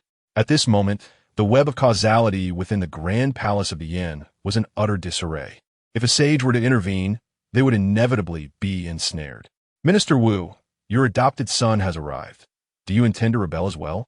The Empress's sharp gaze fell upon Minister Wu, who appeared to age decades in an instant. "Since this error was committed by my rebellious son, it is only fitting that I rectify it." Minister Wu slowly stepped out of the Golden Yuan Hall, gazing towards the Chungjun Gate, and sighed softly, "My child, your heart is still too kind." In the Dragon Guardian Hall, the general of the 4 symbols and the elite troops of the Snow Dragon Cavalry are summoned. Do not allow that rebellious offspring to take a single step forward. As the decree of the military minister was issued, shadowy figures cloaked in black dispersed in all directions. Within the city of Yujing, several military encampments ignited with flames, and squads of elite soldiers promptly mobilized towards the Chungjun Gate. "The esteemed Bai Shan from the Mountain River Academy has arrived. I shall go to halt him." Duke Yao voluntarily stepped forth to confront the literary champion of the Mountain River Academy. 2 towering manifestations of righteousness clashed above the imperial palace, unleashing an endless tide of literary energy that enveloped the entire city of Yujing, plunging its scholars into a realm of literary illusions. Nianin, the palace is unsafe tonight. Will you accompany Shangwan to the Ning Sheng Palace for safety? After a gentle rub of her brow to soothe her emotions, the Empress inquired kindly of Xiao Yi. Beside her, a graceful figure clad in azure, exuding an air of elegance and otherworldliness, nodded slightly at Xiao Yi. No, if my second uncle truly intends to rebel, there is no safe haven anywhere. Xiao Yi declined her offer and was about to exit the Golden Luan Hall when a figure suddenly lunged towards him. Your Highness! Bai Luoshen felt relieved that she had not arrived too late. Her robe stained with blood, her phoenix-like eyes gleaming with intensity. She arrived at the Nine Dragons Hall ahead of the rebels. Your Highness, come with me. I shall mobilize the troops. No, Xiao Yi interrupted her, shaking his head. The Crown Prince is not here to incite rebellion. We need not get involved. He had already discerned the Crown Prince's true intentions. But Bai Luoshen gazed into those striking, deep-set eyes, akin to a cold abyss, and for some inexplicable reason, her heart settled. Then the once decisive female assassin from the Northern Domain, now sought the opinions of others. If the soldiers of the Northern Domain were to witness this scene, they would surely be astonished. Let us ascend to the bell tower of the Imperial City and witness the conclusion of this farce. Very well. Bai Luoshen nodded lightly and led Xiao Yi towards the bell tower. Standing atop the towering bell tower, the entire situation of the Imperial Palace lay before them. At this moment, aside from the Qingjun Gate, where corpses piled high, all 18 palace gates had been breached. The achievements of the ghost doctors, pharmaceutical soldiers, and the blood-soaked guards were monumental. Remarkably, over half of the Imperial City's forbidden troops were under the Crown Prince's command. Upon witnessing the Crown Prince's presence, alongside General Qin's support and the illustrious generals of the past, their battle spirits soared, growing more fervent with each passing moment. Is the Minister of the Nine Dragons Hall a mere illusion? Is the one beside the Crown Prince the true minister? Bai Luoshen immediately discerned the anomaly. The black-clad minister beside the Crown Prince exuded a chilling calmness. He promised substantial rewards and positions, inciting the soldiers fighting for the Crown Prince into a frenzied state. Soon, they surged into the grand hall dedicated to the Emperor. On the other side, several individuals emerging from the Nine Dragons Hall, like Xiao Yi, did not immediately engage in battle. Instead, they sought a vantage point to observe the palace's circumstances. Realizing that the Crown Prince's treachery was irreversible, they were filled with dread and confusion. Has the Crown Prince gone mad? Now, the facade has been completely torn away. The charge of treason against him is irredeemably stained. Moreover, his days are numbered. What can he achieve by seizing the throne? Can he truly subdue the people of this realm in the future? The ambition of the sect to usurp Ling Mountain and divide the world is glaringly evident. It is madness for the Crown Prince to squander the fortunes of the Great Yan at such a critical juncture. Boom! The entire imperial palace of the Great Yan trembled violently. The grand hall housing the Emperor's cauldron was overturned. A majestic pillar of fortune pierced through the 36 layers of heaven, instilling an overwhelming sense of dread. Simultaneously, the blood-clothed guard and several Shadow Realm generals joined forces to storm the Golden Throne Hall. The imperial seal atop the throne erupted in a dazzling radiance. It is done. A faint smile appeared on Yin Xiang's face. Ghost Doctor, it is your turn. The Ghost Doctor laughed maniacally, trembling with excitement, as he produced an object that seemed to slow the very space within 100 feet. It was a black and white worm, seemingly in slumber, drawing one in with an irresistible desire to consume it at a mere glance. The alternating black and white glow upon it resembled the cycle of life and death. The Nine Deaths rebirth worm. Within the palace, the gaze of the Wei King, the Dongning King, and even the West Yu King, who had retreated behind the crowd, converged upon it. Was the Crown Prince attempting to replicate the myth of the ancient Longsheng kingdom? Excitement surged among the imperial guards and loyal subjects who followed the Crown Prince in rebellion. They had heard tales of the Longsheng kingdom. At this moment, everything appeared to be predetermined. Once the Crown Prince, their sovereign, refined the Nine Deaths rebirth worm, no one within the palace could stand in their way. But just then, an unexpected turn of events occurred. The Ghost Doctor, who was supposed to refine the celestial worm using the fortune of the Great Yan, now bore a strange smile upon his lips. In full view of all, he crushed the frail 9 Deaths rebirth worm with a single squeeze. Chapter 48. The Crown Prince? The Crown Prince. With a resounding crash, the frail 9 Lives rebirth goo disintegrated into ashes within the hands of the Ghost Doctor. The soldiers of the 3 armies behind the Crown Prince were momentarily taken aback, their gazes turning to fierce anger. Damn the traitor. You deserve 1,000 cuts. Your entire clan annihilated.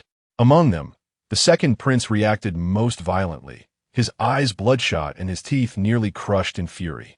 What he shattered was not merely a celestial goo. It represented his future and his very life. Without the celestial goo, how could the Crown Prince contend with the likes of King Wei? Their palace coup seemed to have succeeded, having reached the Golden Yuan Hall. Yet allowing any prince to escape posed a tremendous future threat. Moreover, they had no need to flee. The number of troops summoned by the military minister was steadily increasing. If the Crown Prince could not secure victory at this juncture, they would all be like fish in a barrel, doomed to perish eventually. Just a moment ago, the morale of the generals had soared to its zenith. Now, with the Ghost Doctor's actions, it plummeted into despair. Your Highness, is this your grand plan? To lead us to our deaths? Not all participants in the rebellion shared the same resolve. At this moment, the Grand Master of the Haotian Taoist court was seething with rage, contemplating retreat if he could only extricate himself from the situation. On the side of the rebels, everyone's heart raced with anxiety, their eyes fixed on the Ghost Doctor with intense hatred. Yet, the Crown Prince's expression remained relatively unchanged, as if numb to the unfolding chaos. Beside him, Yin Xiang cast a cold, questioning gaze at the Ghost Doctor. Who exactly do you serve? At this point, do you believe you can escape unscathed?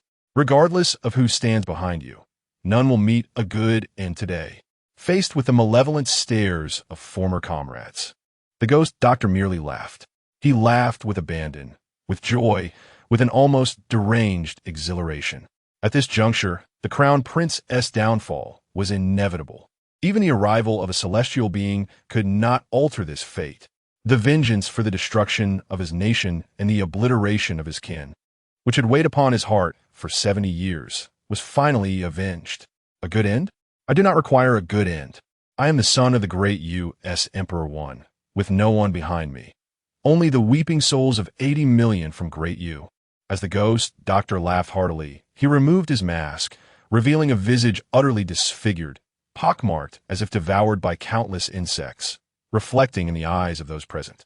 He gazed at the Crown Prince, his eyes seemingly ablaze with an insatiable thirst for vengeance.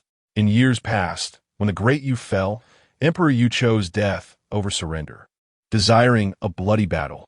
Yet, those of the imperial clan colluded with foreign enemies, betraying their own at the front lines, throwing open the city gates, and altering the commands. This treachery led to the demise of the last 130,000 elite soldiers of Great Yu, who perished in flames, becoming stepping stones for those who chose to survive. At that time, the second prince of the Great Yan, now the Crown Prince, brutally severed the head of his father, Emperor Yu, after storming into the capital of Great Yu. He trampled over 76 cities that refused to submit, leaving a trail of slaughter in his wake. The Ghost Doctor had once been the most cherished son of Emperor One of Great Yu. At that time, he was cultivating a cave in the southern borders. Upon hearing the news, he was devastated, and in his quest for vengeance, he ventured into the desolate land bordering the eternal night, obtaining the legacy of the ancient kingdom of longevity. Since that time, he has relentlessly sacrificed his own voice and appearance, diligently honing his mastery of the dark arts, ultimately seizing the opportunity to become a disciple of the Crown Prince of Great Yan. The concoction of the 9 Deaths rebirth goo for the prince is genuine. However, the absence of the perfect quality of the delicate blood is a mere illusion. The annihilation of the Luo family was but a pretext, utilizing the prince's authority to enact the first phase of vengeance against the external clan. By now, the puppets under his command should have eradicated the remaining external families that survived from the era of Emperor Yu. In truth, the individuals from the Luo family were already capable of producing the flawless delicate blood. Yet, he could not allow the prince to achieve his desires so effortlessly. He intends to methodically drive the prince into a corner, only to shatter his hopes at the moment when they seem most attainable. To strike at the heart is to avenge the grievances. At this juncture, the Minister Yin suddenly let out a cold laugh. So, it is the remnants of the Great Yu royal family. No wonder your identity was not uncovered among the retinue of King Qi and the Empress. The ghost doctor, indifferent to life and death, jested.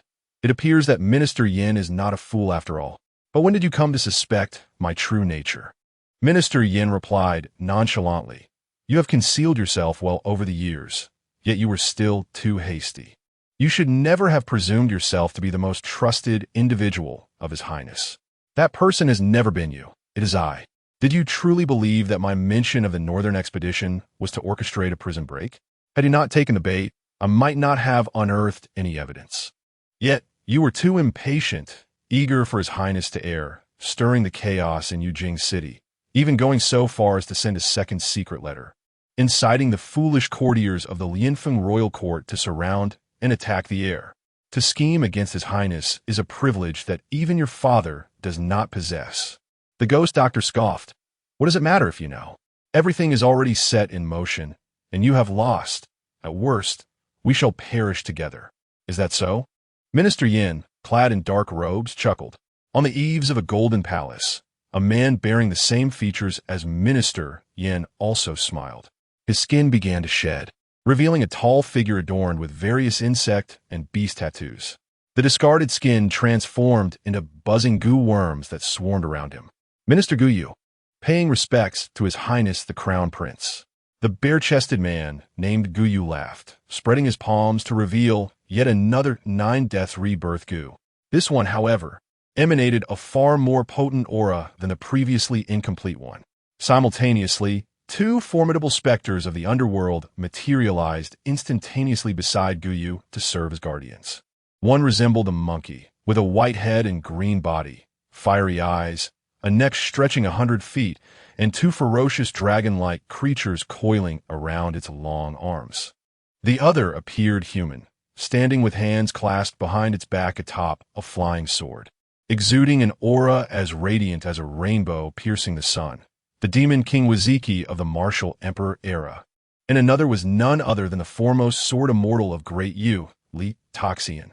The emergence of these two specters even drew the attention of King Wei, King Dongning, and the Empress. This was a trump card the Crown Prince had never revealed before. The ability to summon these two souls undoubtedly required the assistance of the Flame Martial Emperor. It can only be said that the former Flame Martial Emperor held the Crown Prince in high regard. Your Highness's profound essence is not something that the likes of you, little junior brother, can fathom.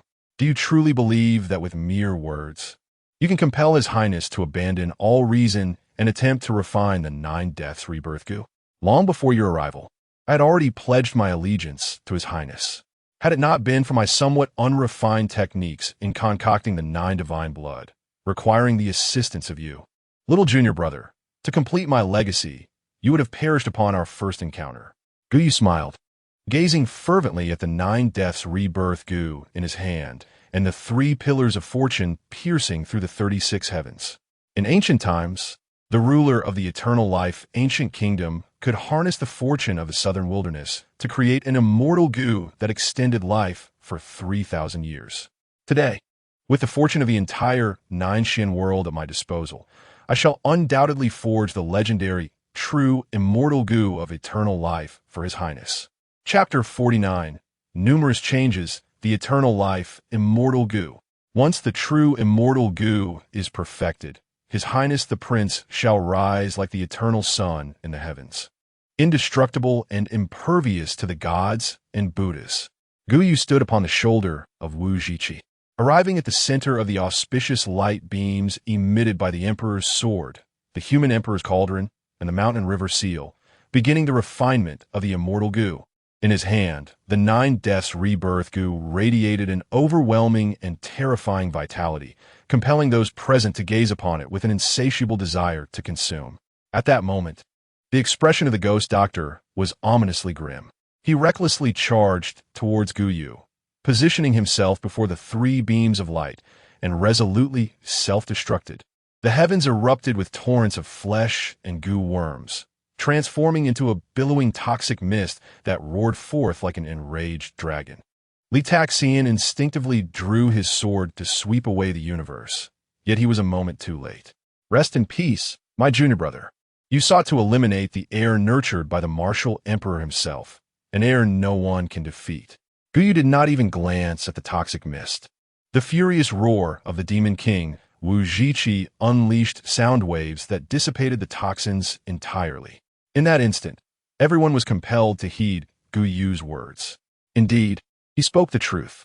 The prince had long been established as the heir, having been molded by the martial emperor's side, and even as a mortal, he could ascend to the heavens. Moreover, his innate talent was astonishingly high. Furthermore, the majority of the elder ministers in the court were already disciples of the prince. How many years had the four kings been in the capital, compared to how long the prince had been in power? Why, when the prince raised his banner, did he receive such a resounding response? Because they had long regarded the prince as the future emperor under the will of the martial emperor.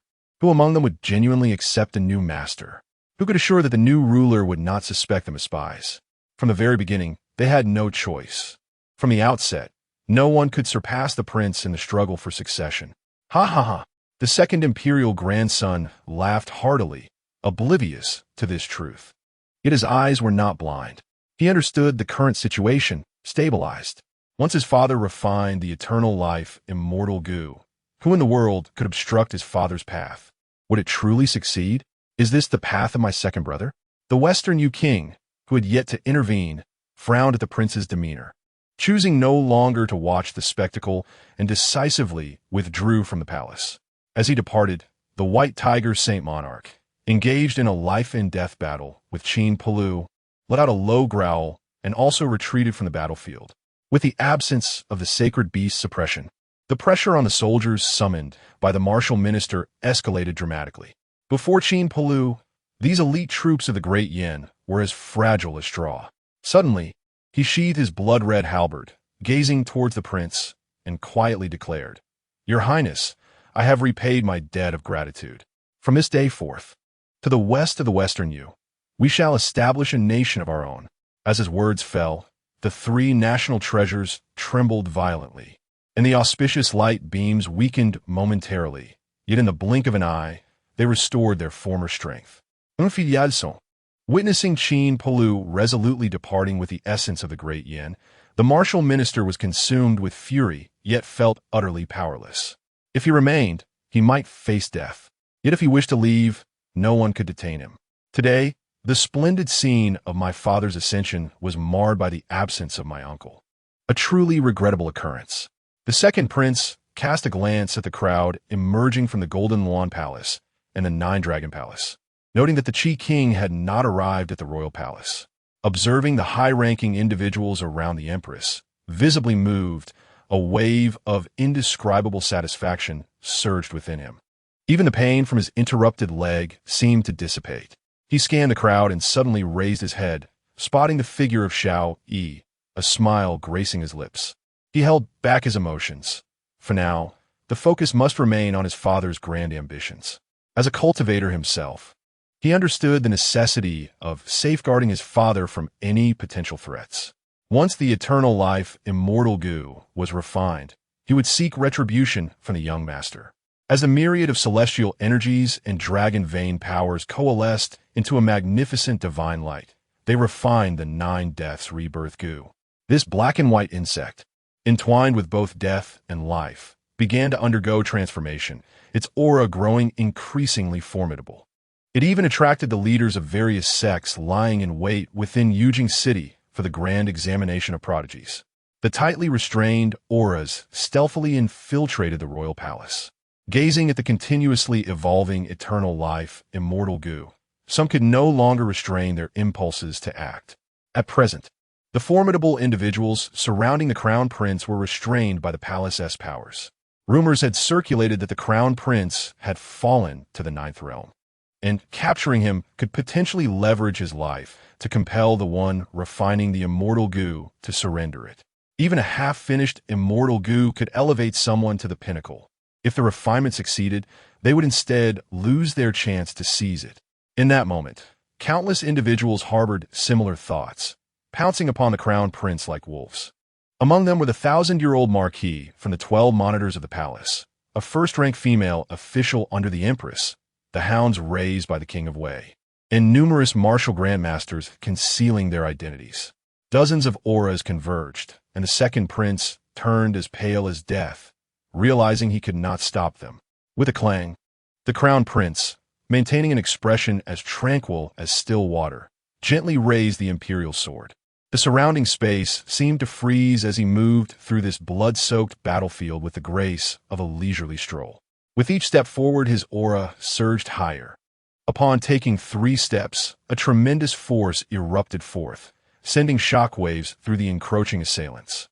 At that moment, the crown prince, wielding the imperial sword, forcibly elevated his cultivation to the 11th realm's pinnacle of transformation.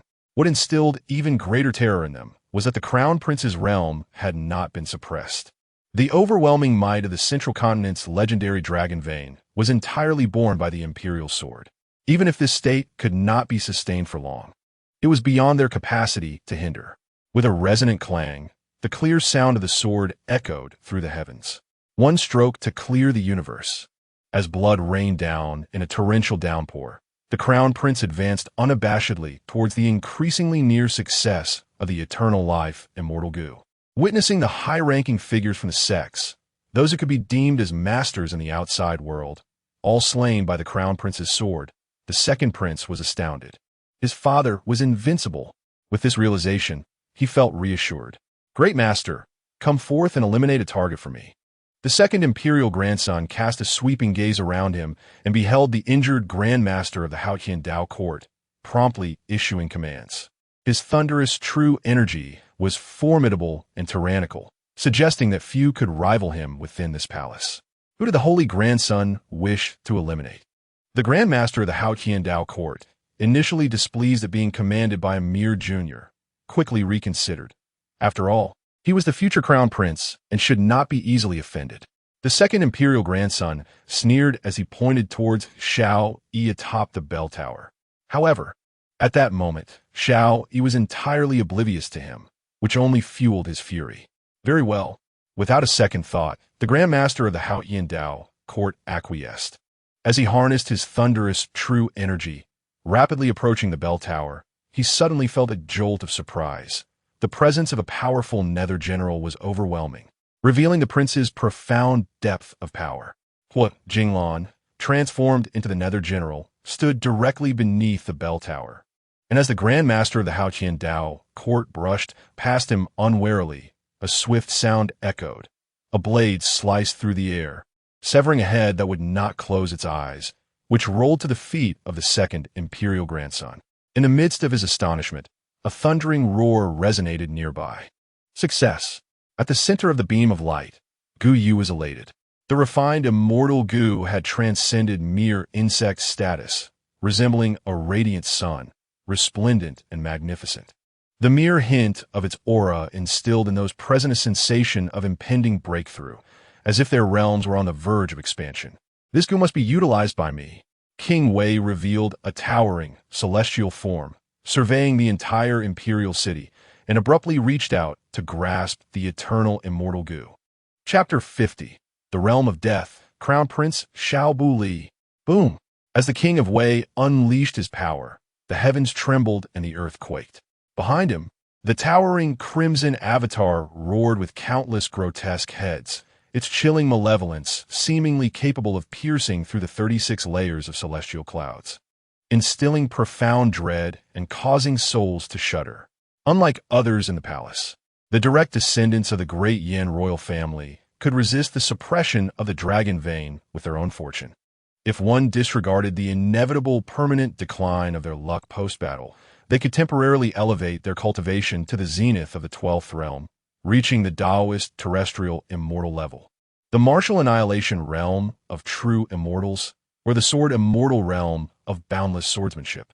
The two formidable specters guarding Gu Yu, though immensely powerful, were currently devoid of physical forms and restrained by the dragon vein, with their cultivation barely restored to the pinnacle of the 10th realm. confronted with the king of Wei, a near unstoppable force of the demonic path. Even if they burned their essence, they could only slightly delay the descent of his colossal hand.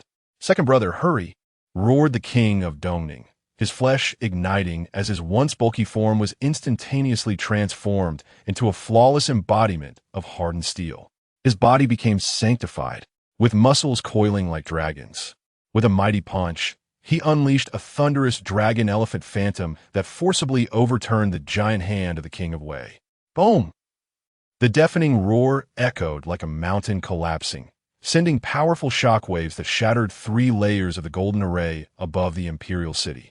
Had it not been for the timely protective radiance from the ancestral mountain of the Dragon Vein, the citizens of Yujing City would have been left bloodied from the impact. It was rumored that the direct descendants of the Great Yan royal family could break free from the Dragon Vein suppression in their homeland, perfectly showcasing their 12th realm prowess.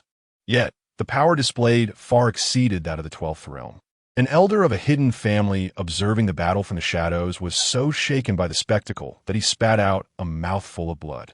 When he first emerged into the world, he had doubted that any mortal dynasty could compel the myriad sects of the 3 teachings and the 9 profound realms to bow in submission. Witnessing it firsthand now, he felt as if he were an ant gazing at the vast sky. In ancient times, when the eternal immortal court had not yet collapsed, beings as formidable as the king of Wei and the king of Dongning would have ascended to at least the rank of an immortal lord.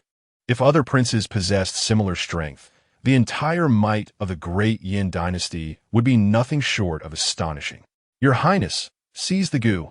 Taking advantage of the fierce clash between the kings of Wei and Dongning, Guyu exerted all her strength to hurl the celestial Gu, transformed into a radiant sun, toward the crown prince. Swish, swish, swish. Even amidst the chaos surrounding the crown prince, there were still those with audacity beyond measure, recklessly attempting to snatch the celestial Gu. Even the empress raised a hand, her majestic ice phoenix poised to take flight. On the bell tower, Bai Luoshen was eager to join in.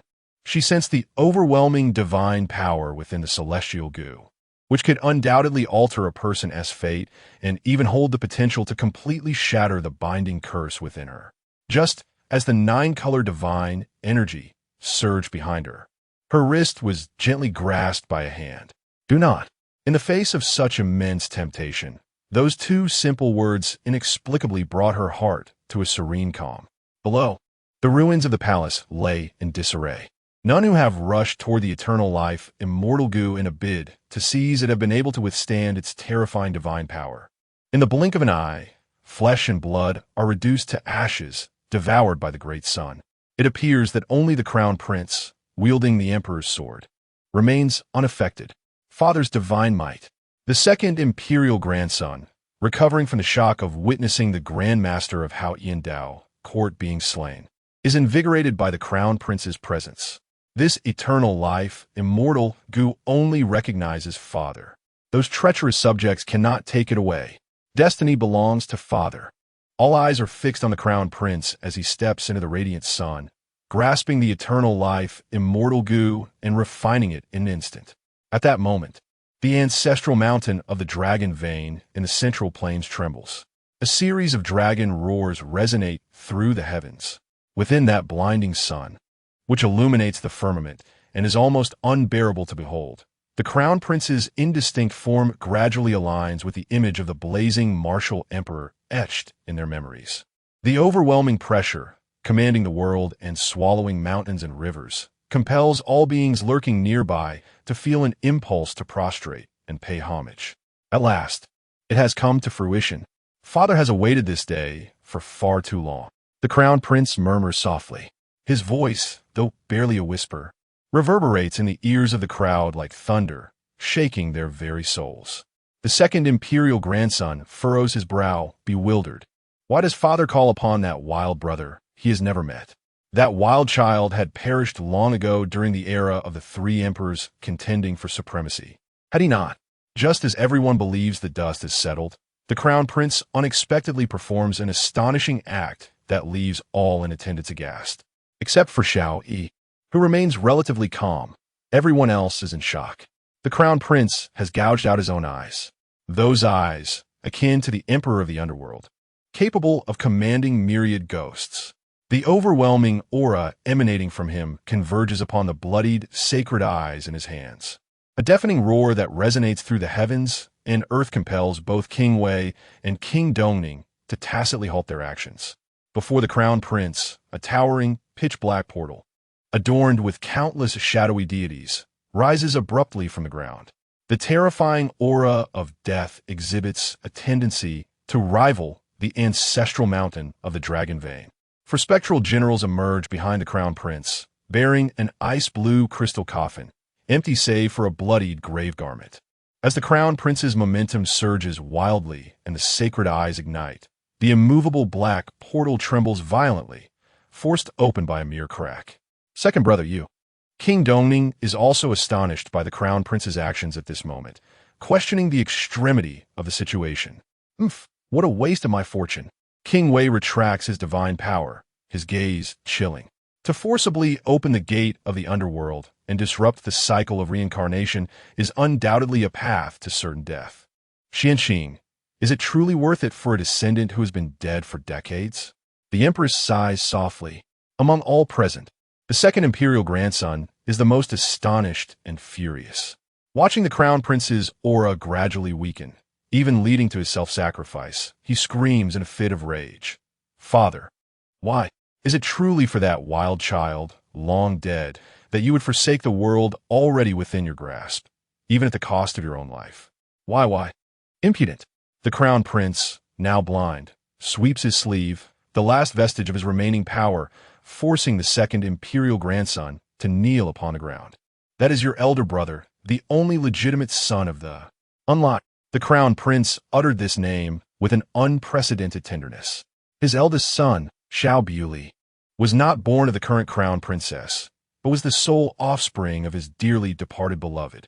In the tumultuous years of the Dynasty War, the Crown Prince once aspired to exchange his monumental achievements in conquering the Yu dynasty for the acceptance of his illegitimate son by Emperor Yuan, seeking to have the world recognize him as the heir apparent. Ultimately, Emperor Yuan acquiesced, yet fate proved to be a cruel mistress. When the Yu dynasty fell, the returning frontier troops, driven by a thirst for vengeance, recklessly annihilated Xiao Yi, who had been guarding the gates for the Crown Prince. Through the narrow crack of the portal to the realm of the dead, a shadowy figure gradually materialized. His memories lingered on the final battle of his life. During this confrontation, he had the opportunity to retreat, but the fortress he defended was the last bastion for his father. Should the most frenzied and elite troops of Yu witness the devastation within the gates, their madness would surely escalate. In the end, Xiao Yi chose to fight to the death. Even in death, he resolved to delay for just one more hour. By the time the Crown Prince presented the severed head of the Emperor of Yu to the court, the bloodiest battlefield of the era, marked by the struggle of the three sovereigns, had already reached its conclusion. Xiao Yi, with fewer than 50,000 defenders, successfully repelled the mightiest elite forces of Yu. After the battle, not a single part of his body remained unscathed. His shattered form half-kneeled amidst the corpses, gazing back at the imperial capital of Yu, whispering, "Father, I have held the line." The haunting image of this memory brought blood tears to the Crown Prince's hollow eye sockets, yet he continued to smile. "Unlie, I cannot accompany you to the very end. This glorious era of dying is the last gift I bestow upon you." Chapter 51. The Dark Sun of Heaven's Fate, 7 Specters of the Underworld. Above the Great Yan Imperial Palace, the gradually dissipating form of the Crown Prince gazed up at King Dongning and softly uttered, "Fifth brother, this is my final command in this lifetime. Safeguard Li." With that, his body completely merged into the resplendent sun, transforming into countless luminous particles that faded away. The Crown Prince of Great Yan, both soul and spirit, extinguished. In that moment, the ancestral mountain of the Dragon Vein trembled, and a formidable golden dragon, born of the essence of Great Yan, soared from the ancestral mountain, circling above the palace. The fortune of this golden dragon descended upon every individual in Yujing City, enabling the wounded to heal, the diligent to attain enlightenment, and the dying to find renewed life. Boom! In the skies above the imperial city, several figures, moving with astonishing speed, ascended to confront the golden dragon of fortune. The Empress, her phoenix eyes cold and unyielding, no longer concealed her identity. A breathtakingly beautiful celestial fox avatar, riding upon a majestic ice phoenix, dominated the eastern sky, standing in defiance against the Wei king across from her. Another woman, her features obscured, held aloft a nine-tiered white jade flying tower, claiming the southern expanse and drawing in the immense fortune of the golden dragon. This time, Xiao Yi refrained from obstructing Bai Luoshen.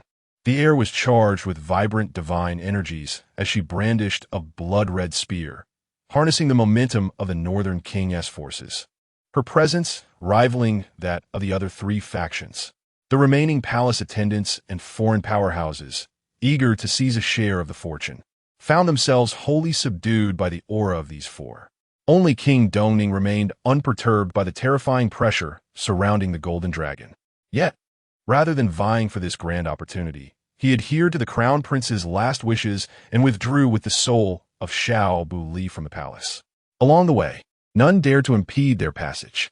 At this moment, the situation within the palace was entirely under the control of the military minister and Lord Yao.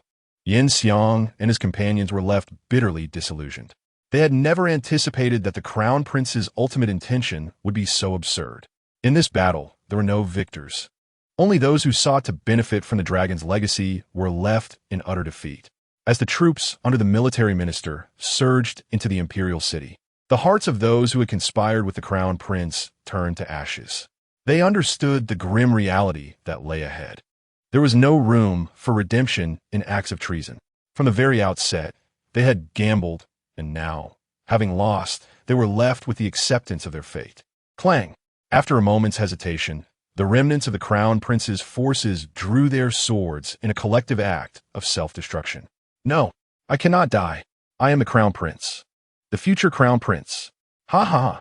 The second imperial grandson, unable to accept this cruel reality, screamed wildly, his sanity unraveling completely.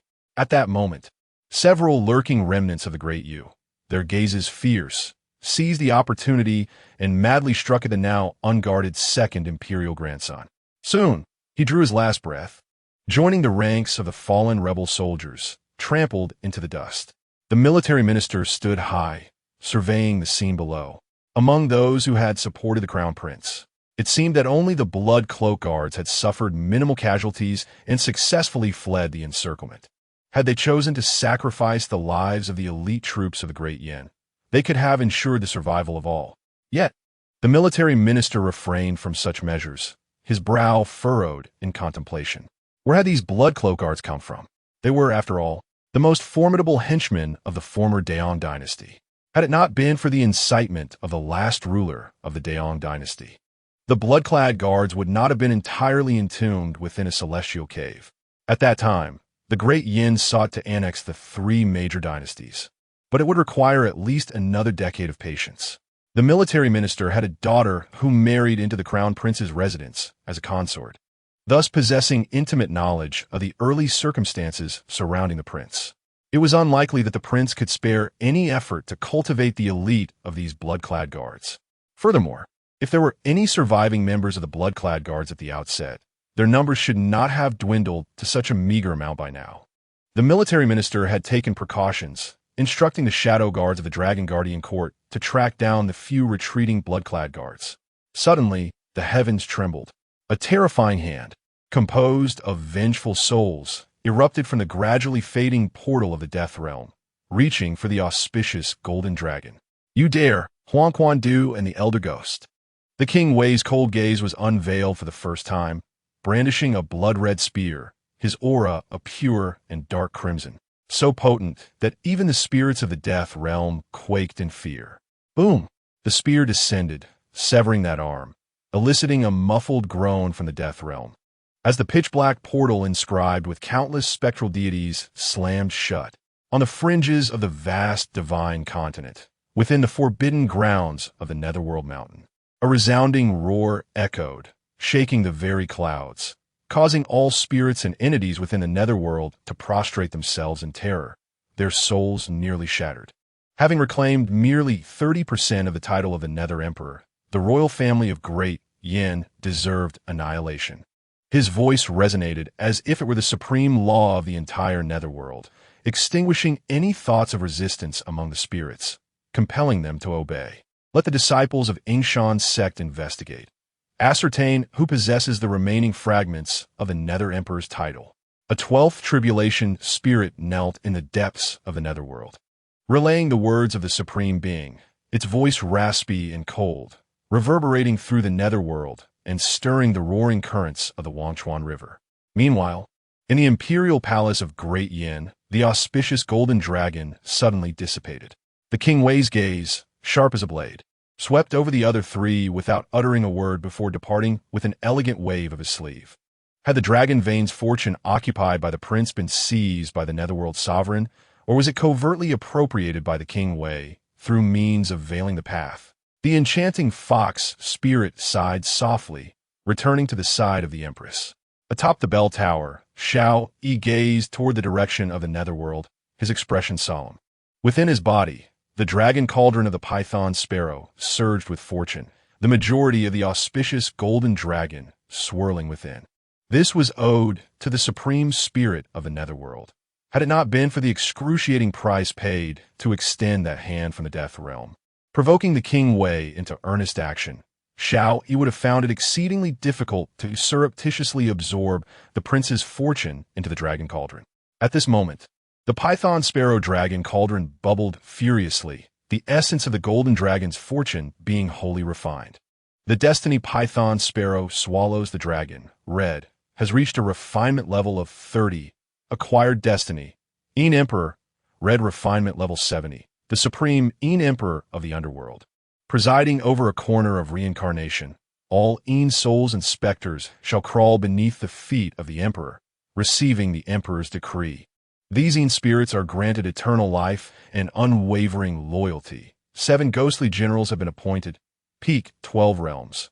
Hua, Jinglan, Li Taxian, Blood-Eyed Tiger King. Wu Jiqi, peak 11 realms.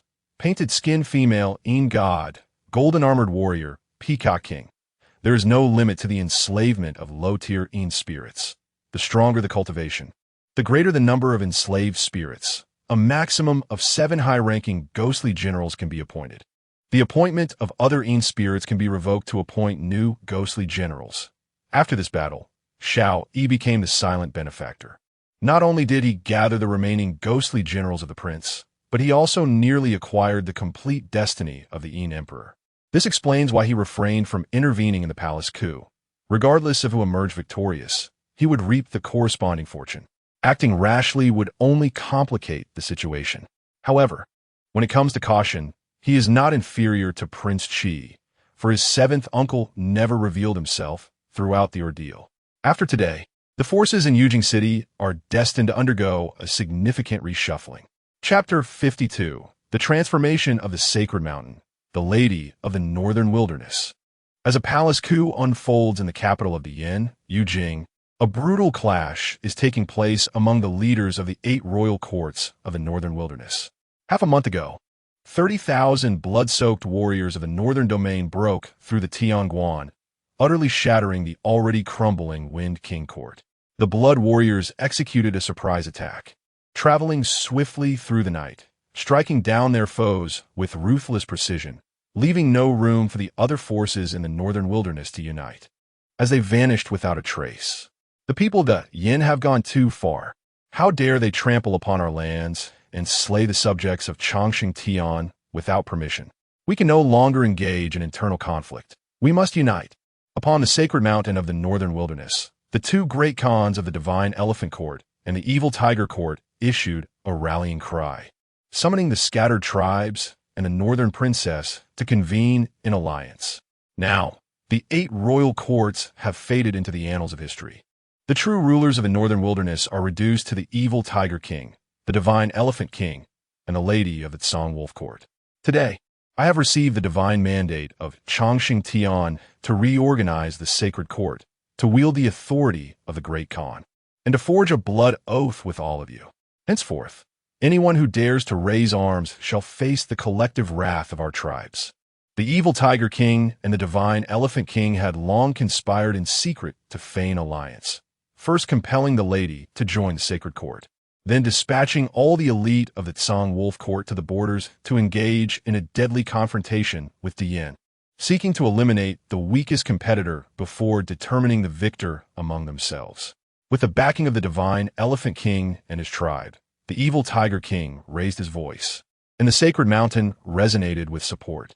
Those neutral tribes, previously hesitant, found themselves with no choice in the face of formidable external threats and internal pressures.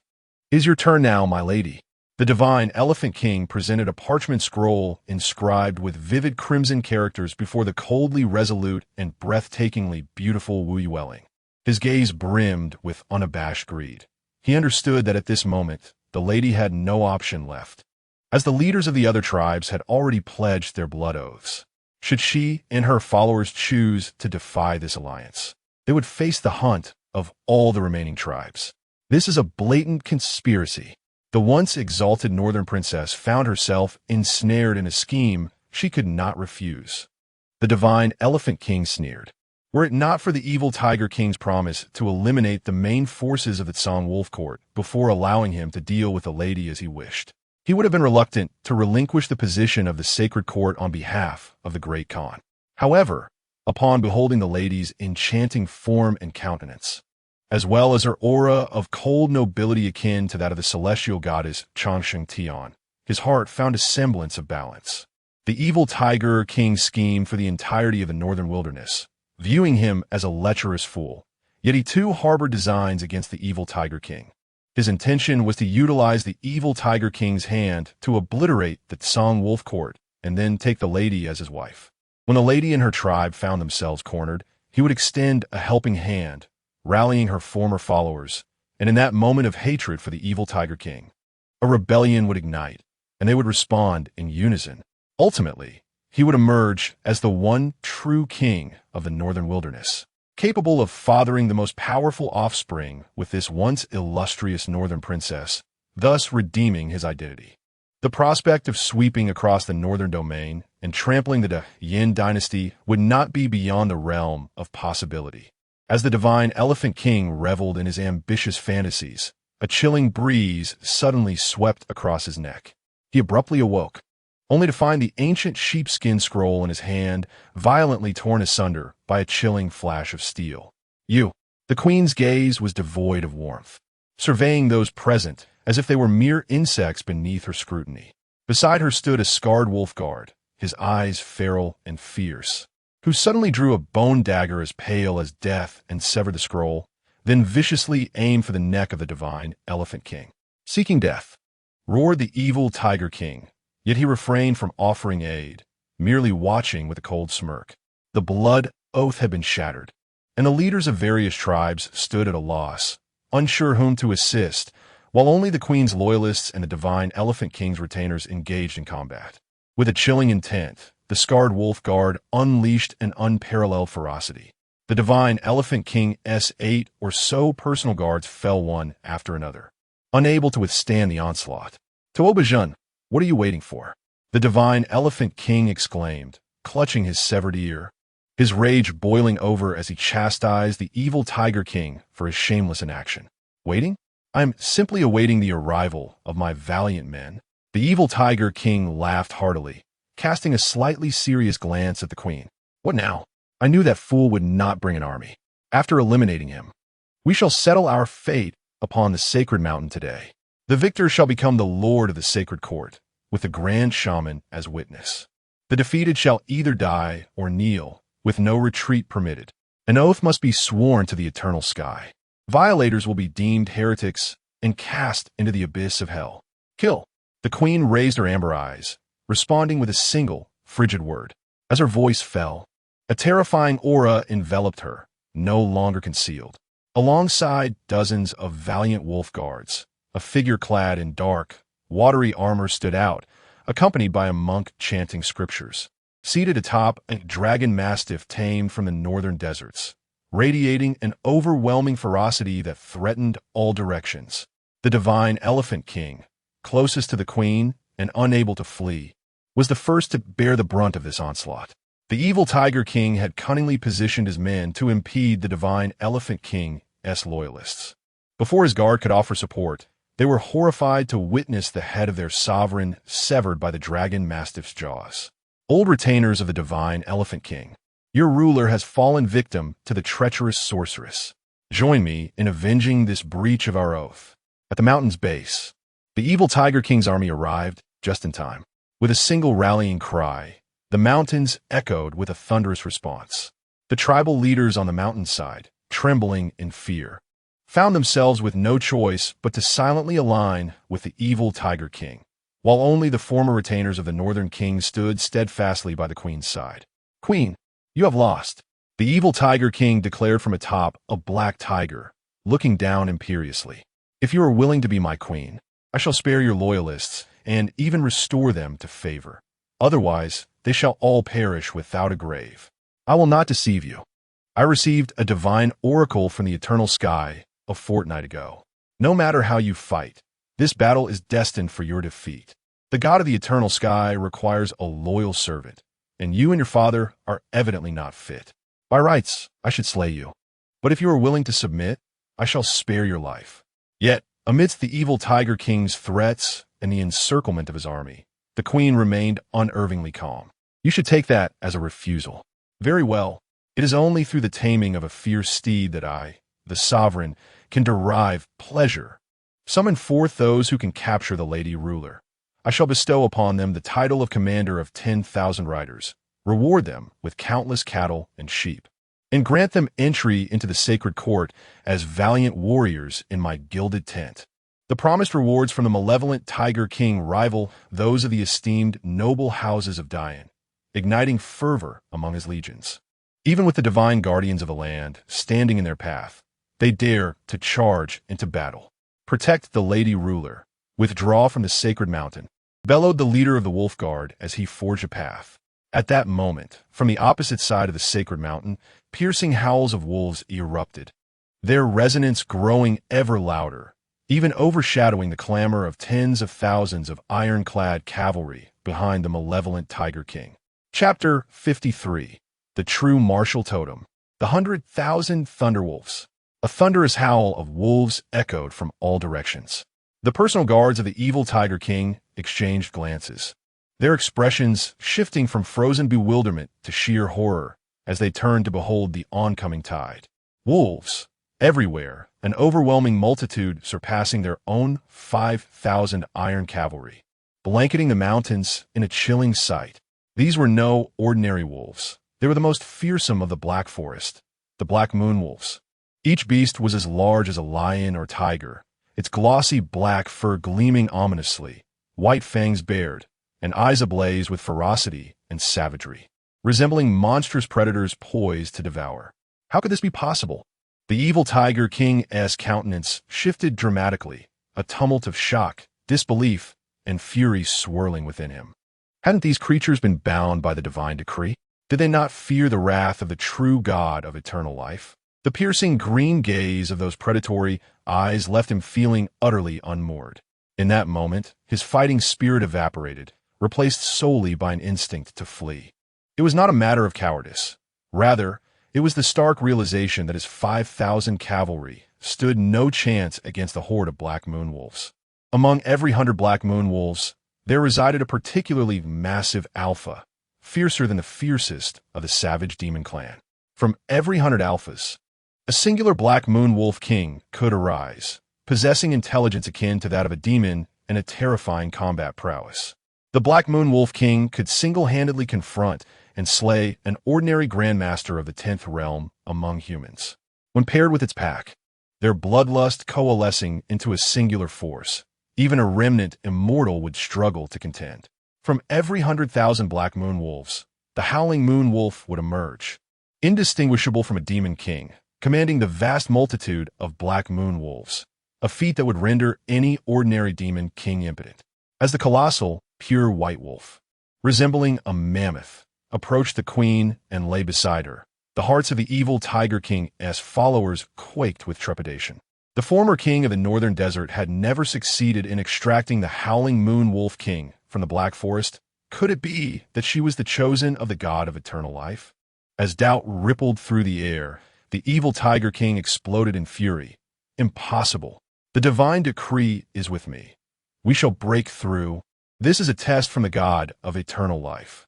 In an instant, the battle erupted, the Black Moon Wolf pack ruthlessly decimating the royal cavalry. Great Shaman, save me. After a fierce struggle, the evil Tiger King found himself cornered by the howling Moon Wolf King, desperately shouting for aid towards the Great Shaman at the altar. The Great Shaman, who was supposed to maintain justice, did not hesitate.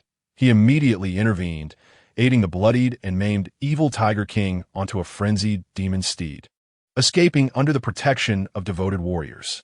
In their flight, countless elite warriors of the evil Tiger King perished.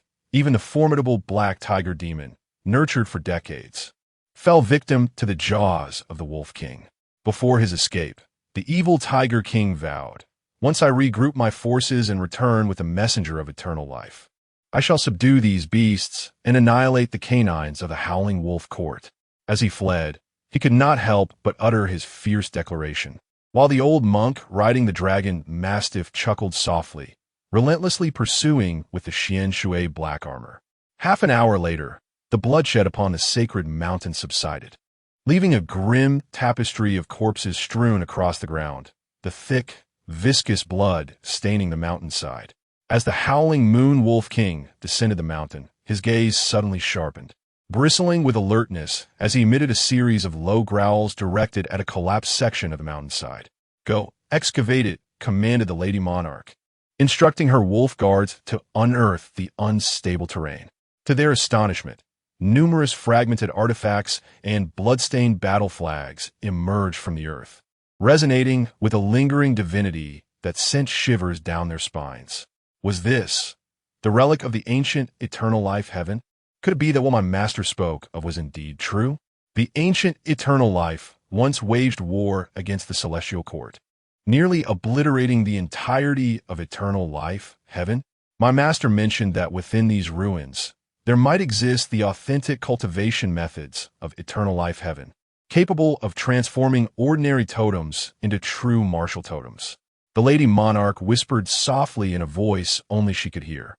As the excavation of this relic expanded, a fragmented royal banner gradually revealed itself to the onlookers, adorned with the fearsome, nine-headed divine bird and a white wolf more formidable than the howling Moon Wolf King.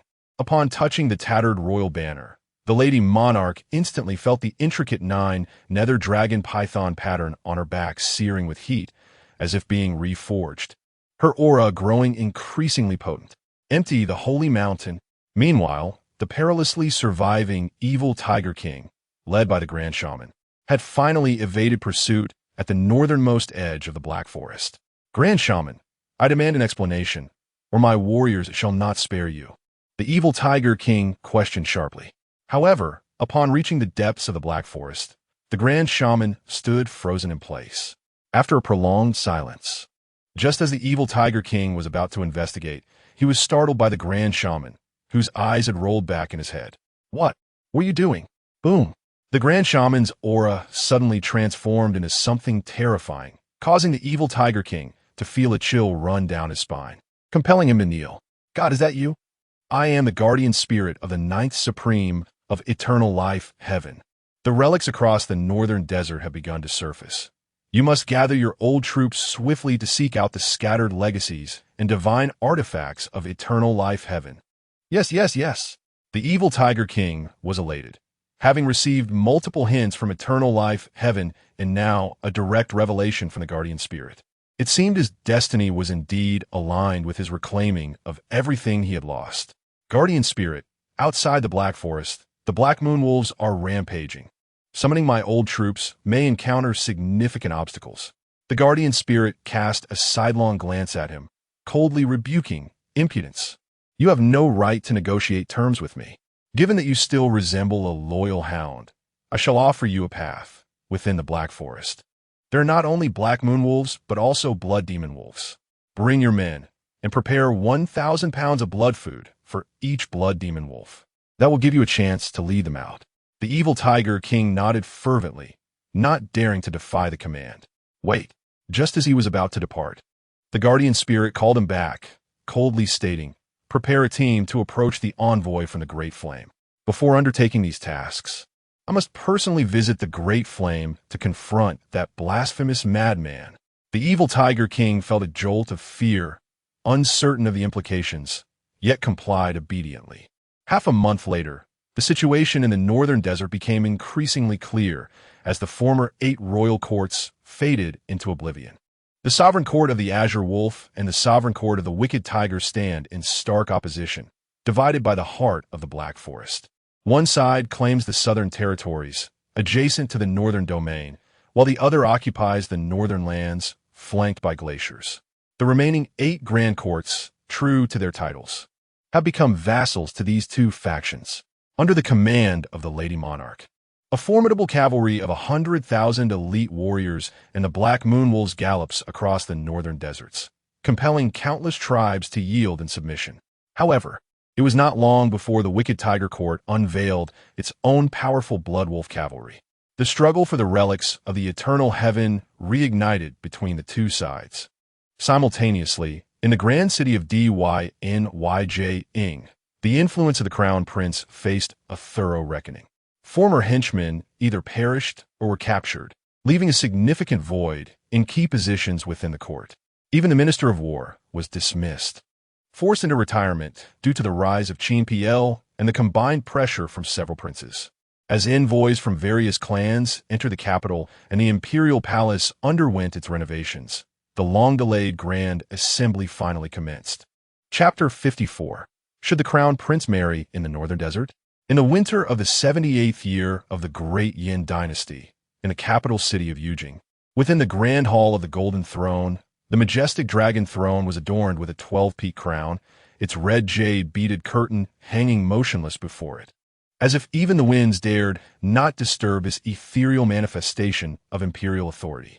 Below the dragon throne, on the 3rd step, there was an additional seat. Upon this seat sat a resplendent lady, clad in a deep black embroidered gown with golden phoenix motifs, her head adorned with an obsidian lotus crown, exuding an unparalleled elegance as she closed her eyes in quiet contemplation. Further down, the civil and military officials were arranged in distinct rows. On the left, the chief minister, dressed in a green robe, held a jade tablet, its surface inscribed with the wisdom of sages, the characters shimmering with golden light in rhythm with his breath, embodying the righteous spirit of Confucianism. On the right, the position traditionally belonging to the military minister was conspicuously vacant. "Everyone has arrived rather early," remarked the languid Xiao Yi as he entered the solemn hall, displaying no hint of restraint. Upon noticing a figure in red, he strode confidently to occupy the military minister's seat. This marked Xiao Yi's inaugural attendance at the morning court. Although there had been grand assemblies in the past, he had never been involved. Today, aside from accompanying the fair Bai Luoshen, he was also eager to reconnect with his long-absent uncle, His Highness the Prince of Qi. The royal princes were present.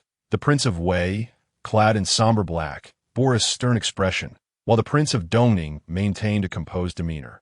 The Prince of Xia, however, was more casual, dozing off right within the hall. Lastly, the 7th Prince, His Highness the Prince of Qi, looked on with a cheerful smile. He was quite young, with an unremarkable appearance but a scholarly air, his refined and amiable presence evoking a sense of springtime warmth. As Xiao Yi positioned himself beside Bai Luoshen, nearing the head of the military officials, many turned to glance at him.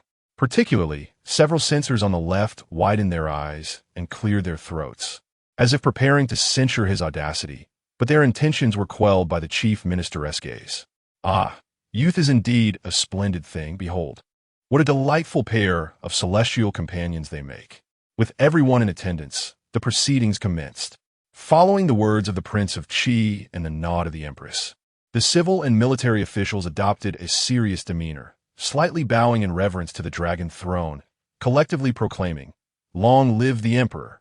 As a wave of golden light radiated from the 12-peak crown, all eyes were drawn upward, for it was the Emperor's lingering grandeur responding to their homage, signifying an exemption from formalities. In accordance with tradition, the 6 ministries presented their reports in succession, and after deliberation, the Emperor's edict was announced, summoning foreign envoys for an audience. The Empress spoke calmly. The Minister of Personnel, responsible for appointments and promotions, shall address the assembly. The minister stepped forward, stating, "Your humble servant has a proposal. Following the Crown Prince's failed rebellion, numerous key positions within the court remain vacant and urgently require filling. I propose that the top 30 candidates from this year's prestigious examination be granted special titles, upon receiving the legacies of both civil and military paths. The most outstanding among them may be summoned to court for further training." He presented a list of vacant official positions, highlighting the urgent need for replacements in the roles of the military minister, the commander of the Longshan Guard, the head of the Junzhu department, and the left minister, among others. Upon hearing this, the assembly erupted in murmurs, while the emperor favored the employment of fresh talent. Selecting individuals for such pivotal roles through an examination seemed rather absurd. Among the myriad officials, it is uncertain how many have their eyes set on these positions. Following the downfall of the Crown Prince, not only have many military positions become vacant, but even more civil posts have opened up. For instance, the former Chancellor Yan, who served as the Left Chancellor, saw his departments, the Ministry of Justice, the Ministry of Works, and the Ministry of Rights, decimated by more than half. Serving in the Yan Dynasty is no ordinary affair. The fortune of the Human Path dynasty graces even the most humble ninth-rank official, bestowing vast advantages. Firstly, one's qualifications are subtly enhanced, cultivation becomes significantly easier, and even longevity may be extended. The court is a place where each position is filled. Now that a few have been vacated, the desire for promotion among the officials is unprecedentedly intense. "My lord, this matter is inappropriate." The ministers quickly began to discuss the issue, though only a few prominent figures remained silent. In truth, regardless of the discussions, the outcome had been predetermined. Yesterday, a small meeting convened in the palace specifically to deliberate on the allocation of these official positions, leading to a near confrontation between the factions of the Wei and Qi princes, each unwilling to concede. Ultimately, they reached a relatively fair solution. Through the prestigious grand examination, individuals will be chosen based on their merit, with those whose subordinates achieved higher rankings allowed to select their positions first. This added an element of unpredictability to the upcoming grand examination, significantly increasing the pressure and potential opportunities faced by Xiao Yi. After a heated debate, Lord Yao gently suggested, "Let's find a middle ground. With so many vacant official positions, not all talent selected from the grand examination may be competent. How about allocating half of the positions?" Before the other officials from his faction could respond, Prince Qi nodded in agreement, saying, "Lord Yao makes a valid point." He turned to Prince Wei, who replied nonchalantly, "I have no objections." The Empress Dowager lazily added, "If that is the case, let it be so." Seeing that several prominent figures had spoken, the remaining dissenters had no choice but to swallow their words and acquiesce. In the following hours, civil and military officials presented various proposals beneficial to the development of the Yan. After the discussions concluded, the first imperial edict of the day was retrieved by the aged eunuch with white eyebrows. The main content pertained to Xiao Yi's appointment as the supervising divine official for the grand examination. Upon hearing the announcement, those unaware of the underlying circumstances were taken aback. Some rejoiced, while others feared. The grand examination had become crucial, yet it was entrusted to an inexperienced heir. However, before they could ponder further, their attention was soon redirected to another matter, the arrival of foreign envoys for an audience. The first envoy, clad in a peacock feather cloak and adorned with a serpent bracelet, recited in stilted officialese. The martial family of the southern frontier pays homage, congratulating the martial emperor for eternally guarding the 9 mysterious realms, presenting 1,000 machine mother, which consumes the rice of 100 families and drinks from myriad wells, capable of discerning loyalty from treachery, ensuring the nation's prosperity for a millennium without worry. Following him, envoys from the demon kingdom of Xiling, the Buddhist kingdom of the snowy region, and various nations from the seas beyond the divine continent presented their tributes in succession. The emissaries from the alliance of the 7 nations of Jinwu province, recently devastated by war, approached with trepidation. as their sovereign had personally come to offer hundreds of chests filled with rare treasures from the sea, pledging to honor the Lady of White Luo as a divine being, to revere the title of Dragon Sovereign, and to forever submit to the Dian, providing tributes year after year. Finally, the two delegations from the northern wilderness arrived at the Golden Lawn Hall, eliciting furrowed brows among the court officials. The visitors bore ill tidings. One group claimed to be emissaries from the evil Tiger King's court, led by a grand shaman who cast a disdainful gaze over the assembly, showing not a trace of deference. Upon sighting Xiao Yi, a sinister smile crept across his face. "I come on behalf of the eternal heaven, seeking collaboration with the Great Yan. We merely require the martial emperor to cede 300 miles of northern territory to our northern lands. When the Shamanic barbarians invade the northern pass, our blood wolf riders shall assist you in repelling the invaders." His audacious proclamation incited the fury of the court officials, and before he could elaborate, he was forcibly ejected, were it not for the growing might of the northern lands.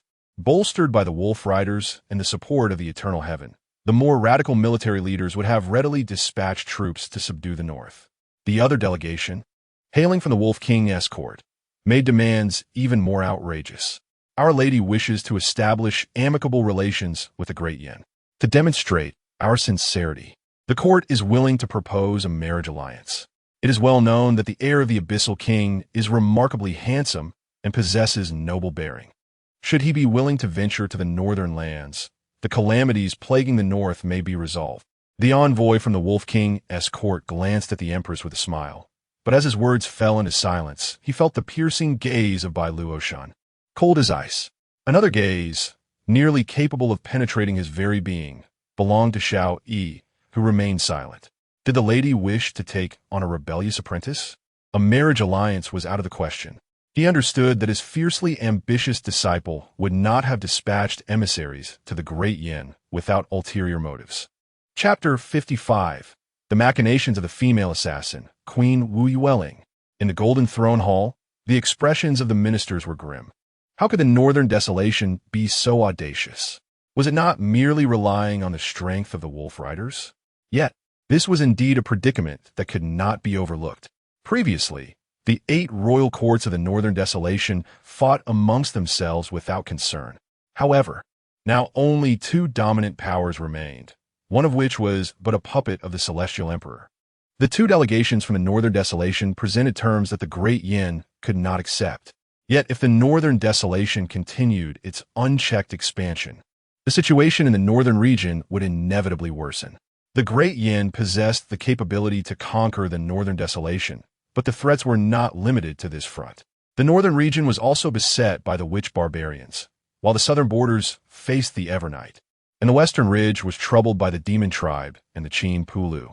Only the alliance of 7 nations in the eastern sea was too frightened to act recklessly. If substantial national resources were expended to combat the northern desolation, other factions would undoubtedly seize the opportunity to strike. Currently, the only course of action was to seek a balance, to contain the threat, and to fortify the border defenses along the territories adjacent to the northern desolation. Minister Yao gazed at the military officers to his right, pondering for a long while, yet he could not identify a suitable candidate for dispatch. On the Phoenix throne, the Empress, who had been resting her chin on her hand, slowly opened her eyes and smiled gently, saying, "An alliance through marriage could work. Our Great Yan royal family has many offspring. Apart from Yan, and there are also the sons of King Wei, Xiao Lingtian and Xiao Tianqing, who are among the finest of the younger generation."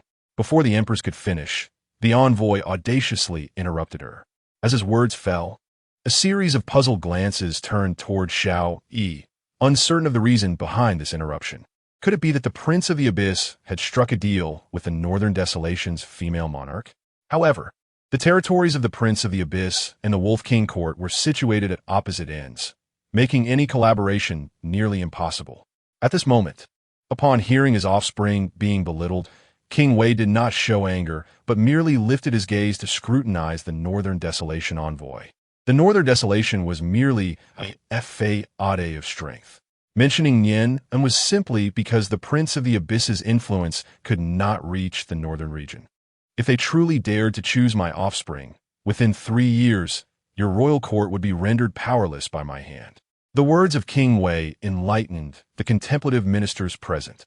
The Northern Desolation envoy smiled lightly, neither confirming nor denying, and left with a request for the Empress to consider carefully.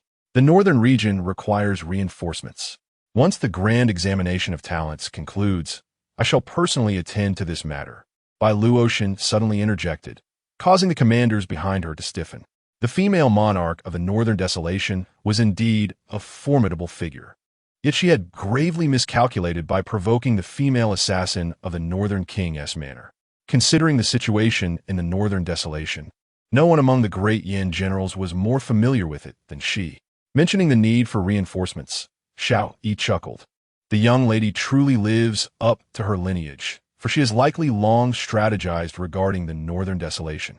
Now, taking advantage of the situation, the court officials have no grounds for dissent. The Qi King appeared deep in thought, and after a brief silence in the Grand Hall, the Empress sighed. Today's court session ends here. Ministers may retire. In the Qi King's residence, within the Scholars' Pavilion, the Qi King and his white-clad strategist were sipping tea. That girl from the Northern King's manor is truly not to be underestimated. I find myself somewhat troubled.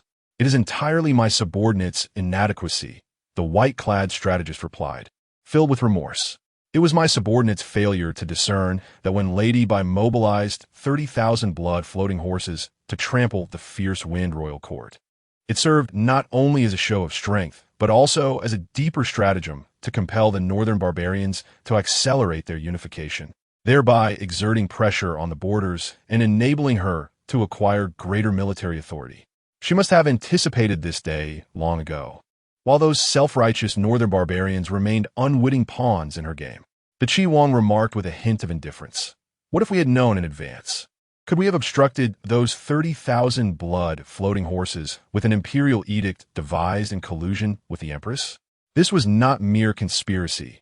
It was a calculated maneuver. Even if the Minister of War had not withdrawn from the fray, none of his disciples would willingly venture into the northern territories, merely extending a favor to the Northern King. The white-clad strategist sighed. 100,000 thunderstorm wolf riders. To restrain them, we would need at least 300,000 elite troops from the Yan. Once they reached the northern domain, they could easily change hands. The Qi Wang fell into silence. The military faction led by the northern Xiao Wang had already seized control of much of the northern domain. Should Bai Luoshen take away 300,000 elite troops from the Yan to confront the northern barbarians, the entire northern domain would soon fall firmly under the Bai family's dominion, allowing them to advance southward with little resistance. The white-clad strategist realized this as well and asserted resolutely, "We cannot send merely one commander. We must dispatch another formidable army to counterbalance Bai Luoshen. Under the pretense of guarding against the northern barbarians, we can station them at various strategic passes in the northern domain, thus both restraining that 30,000-strong army and keeping a close watch on the northern Xiao Wang, a fierce tiger indeed." The Qi Wang nodded slightly. He tapped the mahogany table lightly, his tone measured. "Yunin, which elite force do you believe should be dispatched to guard the northern domain?" The white-clad strategist did not hesitate long. 20,000 dragon cavalry guards. The overall combat prowess of the dragon cavalry guards is on par with the imperial guards, and their commander perished in the rebellion. Your Highness can elevate a trusted confidant during the Tianjiao Grand Examination. In this way, not only will you command 20,000 dragon cavalry guards, but you will also maintain the initiative in restraining the northern domain. However, the Qi Wang appeared somewhat distracted, a flicker of light passing through his gaze, lost in thought. At the residence of the evil tiger royal court's envoy, the high shaman suddenly erupted into a manic laughter, and then, as if his soul had been drawn from him, he collapsed to the ground, motionless. Above the clouds, a spectral 9-headed bird let out a cry, its ethereal essence splitting into 5, dispersing to the 4 corners of the heavens. "Lords, today I propose territorial concessions in the Golden Hall of the Yan." Although the court officials were enraged, none dared to speak of war. In times past, the Emperor Yinwu's great army would have already mobilized. Your conjectures are correct. The Emperor is not in seclusion. but rather he is beset by grave physical ailments. Opportunities are fleeting. The time is ripe. The celestial mandate bestowed upon me by your ancestors indicates that the auspicious energy of the immortal court, suppressed beneath the ancestral mountains of the dragon vein, is nearing its limit. If you wish to reconstruct the immortal court, you must not remain entrenched within your caverns. Several exalted beings are already forging the dragon-slaying platform to completely break the restraint of the central continent's dragon vein. Your involvement is essential to diminish the Yan's auspicious energy. With a resonant hum, the communication ceased. The spectral essence of the nine-headed bird returned to the high shaman, his eyes gradually regaining their luster. He contained his energy to an extreme, moving silently towards the abyssal king's manor. It is time for the reckoning. At the Wang Fu of the abyss, when Xiao Yi returned, he found a guest awaiting him. This was none other than the envoy from the Canlong kingdom, who audaciously proposed that he marry into the northern desert. Beside him was a pure white wolf cub. Your Highness, this is the betrothal gift sent by our clan's princess, the envoy proclaimed with a smile, presenting the clawing cub. Wu Yueling, next time, when you disguise yourself as a man, temper your arrogance a little. Which envoy dares to be as bold as you? Your Highness must not speak the princess's name so casually, replied the envoy, whose brows resembled fine willows and whose handsome visage remained unflinching. Chapter 56. The Wolf God Lord, the first sword immortal of Dayu, Li Taxian. In the depths of the Abyss King's residence, Xiao Yi gazed upon the tall and extraordinarily handsome royal envoy before him, his attention drawn to the dazzling lines of text overhead. Disciple, Wu Yueling, cultivation level, ascension, martial Dao, 11th realm. Fate, supreme reincarnation, red, lady of the northern desert, orange. Wolf God Lord, orange, blade sovereign, gold, general of the legion, purple. Fate connection, 90. Her attributes shone with a brilliance that was almost blinding, rivaling even that of the crown prince. However, fate does not solely denote power. It is a manifestation of fortune and potential, subject to change with the course of one's life experiences. The last time Xiao Yi parted ways with Wu Yueling in the northern desert, her status as the lady of the northern desert had transformed from a golden princess to an orange fate. The title of Wolf God Lord was unfamiliar to him. It likely stemmed from her refining of the celestial wolf blood jade, granting her a unique fortune. A fierce little wolf cub in Wu Yueling's grasp bared its teeth, appearing both adorable and reluctant to approach Xiao Yi. Wu Yueling did not indulge its antics, delivering a gentle yet stern pat on its head. Warning, no baring of teeth. You must treat my master with the same respect you show me. Disobey, and you shall never return to the northern desert. The little howling moon wolf, now imbued with a semblance of humanity, looked up with misty eyes that reflected either pain or grievance. You have abandoned the royal court, venturing into the heart of Dian Yujing. Surely, it is not merely to deliver this creature. Xiao Yi musit, lifting the cub by the soft flesh of its neck with one hand while grasping Wu Yueling's wrist with the other, his mind whirling with thoughts. Recapitulation successful. Acquired fate. Wolf God Lord, Imperial Orange. Wolf God Lord, Imperial Orange, naturally attuned to fierce beasts. Even amidst a tide of beasts, you remain unscathed. Your aura will draw all wolf-like fierce beasts close, allowing them to sense your superior bloodline. Upon entering the realm of the eternal life heaven, you will receive the protection of the heavenly Tao, significantly enhancing your fortune, making the acquisition of opportunities and cultivation considerably easier. As Xiao Yi refined his fate, the struggling wolf cub suddenly grew calm, tilting its head, its large, watery eyes filled with clarity, appearing both comical and endearing. I came to Dian to see my master, to witness the realm in which my master resides. The northern desert is fraught with sandstorms. Nothing compares to the splendor of Dian Yujing. Wu Yueling smiled at the wolf cub, which was destined to be the king even guarded by the adult howling moon wolf in the Black Forest. Reminiscent of the majestic wolf deity statue atop the Great Black Mountain, I am uneasy leaving it in the northern desert, where the people of eternal life heaven are perpetually covetous. It is far more reassuring to place it under my master's care. If my master encounters formidable foes in the future, it may yet prove beneficial. Xiao Yi remarked, lifting the round, dog-like cub, which whimpered adorably. Ah, I must have overlooked its potential. Once grown, it should rival the white tiger's sovereign in the palace. How are things in the northern desert? Xiao Yi suddenly inquired. The remnants of eternal life, heaven, have manifested in the world, and it is possible that the situation in the northern desert will undergo further changes in the near future. The evil Tiger King court has completely become a pawn of eternal life heaven. Wu Yuling's brows were furrowed with a hint of melancholy. While these relics could bestow greater power upon the warriors of the northern desert tribes, they also fostered an increasing number of ambitious individuals. What concerns me more is the prospect of the northern desert growing so formidable that it eludes my control.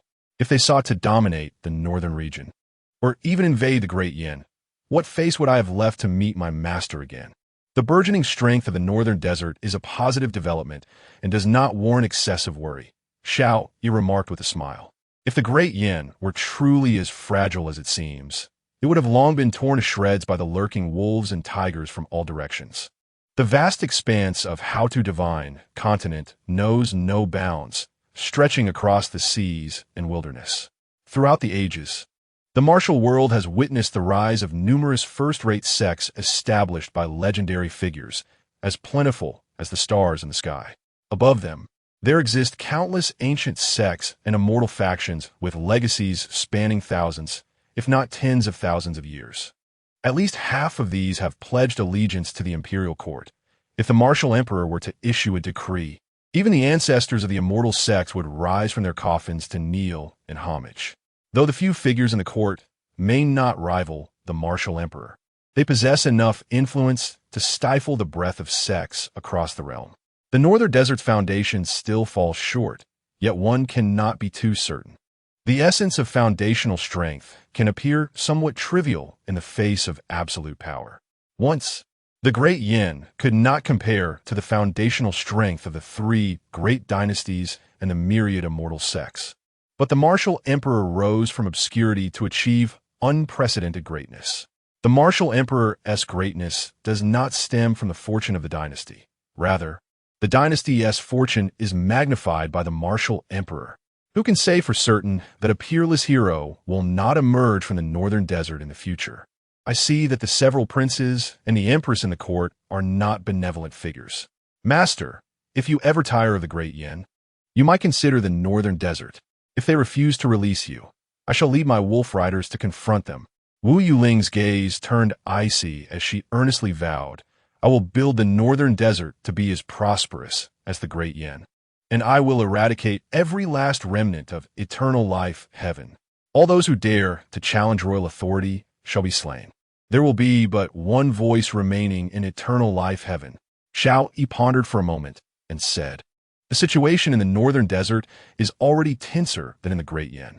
By sending this wolf cub to my side, I lose a card to play. I will dispatch a few individuals to assist you. As he spoke, a chilling aura surged behind him, revealing 4 peak, 12-realm specters of the netherworld within the estate. The foremost among them was Hua Jinglan, the first divine general of the Yu. Once the commander of the personal army under the demon emperor of the Western Ridge, the blood-eyed Tiger King, and the formidable demon king, Wu Zhiqi, who once ruled the Western Ridge demon kingdom. The last was Li Taoxian, the first great sword immortal of the Yu, who had once slain a dragon with his sword. Among them, Li Taoxian possessed the greatest strength. The dragon he had slain was a great sage of the demon race. Had he not been vanquished by the martial emperor, he would likely have attained the 14th realm by now, becoming a supreme master of the sword. Xiao Yi's cultivation far surpasses that of the crown prince.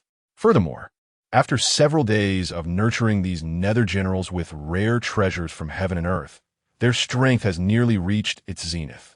Li Taoxian's inability to return to the 13th realm stems from his lack of a physical body, rendering him incapable of resonating with the cosmos and attaining enlightenment. Nevertheless, his mastery of the sword is not inferior to that of a 13th realm sage, especially since Xiao Yi has located the legendary celestial sword that once belonged to him. Should he confront a 13th realm sage, the likelihood of his victory is considerably high. In the future, Li Taxian is not without opportunities for further advancement. If he can vanquish a 12-tribulation nether god and absorb its essence, he shall ascend to sainthood. At this moment, Wu Yiwelling gazes upon the 4 formidable nether generals, her pupils quivering slightly. Amidst her astonishment and delight, a flush of warmth graces her cheeks. With such powerful nether gods guarding her master, her previous concerns now seem rather unwarranted. Chapter 57. On realm classification and various systems, let us delve into the division of realms, a topic often overlooked due to the multitude of systems. In the realm of Jiushuan Tianxia, practitioners of martial arts are the most numerous and widely recognized. The martial arts are categorized into 9 foundational realms: refining the body, altering muscles, tempering bones, vitality and blood, thunder sound, snow mountain, spirit abode, true blood, profound aperture. The 8th realm, true blood, involves the refinement of martial essence, barely qualifying one as a minor master. The 9th realm, profound aperture, signifies the condensation of the martial golden core, allowing true energy to take form. The 10th realm, Dragon Gate, entails the forging of an indomitable physique, bringing forth the dragon's eye and leaping through the celestial Dragon Gate. The first stage culminates in the formation of a jade bone golden body. The second stage unlocks the martial heavenly eye, and the third stage transcends the Dragon Gate chasm. The transition between the 10th and 9th realms represents a profound leap in life's hierarchy. Failing to traverse the Dragon Gate may result in a fall in rank, or in severe cases, death. Surpassing the Dragon Gate leads to the next stage, ascendancy. The 11th realm, ascendancy, corresponds to the remnant immortal. The more times the physical body undergoes ascension, the more formidable it becomes, ultimately achieving complete transcendence.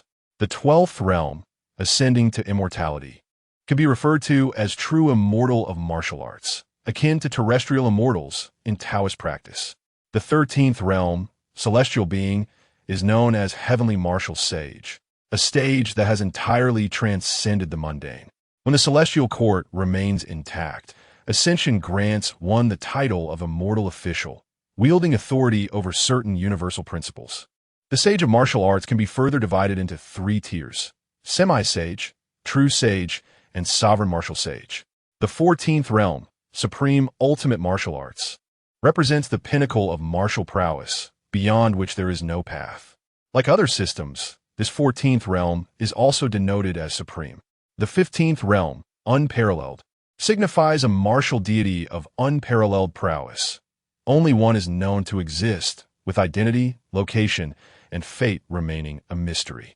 The sword path comprises 15 realms, with the first 9, concealed edge, surprising swallow, splitting light, flowing cloud, breaking army, listening to rain, condensing frost, burning heart, returning to dust. The 10th realm, selflessness, can be termed sword path master. The 11th realm, all phenomena, is recognized as great sword master. The 12th realm, boundless, is known as sword immortal. The 13th realm is great sword immortal, and the 14th realm is supreme sword path. The immortal path also features 15 realms, with the first 9, gathering chi, foundation building, Dan condensation, Yin spirit, Yang spirit, 5 elements, wind and thunder, divination, symbol path. The 10th realm of the immortal path is Dharma form. The 11th realm is tribulation. The 12th realm is terrestrial immortal. The 13th realm is true lord, and the 14th realm is supreme. The Buddha path's 9th realm is Vajra. The 10th realm is subduing demons. The 11th realm is Arhat. The 12th realm is true Buddha. The 13th realm is holy venerable, and the 14th realm is supreme. In the literary path, the 9th realm is literary sect, the 10th realm is great scholar, the 11th realm is knowing destiny. The 12th realm is heaven and earth great scholar. The 13th realm is sage, and the 14th realm is supreme. Other systems include Yin spirits and the undead, who do not enter the realm of death, but continue their cultivation. The 7 tribulations, Yin spirit possesses combat power equivalent to that of early terrestrial immortals of the 12th realm. The 9 tribulations, Yin spirit, corresponds to the pinnacle of terrestrial immortals. The 10 tribulations, Yin spirit, is akin to a semi-sage. The 11 tribulations, Yin spirit, resembles a true sage, and the 12 tribulations, Yin spirit stands shoulder to shoulder with the sovereign martial sage, with the next step leading to the supreme of the underworld. The demon race, great demons, are akin to the remnants of the 11 realms, while demon kings are comparable to terrestrial immortals. The great demon kings possess strength closely rivaling that of the grand sword immortals of the 13th realm, slightly surpassing other systems. In a simplified version, 11 realms, remnants of immortals, arhats, great demons, sword sects, and wise scholars. 12 realms, true immortals, true Buddhas, demon kings, sword immortals, terrestrial immortals, and grand scholars of heaven and earth. 13 realms, martial saints, holy sovereigns, grand sword immortals, great demon kings, true monarchs, and sages. 14 realms, supreme beings. 15 realms, great celestial beings, with each system allowing the emergence of only one. Chapter 58. The Wine Sword Immortal. One sword shatters the 9 heavens. Suddenly, a thunderous roar reverberated through the air as layers of ominous black clouds descended upon the Yuan King's residence, creating an oppressive atmosphere. Was it an illusion? The surrounding space seemed to collapse as all things began to disintegrate. Xiao Yi cast a glance at Wu Yuling and the young wolf god beside him, both of whom stood on high alert, gazing intently at the darkened sky. Master, be cautious. This is the ghostly chariot above the celestial totem of longevity. It is drawing us into its spectral realm. Wu Yuling furrowed her brows. In that moment, she could no longer sense the presence of the 4 netherworld generals. The audacity of the minions from the evil Tiger King court to act in Yujing City was astonishing. It seemed they were prepared to abandon their shamanic forms. With a resounding cry of a phoenix that echoed through the heavens and the earth, a colossal 9-headed divine bird emerged from the depths of the oppressive clouds, its golden radiance shining forth, casting an overwhelming shadow upon the entire royal residence. Who are you? Have you shattered the restraints left by several supreme beings upon the wolf god? You are but a mere youth, not yet a century old. How can you possess such might? Are you drawing upon the power of the martial emperor? Enough, I shall personally delve into your memories. The 9-headed bird's eyes glowed with a blood-red light, its 9 fearsome heads swirling amidst the clouds, its voice booming like thunder, shaking the very core of one's being. Roar! The young wolf god in Xiao Yi's grasp suddenly transformed from adorable to ferocious. Its bones crackled ominously as its body swelled. Muscles contorted and twisted into sinewy bulges, while its snowy fur stood on end like an enraged lion. In the blink of an eye, the young wolf god had expanded to the size of the white tiger sovereign, resembling a small mountain, exuding an imposing pressure. As it let out a long howl, a blood-red moon materialized within the spectral realm of the 9-headed bird, its crimson light piercing through the clouds like a divine sword, cleaving towards the body of the 9-headed bird. Caw! The 9-headed bird screeched in agony, its 18 blood-red eyes ablaze with fury.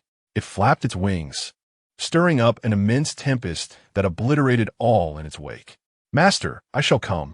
Wu Yuling positioned herself protectively behind Xiao Yi, her gaze icy and composed. Leaning on her blade, she steadied her breath as the intricate patterns of the 9 nether dragon python on her back seemed to come to life, as though a terrifying dark deity was awakening. A torrent of ghostly flames engulfed the void as her dark crimson blade was drawn in an instant. The cold blade light shone like a crescent moon, illuminating the dim sky. As this crescent moon pierced through the clouds, it transformed into a blood-red hue.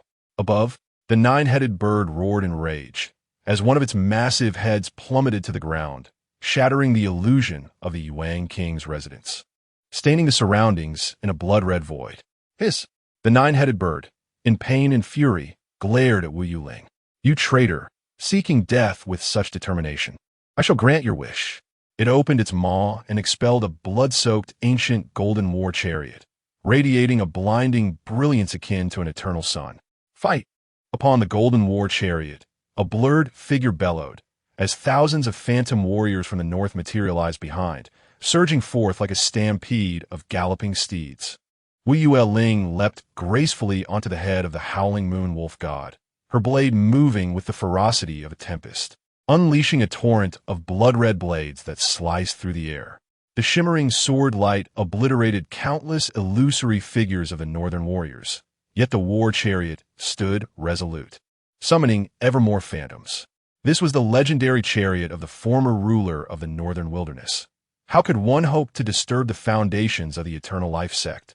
The monstrous nine-headed bird of the ghost chariot descended, its remaining 16 blood-red eyes resembling colossal stars, bearing down with overwhelming pressure that parted the ocean of clouds. A flicker of hesitation crossed Wu Yueling's gaze. Just as she resolved to ignite the totem with her true blood, she was called back by Xiao Yi. Enough. What? Have you surrendered your struggle? I shall grant you a dignified death. First, let me see what secrets lie within your mind. The massive head of the nine-headed bird bore down like a meteor, its demonic soul power piercing into Xiao Yi's consciousness. In that instant, the expressions on its 8 heads froze, then transformed into sheer terror. It beheld an unfathomable expanse of swords, and in an instant, the entirety of its demonic soul space was suffused with the terrifying sword aura that tore through the void. Xiao Yi raised his hand, summoning a jar of immortal wine from the royal palace, and drank it in one gulp. Li Taxian's flying sword manifested in his grasp, and with a single slash, the heavens roared. The sword energy he had cultivated for countless days, now radiant as a fine thread of divine brilliance, coalesced into a singular beam, wielding the might to wither and uproot, completely engulfing the eternal sun. In that fleeting moment, a terrifying sword scar that rent the heavens was imprinted upon the ninefold phantoms, and the entire demonic soul space could not withstand the cataclysmic sword aura, fracturing into chaos. With one stroke, the heavens were purified. The remaining 8 heads of the nine-headed bird, along with its colossal divine soul body, were reduced to a mist of blood beneath that single blade. Its last shred of true spirit suppressed the surging tide of fear within, daring not to utter a sound, striving with all its might to escape the confines of the royal palace. Xiao Yi exhaled a breath of wine-laden air and reached forth to grasp the true spirit of the nine-headed bird. No matter how it screeched in protest, it could not budge an inch. Under the weight of that sword, the gaze of the howling moon wolf god became remarkably clear. Wu Yueling's lips parted slightly, her heart racing, a delicate blush rising upon her cheeks. She felt as if she had returned to a time when she was at her most vulnerable, hiding behind her master. All she needed to do was look up at that reassuring figure, and everything would be resolved.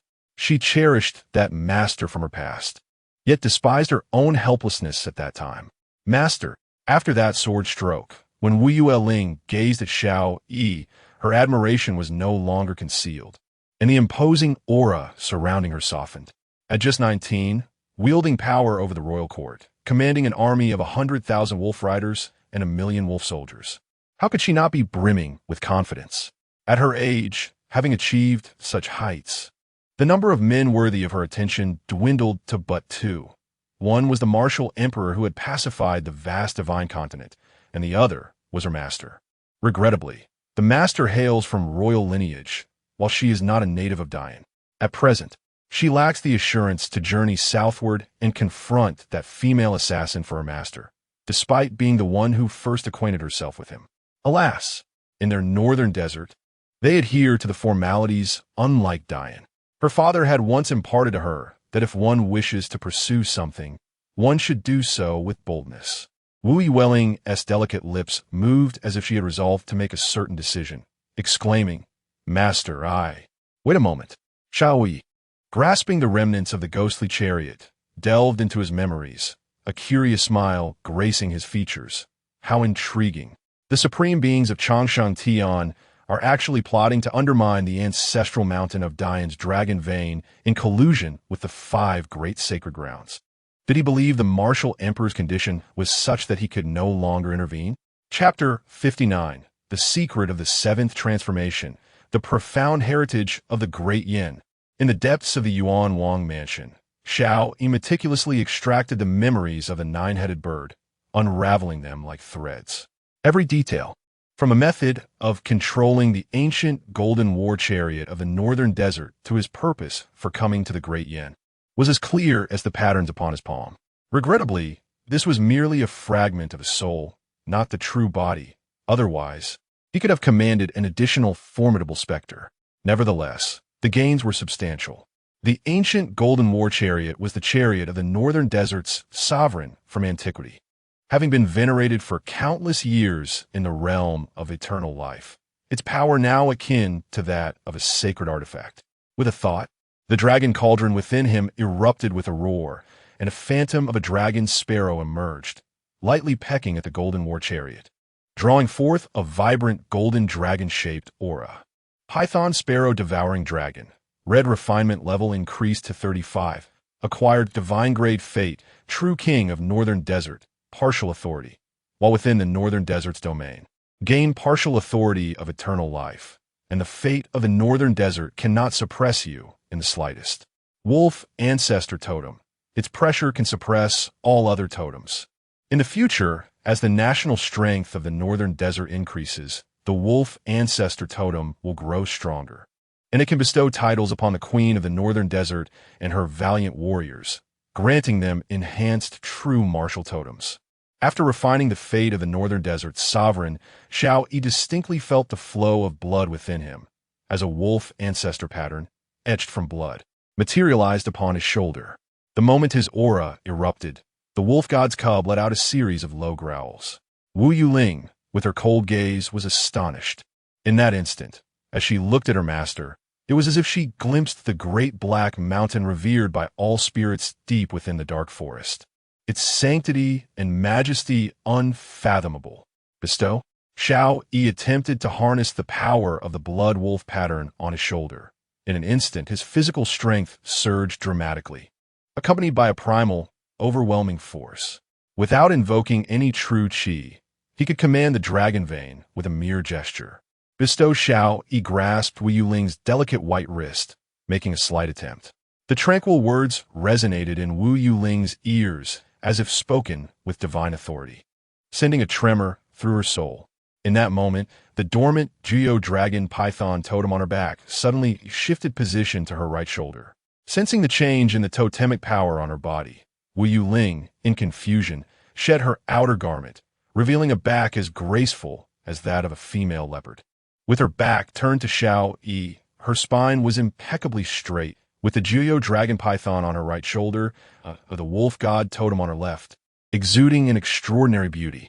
Is this a second true martial totem? Wu Yuling's pupils widened. The cultivation system of the northern desert uniquely integrates totems into its martial arts. Generally, individuals from the northern desert can only cultivate one true martial totem before breaking through the 12th realm of martial transcendence. To desire more would provoke a fierce backlash from the powers of differing totems. Only upon reaching the pinnacle of the 13th realm, upon becoming a king or martial saint, could one cultivate multiple true martial totems. Yet, the blessing her master conferred upon her shattered these conventions entirely. The dragon python pattern and the wolf god pattern on her shoulders exhibited no conflict whatsoever. The harmonious fusion of the two true martial totems elevated her physical strength to a level surpassing tenfold ethereal transformation. Thank you, Master, for your guidance. With a subtle smile gracing her lips, Wu Yuling donned her robe and turned to gaze deeply into Xiao Yi's bright black eyes. Within her gaze resided a blend of reverence, devotion, and a well-concealed tinge of possessiveness. The moment was not yet ripe. Her rivals were formidable. With a soft sigh, she inquired, Master, what brings the minions of Changshan Tian to Dian? The 5 great cave heavens could no longer remain passive. The supreme beings of Changshan Tian sought to conspire with them to completely merge the 5 extraordinary cave heavens into the realm of Jiushuan, thereby shattering the constraints imposed by the ancestral mountains of the Dragon Vein in Junzhu. Recalling a secret he had uncovered a few days prior through the Immortal Tower, one concerning the cave heavens, Xiao Yi could not help but reflect. Do you know? The 5 unique cave heavens established by the Emperor Yenwu, through supreme might, now possess a foundation that surpasses even the 5 Holy Lands. This secret, seemingly encapsulated in a mere phrase, bore profound significance. Throughout the ages, from the era of the ancient immortal court to the present, countless cave worlds have been birthed and obliterated.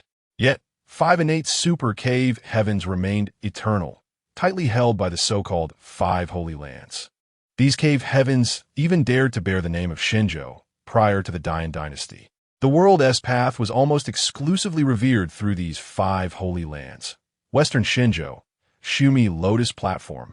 Eastern Shenzhou, Taishu Thunder Palace. Central Shenzhou, Great Brahma Dragon Elephant Temple. Southern Shenzhou, Li Yin Burning Heaven City. Northern Shenzhou, Tianjin Wugu Mountain. Presently, the pinnacle sects of Jiushuan, such as the Xianzhendao Alliance, Haotiandao Court, Levexian Sword Tomb, and Wuxiang Sword Pavilion, merely served as affiliates to the 5 Holy Lands. Their foundations were immensely formidable. Within the super cave heavens, the expanse was so vast that it rivaled half the territory of Haodu Shenzhou, teeming with life and complete in its laws, capable of forming a perfect internal cycle. Had the Holy Land denizens not deliberately imposed calamities and controlled the population, the inhabitants within these super cave heavens might have already surpassed the entire population of Jiushuan. The 5 Holy Lands had dominated the super cave heavens for over several tens of thousands of years, their roots deeply entrenched. The rulers of many subordinate nations under them often found their status eclipsed by the true disciples within the Holy Lands. Before the Yan Dynasty, their people emerged from the cave heavens with greater fanfare than the envoys of the immortal court. However, a singular event led to the subjugation of these cave dominators. The Emperor Yenwu annihilated a holy land. At that time, the Great Brahma Dragon Elephant Temple was not even deemed worthy of being among the 5 Holy Lands. The super cave heaven, known as the Cycle Cave, located in the heart of Haodu Shenzhou, was ruled by the Hall of 9 Hells and Yellow Springs, boasting a comprehensive strength that ranked among the top 3 of the 5 Holy Lands. Yet, with a decree from the emperor, it was swept away by the full might of his army in just 10 days. The supreme beings of the Cycle Cave never even laid eyes upon the emperor before being vanquished. Following that event, the denizens of the other 5 Holy Lands promptly sealed their cave heavens, retreating into obscurity. Whether the Emperor Yenwu chose not to expend effort seeking the entrances to these cave heavens or simply deemed them unworthy of his attention, the 5 Holy Lands, cocooned within the super cave heavens, managed to survive. After the destruction of the reincarnation cave heaven, the martial emperor once again forged an unprecedented path. With his supreme and formidable power, he established 5 extraordinary cave heavens, bestowing them as rewards upon 5 princes, excluding the crown prince. In other words, the princes of Wei, Yuan, Dongning, Xie, and Qi harbor their true essence within these cave heavens. The contents of these cave heavens remain shrouded in mystery, for they are predominantly one-way passages, allowing entry but not exit. From the secrets of the 7 transformations, it is evident that within the 5 cave heavens of the Great Yan, many formidable founding figures stand guard. They tirelessly rotate, ceaselessly extracting floating realms from beyond to enrich the foundation of the cave heaven world. To this day, the foundational essence of the 5 cave heavens of the Great Yan has transcended that of the 5 sacred places, which are sealed and have reached their limits, evolving into superlative cave heavens. Chapter 60. Secrets deeply concealed. Do the esteemed figures of the eternal sky and the 5 great holy lands truly believe that the dragon veins exist solely to suppress them? It can only be said that they are overthinking. The 3 extraordinary dragon veins of the ancestral mountains and central continent have never been intended to oppress the world, but rather the royal family of the Great Yan. Without the constraining force of the dragon veins, who could possibly restrain the 4 kings of Yujing City? Why is it that the Eternal Night Clan, despite their greater strength compared to the Witch Barbarian clan, has never been able to breach the Demon Suppression Pass? It is because the Abyssal King possesses an extraordinary cave realm, a vast abyssal world that continuously supplies him with military might. Xiao Yi is also privy to a secret. The sixth prince, the Western King, who currently raises ferocious beasts in the Beast Garden, is merely a stand-in. The true Western King has been extracting resources from other worlds within the cave realm over the years to bolster his own foundation. What are the others? Who can guarantee that the likes of the Wei King are not embodiments of a saintly will? From the fact that the four kings have never revealed their trump cards, it is evident that they place great emphasis on enhancing their own powers and the foundations of their cave realms. The entire Nine Xian world resembles the trunk of a tree, with these super cave realms acting as its sturdy branches. Cave realms endowed with complete laws possess pathways of great principles.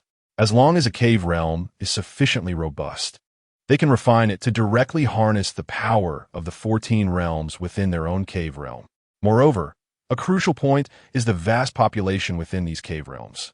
Although the Great Yan court appears to be short-staffed after a round of bloodletting, if the likes of the Qi King were willing to draw out talent from their cave realms, they could easily replace tenfold those lost. Xiao Yi calms himself. The Qi King and his allies concentrate their efforts on the cave realms, while his own forces are predominantly situated along the main trunk of the Nine Xian world. The balance of strength remains uncertain. However, should an opportunity arise, he too desires to seize a super cave realm. The higher-ups of the Heavenly Demon Sect have been exploring and striving for this matter for many years. The imperial seal of the Great Yu Queen, obtained during the winter hunt, was a pivotal chance. According to the latest news from Qianmu Tower, the former reincarnation cave has undergone self-reconstruction, resulting in a new cave realm. Yet, this cave realm has yet to reach its highest tier, as a number of super cave realms birthed by heaven and earth is fixed at 5. Without the destruction of the old, the new cannot ascend. It remains uncertain whether the Qi King and his cohorts will draw from their cave realms during this upcoming examination of prodigies. I am genuinely curious to see their hidden cards. Meanwhile, as the voice of the nine-headed bird reaches the four corners of the world, in the northern celestial continent, atop the unsullied Sword Mountain, the sky meets the sea of clouds, with thousands of peaks piercing the heavens. Scattered like chess pieces upon this vast cloud seaboard, at Wanjian Cliff, in the hall of immortal slaying, a messenger from the eternal sky has arrived. Upon the foremost cushion within the hall, a white-haired, white-browed sword immortal speaks in a deep voice. To his left and right, 12 sword immortals stand, 10 of whom are elderly, while only 2 are young, 1 male and 1 female. What did he say? An elder sword immortal inquires, lowering his gaze. That the nine-headed bird did not see the martial emperor at the Grand Assembly, yet proposed a territorial concession of 300 miles and still walked out of the Golden Lawn Hall unscathed. Upon hearing this, apart from the 2 young sword immortals, the other 9 suddenly raised their heads, their eyes gleaming with brilliance. Could it be true? Certainly, the nine-headed bird cannot utter falsehoods in the presence of the heavenly sword. If the martial emperor were in good health, the conditions proposed by the Northern Desolation would surely lead to utter annihilation, even for the most formidable beings. Could it be, as we have speculated, that when the flame martial emperor obliterated the cycle of reincarnation, he was already gravely injured and nearing his end? Or perhaps, he has already perished? No. If he had indeed fallen, how could the ancestral mountains of the central continent possess such formidable might to suppress all? I surmise he is merely clinging to life, waiting for death to claim him. And what do the others say? What else could they possibly say, other than to urge us to probe the situation? In the past, to prevent Lu Qingming from trampling upon the dignity of the sword ancestor, we sought their assistance at great peril, and now they insist we repay that debt. Master Uncle, is the martial emperor truly as powerful as you say? He merely traversed the 9 profound realm. Why is it that others from the Holy Lands are reluctant to venture there? The young female, sword immortal, expressed her confusion, stating that she had scoured the ancient texts of the Immortal Palace. Although the 9 profound realm has birthed a few exceptional talents throughout history, aren't we, the 5 great holy lands, the ones with the most enduring legacy? Should you wish to avoid entanglement with external affairs, I am willing to lead my fellow disciples to explore the path in the 9 profound Great Yan Dynasty. The elderly sword immortal with white hair and brows fell silent.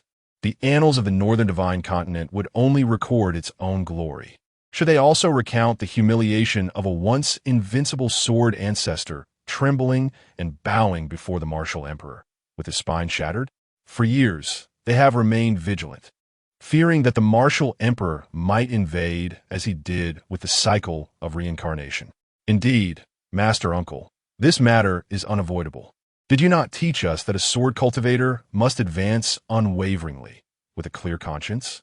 Leave this matter to me and my junior sister, the young male sword immortal declared, having heard that the 9 Profound Realm is currently holding a grand examination of talents. If our true disciples from Wugo Mountain were to claim the first position and then personally challenge the foremost of the Great Yan martial path, how could any martial emperor remain unperturbed? The elderly sword immortal regarded the young sword immortal with a sigh. Truly, the inexperienced are often fearless. Both of them are the latest descendants of the northern divine continent, having never set foot in the 9 Profound Realm, yet their ambition shines brightly. Let them go.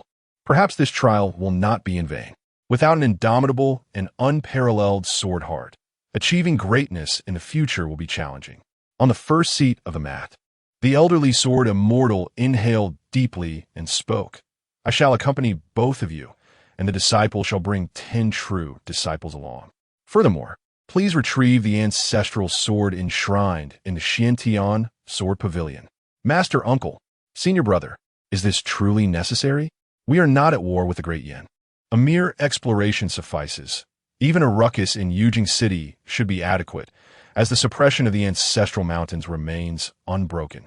In my view, sending just 10 true disciples would suffice. This matter requires no further discussion.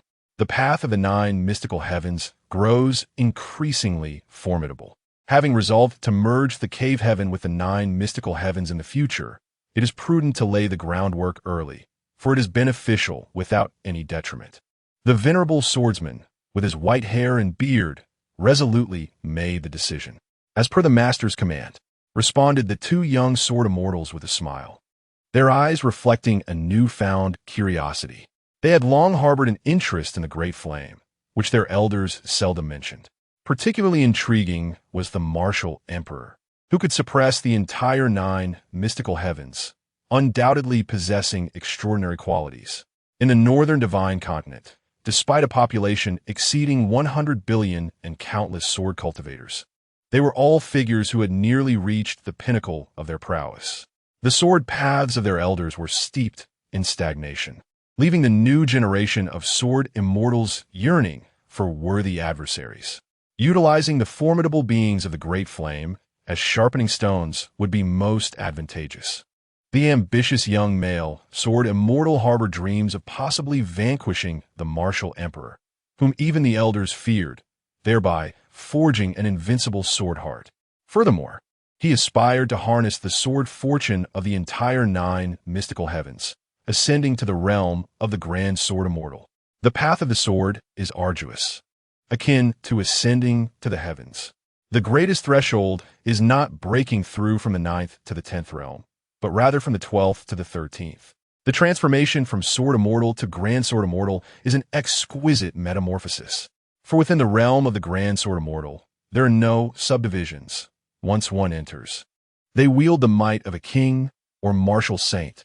At that point, even across the vast expanse of the northern divine continent, they would stand unparalleled among the mountains. Chapter 61. The emergence of the unblemished Sword Mountain and the stirring of all parties in the Sword Concealment Prefecture of the Northern Domain at the Wuxiang Sword Pavilion. Upon the snowy plains, 300 disciples clad in gray robes formed a formation upon the Gale Wind Terrace, stepping in accordance with the Northern Dipper's rhythm, diligently practicing their sword techniques. Initiate the formation. With a commanding shout from the chief disciple, the swords of the assembly aligned in unison, unleashing a torrent of sword energy that surged forth like an icy dragon, obliterating half a snow mound with a thunderous crash. Indeed, if all the other disciples of our pavilion could master this myriad manifestation killing formation, we would stand a chance against the true weapons of the Great Yan army. Suddenly, an elder clad in blue emerged from within the pavilion, prompting the disciples to bow their swords in respect. There is no need for such formalities. Just as the elder was about to offer his insights, a series of piercing sword cries echoed from the forbidden area of the pavilion's rear mountain. Dozens of sword rainbows, slicing through the snowstorm, descended upon the gale wind terrace. Who goes there? The chief disciple looked up, ready to form a counterformation, when he was abruptly halted by a gesture from the elder beside him. Stand down. Among the sword rainbows, figures riding upon flying swords materialized, led by a calm-faced elder, sword immortal with white brows. The others behind him were youthful and imposing sword cultivators, their gazes imbued with an air of superiority. I am the Grand Elder of the Wuxiang Sword Pavilion, and I have come to pay my respects to the esteemed elders of the sacred land. The Grand Elder, second only to the pavilion master, bowed to the white-browed sword cultivator, leaving the pavilion's true inheritors in awe. The sacred land, could it be the legendary unblemished Sword Mountain? Excitement rippled through the disciples. That place is the holy land of swordsmanship in the entire Jioshuan realm. It is said that the ancestors of our pavilion, along with those from the Killing Immortal Sword Tomb and the Nine Nether Sword Tomb, once sought enlightenment at Unblemished Mountain. Are they here to take apprentices? The disciples were filled with fervor. For good reason. The renown of Unblemished Mountain is unparalleled. 60 years ago, before the sealing of the Northern Celestial Continent's cave, sword cultivators across the world took pride in being disciples of Unblemished Mountain. To become a true inheritor of Unblemished Mountain would guarantee one a future as a master of swordsmanship. The living sword immortals there outnumber all others in the Jioshuan realm. Had it not been for that incident 60 years ago, 70% of the world's sword fortune would still be locked within Unblemished Mountain. Do not be so formal. The white-browed sword immortal cast a glance at the pavilion's true inheritors upon the gale wind terrace and spoke softly. The talents of your generation far surpass those of 60 years ago. May I inquire about your purpose in coming down from the mountain? If it pertains to our pavilion, we shall offer our utmost assistance. The Grand Elder expressed his utmost reverence. With a deep breath, the white-browed sword immortal absorbed the wind, snow, and sword energy from the gale wind terrace, his murky gaze gazing far towards the Great Yan central state. I am, in Yujing City. A flicker of pain, fury, and a hint of relief crossed his cloudy eyes. The pavilion need only guide the way. I seek to reclaim the sword fortune lost for 60 years. Yes, the Grand Elder's heart trembled as he grasped the implication of his words. In nearly a century, who could evoke such deep-seated hatred from the exalted, unblemished mountain? Only that peerless spear immortal, who once nearly pierced through Unblemished Mountain. The sword rainbow ascended once more, this time accompanied by the Grand Elder of the Sword Pavilion.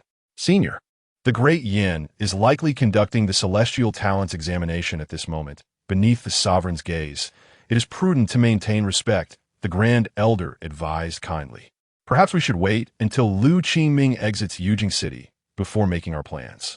Ha! The young male sword immortal, Wufeng from Wubishan, suddenly chuckled. This elder speaks of the sovereign with such reverence. Has he forgotten his roots and become a loyal hound of the Great Yan? Such disrespect is intolerable, retorted the white-browed old sword immortal with a sharp rebuke. The Grand Elder of the Sword Pavilion's expression slightly shifted, but he did not show anger, instead offering a bitter smile. It is not that our Sword Pavilion seeks to curry favor with the Great Yan, but rather that in these 60 years, any sect that disrespected the court has been reduced to ashes. Wufeng smiled faintly and declared, this time, I accompany my uncle out of seclusion, specifically to challenge the sword in Yujing City. Lu Qingming shall perish, and those celestial talents in the examination shall also meet defeat. The Grand Elder's expression changed subtly, cautioning. In past examinations, many prodigies have emerged. Although the martial emperor does not attend this time, several princes are formidable figures. It would be wise to exercise caution. Rest assured, you need only observe from the sidelines. The Sword Pavilion shall not be implicated. Wufeng scoffed, falling silent thereafter. Elder, what realms did the top 10 participants of the last Celestial Talents examination belong to?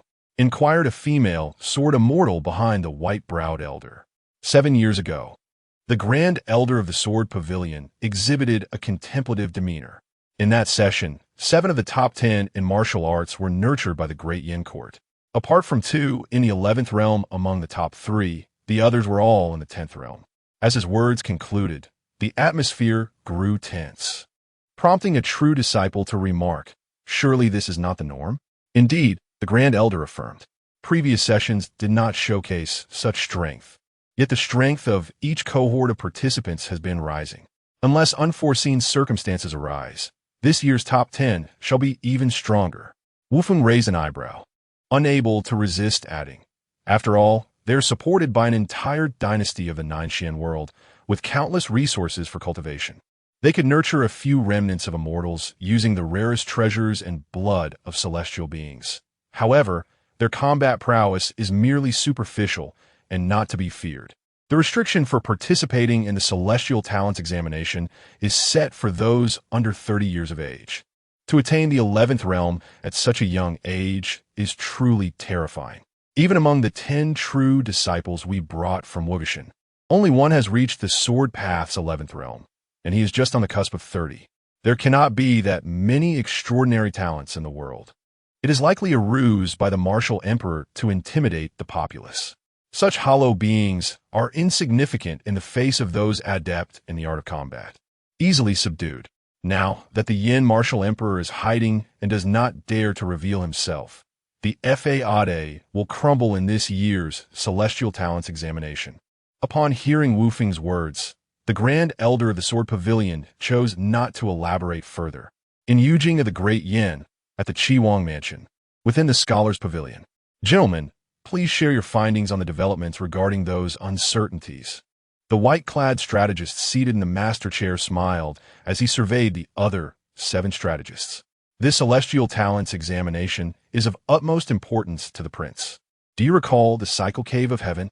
It has been confirmed that the legacies of the 3 great dynasties lie within the newly manifested realms of the Cycle Cave.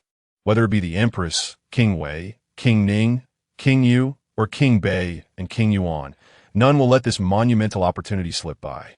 However, it is not worth completely severing ties over a mere cave. Currently, various factions have reached a consensus.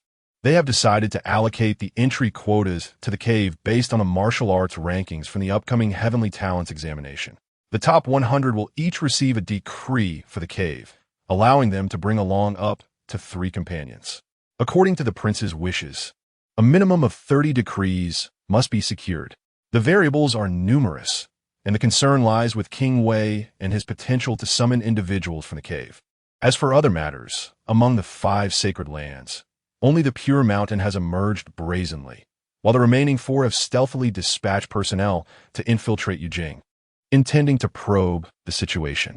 The Empress's subordinates have approached the 4 prestigious sections. King Wei has visited the second headquarters of the Heavenly Demon Sect and the Underworld. The personal guards of King Bai have ventured to the camps of the Candle Shadow Guard and the fiery Feather Tiger Brigade. King Yu of the West seems to have ties with the Shumi Lotus platform of the Western Paradise. Given these circumstances, acquiring 30 cave decrees appears to be a formidable challenge. The 8 strategists exchanged thoughts. The white-clad strategist pondered for a moment before suddenly stating, "If it were only these matters, it would not be difficult.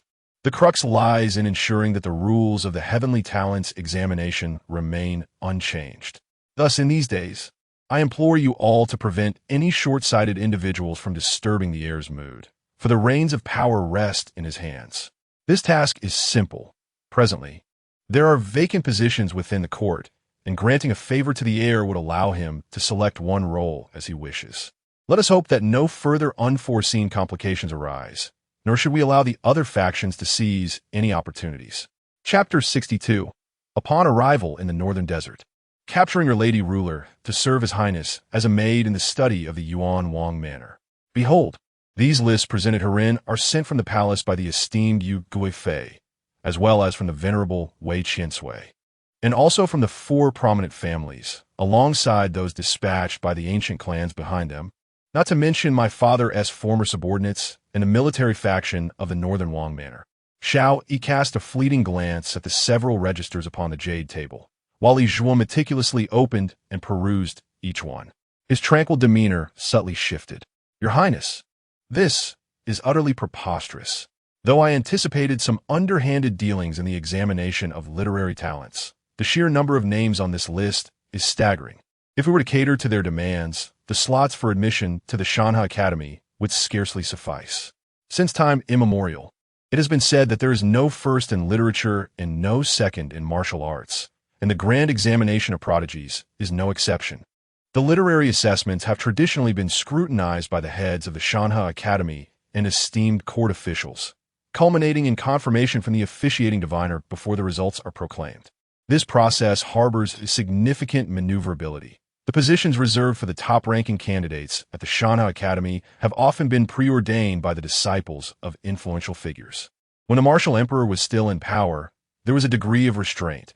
At least the external princes did not overtly extend their reach into the imperial capital. However, this time, the list presented to Xiao Yi comprises more names than all previous iterations combined. Matters concerning scholars are most troublesome. Whether one opts for outright rejection or favoritism, allowing only one's own faction to traverse the back door, will inevitably tarnish the reputation of the Yuan Wang lineage. Offending all parties does not instill fear in him, yet it is certain that his ears would be besieged by incessant criticism, for the world is rife with detractors. On the other hand, should he assist them, he may gain a mere favor, but risks laying a trap for himself. As each individual on this list is backed by their own masters and would hardly express gratitude to Xiao Yi. Your Highness, the most prudent course of action is to remain indifferent. You may delegate the authority to finalize the literary examination results to another. However, this individual must not be a pawn of anyone, must maintain neutrality, and possess no vulnerabilities. Do you have anyone in mind? The current Minister of Rights, Li Rui, Li Zhu suggesta. The only drawback is that he is somewhat my apprentice, which may lead others to mistakenly perceive you as his patron. Those few may speculate that you intend to support him in securing the vacant position of Left Chancellor, thereby extracting a favor from you. Yet, he is rather obstinate, lacking worldly insight, and would rather perish than act with partiality. Given the present circumstances, should you wish to install a loyal individual in the position of Left Chancellor, the Qi Wang and the Empress Dowager would not dare to disregard your wishes. For instance, appointing Mr. Huangfu to the position would surely be more advantageous than Li Rui. After all, he is your mentor and a veteran under your command. Li Zhuo's analysis was indeed cogent. He remained reluctant to see Li Rui ascend to the Left Chancellor's position, as his rigidity would not benefit the Highness. Xiao, he shook his head. My teacher deliberately sought to avoid excessive involvement, which is why he departed for Nanzhao. Had he desired to enter the court, he could have easily attained the position of National Master. Let Li Rui go. The position of the Left Chancellor is one he can take on. We shall heed the prince's wishes. In the courtyard of the Yuan Wang mansion, the fragrance of wine wafted through the air, accompanied by the chirping of birds. Bai Luoshen had just arrived, and Yin Qingling followed, bringing with her an innocent young girl dressed in a bun-haired, Ruchuan attire. Yin certainly reaped rewards with each visit. Xiao Yi chuckled, having instructed the Huanglong protector of the Heavenly Demon Sect to gather the finest wines from across the land. Just as a cart of exquisite wine was delivered, Yin Qingling caught a whiff of its aroma. What do you mean? I have brought you treasures. I heard that this upcoming examination of prodigies is of great significance, so I brought someone along to help you appreciate the fine wines. I almost forgot. You emptied more than half of the wines from my embroidery pavilion last time. Today, we shall not leave without indulging. Dressed in the attire of a female tutor, Yin Qingling's plain garments beautifully accentuated her curves, and her face rivaled the beauty of the most exquisite flowers, yet her demeanor was carefree, creating a striking contrast. Of course, she was not like this at the academy. There, she embodied the sternest of tutors, exuding an air of aloofness that commanded both respect and fear from many. Dike, prepare some pastries, Xiao Yi casually instructed, noticing the Ruchuan-clad girl beside Yin Qingling, who seemed quite hungry, clutching her stomach. Within the Yuan Wang mansion, an abundance of palace tributes and exquisite pastries were readily available, and soon, maidens began to deliver them in succession. The porcelain-skinned, delicate-featured young girl, upon seeing the pastries, shed her shyness and began to stuff her cheeks like a little hamster, as if she could never be satisfied.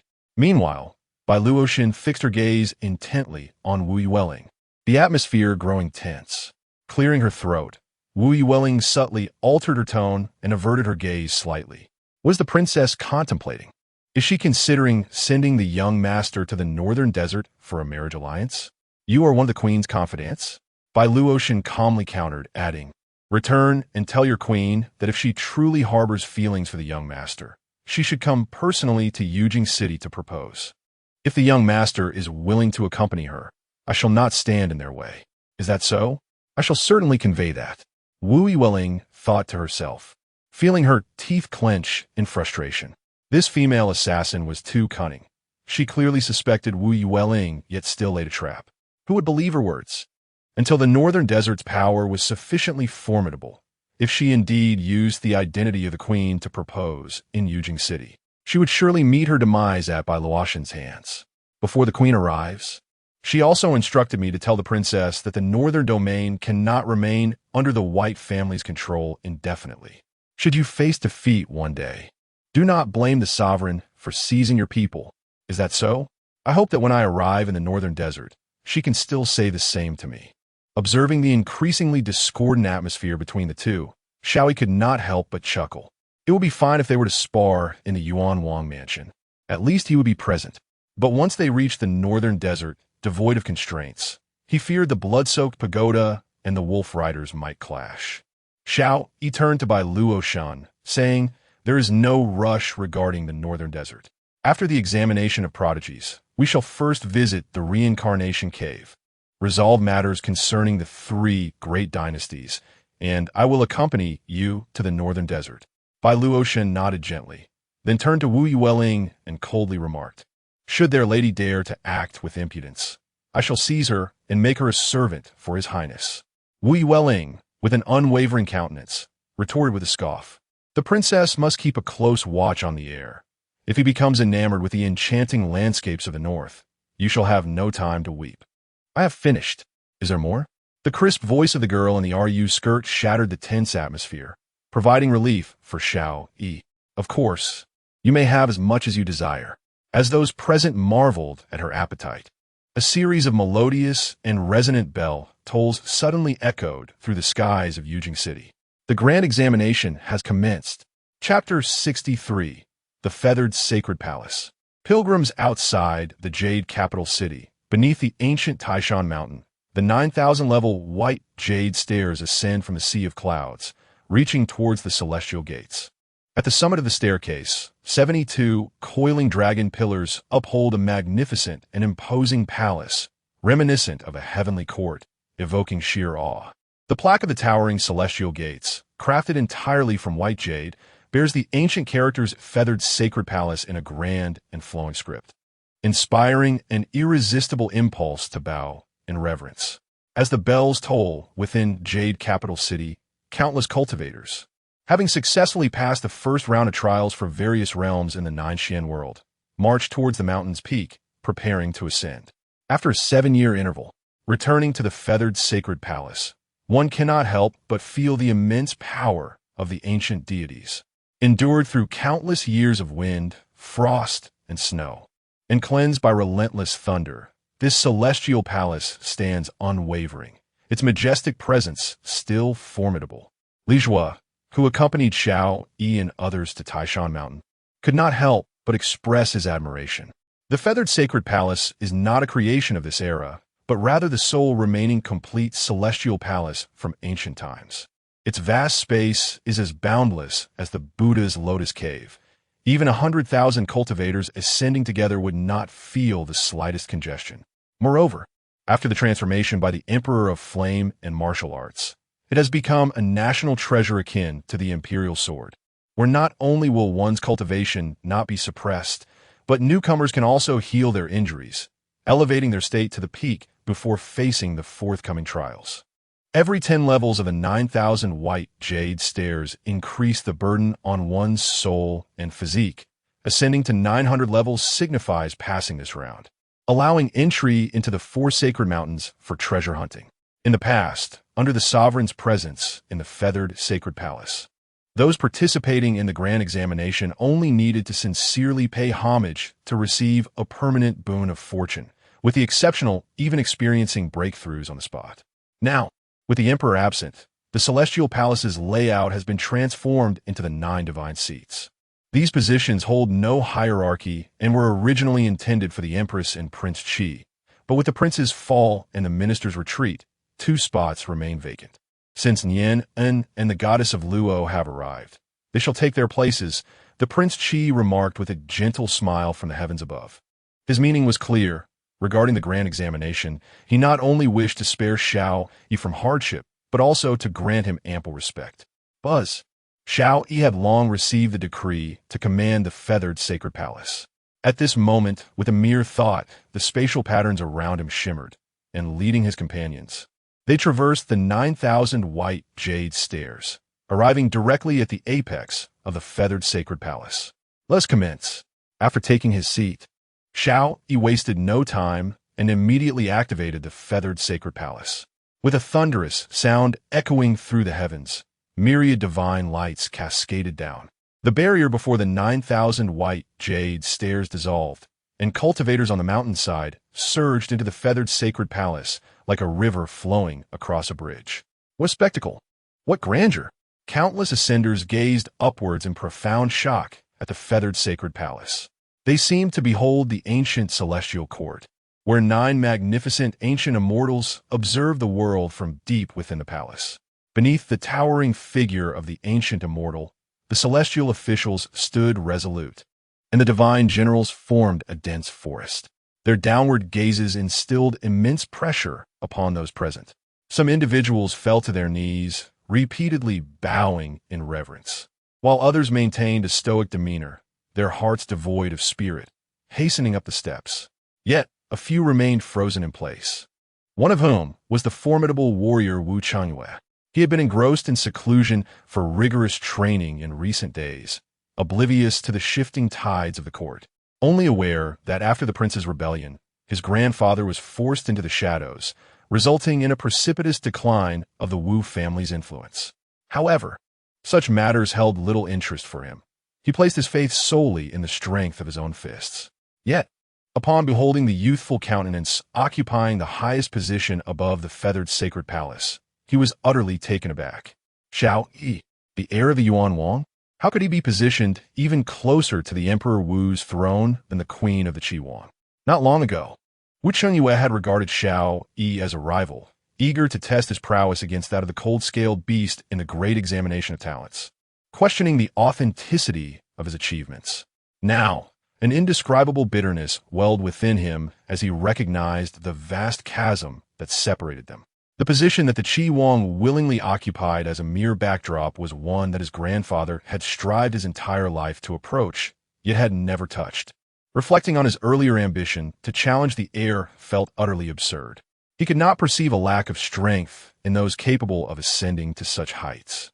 Conversely, those like the Qi Wang and Wei Wang, who could command the allegiance of the 3 teachings, would hardly show leniency towards an heir without extraordinary means. Their own sons had never been afforded the opportunity to engage with the very core of power in the Great Yan. He had been endowed with a martial eye from birth, capable of perceiving truths more clearly than any other. Yet, at this moment, when attempting to scrutinize the heir, his celestial eye, situated between his brows, felt as though it had encountered a resplendent sun, causing blood to flow from the pain. Neither his revered master, a true immortal of martial arts, nor his grandfather, now a martial saint, had ever evoked such a sensation. While he could not discern the heir's cultivation level, why did he exude a pressure even more formidable than that of a saint? This seemingly insurmountable gap gradually restored Wu Qingyue's resolve. Had the heir been only slightly stronger than him, he might have felt defiance, striving for surpassance. However, once the disparity reached a point where he understood it was impossible to ever exceed, his heart found tranquility instead. The prince was akin to a figure of the Emperor Wu. What he sought in life should be to exhaust every effort, merely to catch a glimpse of his silhouette in the distance. His grandfather had been such a figure, almost attaining the privilege of witnessing the Emperor Wu's retreating figure during his own journey along the path of martial arts. Apart from Wu Changwei, several others gazing upon the feathered sacred palace were equally astounded. Master? Could it be that Master is the Emperor Wu? A valiant youth, still clutching a book while ascending the steps, rubbed his eyes and slightly parted his lips, struggling to believe the sight before him. Thud! A companion from the Shantang, known as Little Four, tapped him on the back with the hilt of his sword, reproaching, "What are you thinking? How could it possibly be Master? Do not make such mistaken assumptions. Offending them will bring trouble upon Master.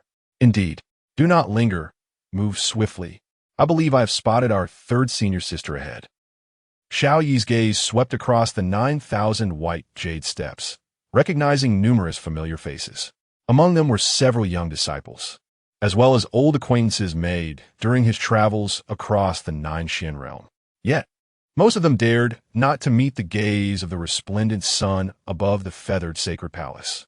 In this assembly, there are indeed numerous promising talents. The esteemed heirs from the four prominent families, Wang, Xie, Yuan, and Xiao, are willing to reveal their hidden prodigies. The Qi King remarked with a smile, mentioning the two young generals from the Candle Shadow Guard and the fiery Feather Tiger Brigade, as well as the young Marquis. Oh, if I am not mistaken, the sole true disciple of the White Ming Protector from the Heavenly Demon Sect has also arrived. The Qi King's words drew the attention of the Eastern Ning King, who opened his eyes, unleashing a terrifying roar akin to that of a dragon and elephant, shaking the hall. The Heavenly Demon Sect is one thing, but how dare the rabble from the Netherworld venture into Yujing? The Eastern Ning King's voice was frigid, his aura swirling like an unrelenting cold wave. Were it not for the Netherworld scum revealing the method to breach the realm of death to my second brother, he would not have forsaken everything, nor would he have met his demise. Fifth brother, consider the greater picture. The Wei King replied with a dismissive smile, warning that the consequences of disrupting the examination of the prodigies would be unbearable for you. You court death. The Eastern Ning King, with a fierce gaze akin to a wrathful deity, unleashed a formidable pressure that caused the hundreds of civil and military officials within the hall to pale in horror. Half kneeling on the ground, their scholarly and martial energies swiftly waning with faint lamentations.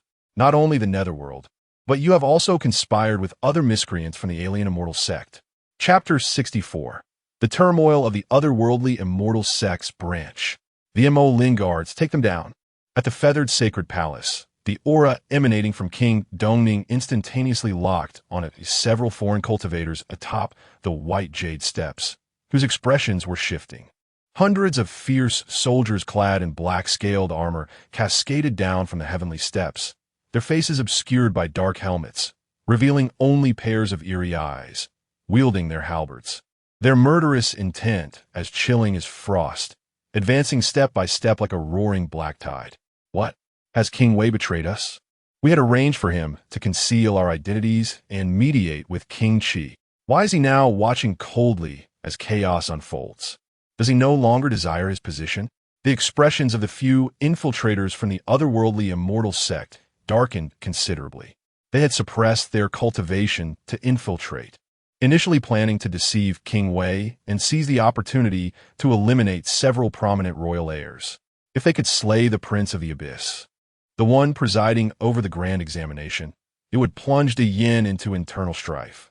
Little did they anticipate that King Wei was even more treacherous than they. It appeared he intended to use them to provoke King Dongning, disrupting the grand examination's order and inciting a confrontation between the Prince of the Abyss and King Dongning. Excellent.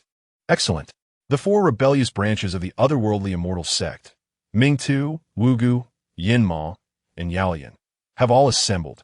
King Dongning sneered as the MO Lin guards, responsible for maintaining order, ascended the steps, leaving those on the heavenly steps bewildered, believing a military coup was underway. Fifth brother has concealed himself for long enough. When did he turn the MO Lin guards into his own? Did second brother give them to you? King Qi remarked with a playful smile. You have allowed the soldiers to enter. How can the grand examination proceed? What will become of Nianin? Xiao Yi glanced at King Qi and King Wei, his expression as tranquil as an ancient well. Uncle, proceed without restraint. Restoring order is of utmost importance. With that, Xiao Yi raised his hand, dissipating all pressures exerted upon the soldiers at the 9,000 steps of the feathered sacred palace. Simultaneously, the pressure faced by others surged dramatically, causing some swift-moving prodigies to stumble, nearly collapsing onto the steps. In this shifting balance, the morale of the Mo Lin Guard surged, their murderous aura rising like a blood dragon, unleashing an icy tempest that was profoundly unsettling. Damn it, King Wei is indeed untrustworthy. Fortunately, the sect master allowed us to retain our contingency. Let the hidden agents emerge and intercept the Mo Lin Guard's initial assault. Those above the 10th realm, along with the few Yin gods, shall break through the suppression and follow me to the feathered sacred palace. This palace lacks the dragon vein suppression of cultivation. It is the perfect opportunity to slay the royal heirs. The orchestrator of this operation from the otherworldly immortal sect was a 10-caliber Yin god from Ming Tu, rivaling quasi-saints. When his power erupted, a terrifying density of Yin energy emanated from beneath his feet. Instantly, countless Yin spirits surged forth, fearlessly climbing upwards to form a celestial staircase leading directly to the feathered sacred palace. Though the soldiers' murderous aura restrained the frigid Yin energy, the malevolent Yin spirits remained undeterred. However, the sheer number of spirits summoned by the Yin god was staggering, seemingly overwhelming the soldiers' aura. Kill. The supreme commander of the Mo Lin Guards, wielding a bloodied sword, commanded the entire army to encircle the members of the otherworldly immortal sect, attempting to incite chaos. Before the elite soldiers who specialized in the art of slaughter, the disorganized and frantic members of the otherworldly immortal sect stood no chance, and soon the white jade steps were stained red with blood. Roar! Suddenly, a formidable figure emerged specifically from its fourth branch, who was a semi-demon of the 12th realm.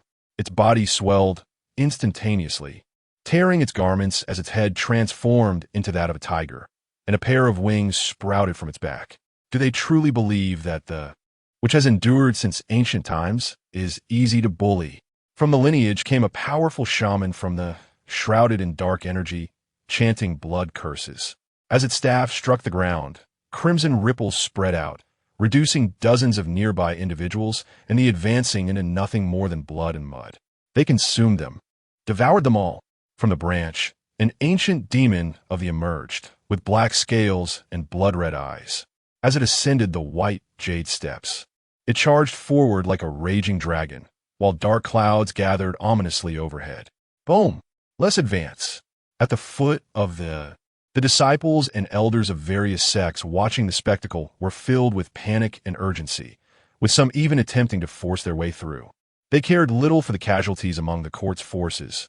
Their esteemed disciples were on how could they protect themselves against the ruthless fiends of As chaos erupted, they already besieged by an increasing number descended into further disorder, has become so weakened that without the suppression of the martial emperor, it cannot even conduct a grand examination of the prodigies. Outside, the air was filled with cries of battle and complaints, while some members of whose identities were shrouded in secrecy and had never been revealed, exhibited flickering expressions. If they chose to act alongside the four powerful figures above, they could undoubtedly exacerbate the turmoil, potentially undermining its foundations and inciting the sects against the court. Now is an unparalleled opportunity, someone shouted, prompting a surge of members to rush forth, many of whom were remnants of the three great dynasties. Among them, the conservative faction harbored a deeper animosity towards than the foreign tribes. It seems has lost the hearts of the people. At this moment, Diev was merely a stone's throw away from the other three formidable experts of the also bore some costs but managed to shake off the in close pursuit. That should suffice, fifth uncle. Xiao Yi spoke kindly. The reigned in his fury, smiling as he slightly raised his hand. Today, fifth uncle owes you a great favor. From now on, any task assigned will be met with unwavering compliance. This pupil's constricted, sensing something amiss. As it attempted to flee, a golden hand suddenly reached out to grasp it. The old bald monk with this raised hand, A bronze-skinned, robust old warrior monk stepped forth from behind him, wielding a hand that transformed into a divine power capable of seizing heaven and earth. Feeling the terrifying Buddhist light that resonated with the very essence of the universe. The remaining 3 branches of strong men were visibly shaken, as if birds and beasts had scattered in the forest. But as Xiao Yi lightly tapped the armrest of the divine seat, the pressure from the 9,000 level instantly forced everyone to kneel on the ground, only to retain some strength to maneuver. But the old monk, witnessing this, transformed his palm into a fist and struck, shattering half of his body. A flaw had been revealed. The Lord of the Netherworld let out a sigh of relief, for the old monk's cultivation was not superior to his own. It was merely the inopportune environment, coupled with the inherent constraints of Buddhist teachings against the Netherworld, that had caused him to falter. Upon witnessing a rift torn in the spiritual barrier of the feathered sacred palace, he abruptly turned to summon the half-demon, the nightmare demon, and the great shaman of the witch clan. Utilize that sacrificial technique to lend your powers to me, and I shall lead you forth. The expressions of the 3, pressed by the might of the feathered sacred palace, twisted in determination without hesitation. Flames ignited upon their forms. Tendrils of vibrant crimson blood surged towards the Lord of the Netherworld, significantly enhancing his aura. Yet he chose not to engage in further combat. Instead, he darted towards the rift. The 3, who had sacrificed more than half of their own strength, were filled with rage. Fear not, I shall avenge you. Just as the Lord of the Netherworld shattered the blinding Buddhist light and was about to step into the realm of ascension, he was suddenly gripped by an overwhelming dread. In his spiritual realm, an enormous star-like eye loomed behind him, reminiscent of the Dark Emperor of the Netherworld, before whom all souls would bow in submission, casting a gaze that rendered the sun and moon pale in comparison. The oppressive sensation, akin to being crushed beneath towering mountains, felt even more terrifying than the supreme being dwelling in the depths of the Netherworld, sending shockwaves through his heart. In horror, the Lord of the Netherworld turned to look at Xiao Yi. Chapter 65. The Empress's Secret, What Jinglan Breaks Through. The shadowy figure of the underworld god gazed in horror at the youthful silhouette seated upon the throne of the feathered sacred palace. The supreme being sought by the underworld was unexpectedly embodied in the heir of the Abyssal King. With an innate suppression, how could a formless spirit hope to contend? There was no escape as despair enveloped the heart of the underworld god. His gaze inadvertently fell upon the throne's side, where a stunningly beautiful woman rested, adorned with a phoenix hairpin, a golden crown, and an elegant cloud-like coiffure. In that moment, as he activated his divine eye, a tremor coursed through him. Amidst his astonishment, a glimmer of hope emerged. The Empress of the Great Yan was astonishingly the one from a main lineage master. Save me. The underworld god was about to cry out for assistance when suddenly, the Empress's phoenix eyes fluttered open. A resplendent phoenix cry resonated throughout the ancient Mount Taiwei. All present momentarily lost consciousness. Within the mental realm of the underworld god, a figure of unparalleled grace materialized. Ah, how intriguing. She glanced at Xiao Yi's manifested Heavenly Emperor's sacred eye, a serene smile gracing her lips. What a skillful heir you are, seizing the prince's position of the heavenly sun so effortlessly. Xiao Yi's form also emerged, shaking his head. It is not the Empress who possesses such skill. It was 3,000 years ago that she subdued the... In recent years, the dissenting voices within the 4 branches of the should have been mostly silenced. I've heard that the true powerhouses of the are those fleeting souls who practice esoteric arts. The Empress surely does not wish for the Qi King to discover the power you wield. The Qi? Furthermore, after this revelation of your cultivation, the Qi King may harbor apprehension and suspicion. Beyond that, might I share with you more secrets of the Empress? Xiao Yi's words made the previously composed Empress raise an eyebrow, her fingers curling into a fist beneath her flowing sleeves. I know what you wish to convey, Your Majesty. My secrets pale in comparison to yours. Even if divulged, the Qi King and the others would still target you first. After all, you're the only outsider within the entire Great Yan royal family. Xiao Yi interjected with a smile. I could end your life. The Empress retorted coldly. Care to try? Xiao Yi remained unfazed. His transformation was not solely for his own benefit, but could also bestow transcendence upon all beings. The most formidable aspect of the Heavenly Demon Sacred Canon lies in its 13 realms, distinct from others. Even the mightiest of beings, upon defeat, would be subject to the effects of transcendence. At best, they would be passively transformed for a century.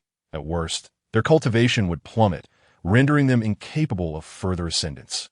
Moreover, should Xiao Yi truly fall at the hands of the Empress, numerous forces would converge, including the demon-subduing army of the demon-subduing pass and the blood-floating tower of the northern domain. Even the Qi King would seize such a splendid opportunity to eliminate the demon Empress. What do you desire? After a moment of standoff, the Empress unexpectedly relented, her tone softening slightly. It is quite simple. Just retrieve the remaining 30% of the Yan Emperor's authority from the hands of the supreme being of the underworld.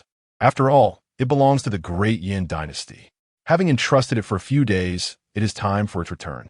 Once this task is accomplished, I shall remain silent regarding the secrets of Her Majesty the Empress, and Xiao Yi chuckled. You are putting me in a difficult position, the Empress remarked, raising an eyebrow with a sigh. Although many Yan gods of the underworld have joined the authority of the supreme being in the underworld is no less significant than that of the sect leader. Attempting to seize the Yan Emperor's authority from him is akin to seeking his life. How many can achieve such a feat in this world? Xiao Yi replied calmly. Under the might of the Great Yan, even immortals can be slain and sages can be vanquished. What difficulty is there in eliminating an old cur who claims supremacy yet has merely clung to life for years? 3,000 years ago, the Dragon Guard's elite warriors under the great Zhao royal family, trained in esoteric arts, were far superior to most of today's military elite. Time is of the essence. If your majesty cannot make a decisive choice, then prepare for the enmity of the world. The Empress's expression softened, a gentle smile gracing her lips. What a pity. If you had been born 3,000 years ago, it would have been splendid. Little adversary, I shall assist you in obtaining the remaining authority of the Yan Emperor. Perhaps we may yet have opportunities for collaboration in the future.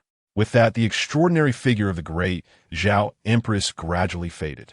Just before her ethereal form completely dissipated, Xiao Yi suddenly inquired, how did the once mighty Great Zhao Dynasty meet its demise 3,000 years ago? Ah, so even you, little adversary, harbor secrets yet unknown, the Empress replied with a light laugh, leaving the question unanswered. Master, save me. I am loyal. The Yan god of the underworld, oppressed by the Yan Emperor's might, finally found a chance to speak. Useless. The Empress cast a cold glance, and with a mere flick of her sleeve, the entire spiritual realm of the Yan god began to collapse. Consider your essence as a gift for this little adversary. As her words fell, the terrified Yan god could not utter a sound, watching helplessly as his corporeal form shattered into oblivion. The forbidden spell of which should have been unable to kill him, was rendered powerless by the Empress's gesture, which proved far more formidable, leaving him utterly defenseless. What, Jinglan? The few ghostly generals under Xiao Yi had yet to depart Yujing City with Wu Yuling. At his gentle call, the figure of the foremost divine general of the Great Yu materialized. After devouring the essence of that Yan god, Hu Jinglan broke through his realm's bottleneck, revealing the aura of the 13th stage. Yet, for some reason, Xiao Yi felt something was amiss. At the feathered Saint Palace, after the sound of phoenix cries subsided, a faint smile appeared at the corner of the Empress's lips. Little adversary, you have chosen the path of the teachings from the founder of the Heavenly Demon Sect, which is indeed the right direction. However, the sacred texts of the Demon Sect are difficult to disseminate widely and thus pose no threat to me. At this moment, the feathered Saint Palace was enveloped in silence, so quiet that one could hear a pin drop. King Qi glanced at the Empress, his eyes betraying a hint of gravity. King Wei maintained a calm demeanor, while King Xie's brow furrowed deeply.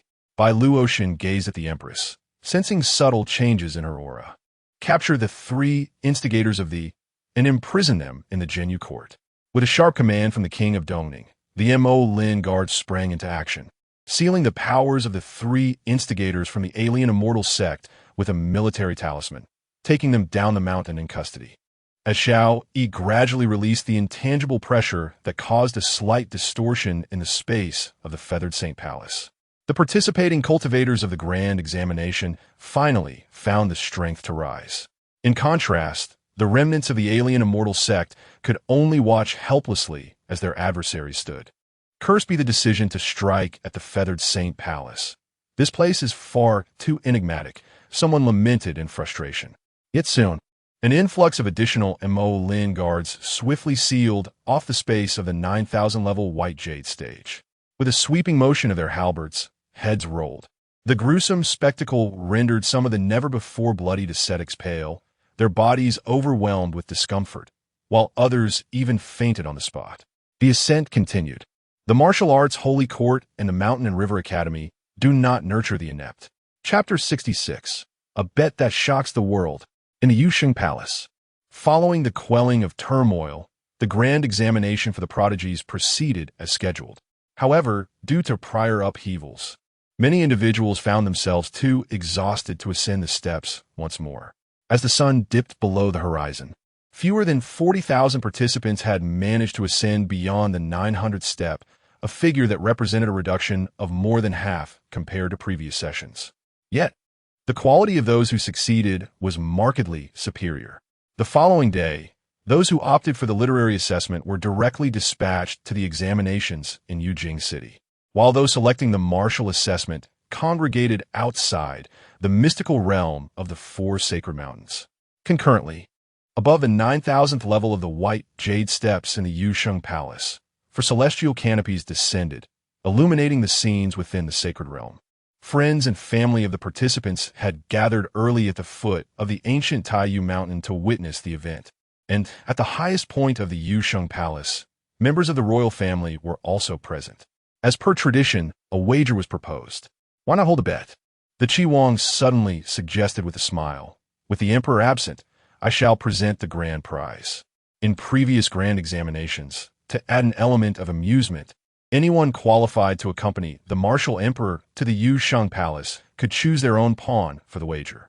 Should that pawn ultimately secure the first place in the examination, the individual who selected it would be granted a treasured artifact bestowed by the Yanwu emperor. Furthermore, the four sacred mountains' mystical realm could be divided into four distinct betting arenas. In the Bing-Po Mountain realm, the competition would be based on who could collect the most cold stones. In the Leiqi Mountain realm, it would be judged by the number of thunder spirits captured. In the Haigu Mountain realm, the contest would be for the highest quantity of blood crystals obtained. And in the Shui Nye Mountain realm, it would revolve around who could gather the most exotic flames. These items were of immense benefit to cultivation, yet they were not easily acquired. Participants in the grand examination, whether relying on luck or strength to seize these treasures, needed to obtain any one of them to progress to the next round.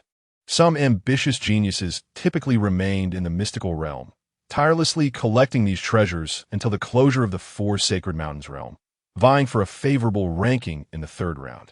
What does the Qi Wang wish to wager? Inquired the taciturn Shi Yuan. I am aware that while you all are in Yujing, your thoughts linger on the distant Xiao Yi cave. Let us wager on the relics of the three dynasties' fortunes. The Qi Wang toyed with the jade ring and, lifting his gaze with a gentle smile, remarked, the significance of these artifacts upon entering the Xiao Yi cave needs no further elaboration from me. Naturally, if anyone wishes to raise additional stakes, I shall not interfere. The Xiao Yi cave, formerly known as the Reincarnation Cave, harbored the legacies of the three great dynasties, drawing eager seekers from all quarters. Once all 30,000 participants entered the four sacred mountains' mystical realm, the Dongning Wang's gaze fell contemplatively upon the Wei Wang. The Wei Wang maintained a calm demeanor. Fifth brother, do you wish to wager with me? The Dongning Wang produced a golden seal emblazoned with a dragon, the Grand Marshal's golden seal of the Dajing dynasty, along with 300 celestial crossbows from the coastal province of Dongjing. His seemingly measured words sent ripples of astonishment among the observing military officials. The stakes set forth by the Ning Wang were undeniably substantial. The significance of the Grand Marshal's golden seal remained shrouded in mystery to them. However, the 300 celestial crossbows are formidable weapons of war, treasures coveted by military strategists, each costing an astronomical sum and subjected to stringent controls. Moreover, he surprisingly staked a portion of his fief as a wager. It is truly uncertain whether he possesses unwavering confidence in his victory or if he harbors significant grievances against the king of Wei. Very well. This king shall accept the challenge. The king of Wei remarked indifferently. Let us wager the remnants of Hui Jinglan's armor, the Confucian Saint Seal of the Dayu dynasty, an accursed cavern.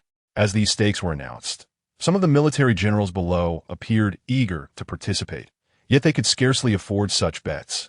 The Cursed Cavern, a treasure formed through the slaying of countless formidable warriors, provides invaluable opportunities for martial practitioners to hone their skills. Offering a single day's worth of training equivalent to 10 days, it's worth rivaling that of the celestial crossbows or the province of Linhai. Throughout the entire Jiushuan realm, only the kings of Beixiang, Wei, and the martial prime minister possess access to the Cursed Cavern. Although the exact number remains uncertain, it surely does not exceed 10. My esteemed royal brothers possess remarkable courage. I shall procure a supreme treasure to serve as my final stake and will withdraw from this wager, the king of Wei stated. The pieces chosen by the kings of Wei and Dongning all entered the blood Nirvana Mountain. The king of Qi, wishing to refrain from entangling himself in this affair, smiled and turned to the empress of Dezhou, saying, Mother, shall we not initiate a separate game? The emperor of Daong is wagering your Daong 9-dragon cauldron. However, the empress's expression remained unchanged. Although she was not the mother of the king of Qi, her seniority was more than sufficient to regard him as her great-grandson. The blood Nirvana Mountain holds great treasures. My people have also entered, leaving me no choice but to join my 2 royal brothers in this round. The king of CS sighed. I shall offer 10 drops of the true blood of the White Tiger Saint Lord. I cannot contribute more. May I select just one person while you choose several? I merely wish to add a flourish for my 2 royal brothers, as I do not expect to win. The king of Wei smirked, his gaze unfriendly. 6th brother may lack funds, yet the fertile lands of CS span 1,000 miles. Stake half of it, and you may join the game. The king of CF forced a smile. 3rd brother may take that land if he desires. Who wishes to be neighbors with Qin Polu? Very well, let it be as such. At this moment, the gazes of the few present subtly converged upon Xiao Yi, for he and Bai Luoshen had yet to voice their thoughts. If I am not mistaken, both the Northern King's Manor and the Abyss King's Manor should be prepared for the grand examination of prodigies, correct? The king of Qi remarked, amusement dancing in his eyes. Is Nian unwilling to participate? Xiao Yi indeed had no desire to engage, for this was a winner-takes-all gamble. Though his family was substantial, he possessed little in the way of idle assets, all serving their respective purposes. Moreover, he had made no preparations. Little Five had gone to the literary assessment venue. Among his subordinates, the only ones truly qualified to act as pieces in this gamble were his recently returned 3rd disciple, Little Four, and the gluttonous girl sent by Yun Qingling. Since the kings of Wei and others dared to propose such staggering stakes, they must have their own assurances. This gamble, with odds below 80%, was undeniably high risk. It was not a necessity to partake. My father is far away in Nanzhao, and the hard-earned foundation he established is not easily won. I cannot afford to lose. Xiao Yi chuckled, contemplating a refusal to this wager when Bai Luoshen suddenly interjected. I shall cover the stakes for your highness. The 3 islands of the EC, along with the sinister cave. If that is insufficient, I shall also add this sword of the god of slaughter. Bai Luoshen brandished a blood-red blade, radiating a formidable and terrifying aura. Enough, enough. There is no need to include the general's sword, sighed the king of Dongning, expressing both admiration for the wealth of the Northern King's residence and a hint of envy for his young nephew.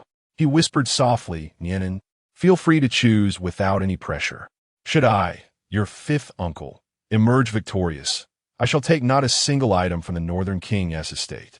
With the support of the king of Dongning and Bai Luoshen, Xiao Yi felt no need for pretense. I shall select 3 individuals, and let Luoshen choose the remaining spots. According to the rules, a maximum of 10 participants could be selected for the wager. In this cutthroat gamble at Blood Nix Mountain, the king of Wei exhibited utmost pride. opting solely for his daughter, Princess Xiao Yi. The king of Dongning selected 3 monks and 2 exceptional warriors. Meanwhile, the king of Xie cast a wide net, filling all 10 slots with an eclectic mix of characters, several of whom he did not even recognize. In addition to the 3 individuals Xiao Yi chose, Bai Luoshen also included 2 more: the young lord by Xiao Yi from the northern Xiang King's residence, and a young general from the Candle Shadow Guard. Chapter 67. The Great Transformation within Blood Nirvana Mountain. Within the enigmatic realm of Blood Nirvana Mountain, the crimson flames stretch for miles, casting a desolate panorama where the earth is fractured and a colossal extinguished star looms in the sky, its dark red lava still coursing. The intense heat surging from the earth's veins distorts the very air. As the participants of the celestial examination emerge, they are immediately met with a fierce, fiery gale. Is the current trial a test of our physical endurance? Within the gales of Blood Nirvana Mountain swirls an exceptionally potent essence of foreign fire. To collect this unique flame, one must meticulously extract it from the fierce winds. However, time in the secret realm is limited to a single day. Thus, to advance to the next round, one must either brave the depths of Blood Nirvana Mountain in search of areas where the gales are even more ferocious to harvest the foreign fire, or seize the opportunities presented by others' efforts before the realm's closure. In the previous celestial examination, out of over 100,000 participants, only 2,000 successfully passed the trials of the 4 sacred mountains. The rest returned empty-handed or were eliminated, with the unfortunate losing their very lives. Although the court provided each individual with a protective talisman, the dangers within the 4 sacred mountains are extraordinary, and any number of unforeseen circumstances could arise, making death a looming possibility. Particularly in this session, the great transformation nurtured by Blood Nirvana Mountain has reached its pinnacle, a fact that has nearly been made public. Consequently, more than half of those who passed the test of the Feathered Sacred Palace have flocked to Blood Nirvana Mountain. At the entrance of the secret realm, a throng of figures disperses rapidly. Among them, dozens of silhouettes tear through the gales with the swiftness of a shooting star, making their way toward the towering divine tree deep within Blood Nirvana Mountain. The fastest among them, Princess Xiao Yi, daughter of the King of Wei, exudes an aura of the pinnacle of the 11th realm of feathered ascension. Closely following is a young acolyte chosen by the King of Dongning, whose youthful eyes betray an unusual depth and gravity. Each step he takes is akin to a teleportation, shrinking the distance with remarkable agility. Following them are several notable figures, including the mighty Wu Qingyue of the Great Flame Tomb, the first martial saint of the South Sea Divine City, Song Yi, and the contemporary swordmaster of the Slaying Immortal Sword Tomb, among others, forming the second echelon. Observing this scene from the Feathered Sacred Palace, the King of Xie exclaims in astonishment, "The superiority is evident. When did my niece's cultivation become so formidable? And you, 5th brother, where did you find such a reincarnated Buddhist saint?" In contrast, although Wu Changyue, Song Yi, and the swordmaster of the Slaying Immortal Sword Tomb are his selections, 7 others either lag behind or disregard his commands entirely. What is the rush? This is only the beginning, the King of Dongning remarks, his expression as tranquil as a still lake. Some advance boldly, while others proceed cautiously. The key to victory lies not solely in speed. Xiao Yi, indifferent to their discourse, scans the myriad light screens reflected in the Feathered Sacred Palace, his gaze settling on his 2 disciples, the 3rd disciple, Nangong Qingli, and the 4th disciple, Wang Shu. Senior sister, when I entered, I felt as though I heard the Master's voice in my mind. Was it merely an illusion? Wang Shu tilted her head slightly, gazing at Nangong Qingli with a hint of confusion. Indeed, it was your adoptive father. The Nirvana fruit upon the immortal divine tree deep within Blood Nirvana Mountain is nearing maturity. Securing it will grant us the first position in the secret realm and aid your adoptive father. Nangong Qingli possessed a meticulous mind from a young age and had discovered Xiao Yi's true identity 5 years prior. Unlike her fellow disciples, Xiao Yi had not imparted any teachings to her, and thus she felt no inclination to address him as her master. In her heart, Her adoptive father held a significance akin to that of the noble figures in literature, surpassing even that of a mentor.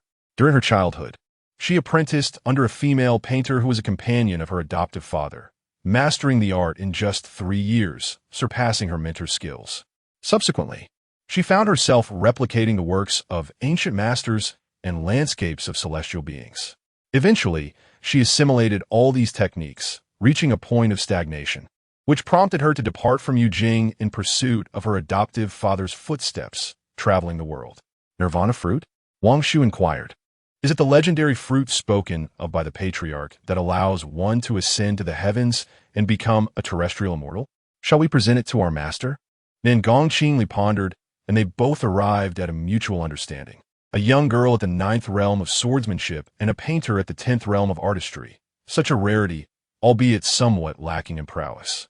Wei Wang's gaze flickered over the two individuals chosen by Xiao Yi before swiftly averting. And there is another young girl, of royal blood from the demon clan?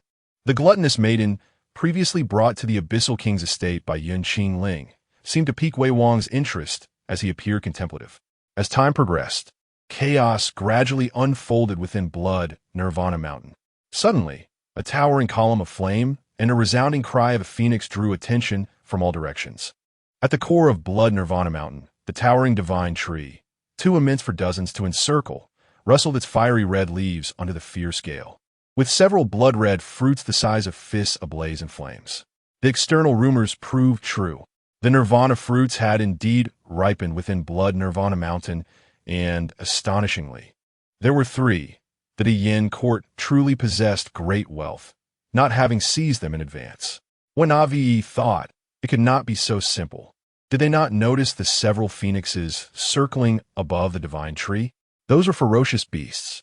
On the 9,000 steps of Yusheng Palace, the onlookers grew tense. At this moment, all capable individuals within Blood Nirvana Mountain had gathered near the towering divine tree, a great battle on the verge of eruption. This is untenable. The gales here are too terrifying. We cannot remain any longer. Many felt an overwhelming pressure, their skin cracking under the fiery winds, forcing them to retreat from the core area. After a silent hour of waiting for the transformation of the Nirvana fruit, fewer than 100 remained near the divine tree, most being prodigies at the 10th realm of martial arts, possessing a solidified physique and the ability to open the celestial eye of martial arts. Boom! As the crowd awaited, a young monk from the Great Brahmin Dragon Elephant Monastery suddenly made his move. He raised a robe draped over his body and strode directly toward the 3 Nirvana fruits, softly chanting ancient incantations, as time around him seemed to slow. What does this young monk intend? The Nirvana fruits have yet to fully mature. Has he lost his senses? This action instantly incited the wrath of the crowd. Yet at that moment, they were hindered by the curse's influence, their speed significantly reduced, and resistance grew stronger the closer they approached, potentially being immobilized by the Buddhist light. Only the chosen pieces understood the monk's true intention. He sought to seize the first fruit, even at the cost of abandoning this grand opportunity. Even the immature Nirvana fruit can yield foreign flames, should it truly fall into his hands, no matter how diligently others strive to gather from the turbulent winds. They would never surpass him. Just as the young monk was on the verge of success, a soft chuckle suddenly echoed from the trunk of a nearby golden tree. The young monk's eyelids twitched as he glanced at the spiraling crimson phoenixes above. They did not swoop down. How treacherous! In an instant, the young monk's expression shifted dramatically. The ambush did not originate from the sky, but rather from within the divine tree. Several fire serpents, their entire bodies a vivid red, almost indistinguishable from the towering divine wood, opened their gaping maws and lunged ferociously. Chapter 68. The Princess's Choice, a terrifying, deranged old man. The fire python, with its gaping maw, charged forward with immense power, rivaling even the divine phoenix that circled the heavens, impervious to the Buddhist incantations that solidified the surrounding void. The young monk maintained his composure, reciting a series of ancient Buddhist mantras. As the final syllable resonated, a dreadful radiance emanated from his eyes. His form suddenly grew imposing, bones cracking with a thunderous sound, muscles bulging. With the strength of a dragon and elephant, he unleashed a barrage of punches. each strike resembling ancient mountains meant to subdue demons, overwhelmingly formidable. In an instant, the advancing fire python was shattered into fragments by the might of his punches. Yet, before he could retract his fists, the disintegrated flames of the enormous serpent coalesced once more, lunging at him. Suddenly, the young monk conjured another grand spell, initially capable of countering the threat, but was unexpectedly pierced by an arrow shot from behind, ripping through the air faster than lightning, embedding itself in his shoulder blade. Nearly transfixing him, gushing blood from the dual assaults, he was forced to retreat. Who? The young monk's gaze turned frigid, teeth clenched in fury. The tactics of martial families were indeed treacherous. He scanned his surroundings, noticing numerous archers poised to ambush, yet the one who loosed the arrow had vanished without a trace. Though he could expend effort to locate the assailant, the timing was not propitious, and he chose to endure for the moment. Guanghui, Guangming, initiate the eightfold dragon formation. The young monk scoffed. He did not step forward merely to clear the path for others. Rather, his intention was to divert attention, granting his two disciples the opportunity to establish the grand formation of the Buddhist gate. In an instant, golden silhouettes emerged from the saraira scattered by Guangming and Guanghui, resonating with profound Buddhist chants and infinite power converging. The ethereal forms of celestial beings, dragons, yakshas, gandharvas, asuras, garudas, kinara, and maharaga formed a formidable array, encircling the sacred tree with unwavering resolve. Advance. This immense power, akin to an inexhaustible multitude, did not engage the fire python. Instead, it pressed forward, compelling the 100 individuals within the formation toward the towering divine tree. With great fortune ahead and the multitude behind, they had no choice but to risk everything for a chance. Roar! As if sensing peril, the sacred tree erupted with surging flames from its crimson canopy, transforming dozens of fire pythons into fire dragons, furiously charging at the intruders. Crack! The foremost individual, aghast, immediately crushed the formation talisman to escape. Some were not quick enough, directly consumed by the fire dragons, leaving no trace behind. Yet amidst the chaos and danger, there were those who surged bravely forward. Among them was the young monk from the great Brahma Dragon Elephant Temple, whose towering golden Vajrabhati materialized behind him, reaching for the nearest nirvana fruit. The golden form braved the fire dragon's assaults, sustaining only fine cracks. Behind him, two martial prodigies unsheathed their blades, fending off the assailants to protect him. Meanwhile, Wu Changwei, Song Wui, and others clashed fiercely with the four great sects Kalinzi, vying for another nirvana fruit. At the final location of the nirvana fruit, where the numbers were greatest and the battles most ferocious, stood a group of individuals, slightly less powerful than their counterparts, who could only compete in ruthlessness. Suddenly, their gazes fixated ahead, transfixed by the sight of a delicate young maiden in azure, who had miraculously approached the site nearest to the coveted nirvana fruit unscathed. The ferocious fire serpents that lunged at her were devoured whole by the beast's skin pouch at her waist. A shiver ran down the spines of the onlookers, and an unexpected chill settled upon them. Who was she? As they beheld the girl who made even the fire serpents retreat, many instinctively withdrew several paces. The competition ceased. Numerous individuals recognized the shifting tides of the battle and turned to unite against the eightfold dragon sect. Remaining any longer would jeopardize their chances of passing this round. The monks of the Dragon Elephant Temple, keenly aware of the unfolding situation, cleared a path for these wise souls to exit the battlefield. At that moment, a sudden transformation occurred. The towering sacred tree's branches seemed to come to life, twisting like coiling dragons, redirecting 3 branches adorned with nirvana fruits in different directions. Among the canopy, in a strikingly prominent position, emerged a lustrous, pale golden fruit that evoked a profound yearning for life. The sacred essence nirvana fruit, just like the one bestowed by the martial emperor to the founding generals 70 years ago. The eyes of all present widened in disbelief. This was a treasure of heaven and earth, capable of bestowing saintly status, far more precious than 3 nirvana fruits combined, and outside, it could incite conflict among saints. At this moment, who still cared about the great examination? Consuming this sacred essence nirvana fruit meant seizing one's destiny into their own hands. Step aside. More than half of those who initially retreated turned back, unleashing their most concealed techniques, driven into a frenzy. The formation of the eightfold celestial dragon trembled ominously, on the brink of collapse. Nearby, upon the golden tree, Xiao Hua's gaze was deep and contemplative. She was torn. Those still standing near the towering sacred tree were no ordinary folk. If she were to act, she would have but one chance to succeed. To secure a victory for her father in the wager, she merely needed to pluck the 3 ordinary nirvana fruits, which bore otherworldly flames, while the others vied for the sacred essence nirvana fruit.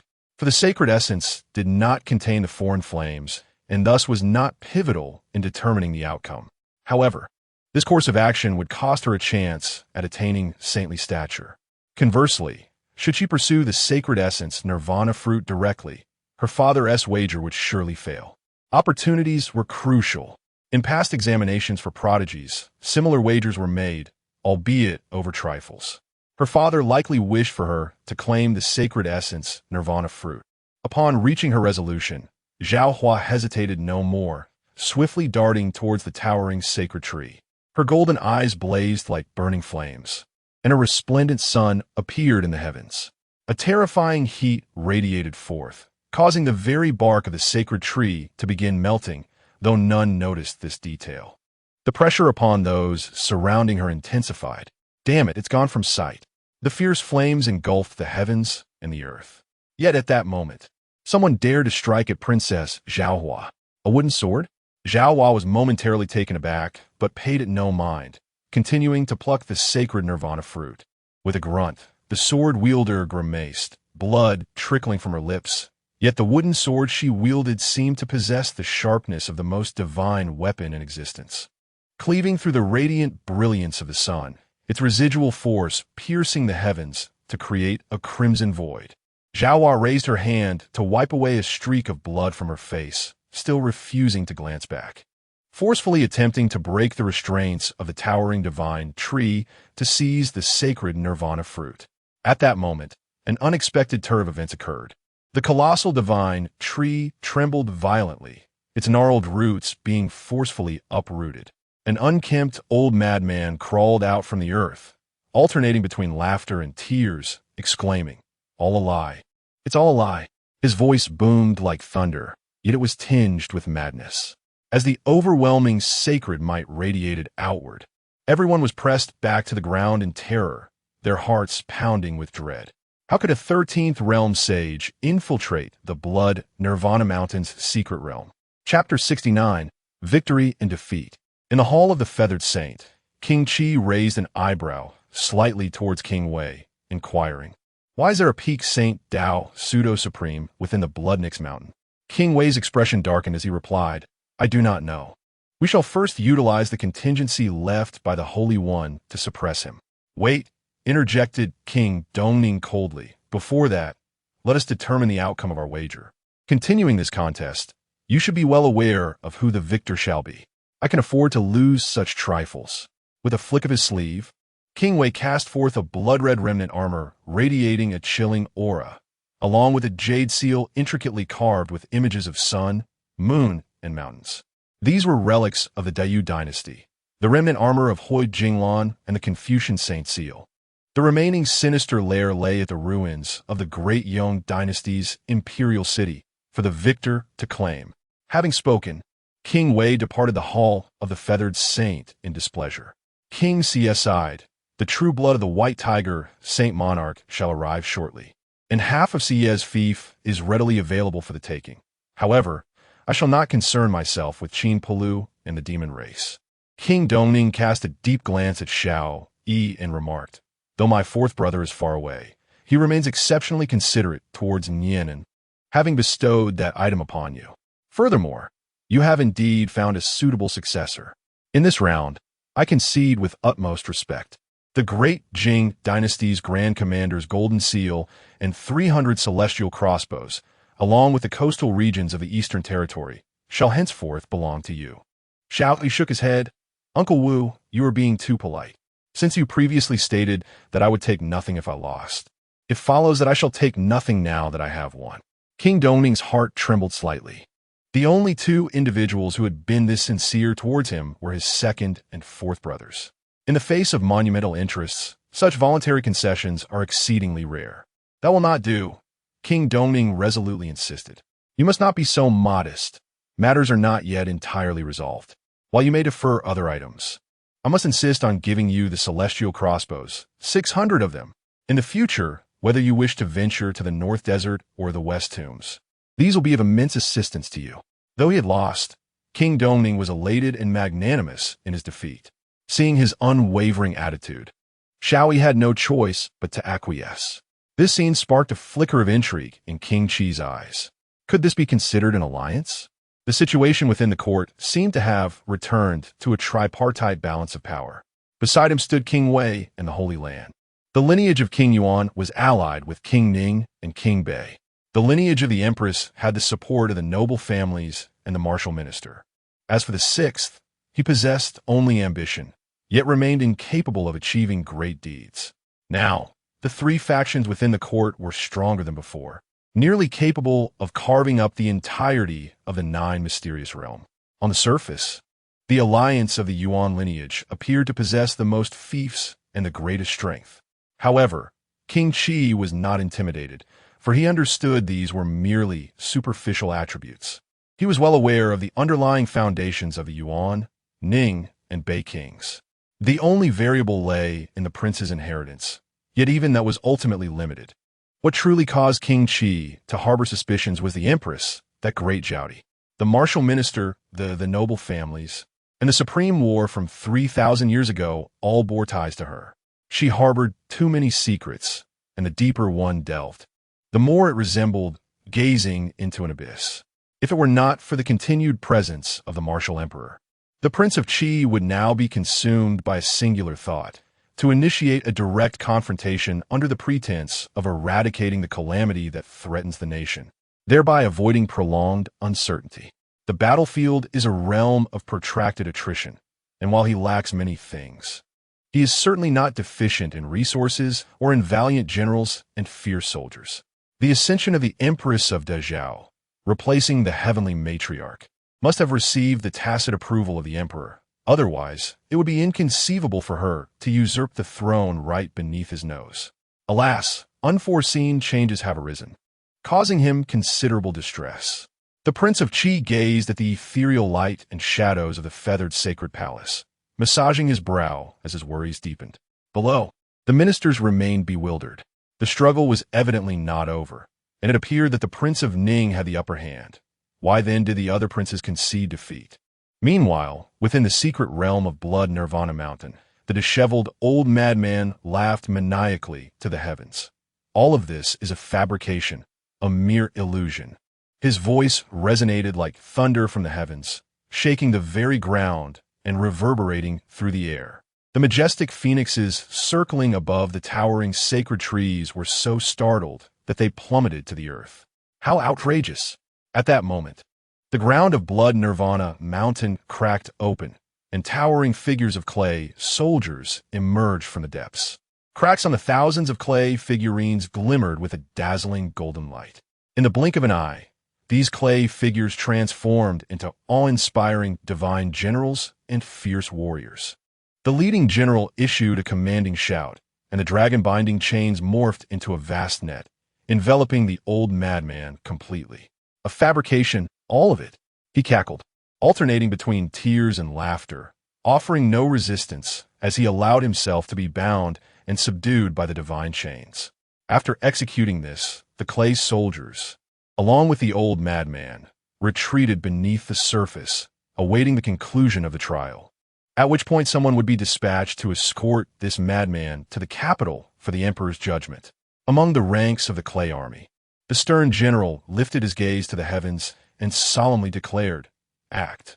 The prodigies present reacted swiftly, almost simultaneously charging towards the towering sacred tree. The young monk from the great Brahma Dragon Elephant Temple manifested a towering golden form. Princess Zhao Hua transformed into a radiant rainbow, wielding the flying celestial tower that emanated nine-colored ethereal light, consuming all lethal techniques in its path. On the other side, Wu Chengyue and Song Wuyo joined forces. opting for a compromise as they sought to seize the nirvana fruits. The formidable restrictions of the towering sacred tree had already been shattered by the old madman. Now it was a race against time. At that moment, several injured crimson phoenixes, filled with fury, suddenly surged into the air, unleashing a tempest of flames to obstruct the crowd.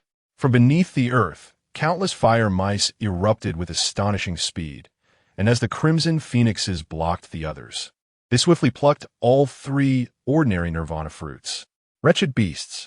The monks from the Dragon Elephant Temple fumed, just as they prepared to exterminate the fire mice. A volley of hidden arrows flew from behind, forcing them to watch helplessly as the nirvana fruits were whisked away underground. At this moment, the most precious, sacred nirvana fruit from the towering sacred tree had also been seized by Princess Xiao Yi. Are you all fools? Why did you not stop that swarm of fire mice? The monk from Longxiang Temple questioned Wu Chengyue and his companions, who dismissed him with indifference. Instead, a concealed figure emerged with a light-hearted laugh, proclaiming, "We are but pawns chosen by the 6th prince in this game, and to serve him, we must unite our efforts. This place, teeming with exotic beasts, is where I can truly unleash my prowess. As the saying goes, when the time comes, heaven and earth will lend their strength." Gratitude was expressed to the assembly, as he declared his intention to seize victory. The pawn of the Western Yu King, a man adept in beast mastery, chuckled as he waved 3 nirvana fruits before the crowd. Some attempted to rush forward to snatch them, but he had already crushed the jade talisman, teleporting away in an instant. Hasn't the 6th prince emerged victorious? Why is he not rejoicing? The officials of the feathered sacred palace turned their gaze toward the Western Yu King, only to find his expression grim. These foolish individuals remained self-satisfied, oblivious to the fact that from the very beginning, this realm has been awry. The Western Yu King felt the sting of defeat most acutely. His subordinates were already quite cunning, and victory was within reach, yet there were others who surpassed even his own machinations and had plotted in advance. Chapter 70. The art of painting the heavens and the earth form a vast canvas, and all living beings serve as ink. Was the prince prepared in advance?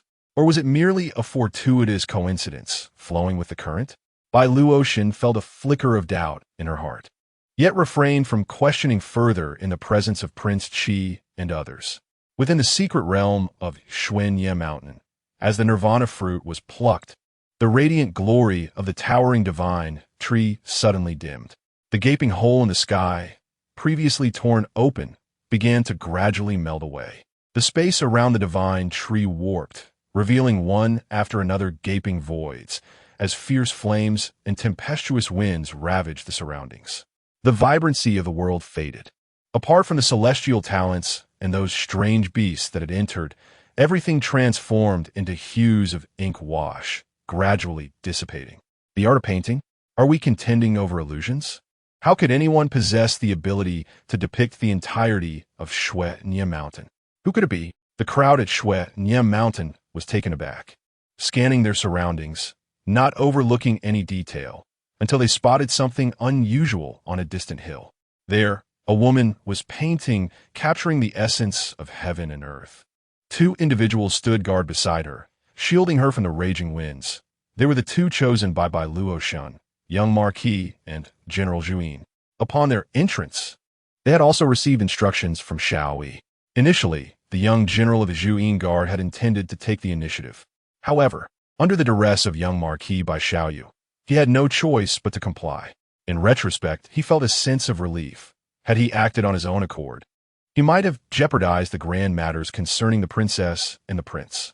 Time was of the essence. If they approached now, they could shatter the jade talisman at any moment. The true nature of the world gradually revealed itself. The divine fruits on the towering tree remained, yet their energy had long since faded, becoming desiccated. Princess Xiao Yi glanced at the sacred nirvana fruit in her hand, grateful that it was indeed genuine. However, the individuals chosen by King Xie possessed fakes, which would turn into mere ink upon exiting the secret realm.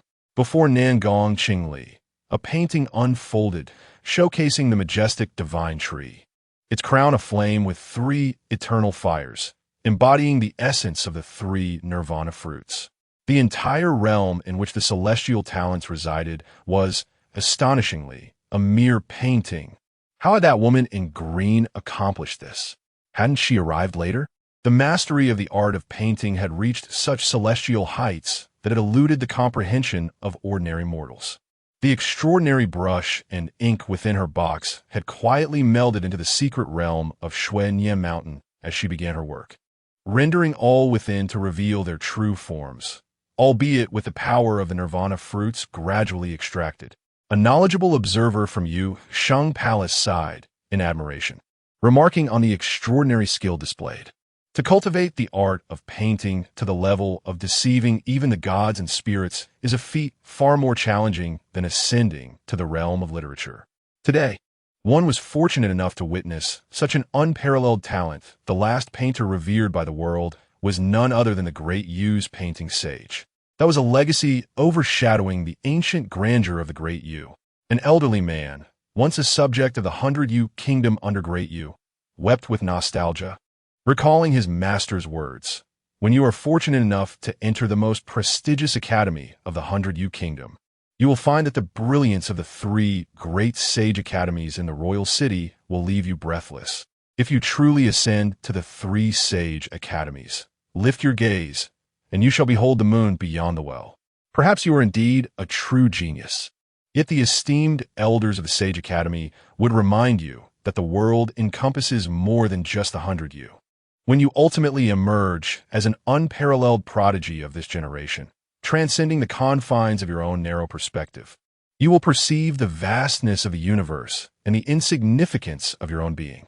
In the grand realm of Deyu, where the swordsmanship and literary arts shine like an eternal sun over the illustrious capital of Luojing, there exists a genuine prodigy who comprehended the sword path at the tender age of 7 and achieved divine understanding of the painting path by 10. One has ascended to become the foremost sword immortal, mastering both Confucian and sword arts, while the other stands atop the pinnacle of the painting path, hailed as the greatest painter saint of both ancient and contemporary times, destined for the 15 realms of painting. My master spoke of these individuals merely to caution you against lofty aspirations. This world is never devoid of talent. Heroes abound like carp crossing a river. The painter saint. In the hands of that woman in blue lies the culmination of the painter saint's lifelong dedication. Exquisite brush and ink in void giving birth to white. The heavens serve as the canvas, and a mortal realm as ink. With this technique, the world depicted by the painter saint was remarkably close to reality, capable of illustrating an army of 100,000 to face adversaries. Following the fall of Deyu, the legacy of the painting path plummeted, and now it re-emerges. Truly, the heavens bear witness. Elder, if the painter saint is as formidable as you claim, how did Deyu meet its demise? A voice from the steps of Yuxing Palace could not contain a question. The flame martial emperor, a being capable of surveying the entire realm and the vast river of time itself. Even if the painter saint were to ascend to the 15th realm and conjure a true 9 mysterious realm before him, could it withstand his might? An elder from the 100 Yu retorted bitterly. The questioner stood frozen in place, realizing his oversight. Indeed, he had forgotten. The sovereign commands the heavens and the earth, resonating through the ages, from antiquity to the present. Not even the supreme beings of the celestial court or others of the 15th realm dare claim invincibility. Yet the invincibility of the martial emperor in this era remains unquestionable, in contrast to the astonishment of the onlookers upon the white jade steps. The military officials within the Yuxing Palace experienced moments of enlightenment. No wonder King Wei and his compatriots conceded early without objection.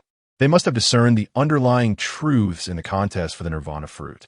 Nianin, this time, was merely advising your uncles on the need for patience. The empress cast a glance at the fruitful Xiao Yi, unable to suppress a gentle smile. The wager with King Qi had yielded results, as her people on Isol Mountain fell slightly short, succumbing to King Qi's pawns. Yet, she did not dwell on this too heavily. Rather, the numerous anomalies occurring on Blood Nirvana Mountain piqued her curiosity. King Qi shared her sentiments. How did that false supreme being manage to infiltrate Blood Nirvana Mountain? It should not have been possible for someone to enter and explore the secret realm of the four holy mountains with a treasured artifact at such intervals.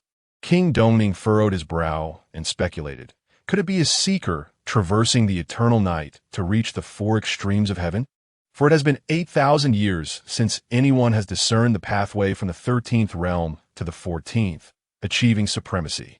With the exception of the flame martial emperor, others have only attained the status of false supreme. Even within the royal lineage, no records exist. For 8,000 years, countless prodigious talents have graced the world.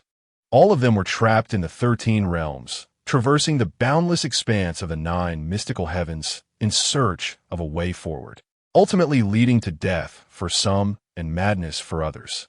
This old madman may very well be one who has lost his sanity in pursuit of enlightenment. Yet, what does he mean when he claims that all he speaks of is falsehood? It cannot possibly refer to the celestial scroll of heaven and earth, for that would not drive a sage to madness. Could it be that our conjecture is indeed true? The king of Qi, the king of Dongning, and the king of Xie exchange a glance, their expressions laden with gravitas.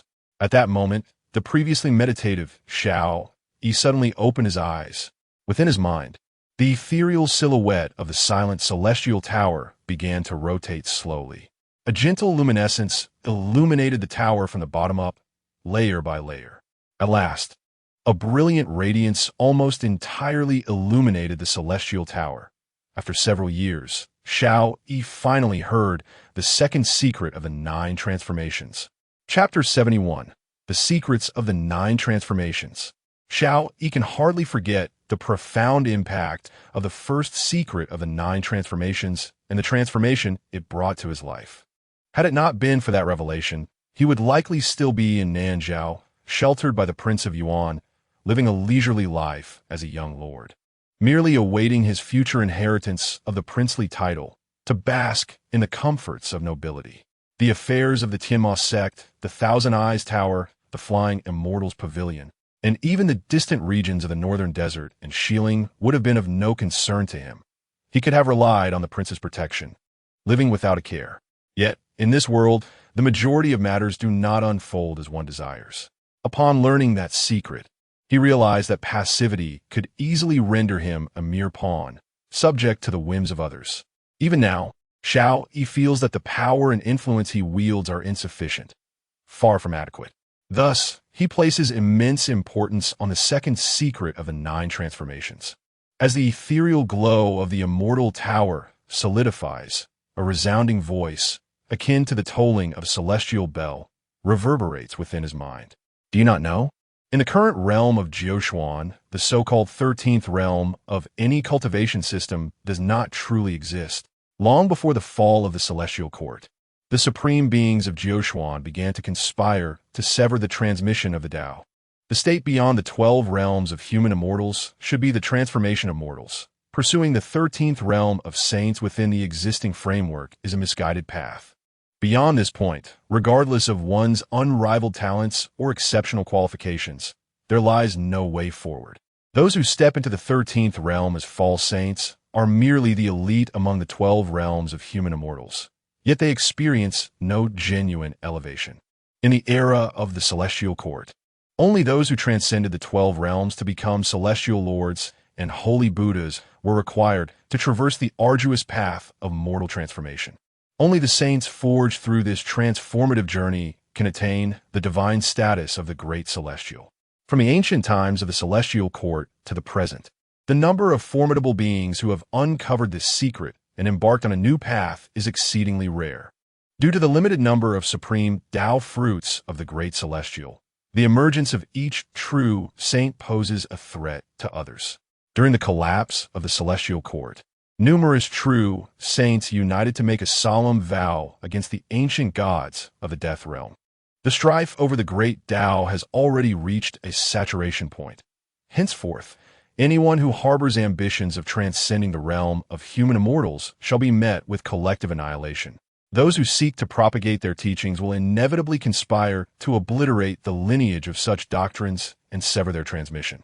Throughout countless years, Nearly every emerging dynasty or sect aspiring to forge a new path has been rendered to ashes by their collective efforts, with but one notable exception. The Emperor Yenwu carved his own way, even his grand celestial path diverging from that of others. Prior to the establishment of the Yan Dynasty, a cataclysmic battle erupted in the Cycle Cave, where true saints and immortals fell like rain. In the aftermath, the vow was shattered, and most true saints retreated to their sanctuaries to recuperate, resulting in a grievous depletion of the 5 sacred lands. The path of mortal transformation, if categorized by ranks, spans from the exalted first-grade saint to the humble ninth-grade saint. During this phase, one encounters the trials of worldly existence, with power fluctuating dramatically. A nascent ninth-grade saint, if lost in the mundane, risks descending entirely into mortality. Should an earthly immortal seek to slay a true saint, they too shall bear the consequences. In the realm of mortal transformation, before the overwhelming presence of a true saint, all are rendered mortal. If one can shed their state of transformation, their cultivation may ascend to the pinnacle of humanity, akin to the current pseudo-supremacy of the 13 realms. However, the duration of transformation experienced thereafter will be considerably prolonged. Those with lesser insight may find themselves incapable of retransforming, their resolve shattered, and their realms diminished. The so-called supremacy of the present age varies in strength. Even a 6th-grade saint may claim to be supreme. The elevation of ranks within the realm of true saints is a reflection of one's comprehension of transformation, with minimal enhancement to combat prowess. The supremacy that surpasses earthly immortals predominantly relies on external aids or unique sanctuaries. Only by ascending to the upper 3 grades can one transcend the state of transformation and achieve the utmost sublimation. A first-grade true saint stands atop the pinnacle of the Great Path, with further advancement leading to the realization of the singular fruit of the Tao. To attain the status of a first-grade true saint, one must engage deeply with causality. The advantage lies in a more thorough transformation, while the peril of complete transformation could result in demise at the hands of mere mortals. This secret of the 9 transformations concludes here. No wonder there have been so few births of new supremacies throughout history. Humanity's initial steps have been fundamentally flawed. Xiao Yi has come to understand many truths. For instance, why the founder of the Heavenly Demon Sect was hailed as the first saint upon entering the saintly realm. He was among the rare few in ancient history to carve out his own path. Those pseudo-saints of the 13 realms, even at their pinnacle, find it nearly impossible to surpass him. Regrettably, he was unaware that one should refrain from excessive action in the realm of transformation, as engaging with causality recklessly would tarnish the essence of a true saint. Lacking guidance from predecessors, the Heavenly Demon founder was left to navigate blindly. While he initially walked the path of transformation correctly, he subsequently erred. He chose to challenge the world's heroes without reservation, seeking a breakthrough. Had he possessed the foresight to temper his talents, he might have become a first-grade true saint, second only to the Emperor Yenwu. It is no wonder that the Supremes of Changshen remained secluded within its fragments, barely surviving after their confrontation with the martial emperor, their true saintly fruits having fallen to unknown ranks. They can only manifest divine miracles by relying on the immense power of Changshen. According to the revelations of this secret, I have undergone 4 transformations, ranking within the 6th grade of the saintly path, and can thus be considered one of the supreme beings of this era. There exists a female emperor who has forcefully entered the realm of the underworld and gazed unflinchingly into the sacred eye of the nether, indicating a more frequent transformation from the mundane. However, she has yet to attain the esteemed 3rd tier. It appears that the martial emperor has chosen not to disclose these secrets to the 7th uncle and his companions. Is it his intention for them to achieve enlightenment on their own, or to pursue a different path? In Xiao Yi's previous perceptions, the Qi King's cultivation seemed rather modest. Yet, this does not imply weakness. He treads the pure path of fortune, unless the Great Yan Dynasty meets its demise, and the inhabitants of the cave behind him perish. He possesses the potential to wield extraordinary power in the prosperous realm of Yujing, possibly surpassing even the most formidable external forces. The Qi King's decree has already manifested the might to command deities and divine generals of mountains and rivers. In summary, he should not be underestimated. The Wei King, the Western Yu King, and the Eastern Ning King are all individuals whom Xiao Yi regards with equal gravity. After all, they are all progeny of the martial emperor, and the audacious methods employed by the crown prince suggest that they are indeed formidable. Nevertheless, Xiao Yi possesses a distinct advantage. Firstly, he has the unwavering support of the Abyssal King. Furthermore, the Northern Xiang King, tasked with guarding the northern territories, is not merely a general who knows only how to defend fortifications. In his prime, he was the sharpest spear in the hands of the flame martial emperor.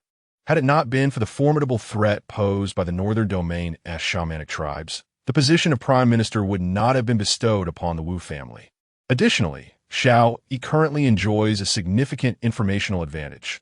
Aside from the female emperor, the others are likely unaware of the true path beyond the 12 realms.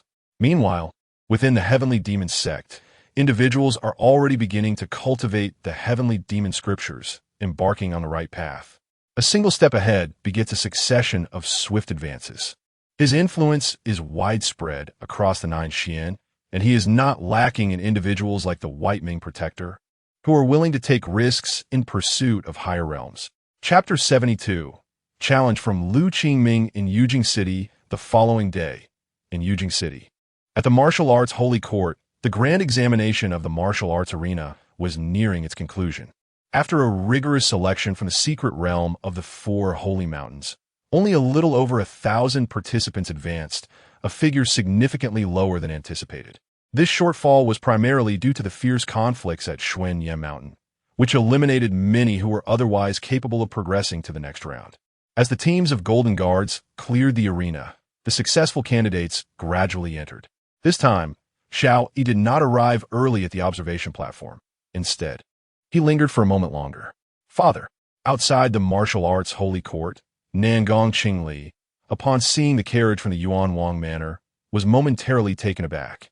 Her expression tinged with nervousness as she performed a respectful greeting alongside Wang Shu. Before the carriage stood a frail old man, blind yet maintaining an unwavering gait while leading a Qilin horse. "Is that my master?" The young girl, carrying a wooden sword, gazed curiously at the curtain of the carriage. At the same time, she couldn't help but glance at the old man again, feeling an odd familiarity, yet unable to place him. "Kingli, Xiao Yi." Xiao Yi descended from the carriage, a smile illuminating his face as he appraised the two. Nangong Qingli towered over Wang Shu by a couple of heads, adorned in a snow-white silken gown with ink-like embellishments, perfectly tailored to accentuate her youthful figure. With her gaze meeting Xiao Yi's, her brows resembled distant mountains while her eyes mirrored autumn waters. The elegance she exuded rivaled, if not surpassed, that of the distinguished ladies he had previously encountered in Yujing. It was astonishing that such a noble young lady, evidently of a prominent family, addressed Xiao Yi as her father. This revelation left the young heroes around her, who had recently witnessed Nangong Qingli's grace amidst the Shui Nye mountain's secret realm, utterly wide-eyed in admiration, some barely restraining themselves from asking for her name. "Huh? The heir is actually the foster father of this enchanting maiden? If I were to seek her hand, wouldn't that place me at a lower rank than him? What a dreamer! The ethereal beauty of the maiden is beyond your reach. If it were possible, I would gladly take the role of her grandson." As Nangong Qingli respectfully bowed, Xiao Yi could distinctly feel the envious and resentful gazes directed at him from all around. Yet, he chose to disregard them. "Master, are you truly the heir of Yuan Wang?" Wang Shu tilted her head, her expression laced with suspicion. Her singular focus on sword practice since childhood had left her oblivious to the nuances of social standing, rendering her merely curious. "Indeed, should you encounter any troubles in the future, feel free to invoke my name, but do not mention it to Xiao Wu."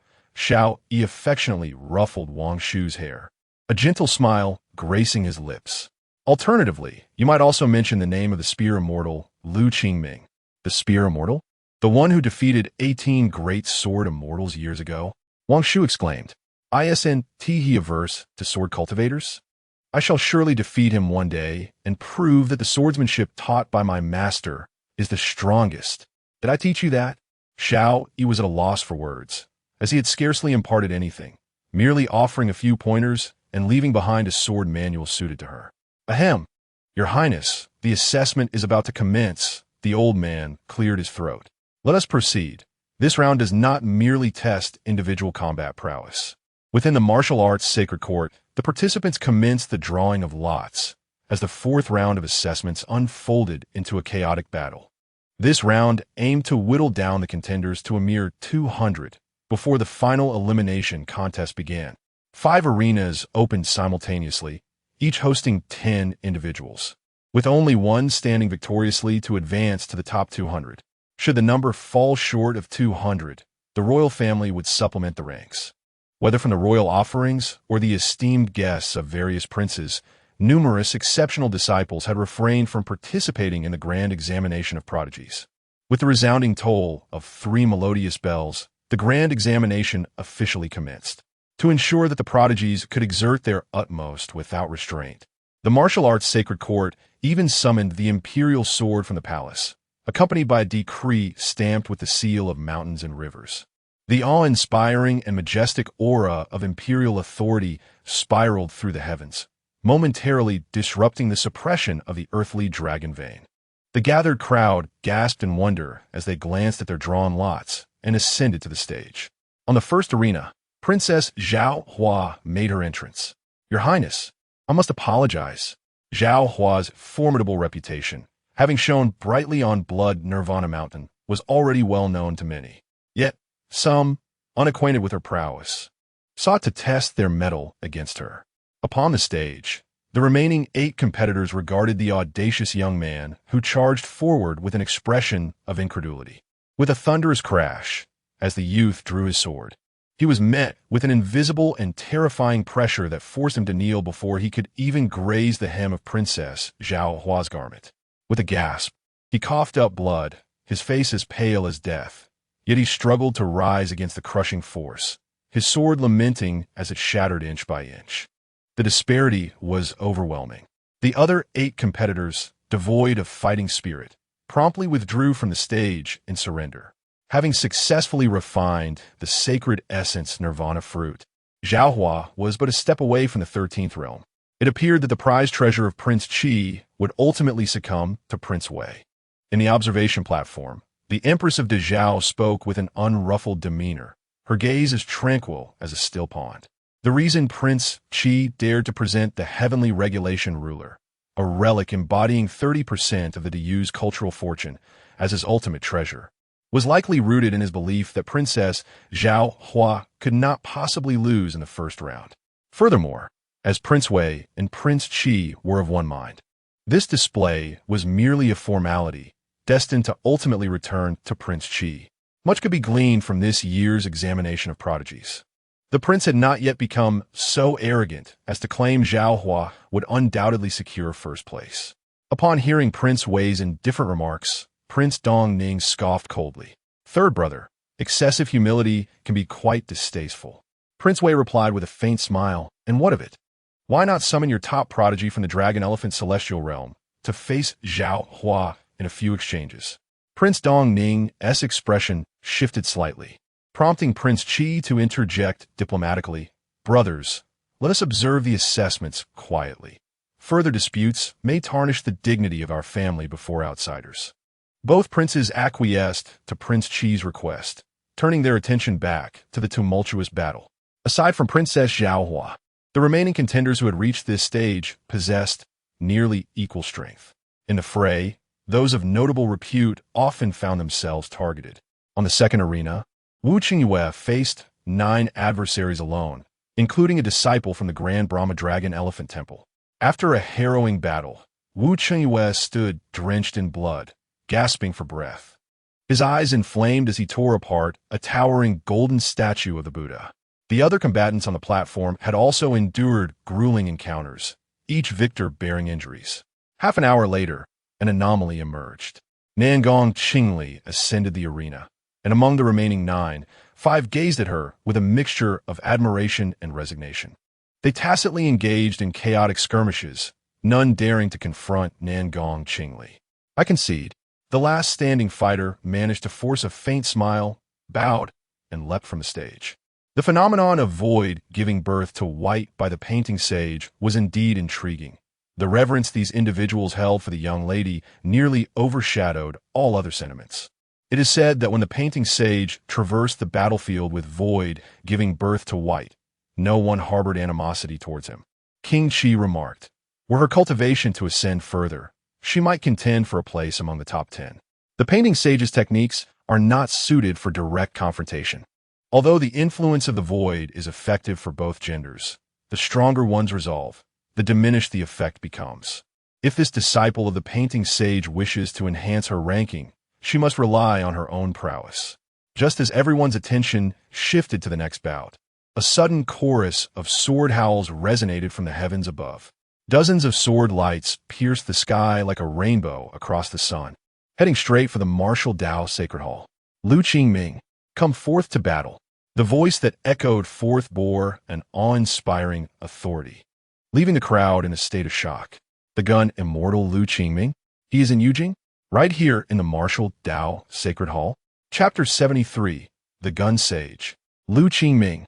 Identity revealed. Lu Qingming, come forth to battle.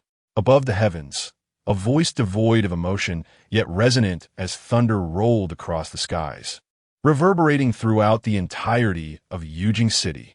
Within the martial arts sacred court, the hearts of the aspiring talents trembled. It was not merely the oppressive aura of the sword sage in the firmament that stirred them, but rather the illustrious name of Lu Qingming. He was the unparalleled gun sage who had once pierced the galaxy with his spear, compelling the earthly swordsmanship to bow in submission. Decades ago, during an era teeming with formidable sword masters, he wielded a dragon spear and challenged 18 great sword sages. For 60 years, he dominated the swordsmanship fate of the Nine Xian realm with a single thrust. His elegance, when contemplated through the annals of history, is an immortal legacy destined to be recounted for centuries. In that epoch, it was universally believed that should there be no supreme master of the spear among the 15 realms, Lu Qingming would surely claim his rightful place in the future. Here, whether in the court or among the esteemed sects, the elders of noble families often recounted tales of Lu Qingming. Even those venerable figures, who could uphold the domain, spoke of him with a reverence as boundless as a surging river. The Great Yu had its Confucian sword sages and its saint of painting, and the Great Yan too possessed its gun sage. Had they coexisted in the same era, the brilliance of the gun sage would have undoubtedly shone even more brightly. Was it not said that the gun sage and the sword of the Purity Mountain perished together? Why then do the men of the Heavenly Sword Purity Mountain come here to challenge Lu Qingming? In the training grounds of the martial arts sacred court, a wave of confusion swept over the gathered crowd, their gazes darting around in search of the legendary gun sage's presence. On the observation platform, the old blind man sighed softly. Xiao, you raise an eyebrow. Old Lu, there's no need to engage in battle. With just a nod from you, none of these individuals shall depart. The audacity with which the men from the Purity Mountain approached the Great Yan martial arts sacred court to challenge the sword was a clear revelation of their ambition to seize the world. As the foremost divine official of the grand examination, Xiao Yi held the authority to command the mightiest warriors of the martial arts sacred court, the royal offerings, and the surrounding golden guards until the conclusion of the examination. If the Purity Mountain's men bore no supreme hidden strategies, he merely needed to sheath the Emperor's sword. There would be no necessity for the royal offerings to intervene. The Golden Guards and the Martial Suppression Division alone could subdue them.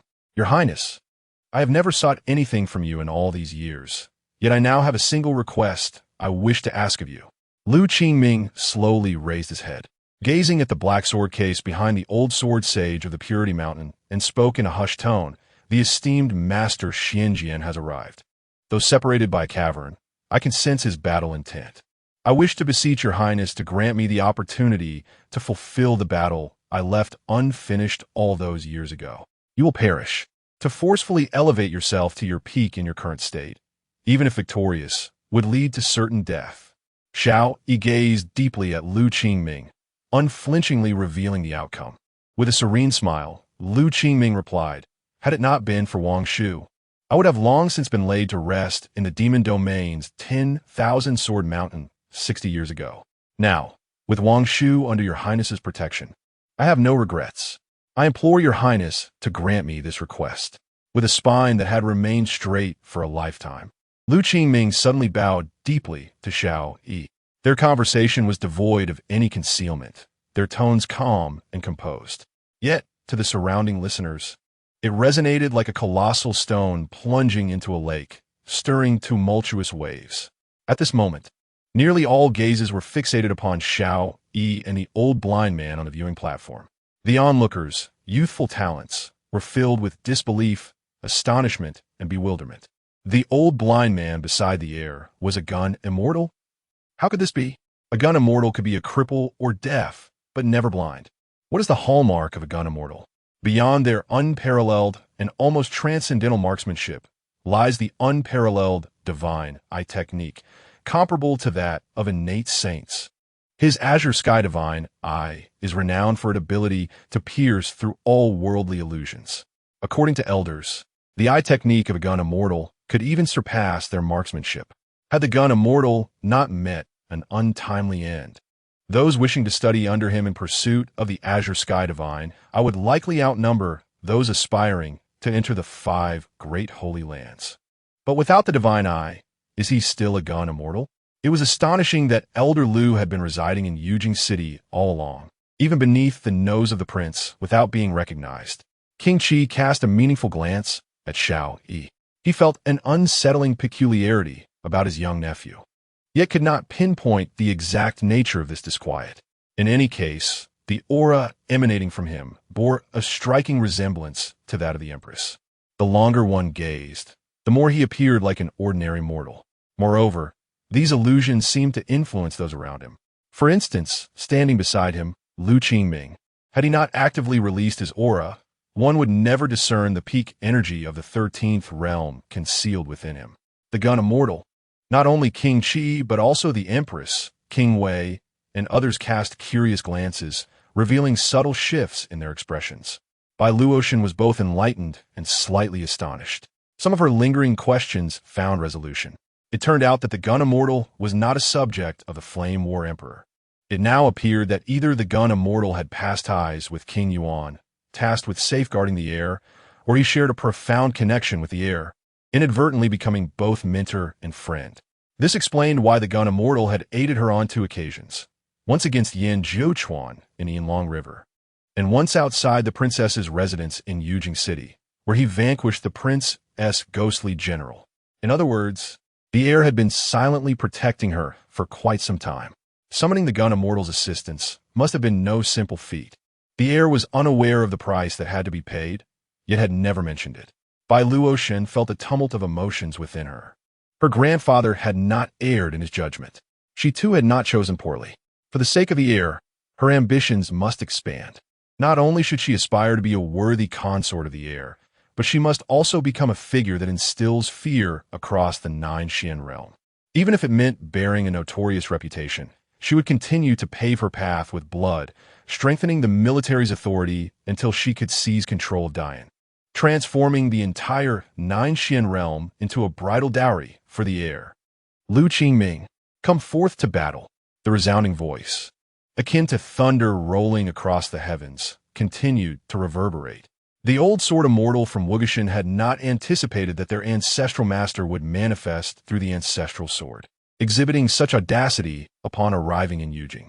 Unlike his apprehensions, the 2 young sword immortals and true disciples from Wugeshan were overwhelmed with excitement upon witnessing their ancestors' manifestation. The revered master Xianjian has unexpectedly manifested.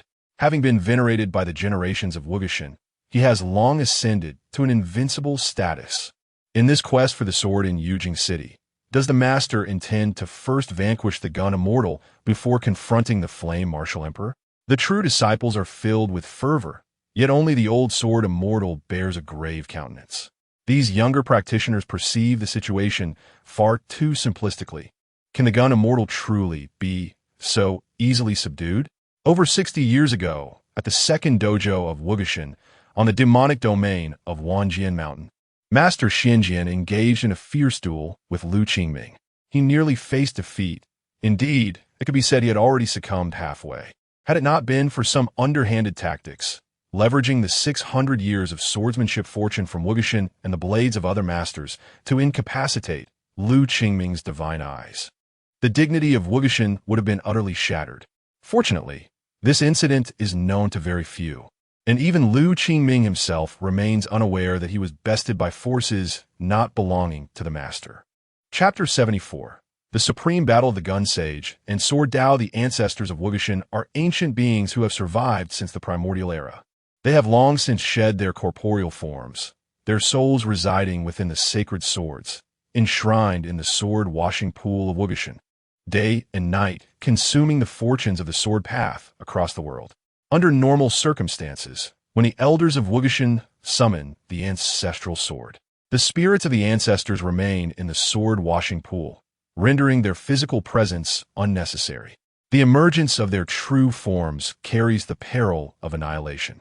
Should they be deliberately targeted by other supreme beings, a full retreat becomes exceedingly difficult.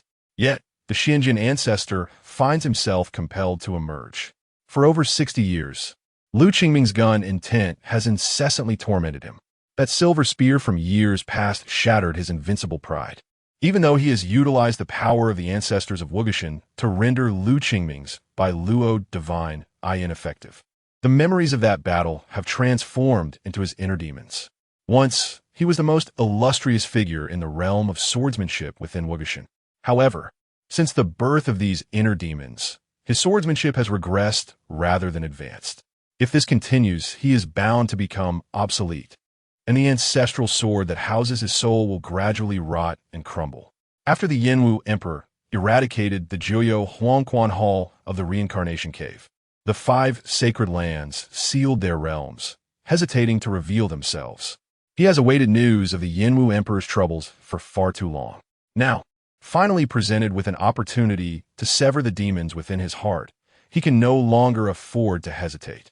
Lu Qingming, too, bears the scars of a damaged heart. His life as a gun sage is nothing short of legendary. From a young age, when he first grasped a gun, he vowed to become the greatest in the world. Throughout his life, he had many masters, yet none could teach him for more than half a year. Possessing an innate ability to remember everything, he could effortlessly master any profound skill or mystical technique. When his masters taught him the 8 forms of gunplay, he would invariably create the 9th and 10th forms after mastering them. As he traversed the world, he remained undefeated. An indomitable heart drove him to grow stronger with each battle, gaining renown throughout the realm as he continued to seek out formidable challengers. Over 60 years ago, he was the most arrogant and powerful swordsman in existence. He fought his way from the Wuxiang Sword Pavilion to the Wanjian Mountain in the Xiling Demon Domain. The number of sword masters he has defeated is now beyond his recollection. At that time, although his martial realm was still at the 13th level and he could not break through, his comprehension of gunplay far surpassed his martial prowess. He believed he was on the cusp of becoming the world's first and only supreme master of the gun path. Yet, in his final battle, he suffered a devastating defeat. Not only was his cultivation obliterated, but even his most cherished Bai Luo divine eye, apart from the gun path, was rendered useless. He witnessed a gap that he could never hope to surpass. The near-invincible gun sage he once was perished at that moment. What remained was merely a frail, blind relic of his former self. 60 cycles of spring and autumn should have tempered his heart, yet he continues to yearn for the conclusion of that battle, even at the cost of his life. Lu Qingming gazes upward at the Xianjian ancestor, a magnificent and overwhelming aura pouring forth, as if a battle-scarred true dragon is expending its last precious blood. To give it your all could lead to death.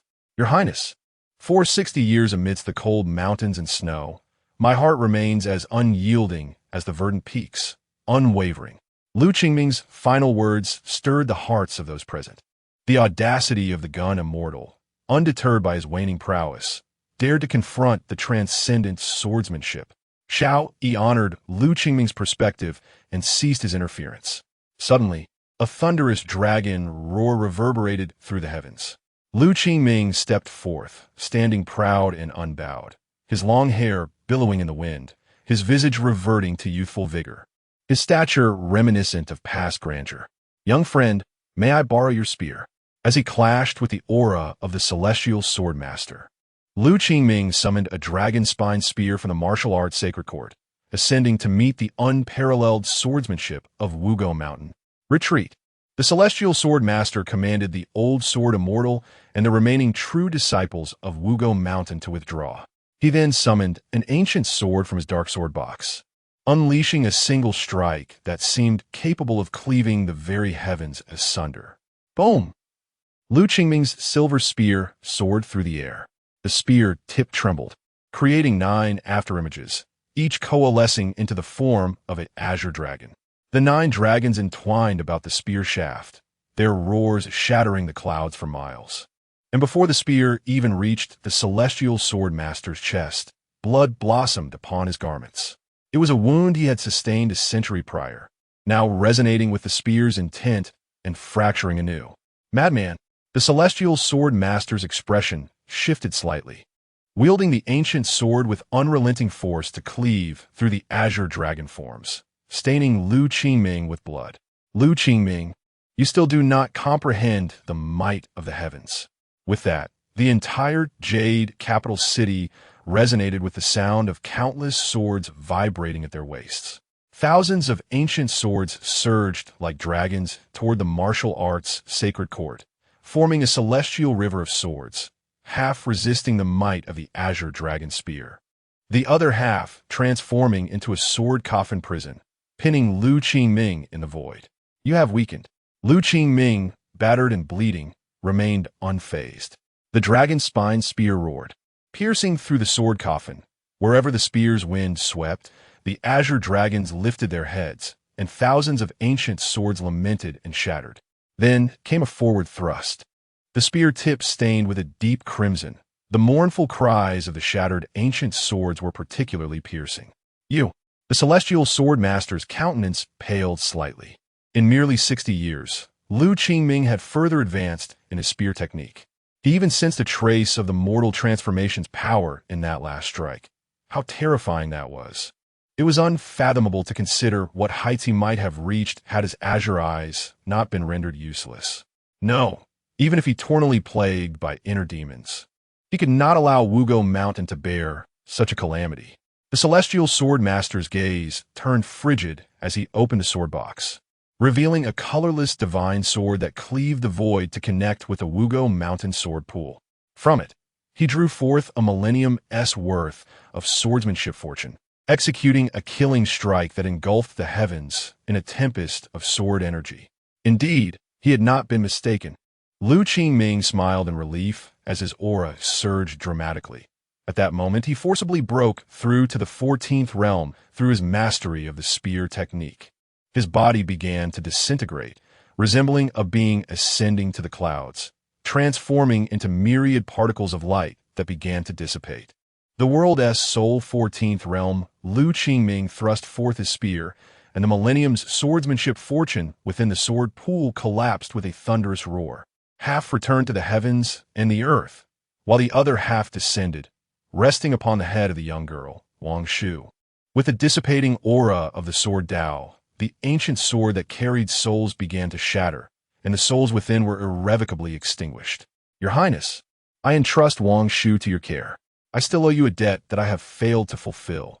Should there be a next life, I would gladly spend it leading your horse." Lu Qingming's heart achieved a profound completeness. In his lifetime, apart from the prince, he had only failed one person. Years ago, he was struck down by the Grand Master of the Profound Sword, who severed his divine eye and rendered him powerless, leaving him nearly despondent. Many sought his life, yet the female sword immortal, who had once been defeated by him, resolutely shielded him. Even after he had lost all his cultivation and become blind, she carried him out of the 10,000 Sword Mountain. Later, she ventured into the southern domain, risking everything to seek the legendary everlasting golden eye that could restore his sight, and thereafter, she vanished without a trace. Time heals all wounds. In the valley, Lu Qingming descended into madness for a decade, replaying that fateful battle over and over, gradually acclimating to a life devoid of light. He began to retrain in martial arts, step by step, regaining his confidence. At that time, even if his divine eye could not be restored, he felt no fear. Yet while cultivating in the valley, a profound emptiness lingered in his heart. He longed to seek her wherever she might be. However, this venture into the world came after more than a decade, and the realm had long since transformed. After wandering for half a year, he finally uncovered news of the once revered female, Sword Immortal. She had perished in the eternal night beyond the borders, with her remains never to return. On that day, Lu Qingming tasted regret for the first time in his life, and in that moment he grasped what was truly significant on his journey. Yet he had lost utterly. From that point onward, the world would know no more Sword Immortals. Only an old blind man, a vagabond awaiting death. Eventually, he encountered the prince, and today he fulfilled his long-held wish. Chapter 75. A true friend is hard to find. The sword cuts through the underworld. The gun immortal has fallen. Has he also slain a sword master from Wugu Mountain? Gazing upon the shattered remnants of the 3,000 ancient swords above the heavens, and the cascading aura of swordsmanship akin to a celestial river, the elites of the martial arts holy court felt a profound shock. It is truly a pity. The gun immortal could have been a pillar of the Great Yan, or even established a sect, creating a sacred ground for martial arts and disseminating his teachings across the world. The future of the Great Yan swordsmanship is likely to witness unprecedented prosperity. The sword pool of Wugu Mountain has been breached by the gun immortal, and this loss transcends the mere depletion of a millennium's worth of swordsmanship fortune. If it cannot be perfectly restored, the swordsmanship fortune within that pool will continue to dwindle. Moreover, the entire Nine-Xian realm is bound to experience a resurgence as the fortunes of swordsmanship, having reached their nadir, will rebound. After this battle, sword cultivators in the Nine-Xian realm are expected to emerge like bamboo shoots after a rain. Fortunately, Lu Qingming has fallen. The Qi King, Wei King, and others were slightly stirred, yet they did not feel regret. A person of Lu Qingming's caliber could never be controlled. His rapid advancement and immense influence posed a potential threat. Had he lived, he might have become an even greater variable than Qin Palu. Since Lu Qingming stood by the side of the crown prince, he could be considered a member of the Yuan Wang lineage, and his death effectively severed that connection. Furthermore, it could lead to a complete enmity with Wugu Mountain.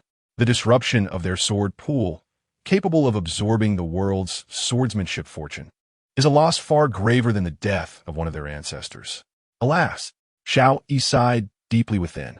The final shot that Lu Qingming fired to shatter the sword pool was a magnificent gift to the world and to him. He could have preserved his remaining strength, consolidating his true essence in hopes of reincarnation to seek another life, retaining his profound insights into gunsmanship. Yet, he forsook it all to destroy that sword pool. This was not merely an act of altruism for the sake of the sword cultivators. He understood that many significant individuals beside Yuan Wang and the Crown Prince had traversed far along the path of swordsmanship, with hopes of attaining the ultimate truth. By breaking Wugu Mountain's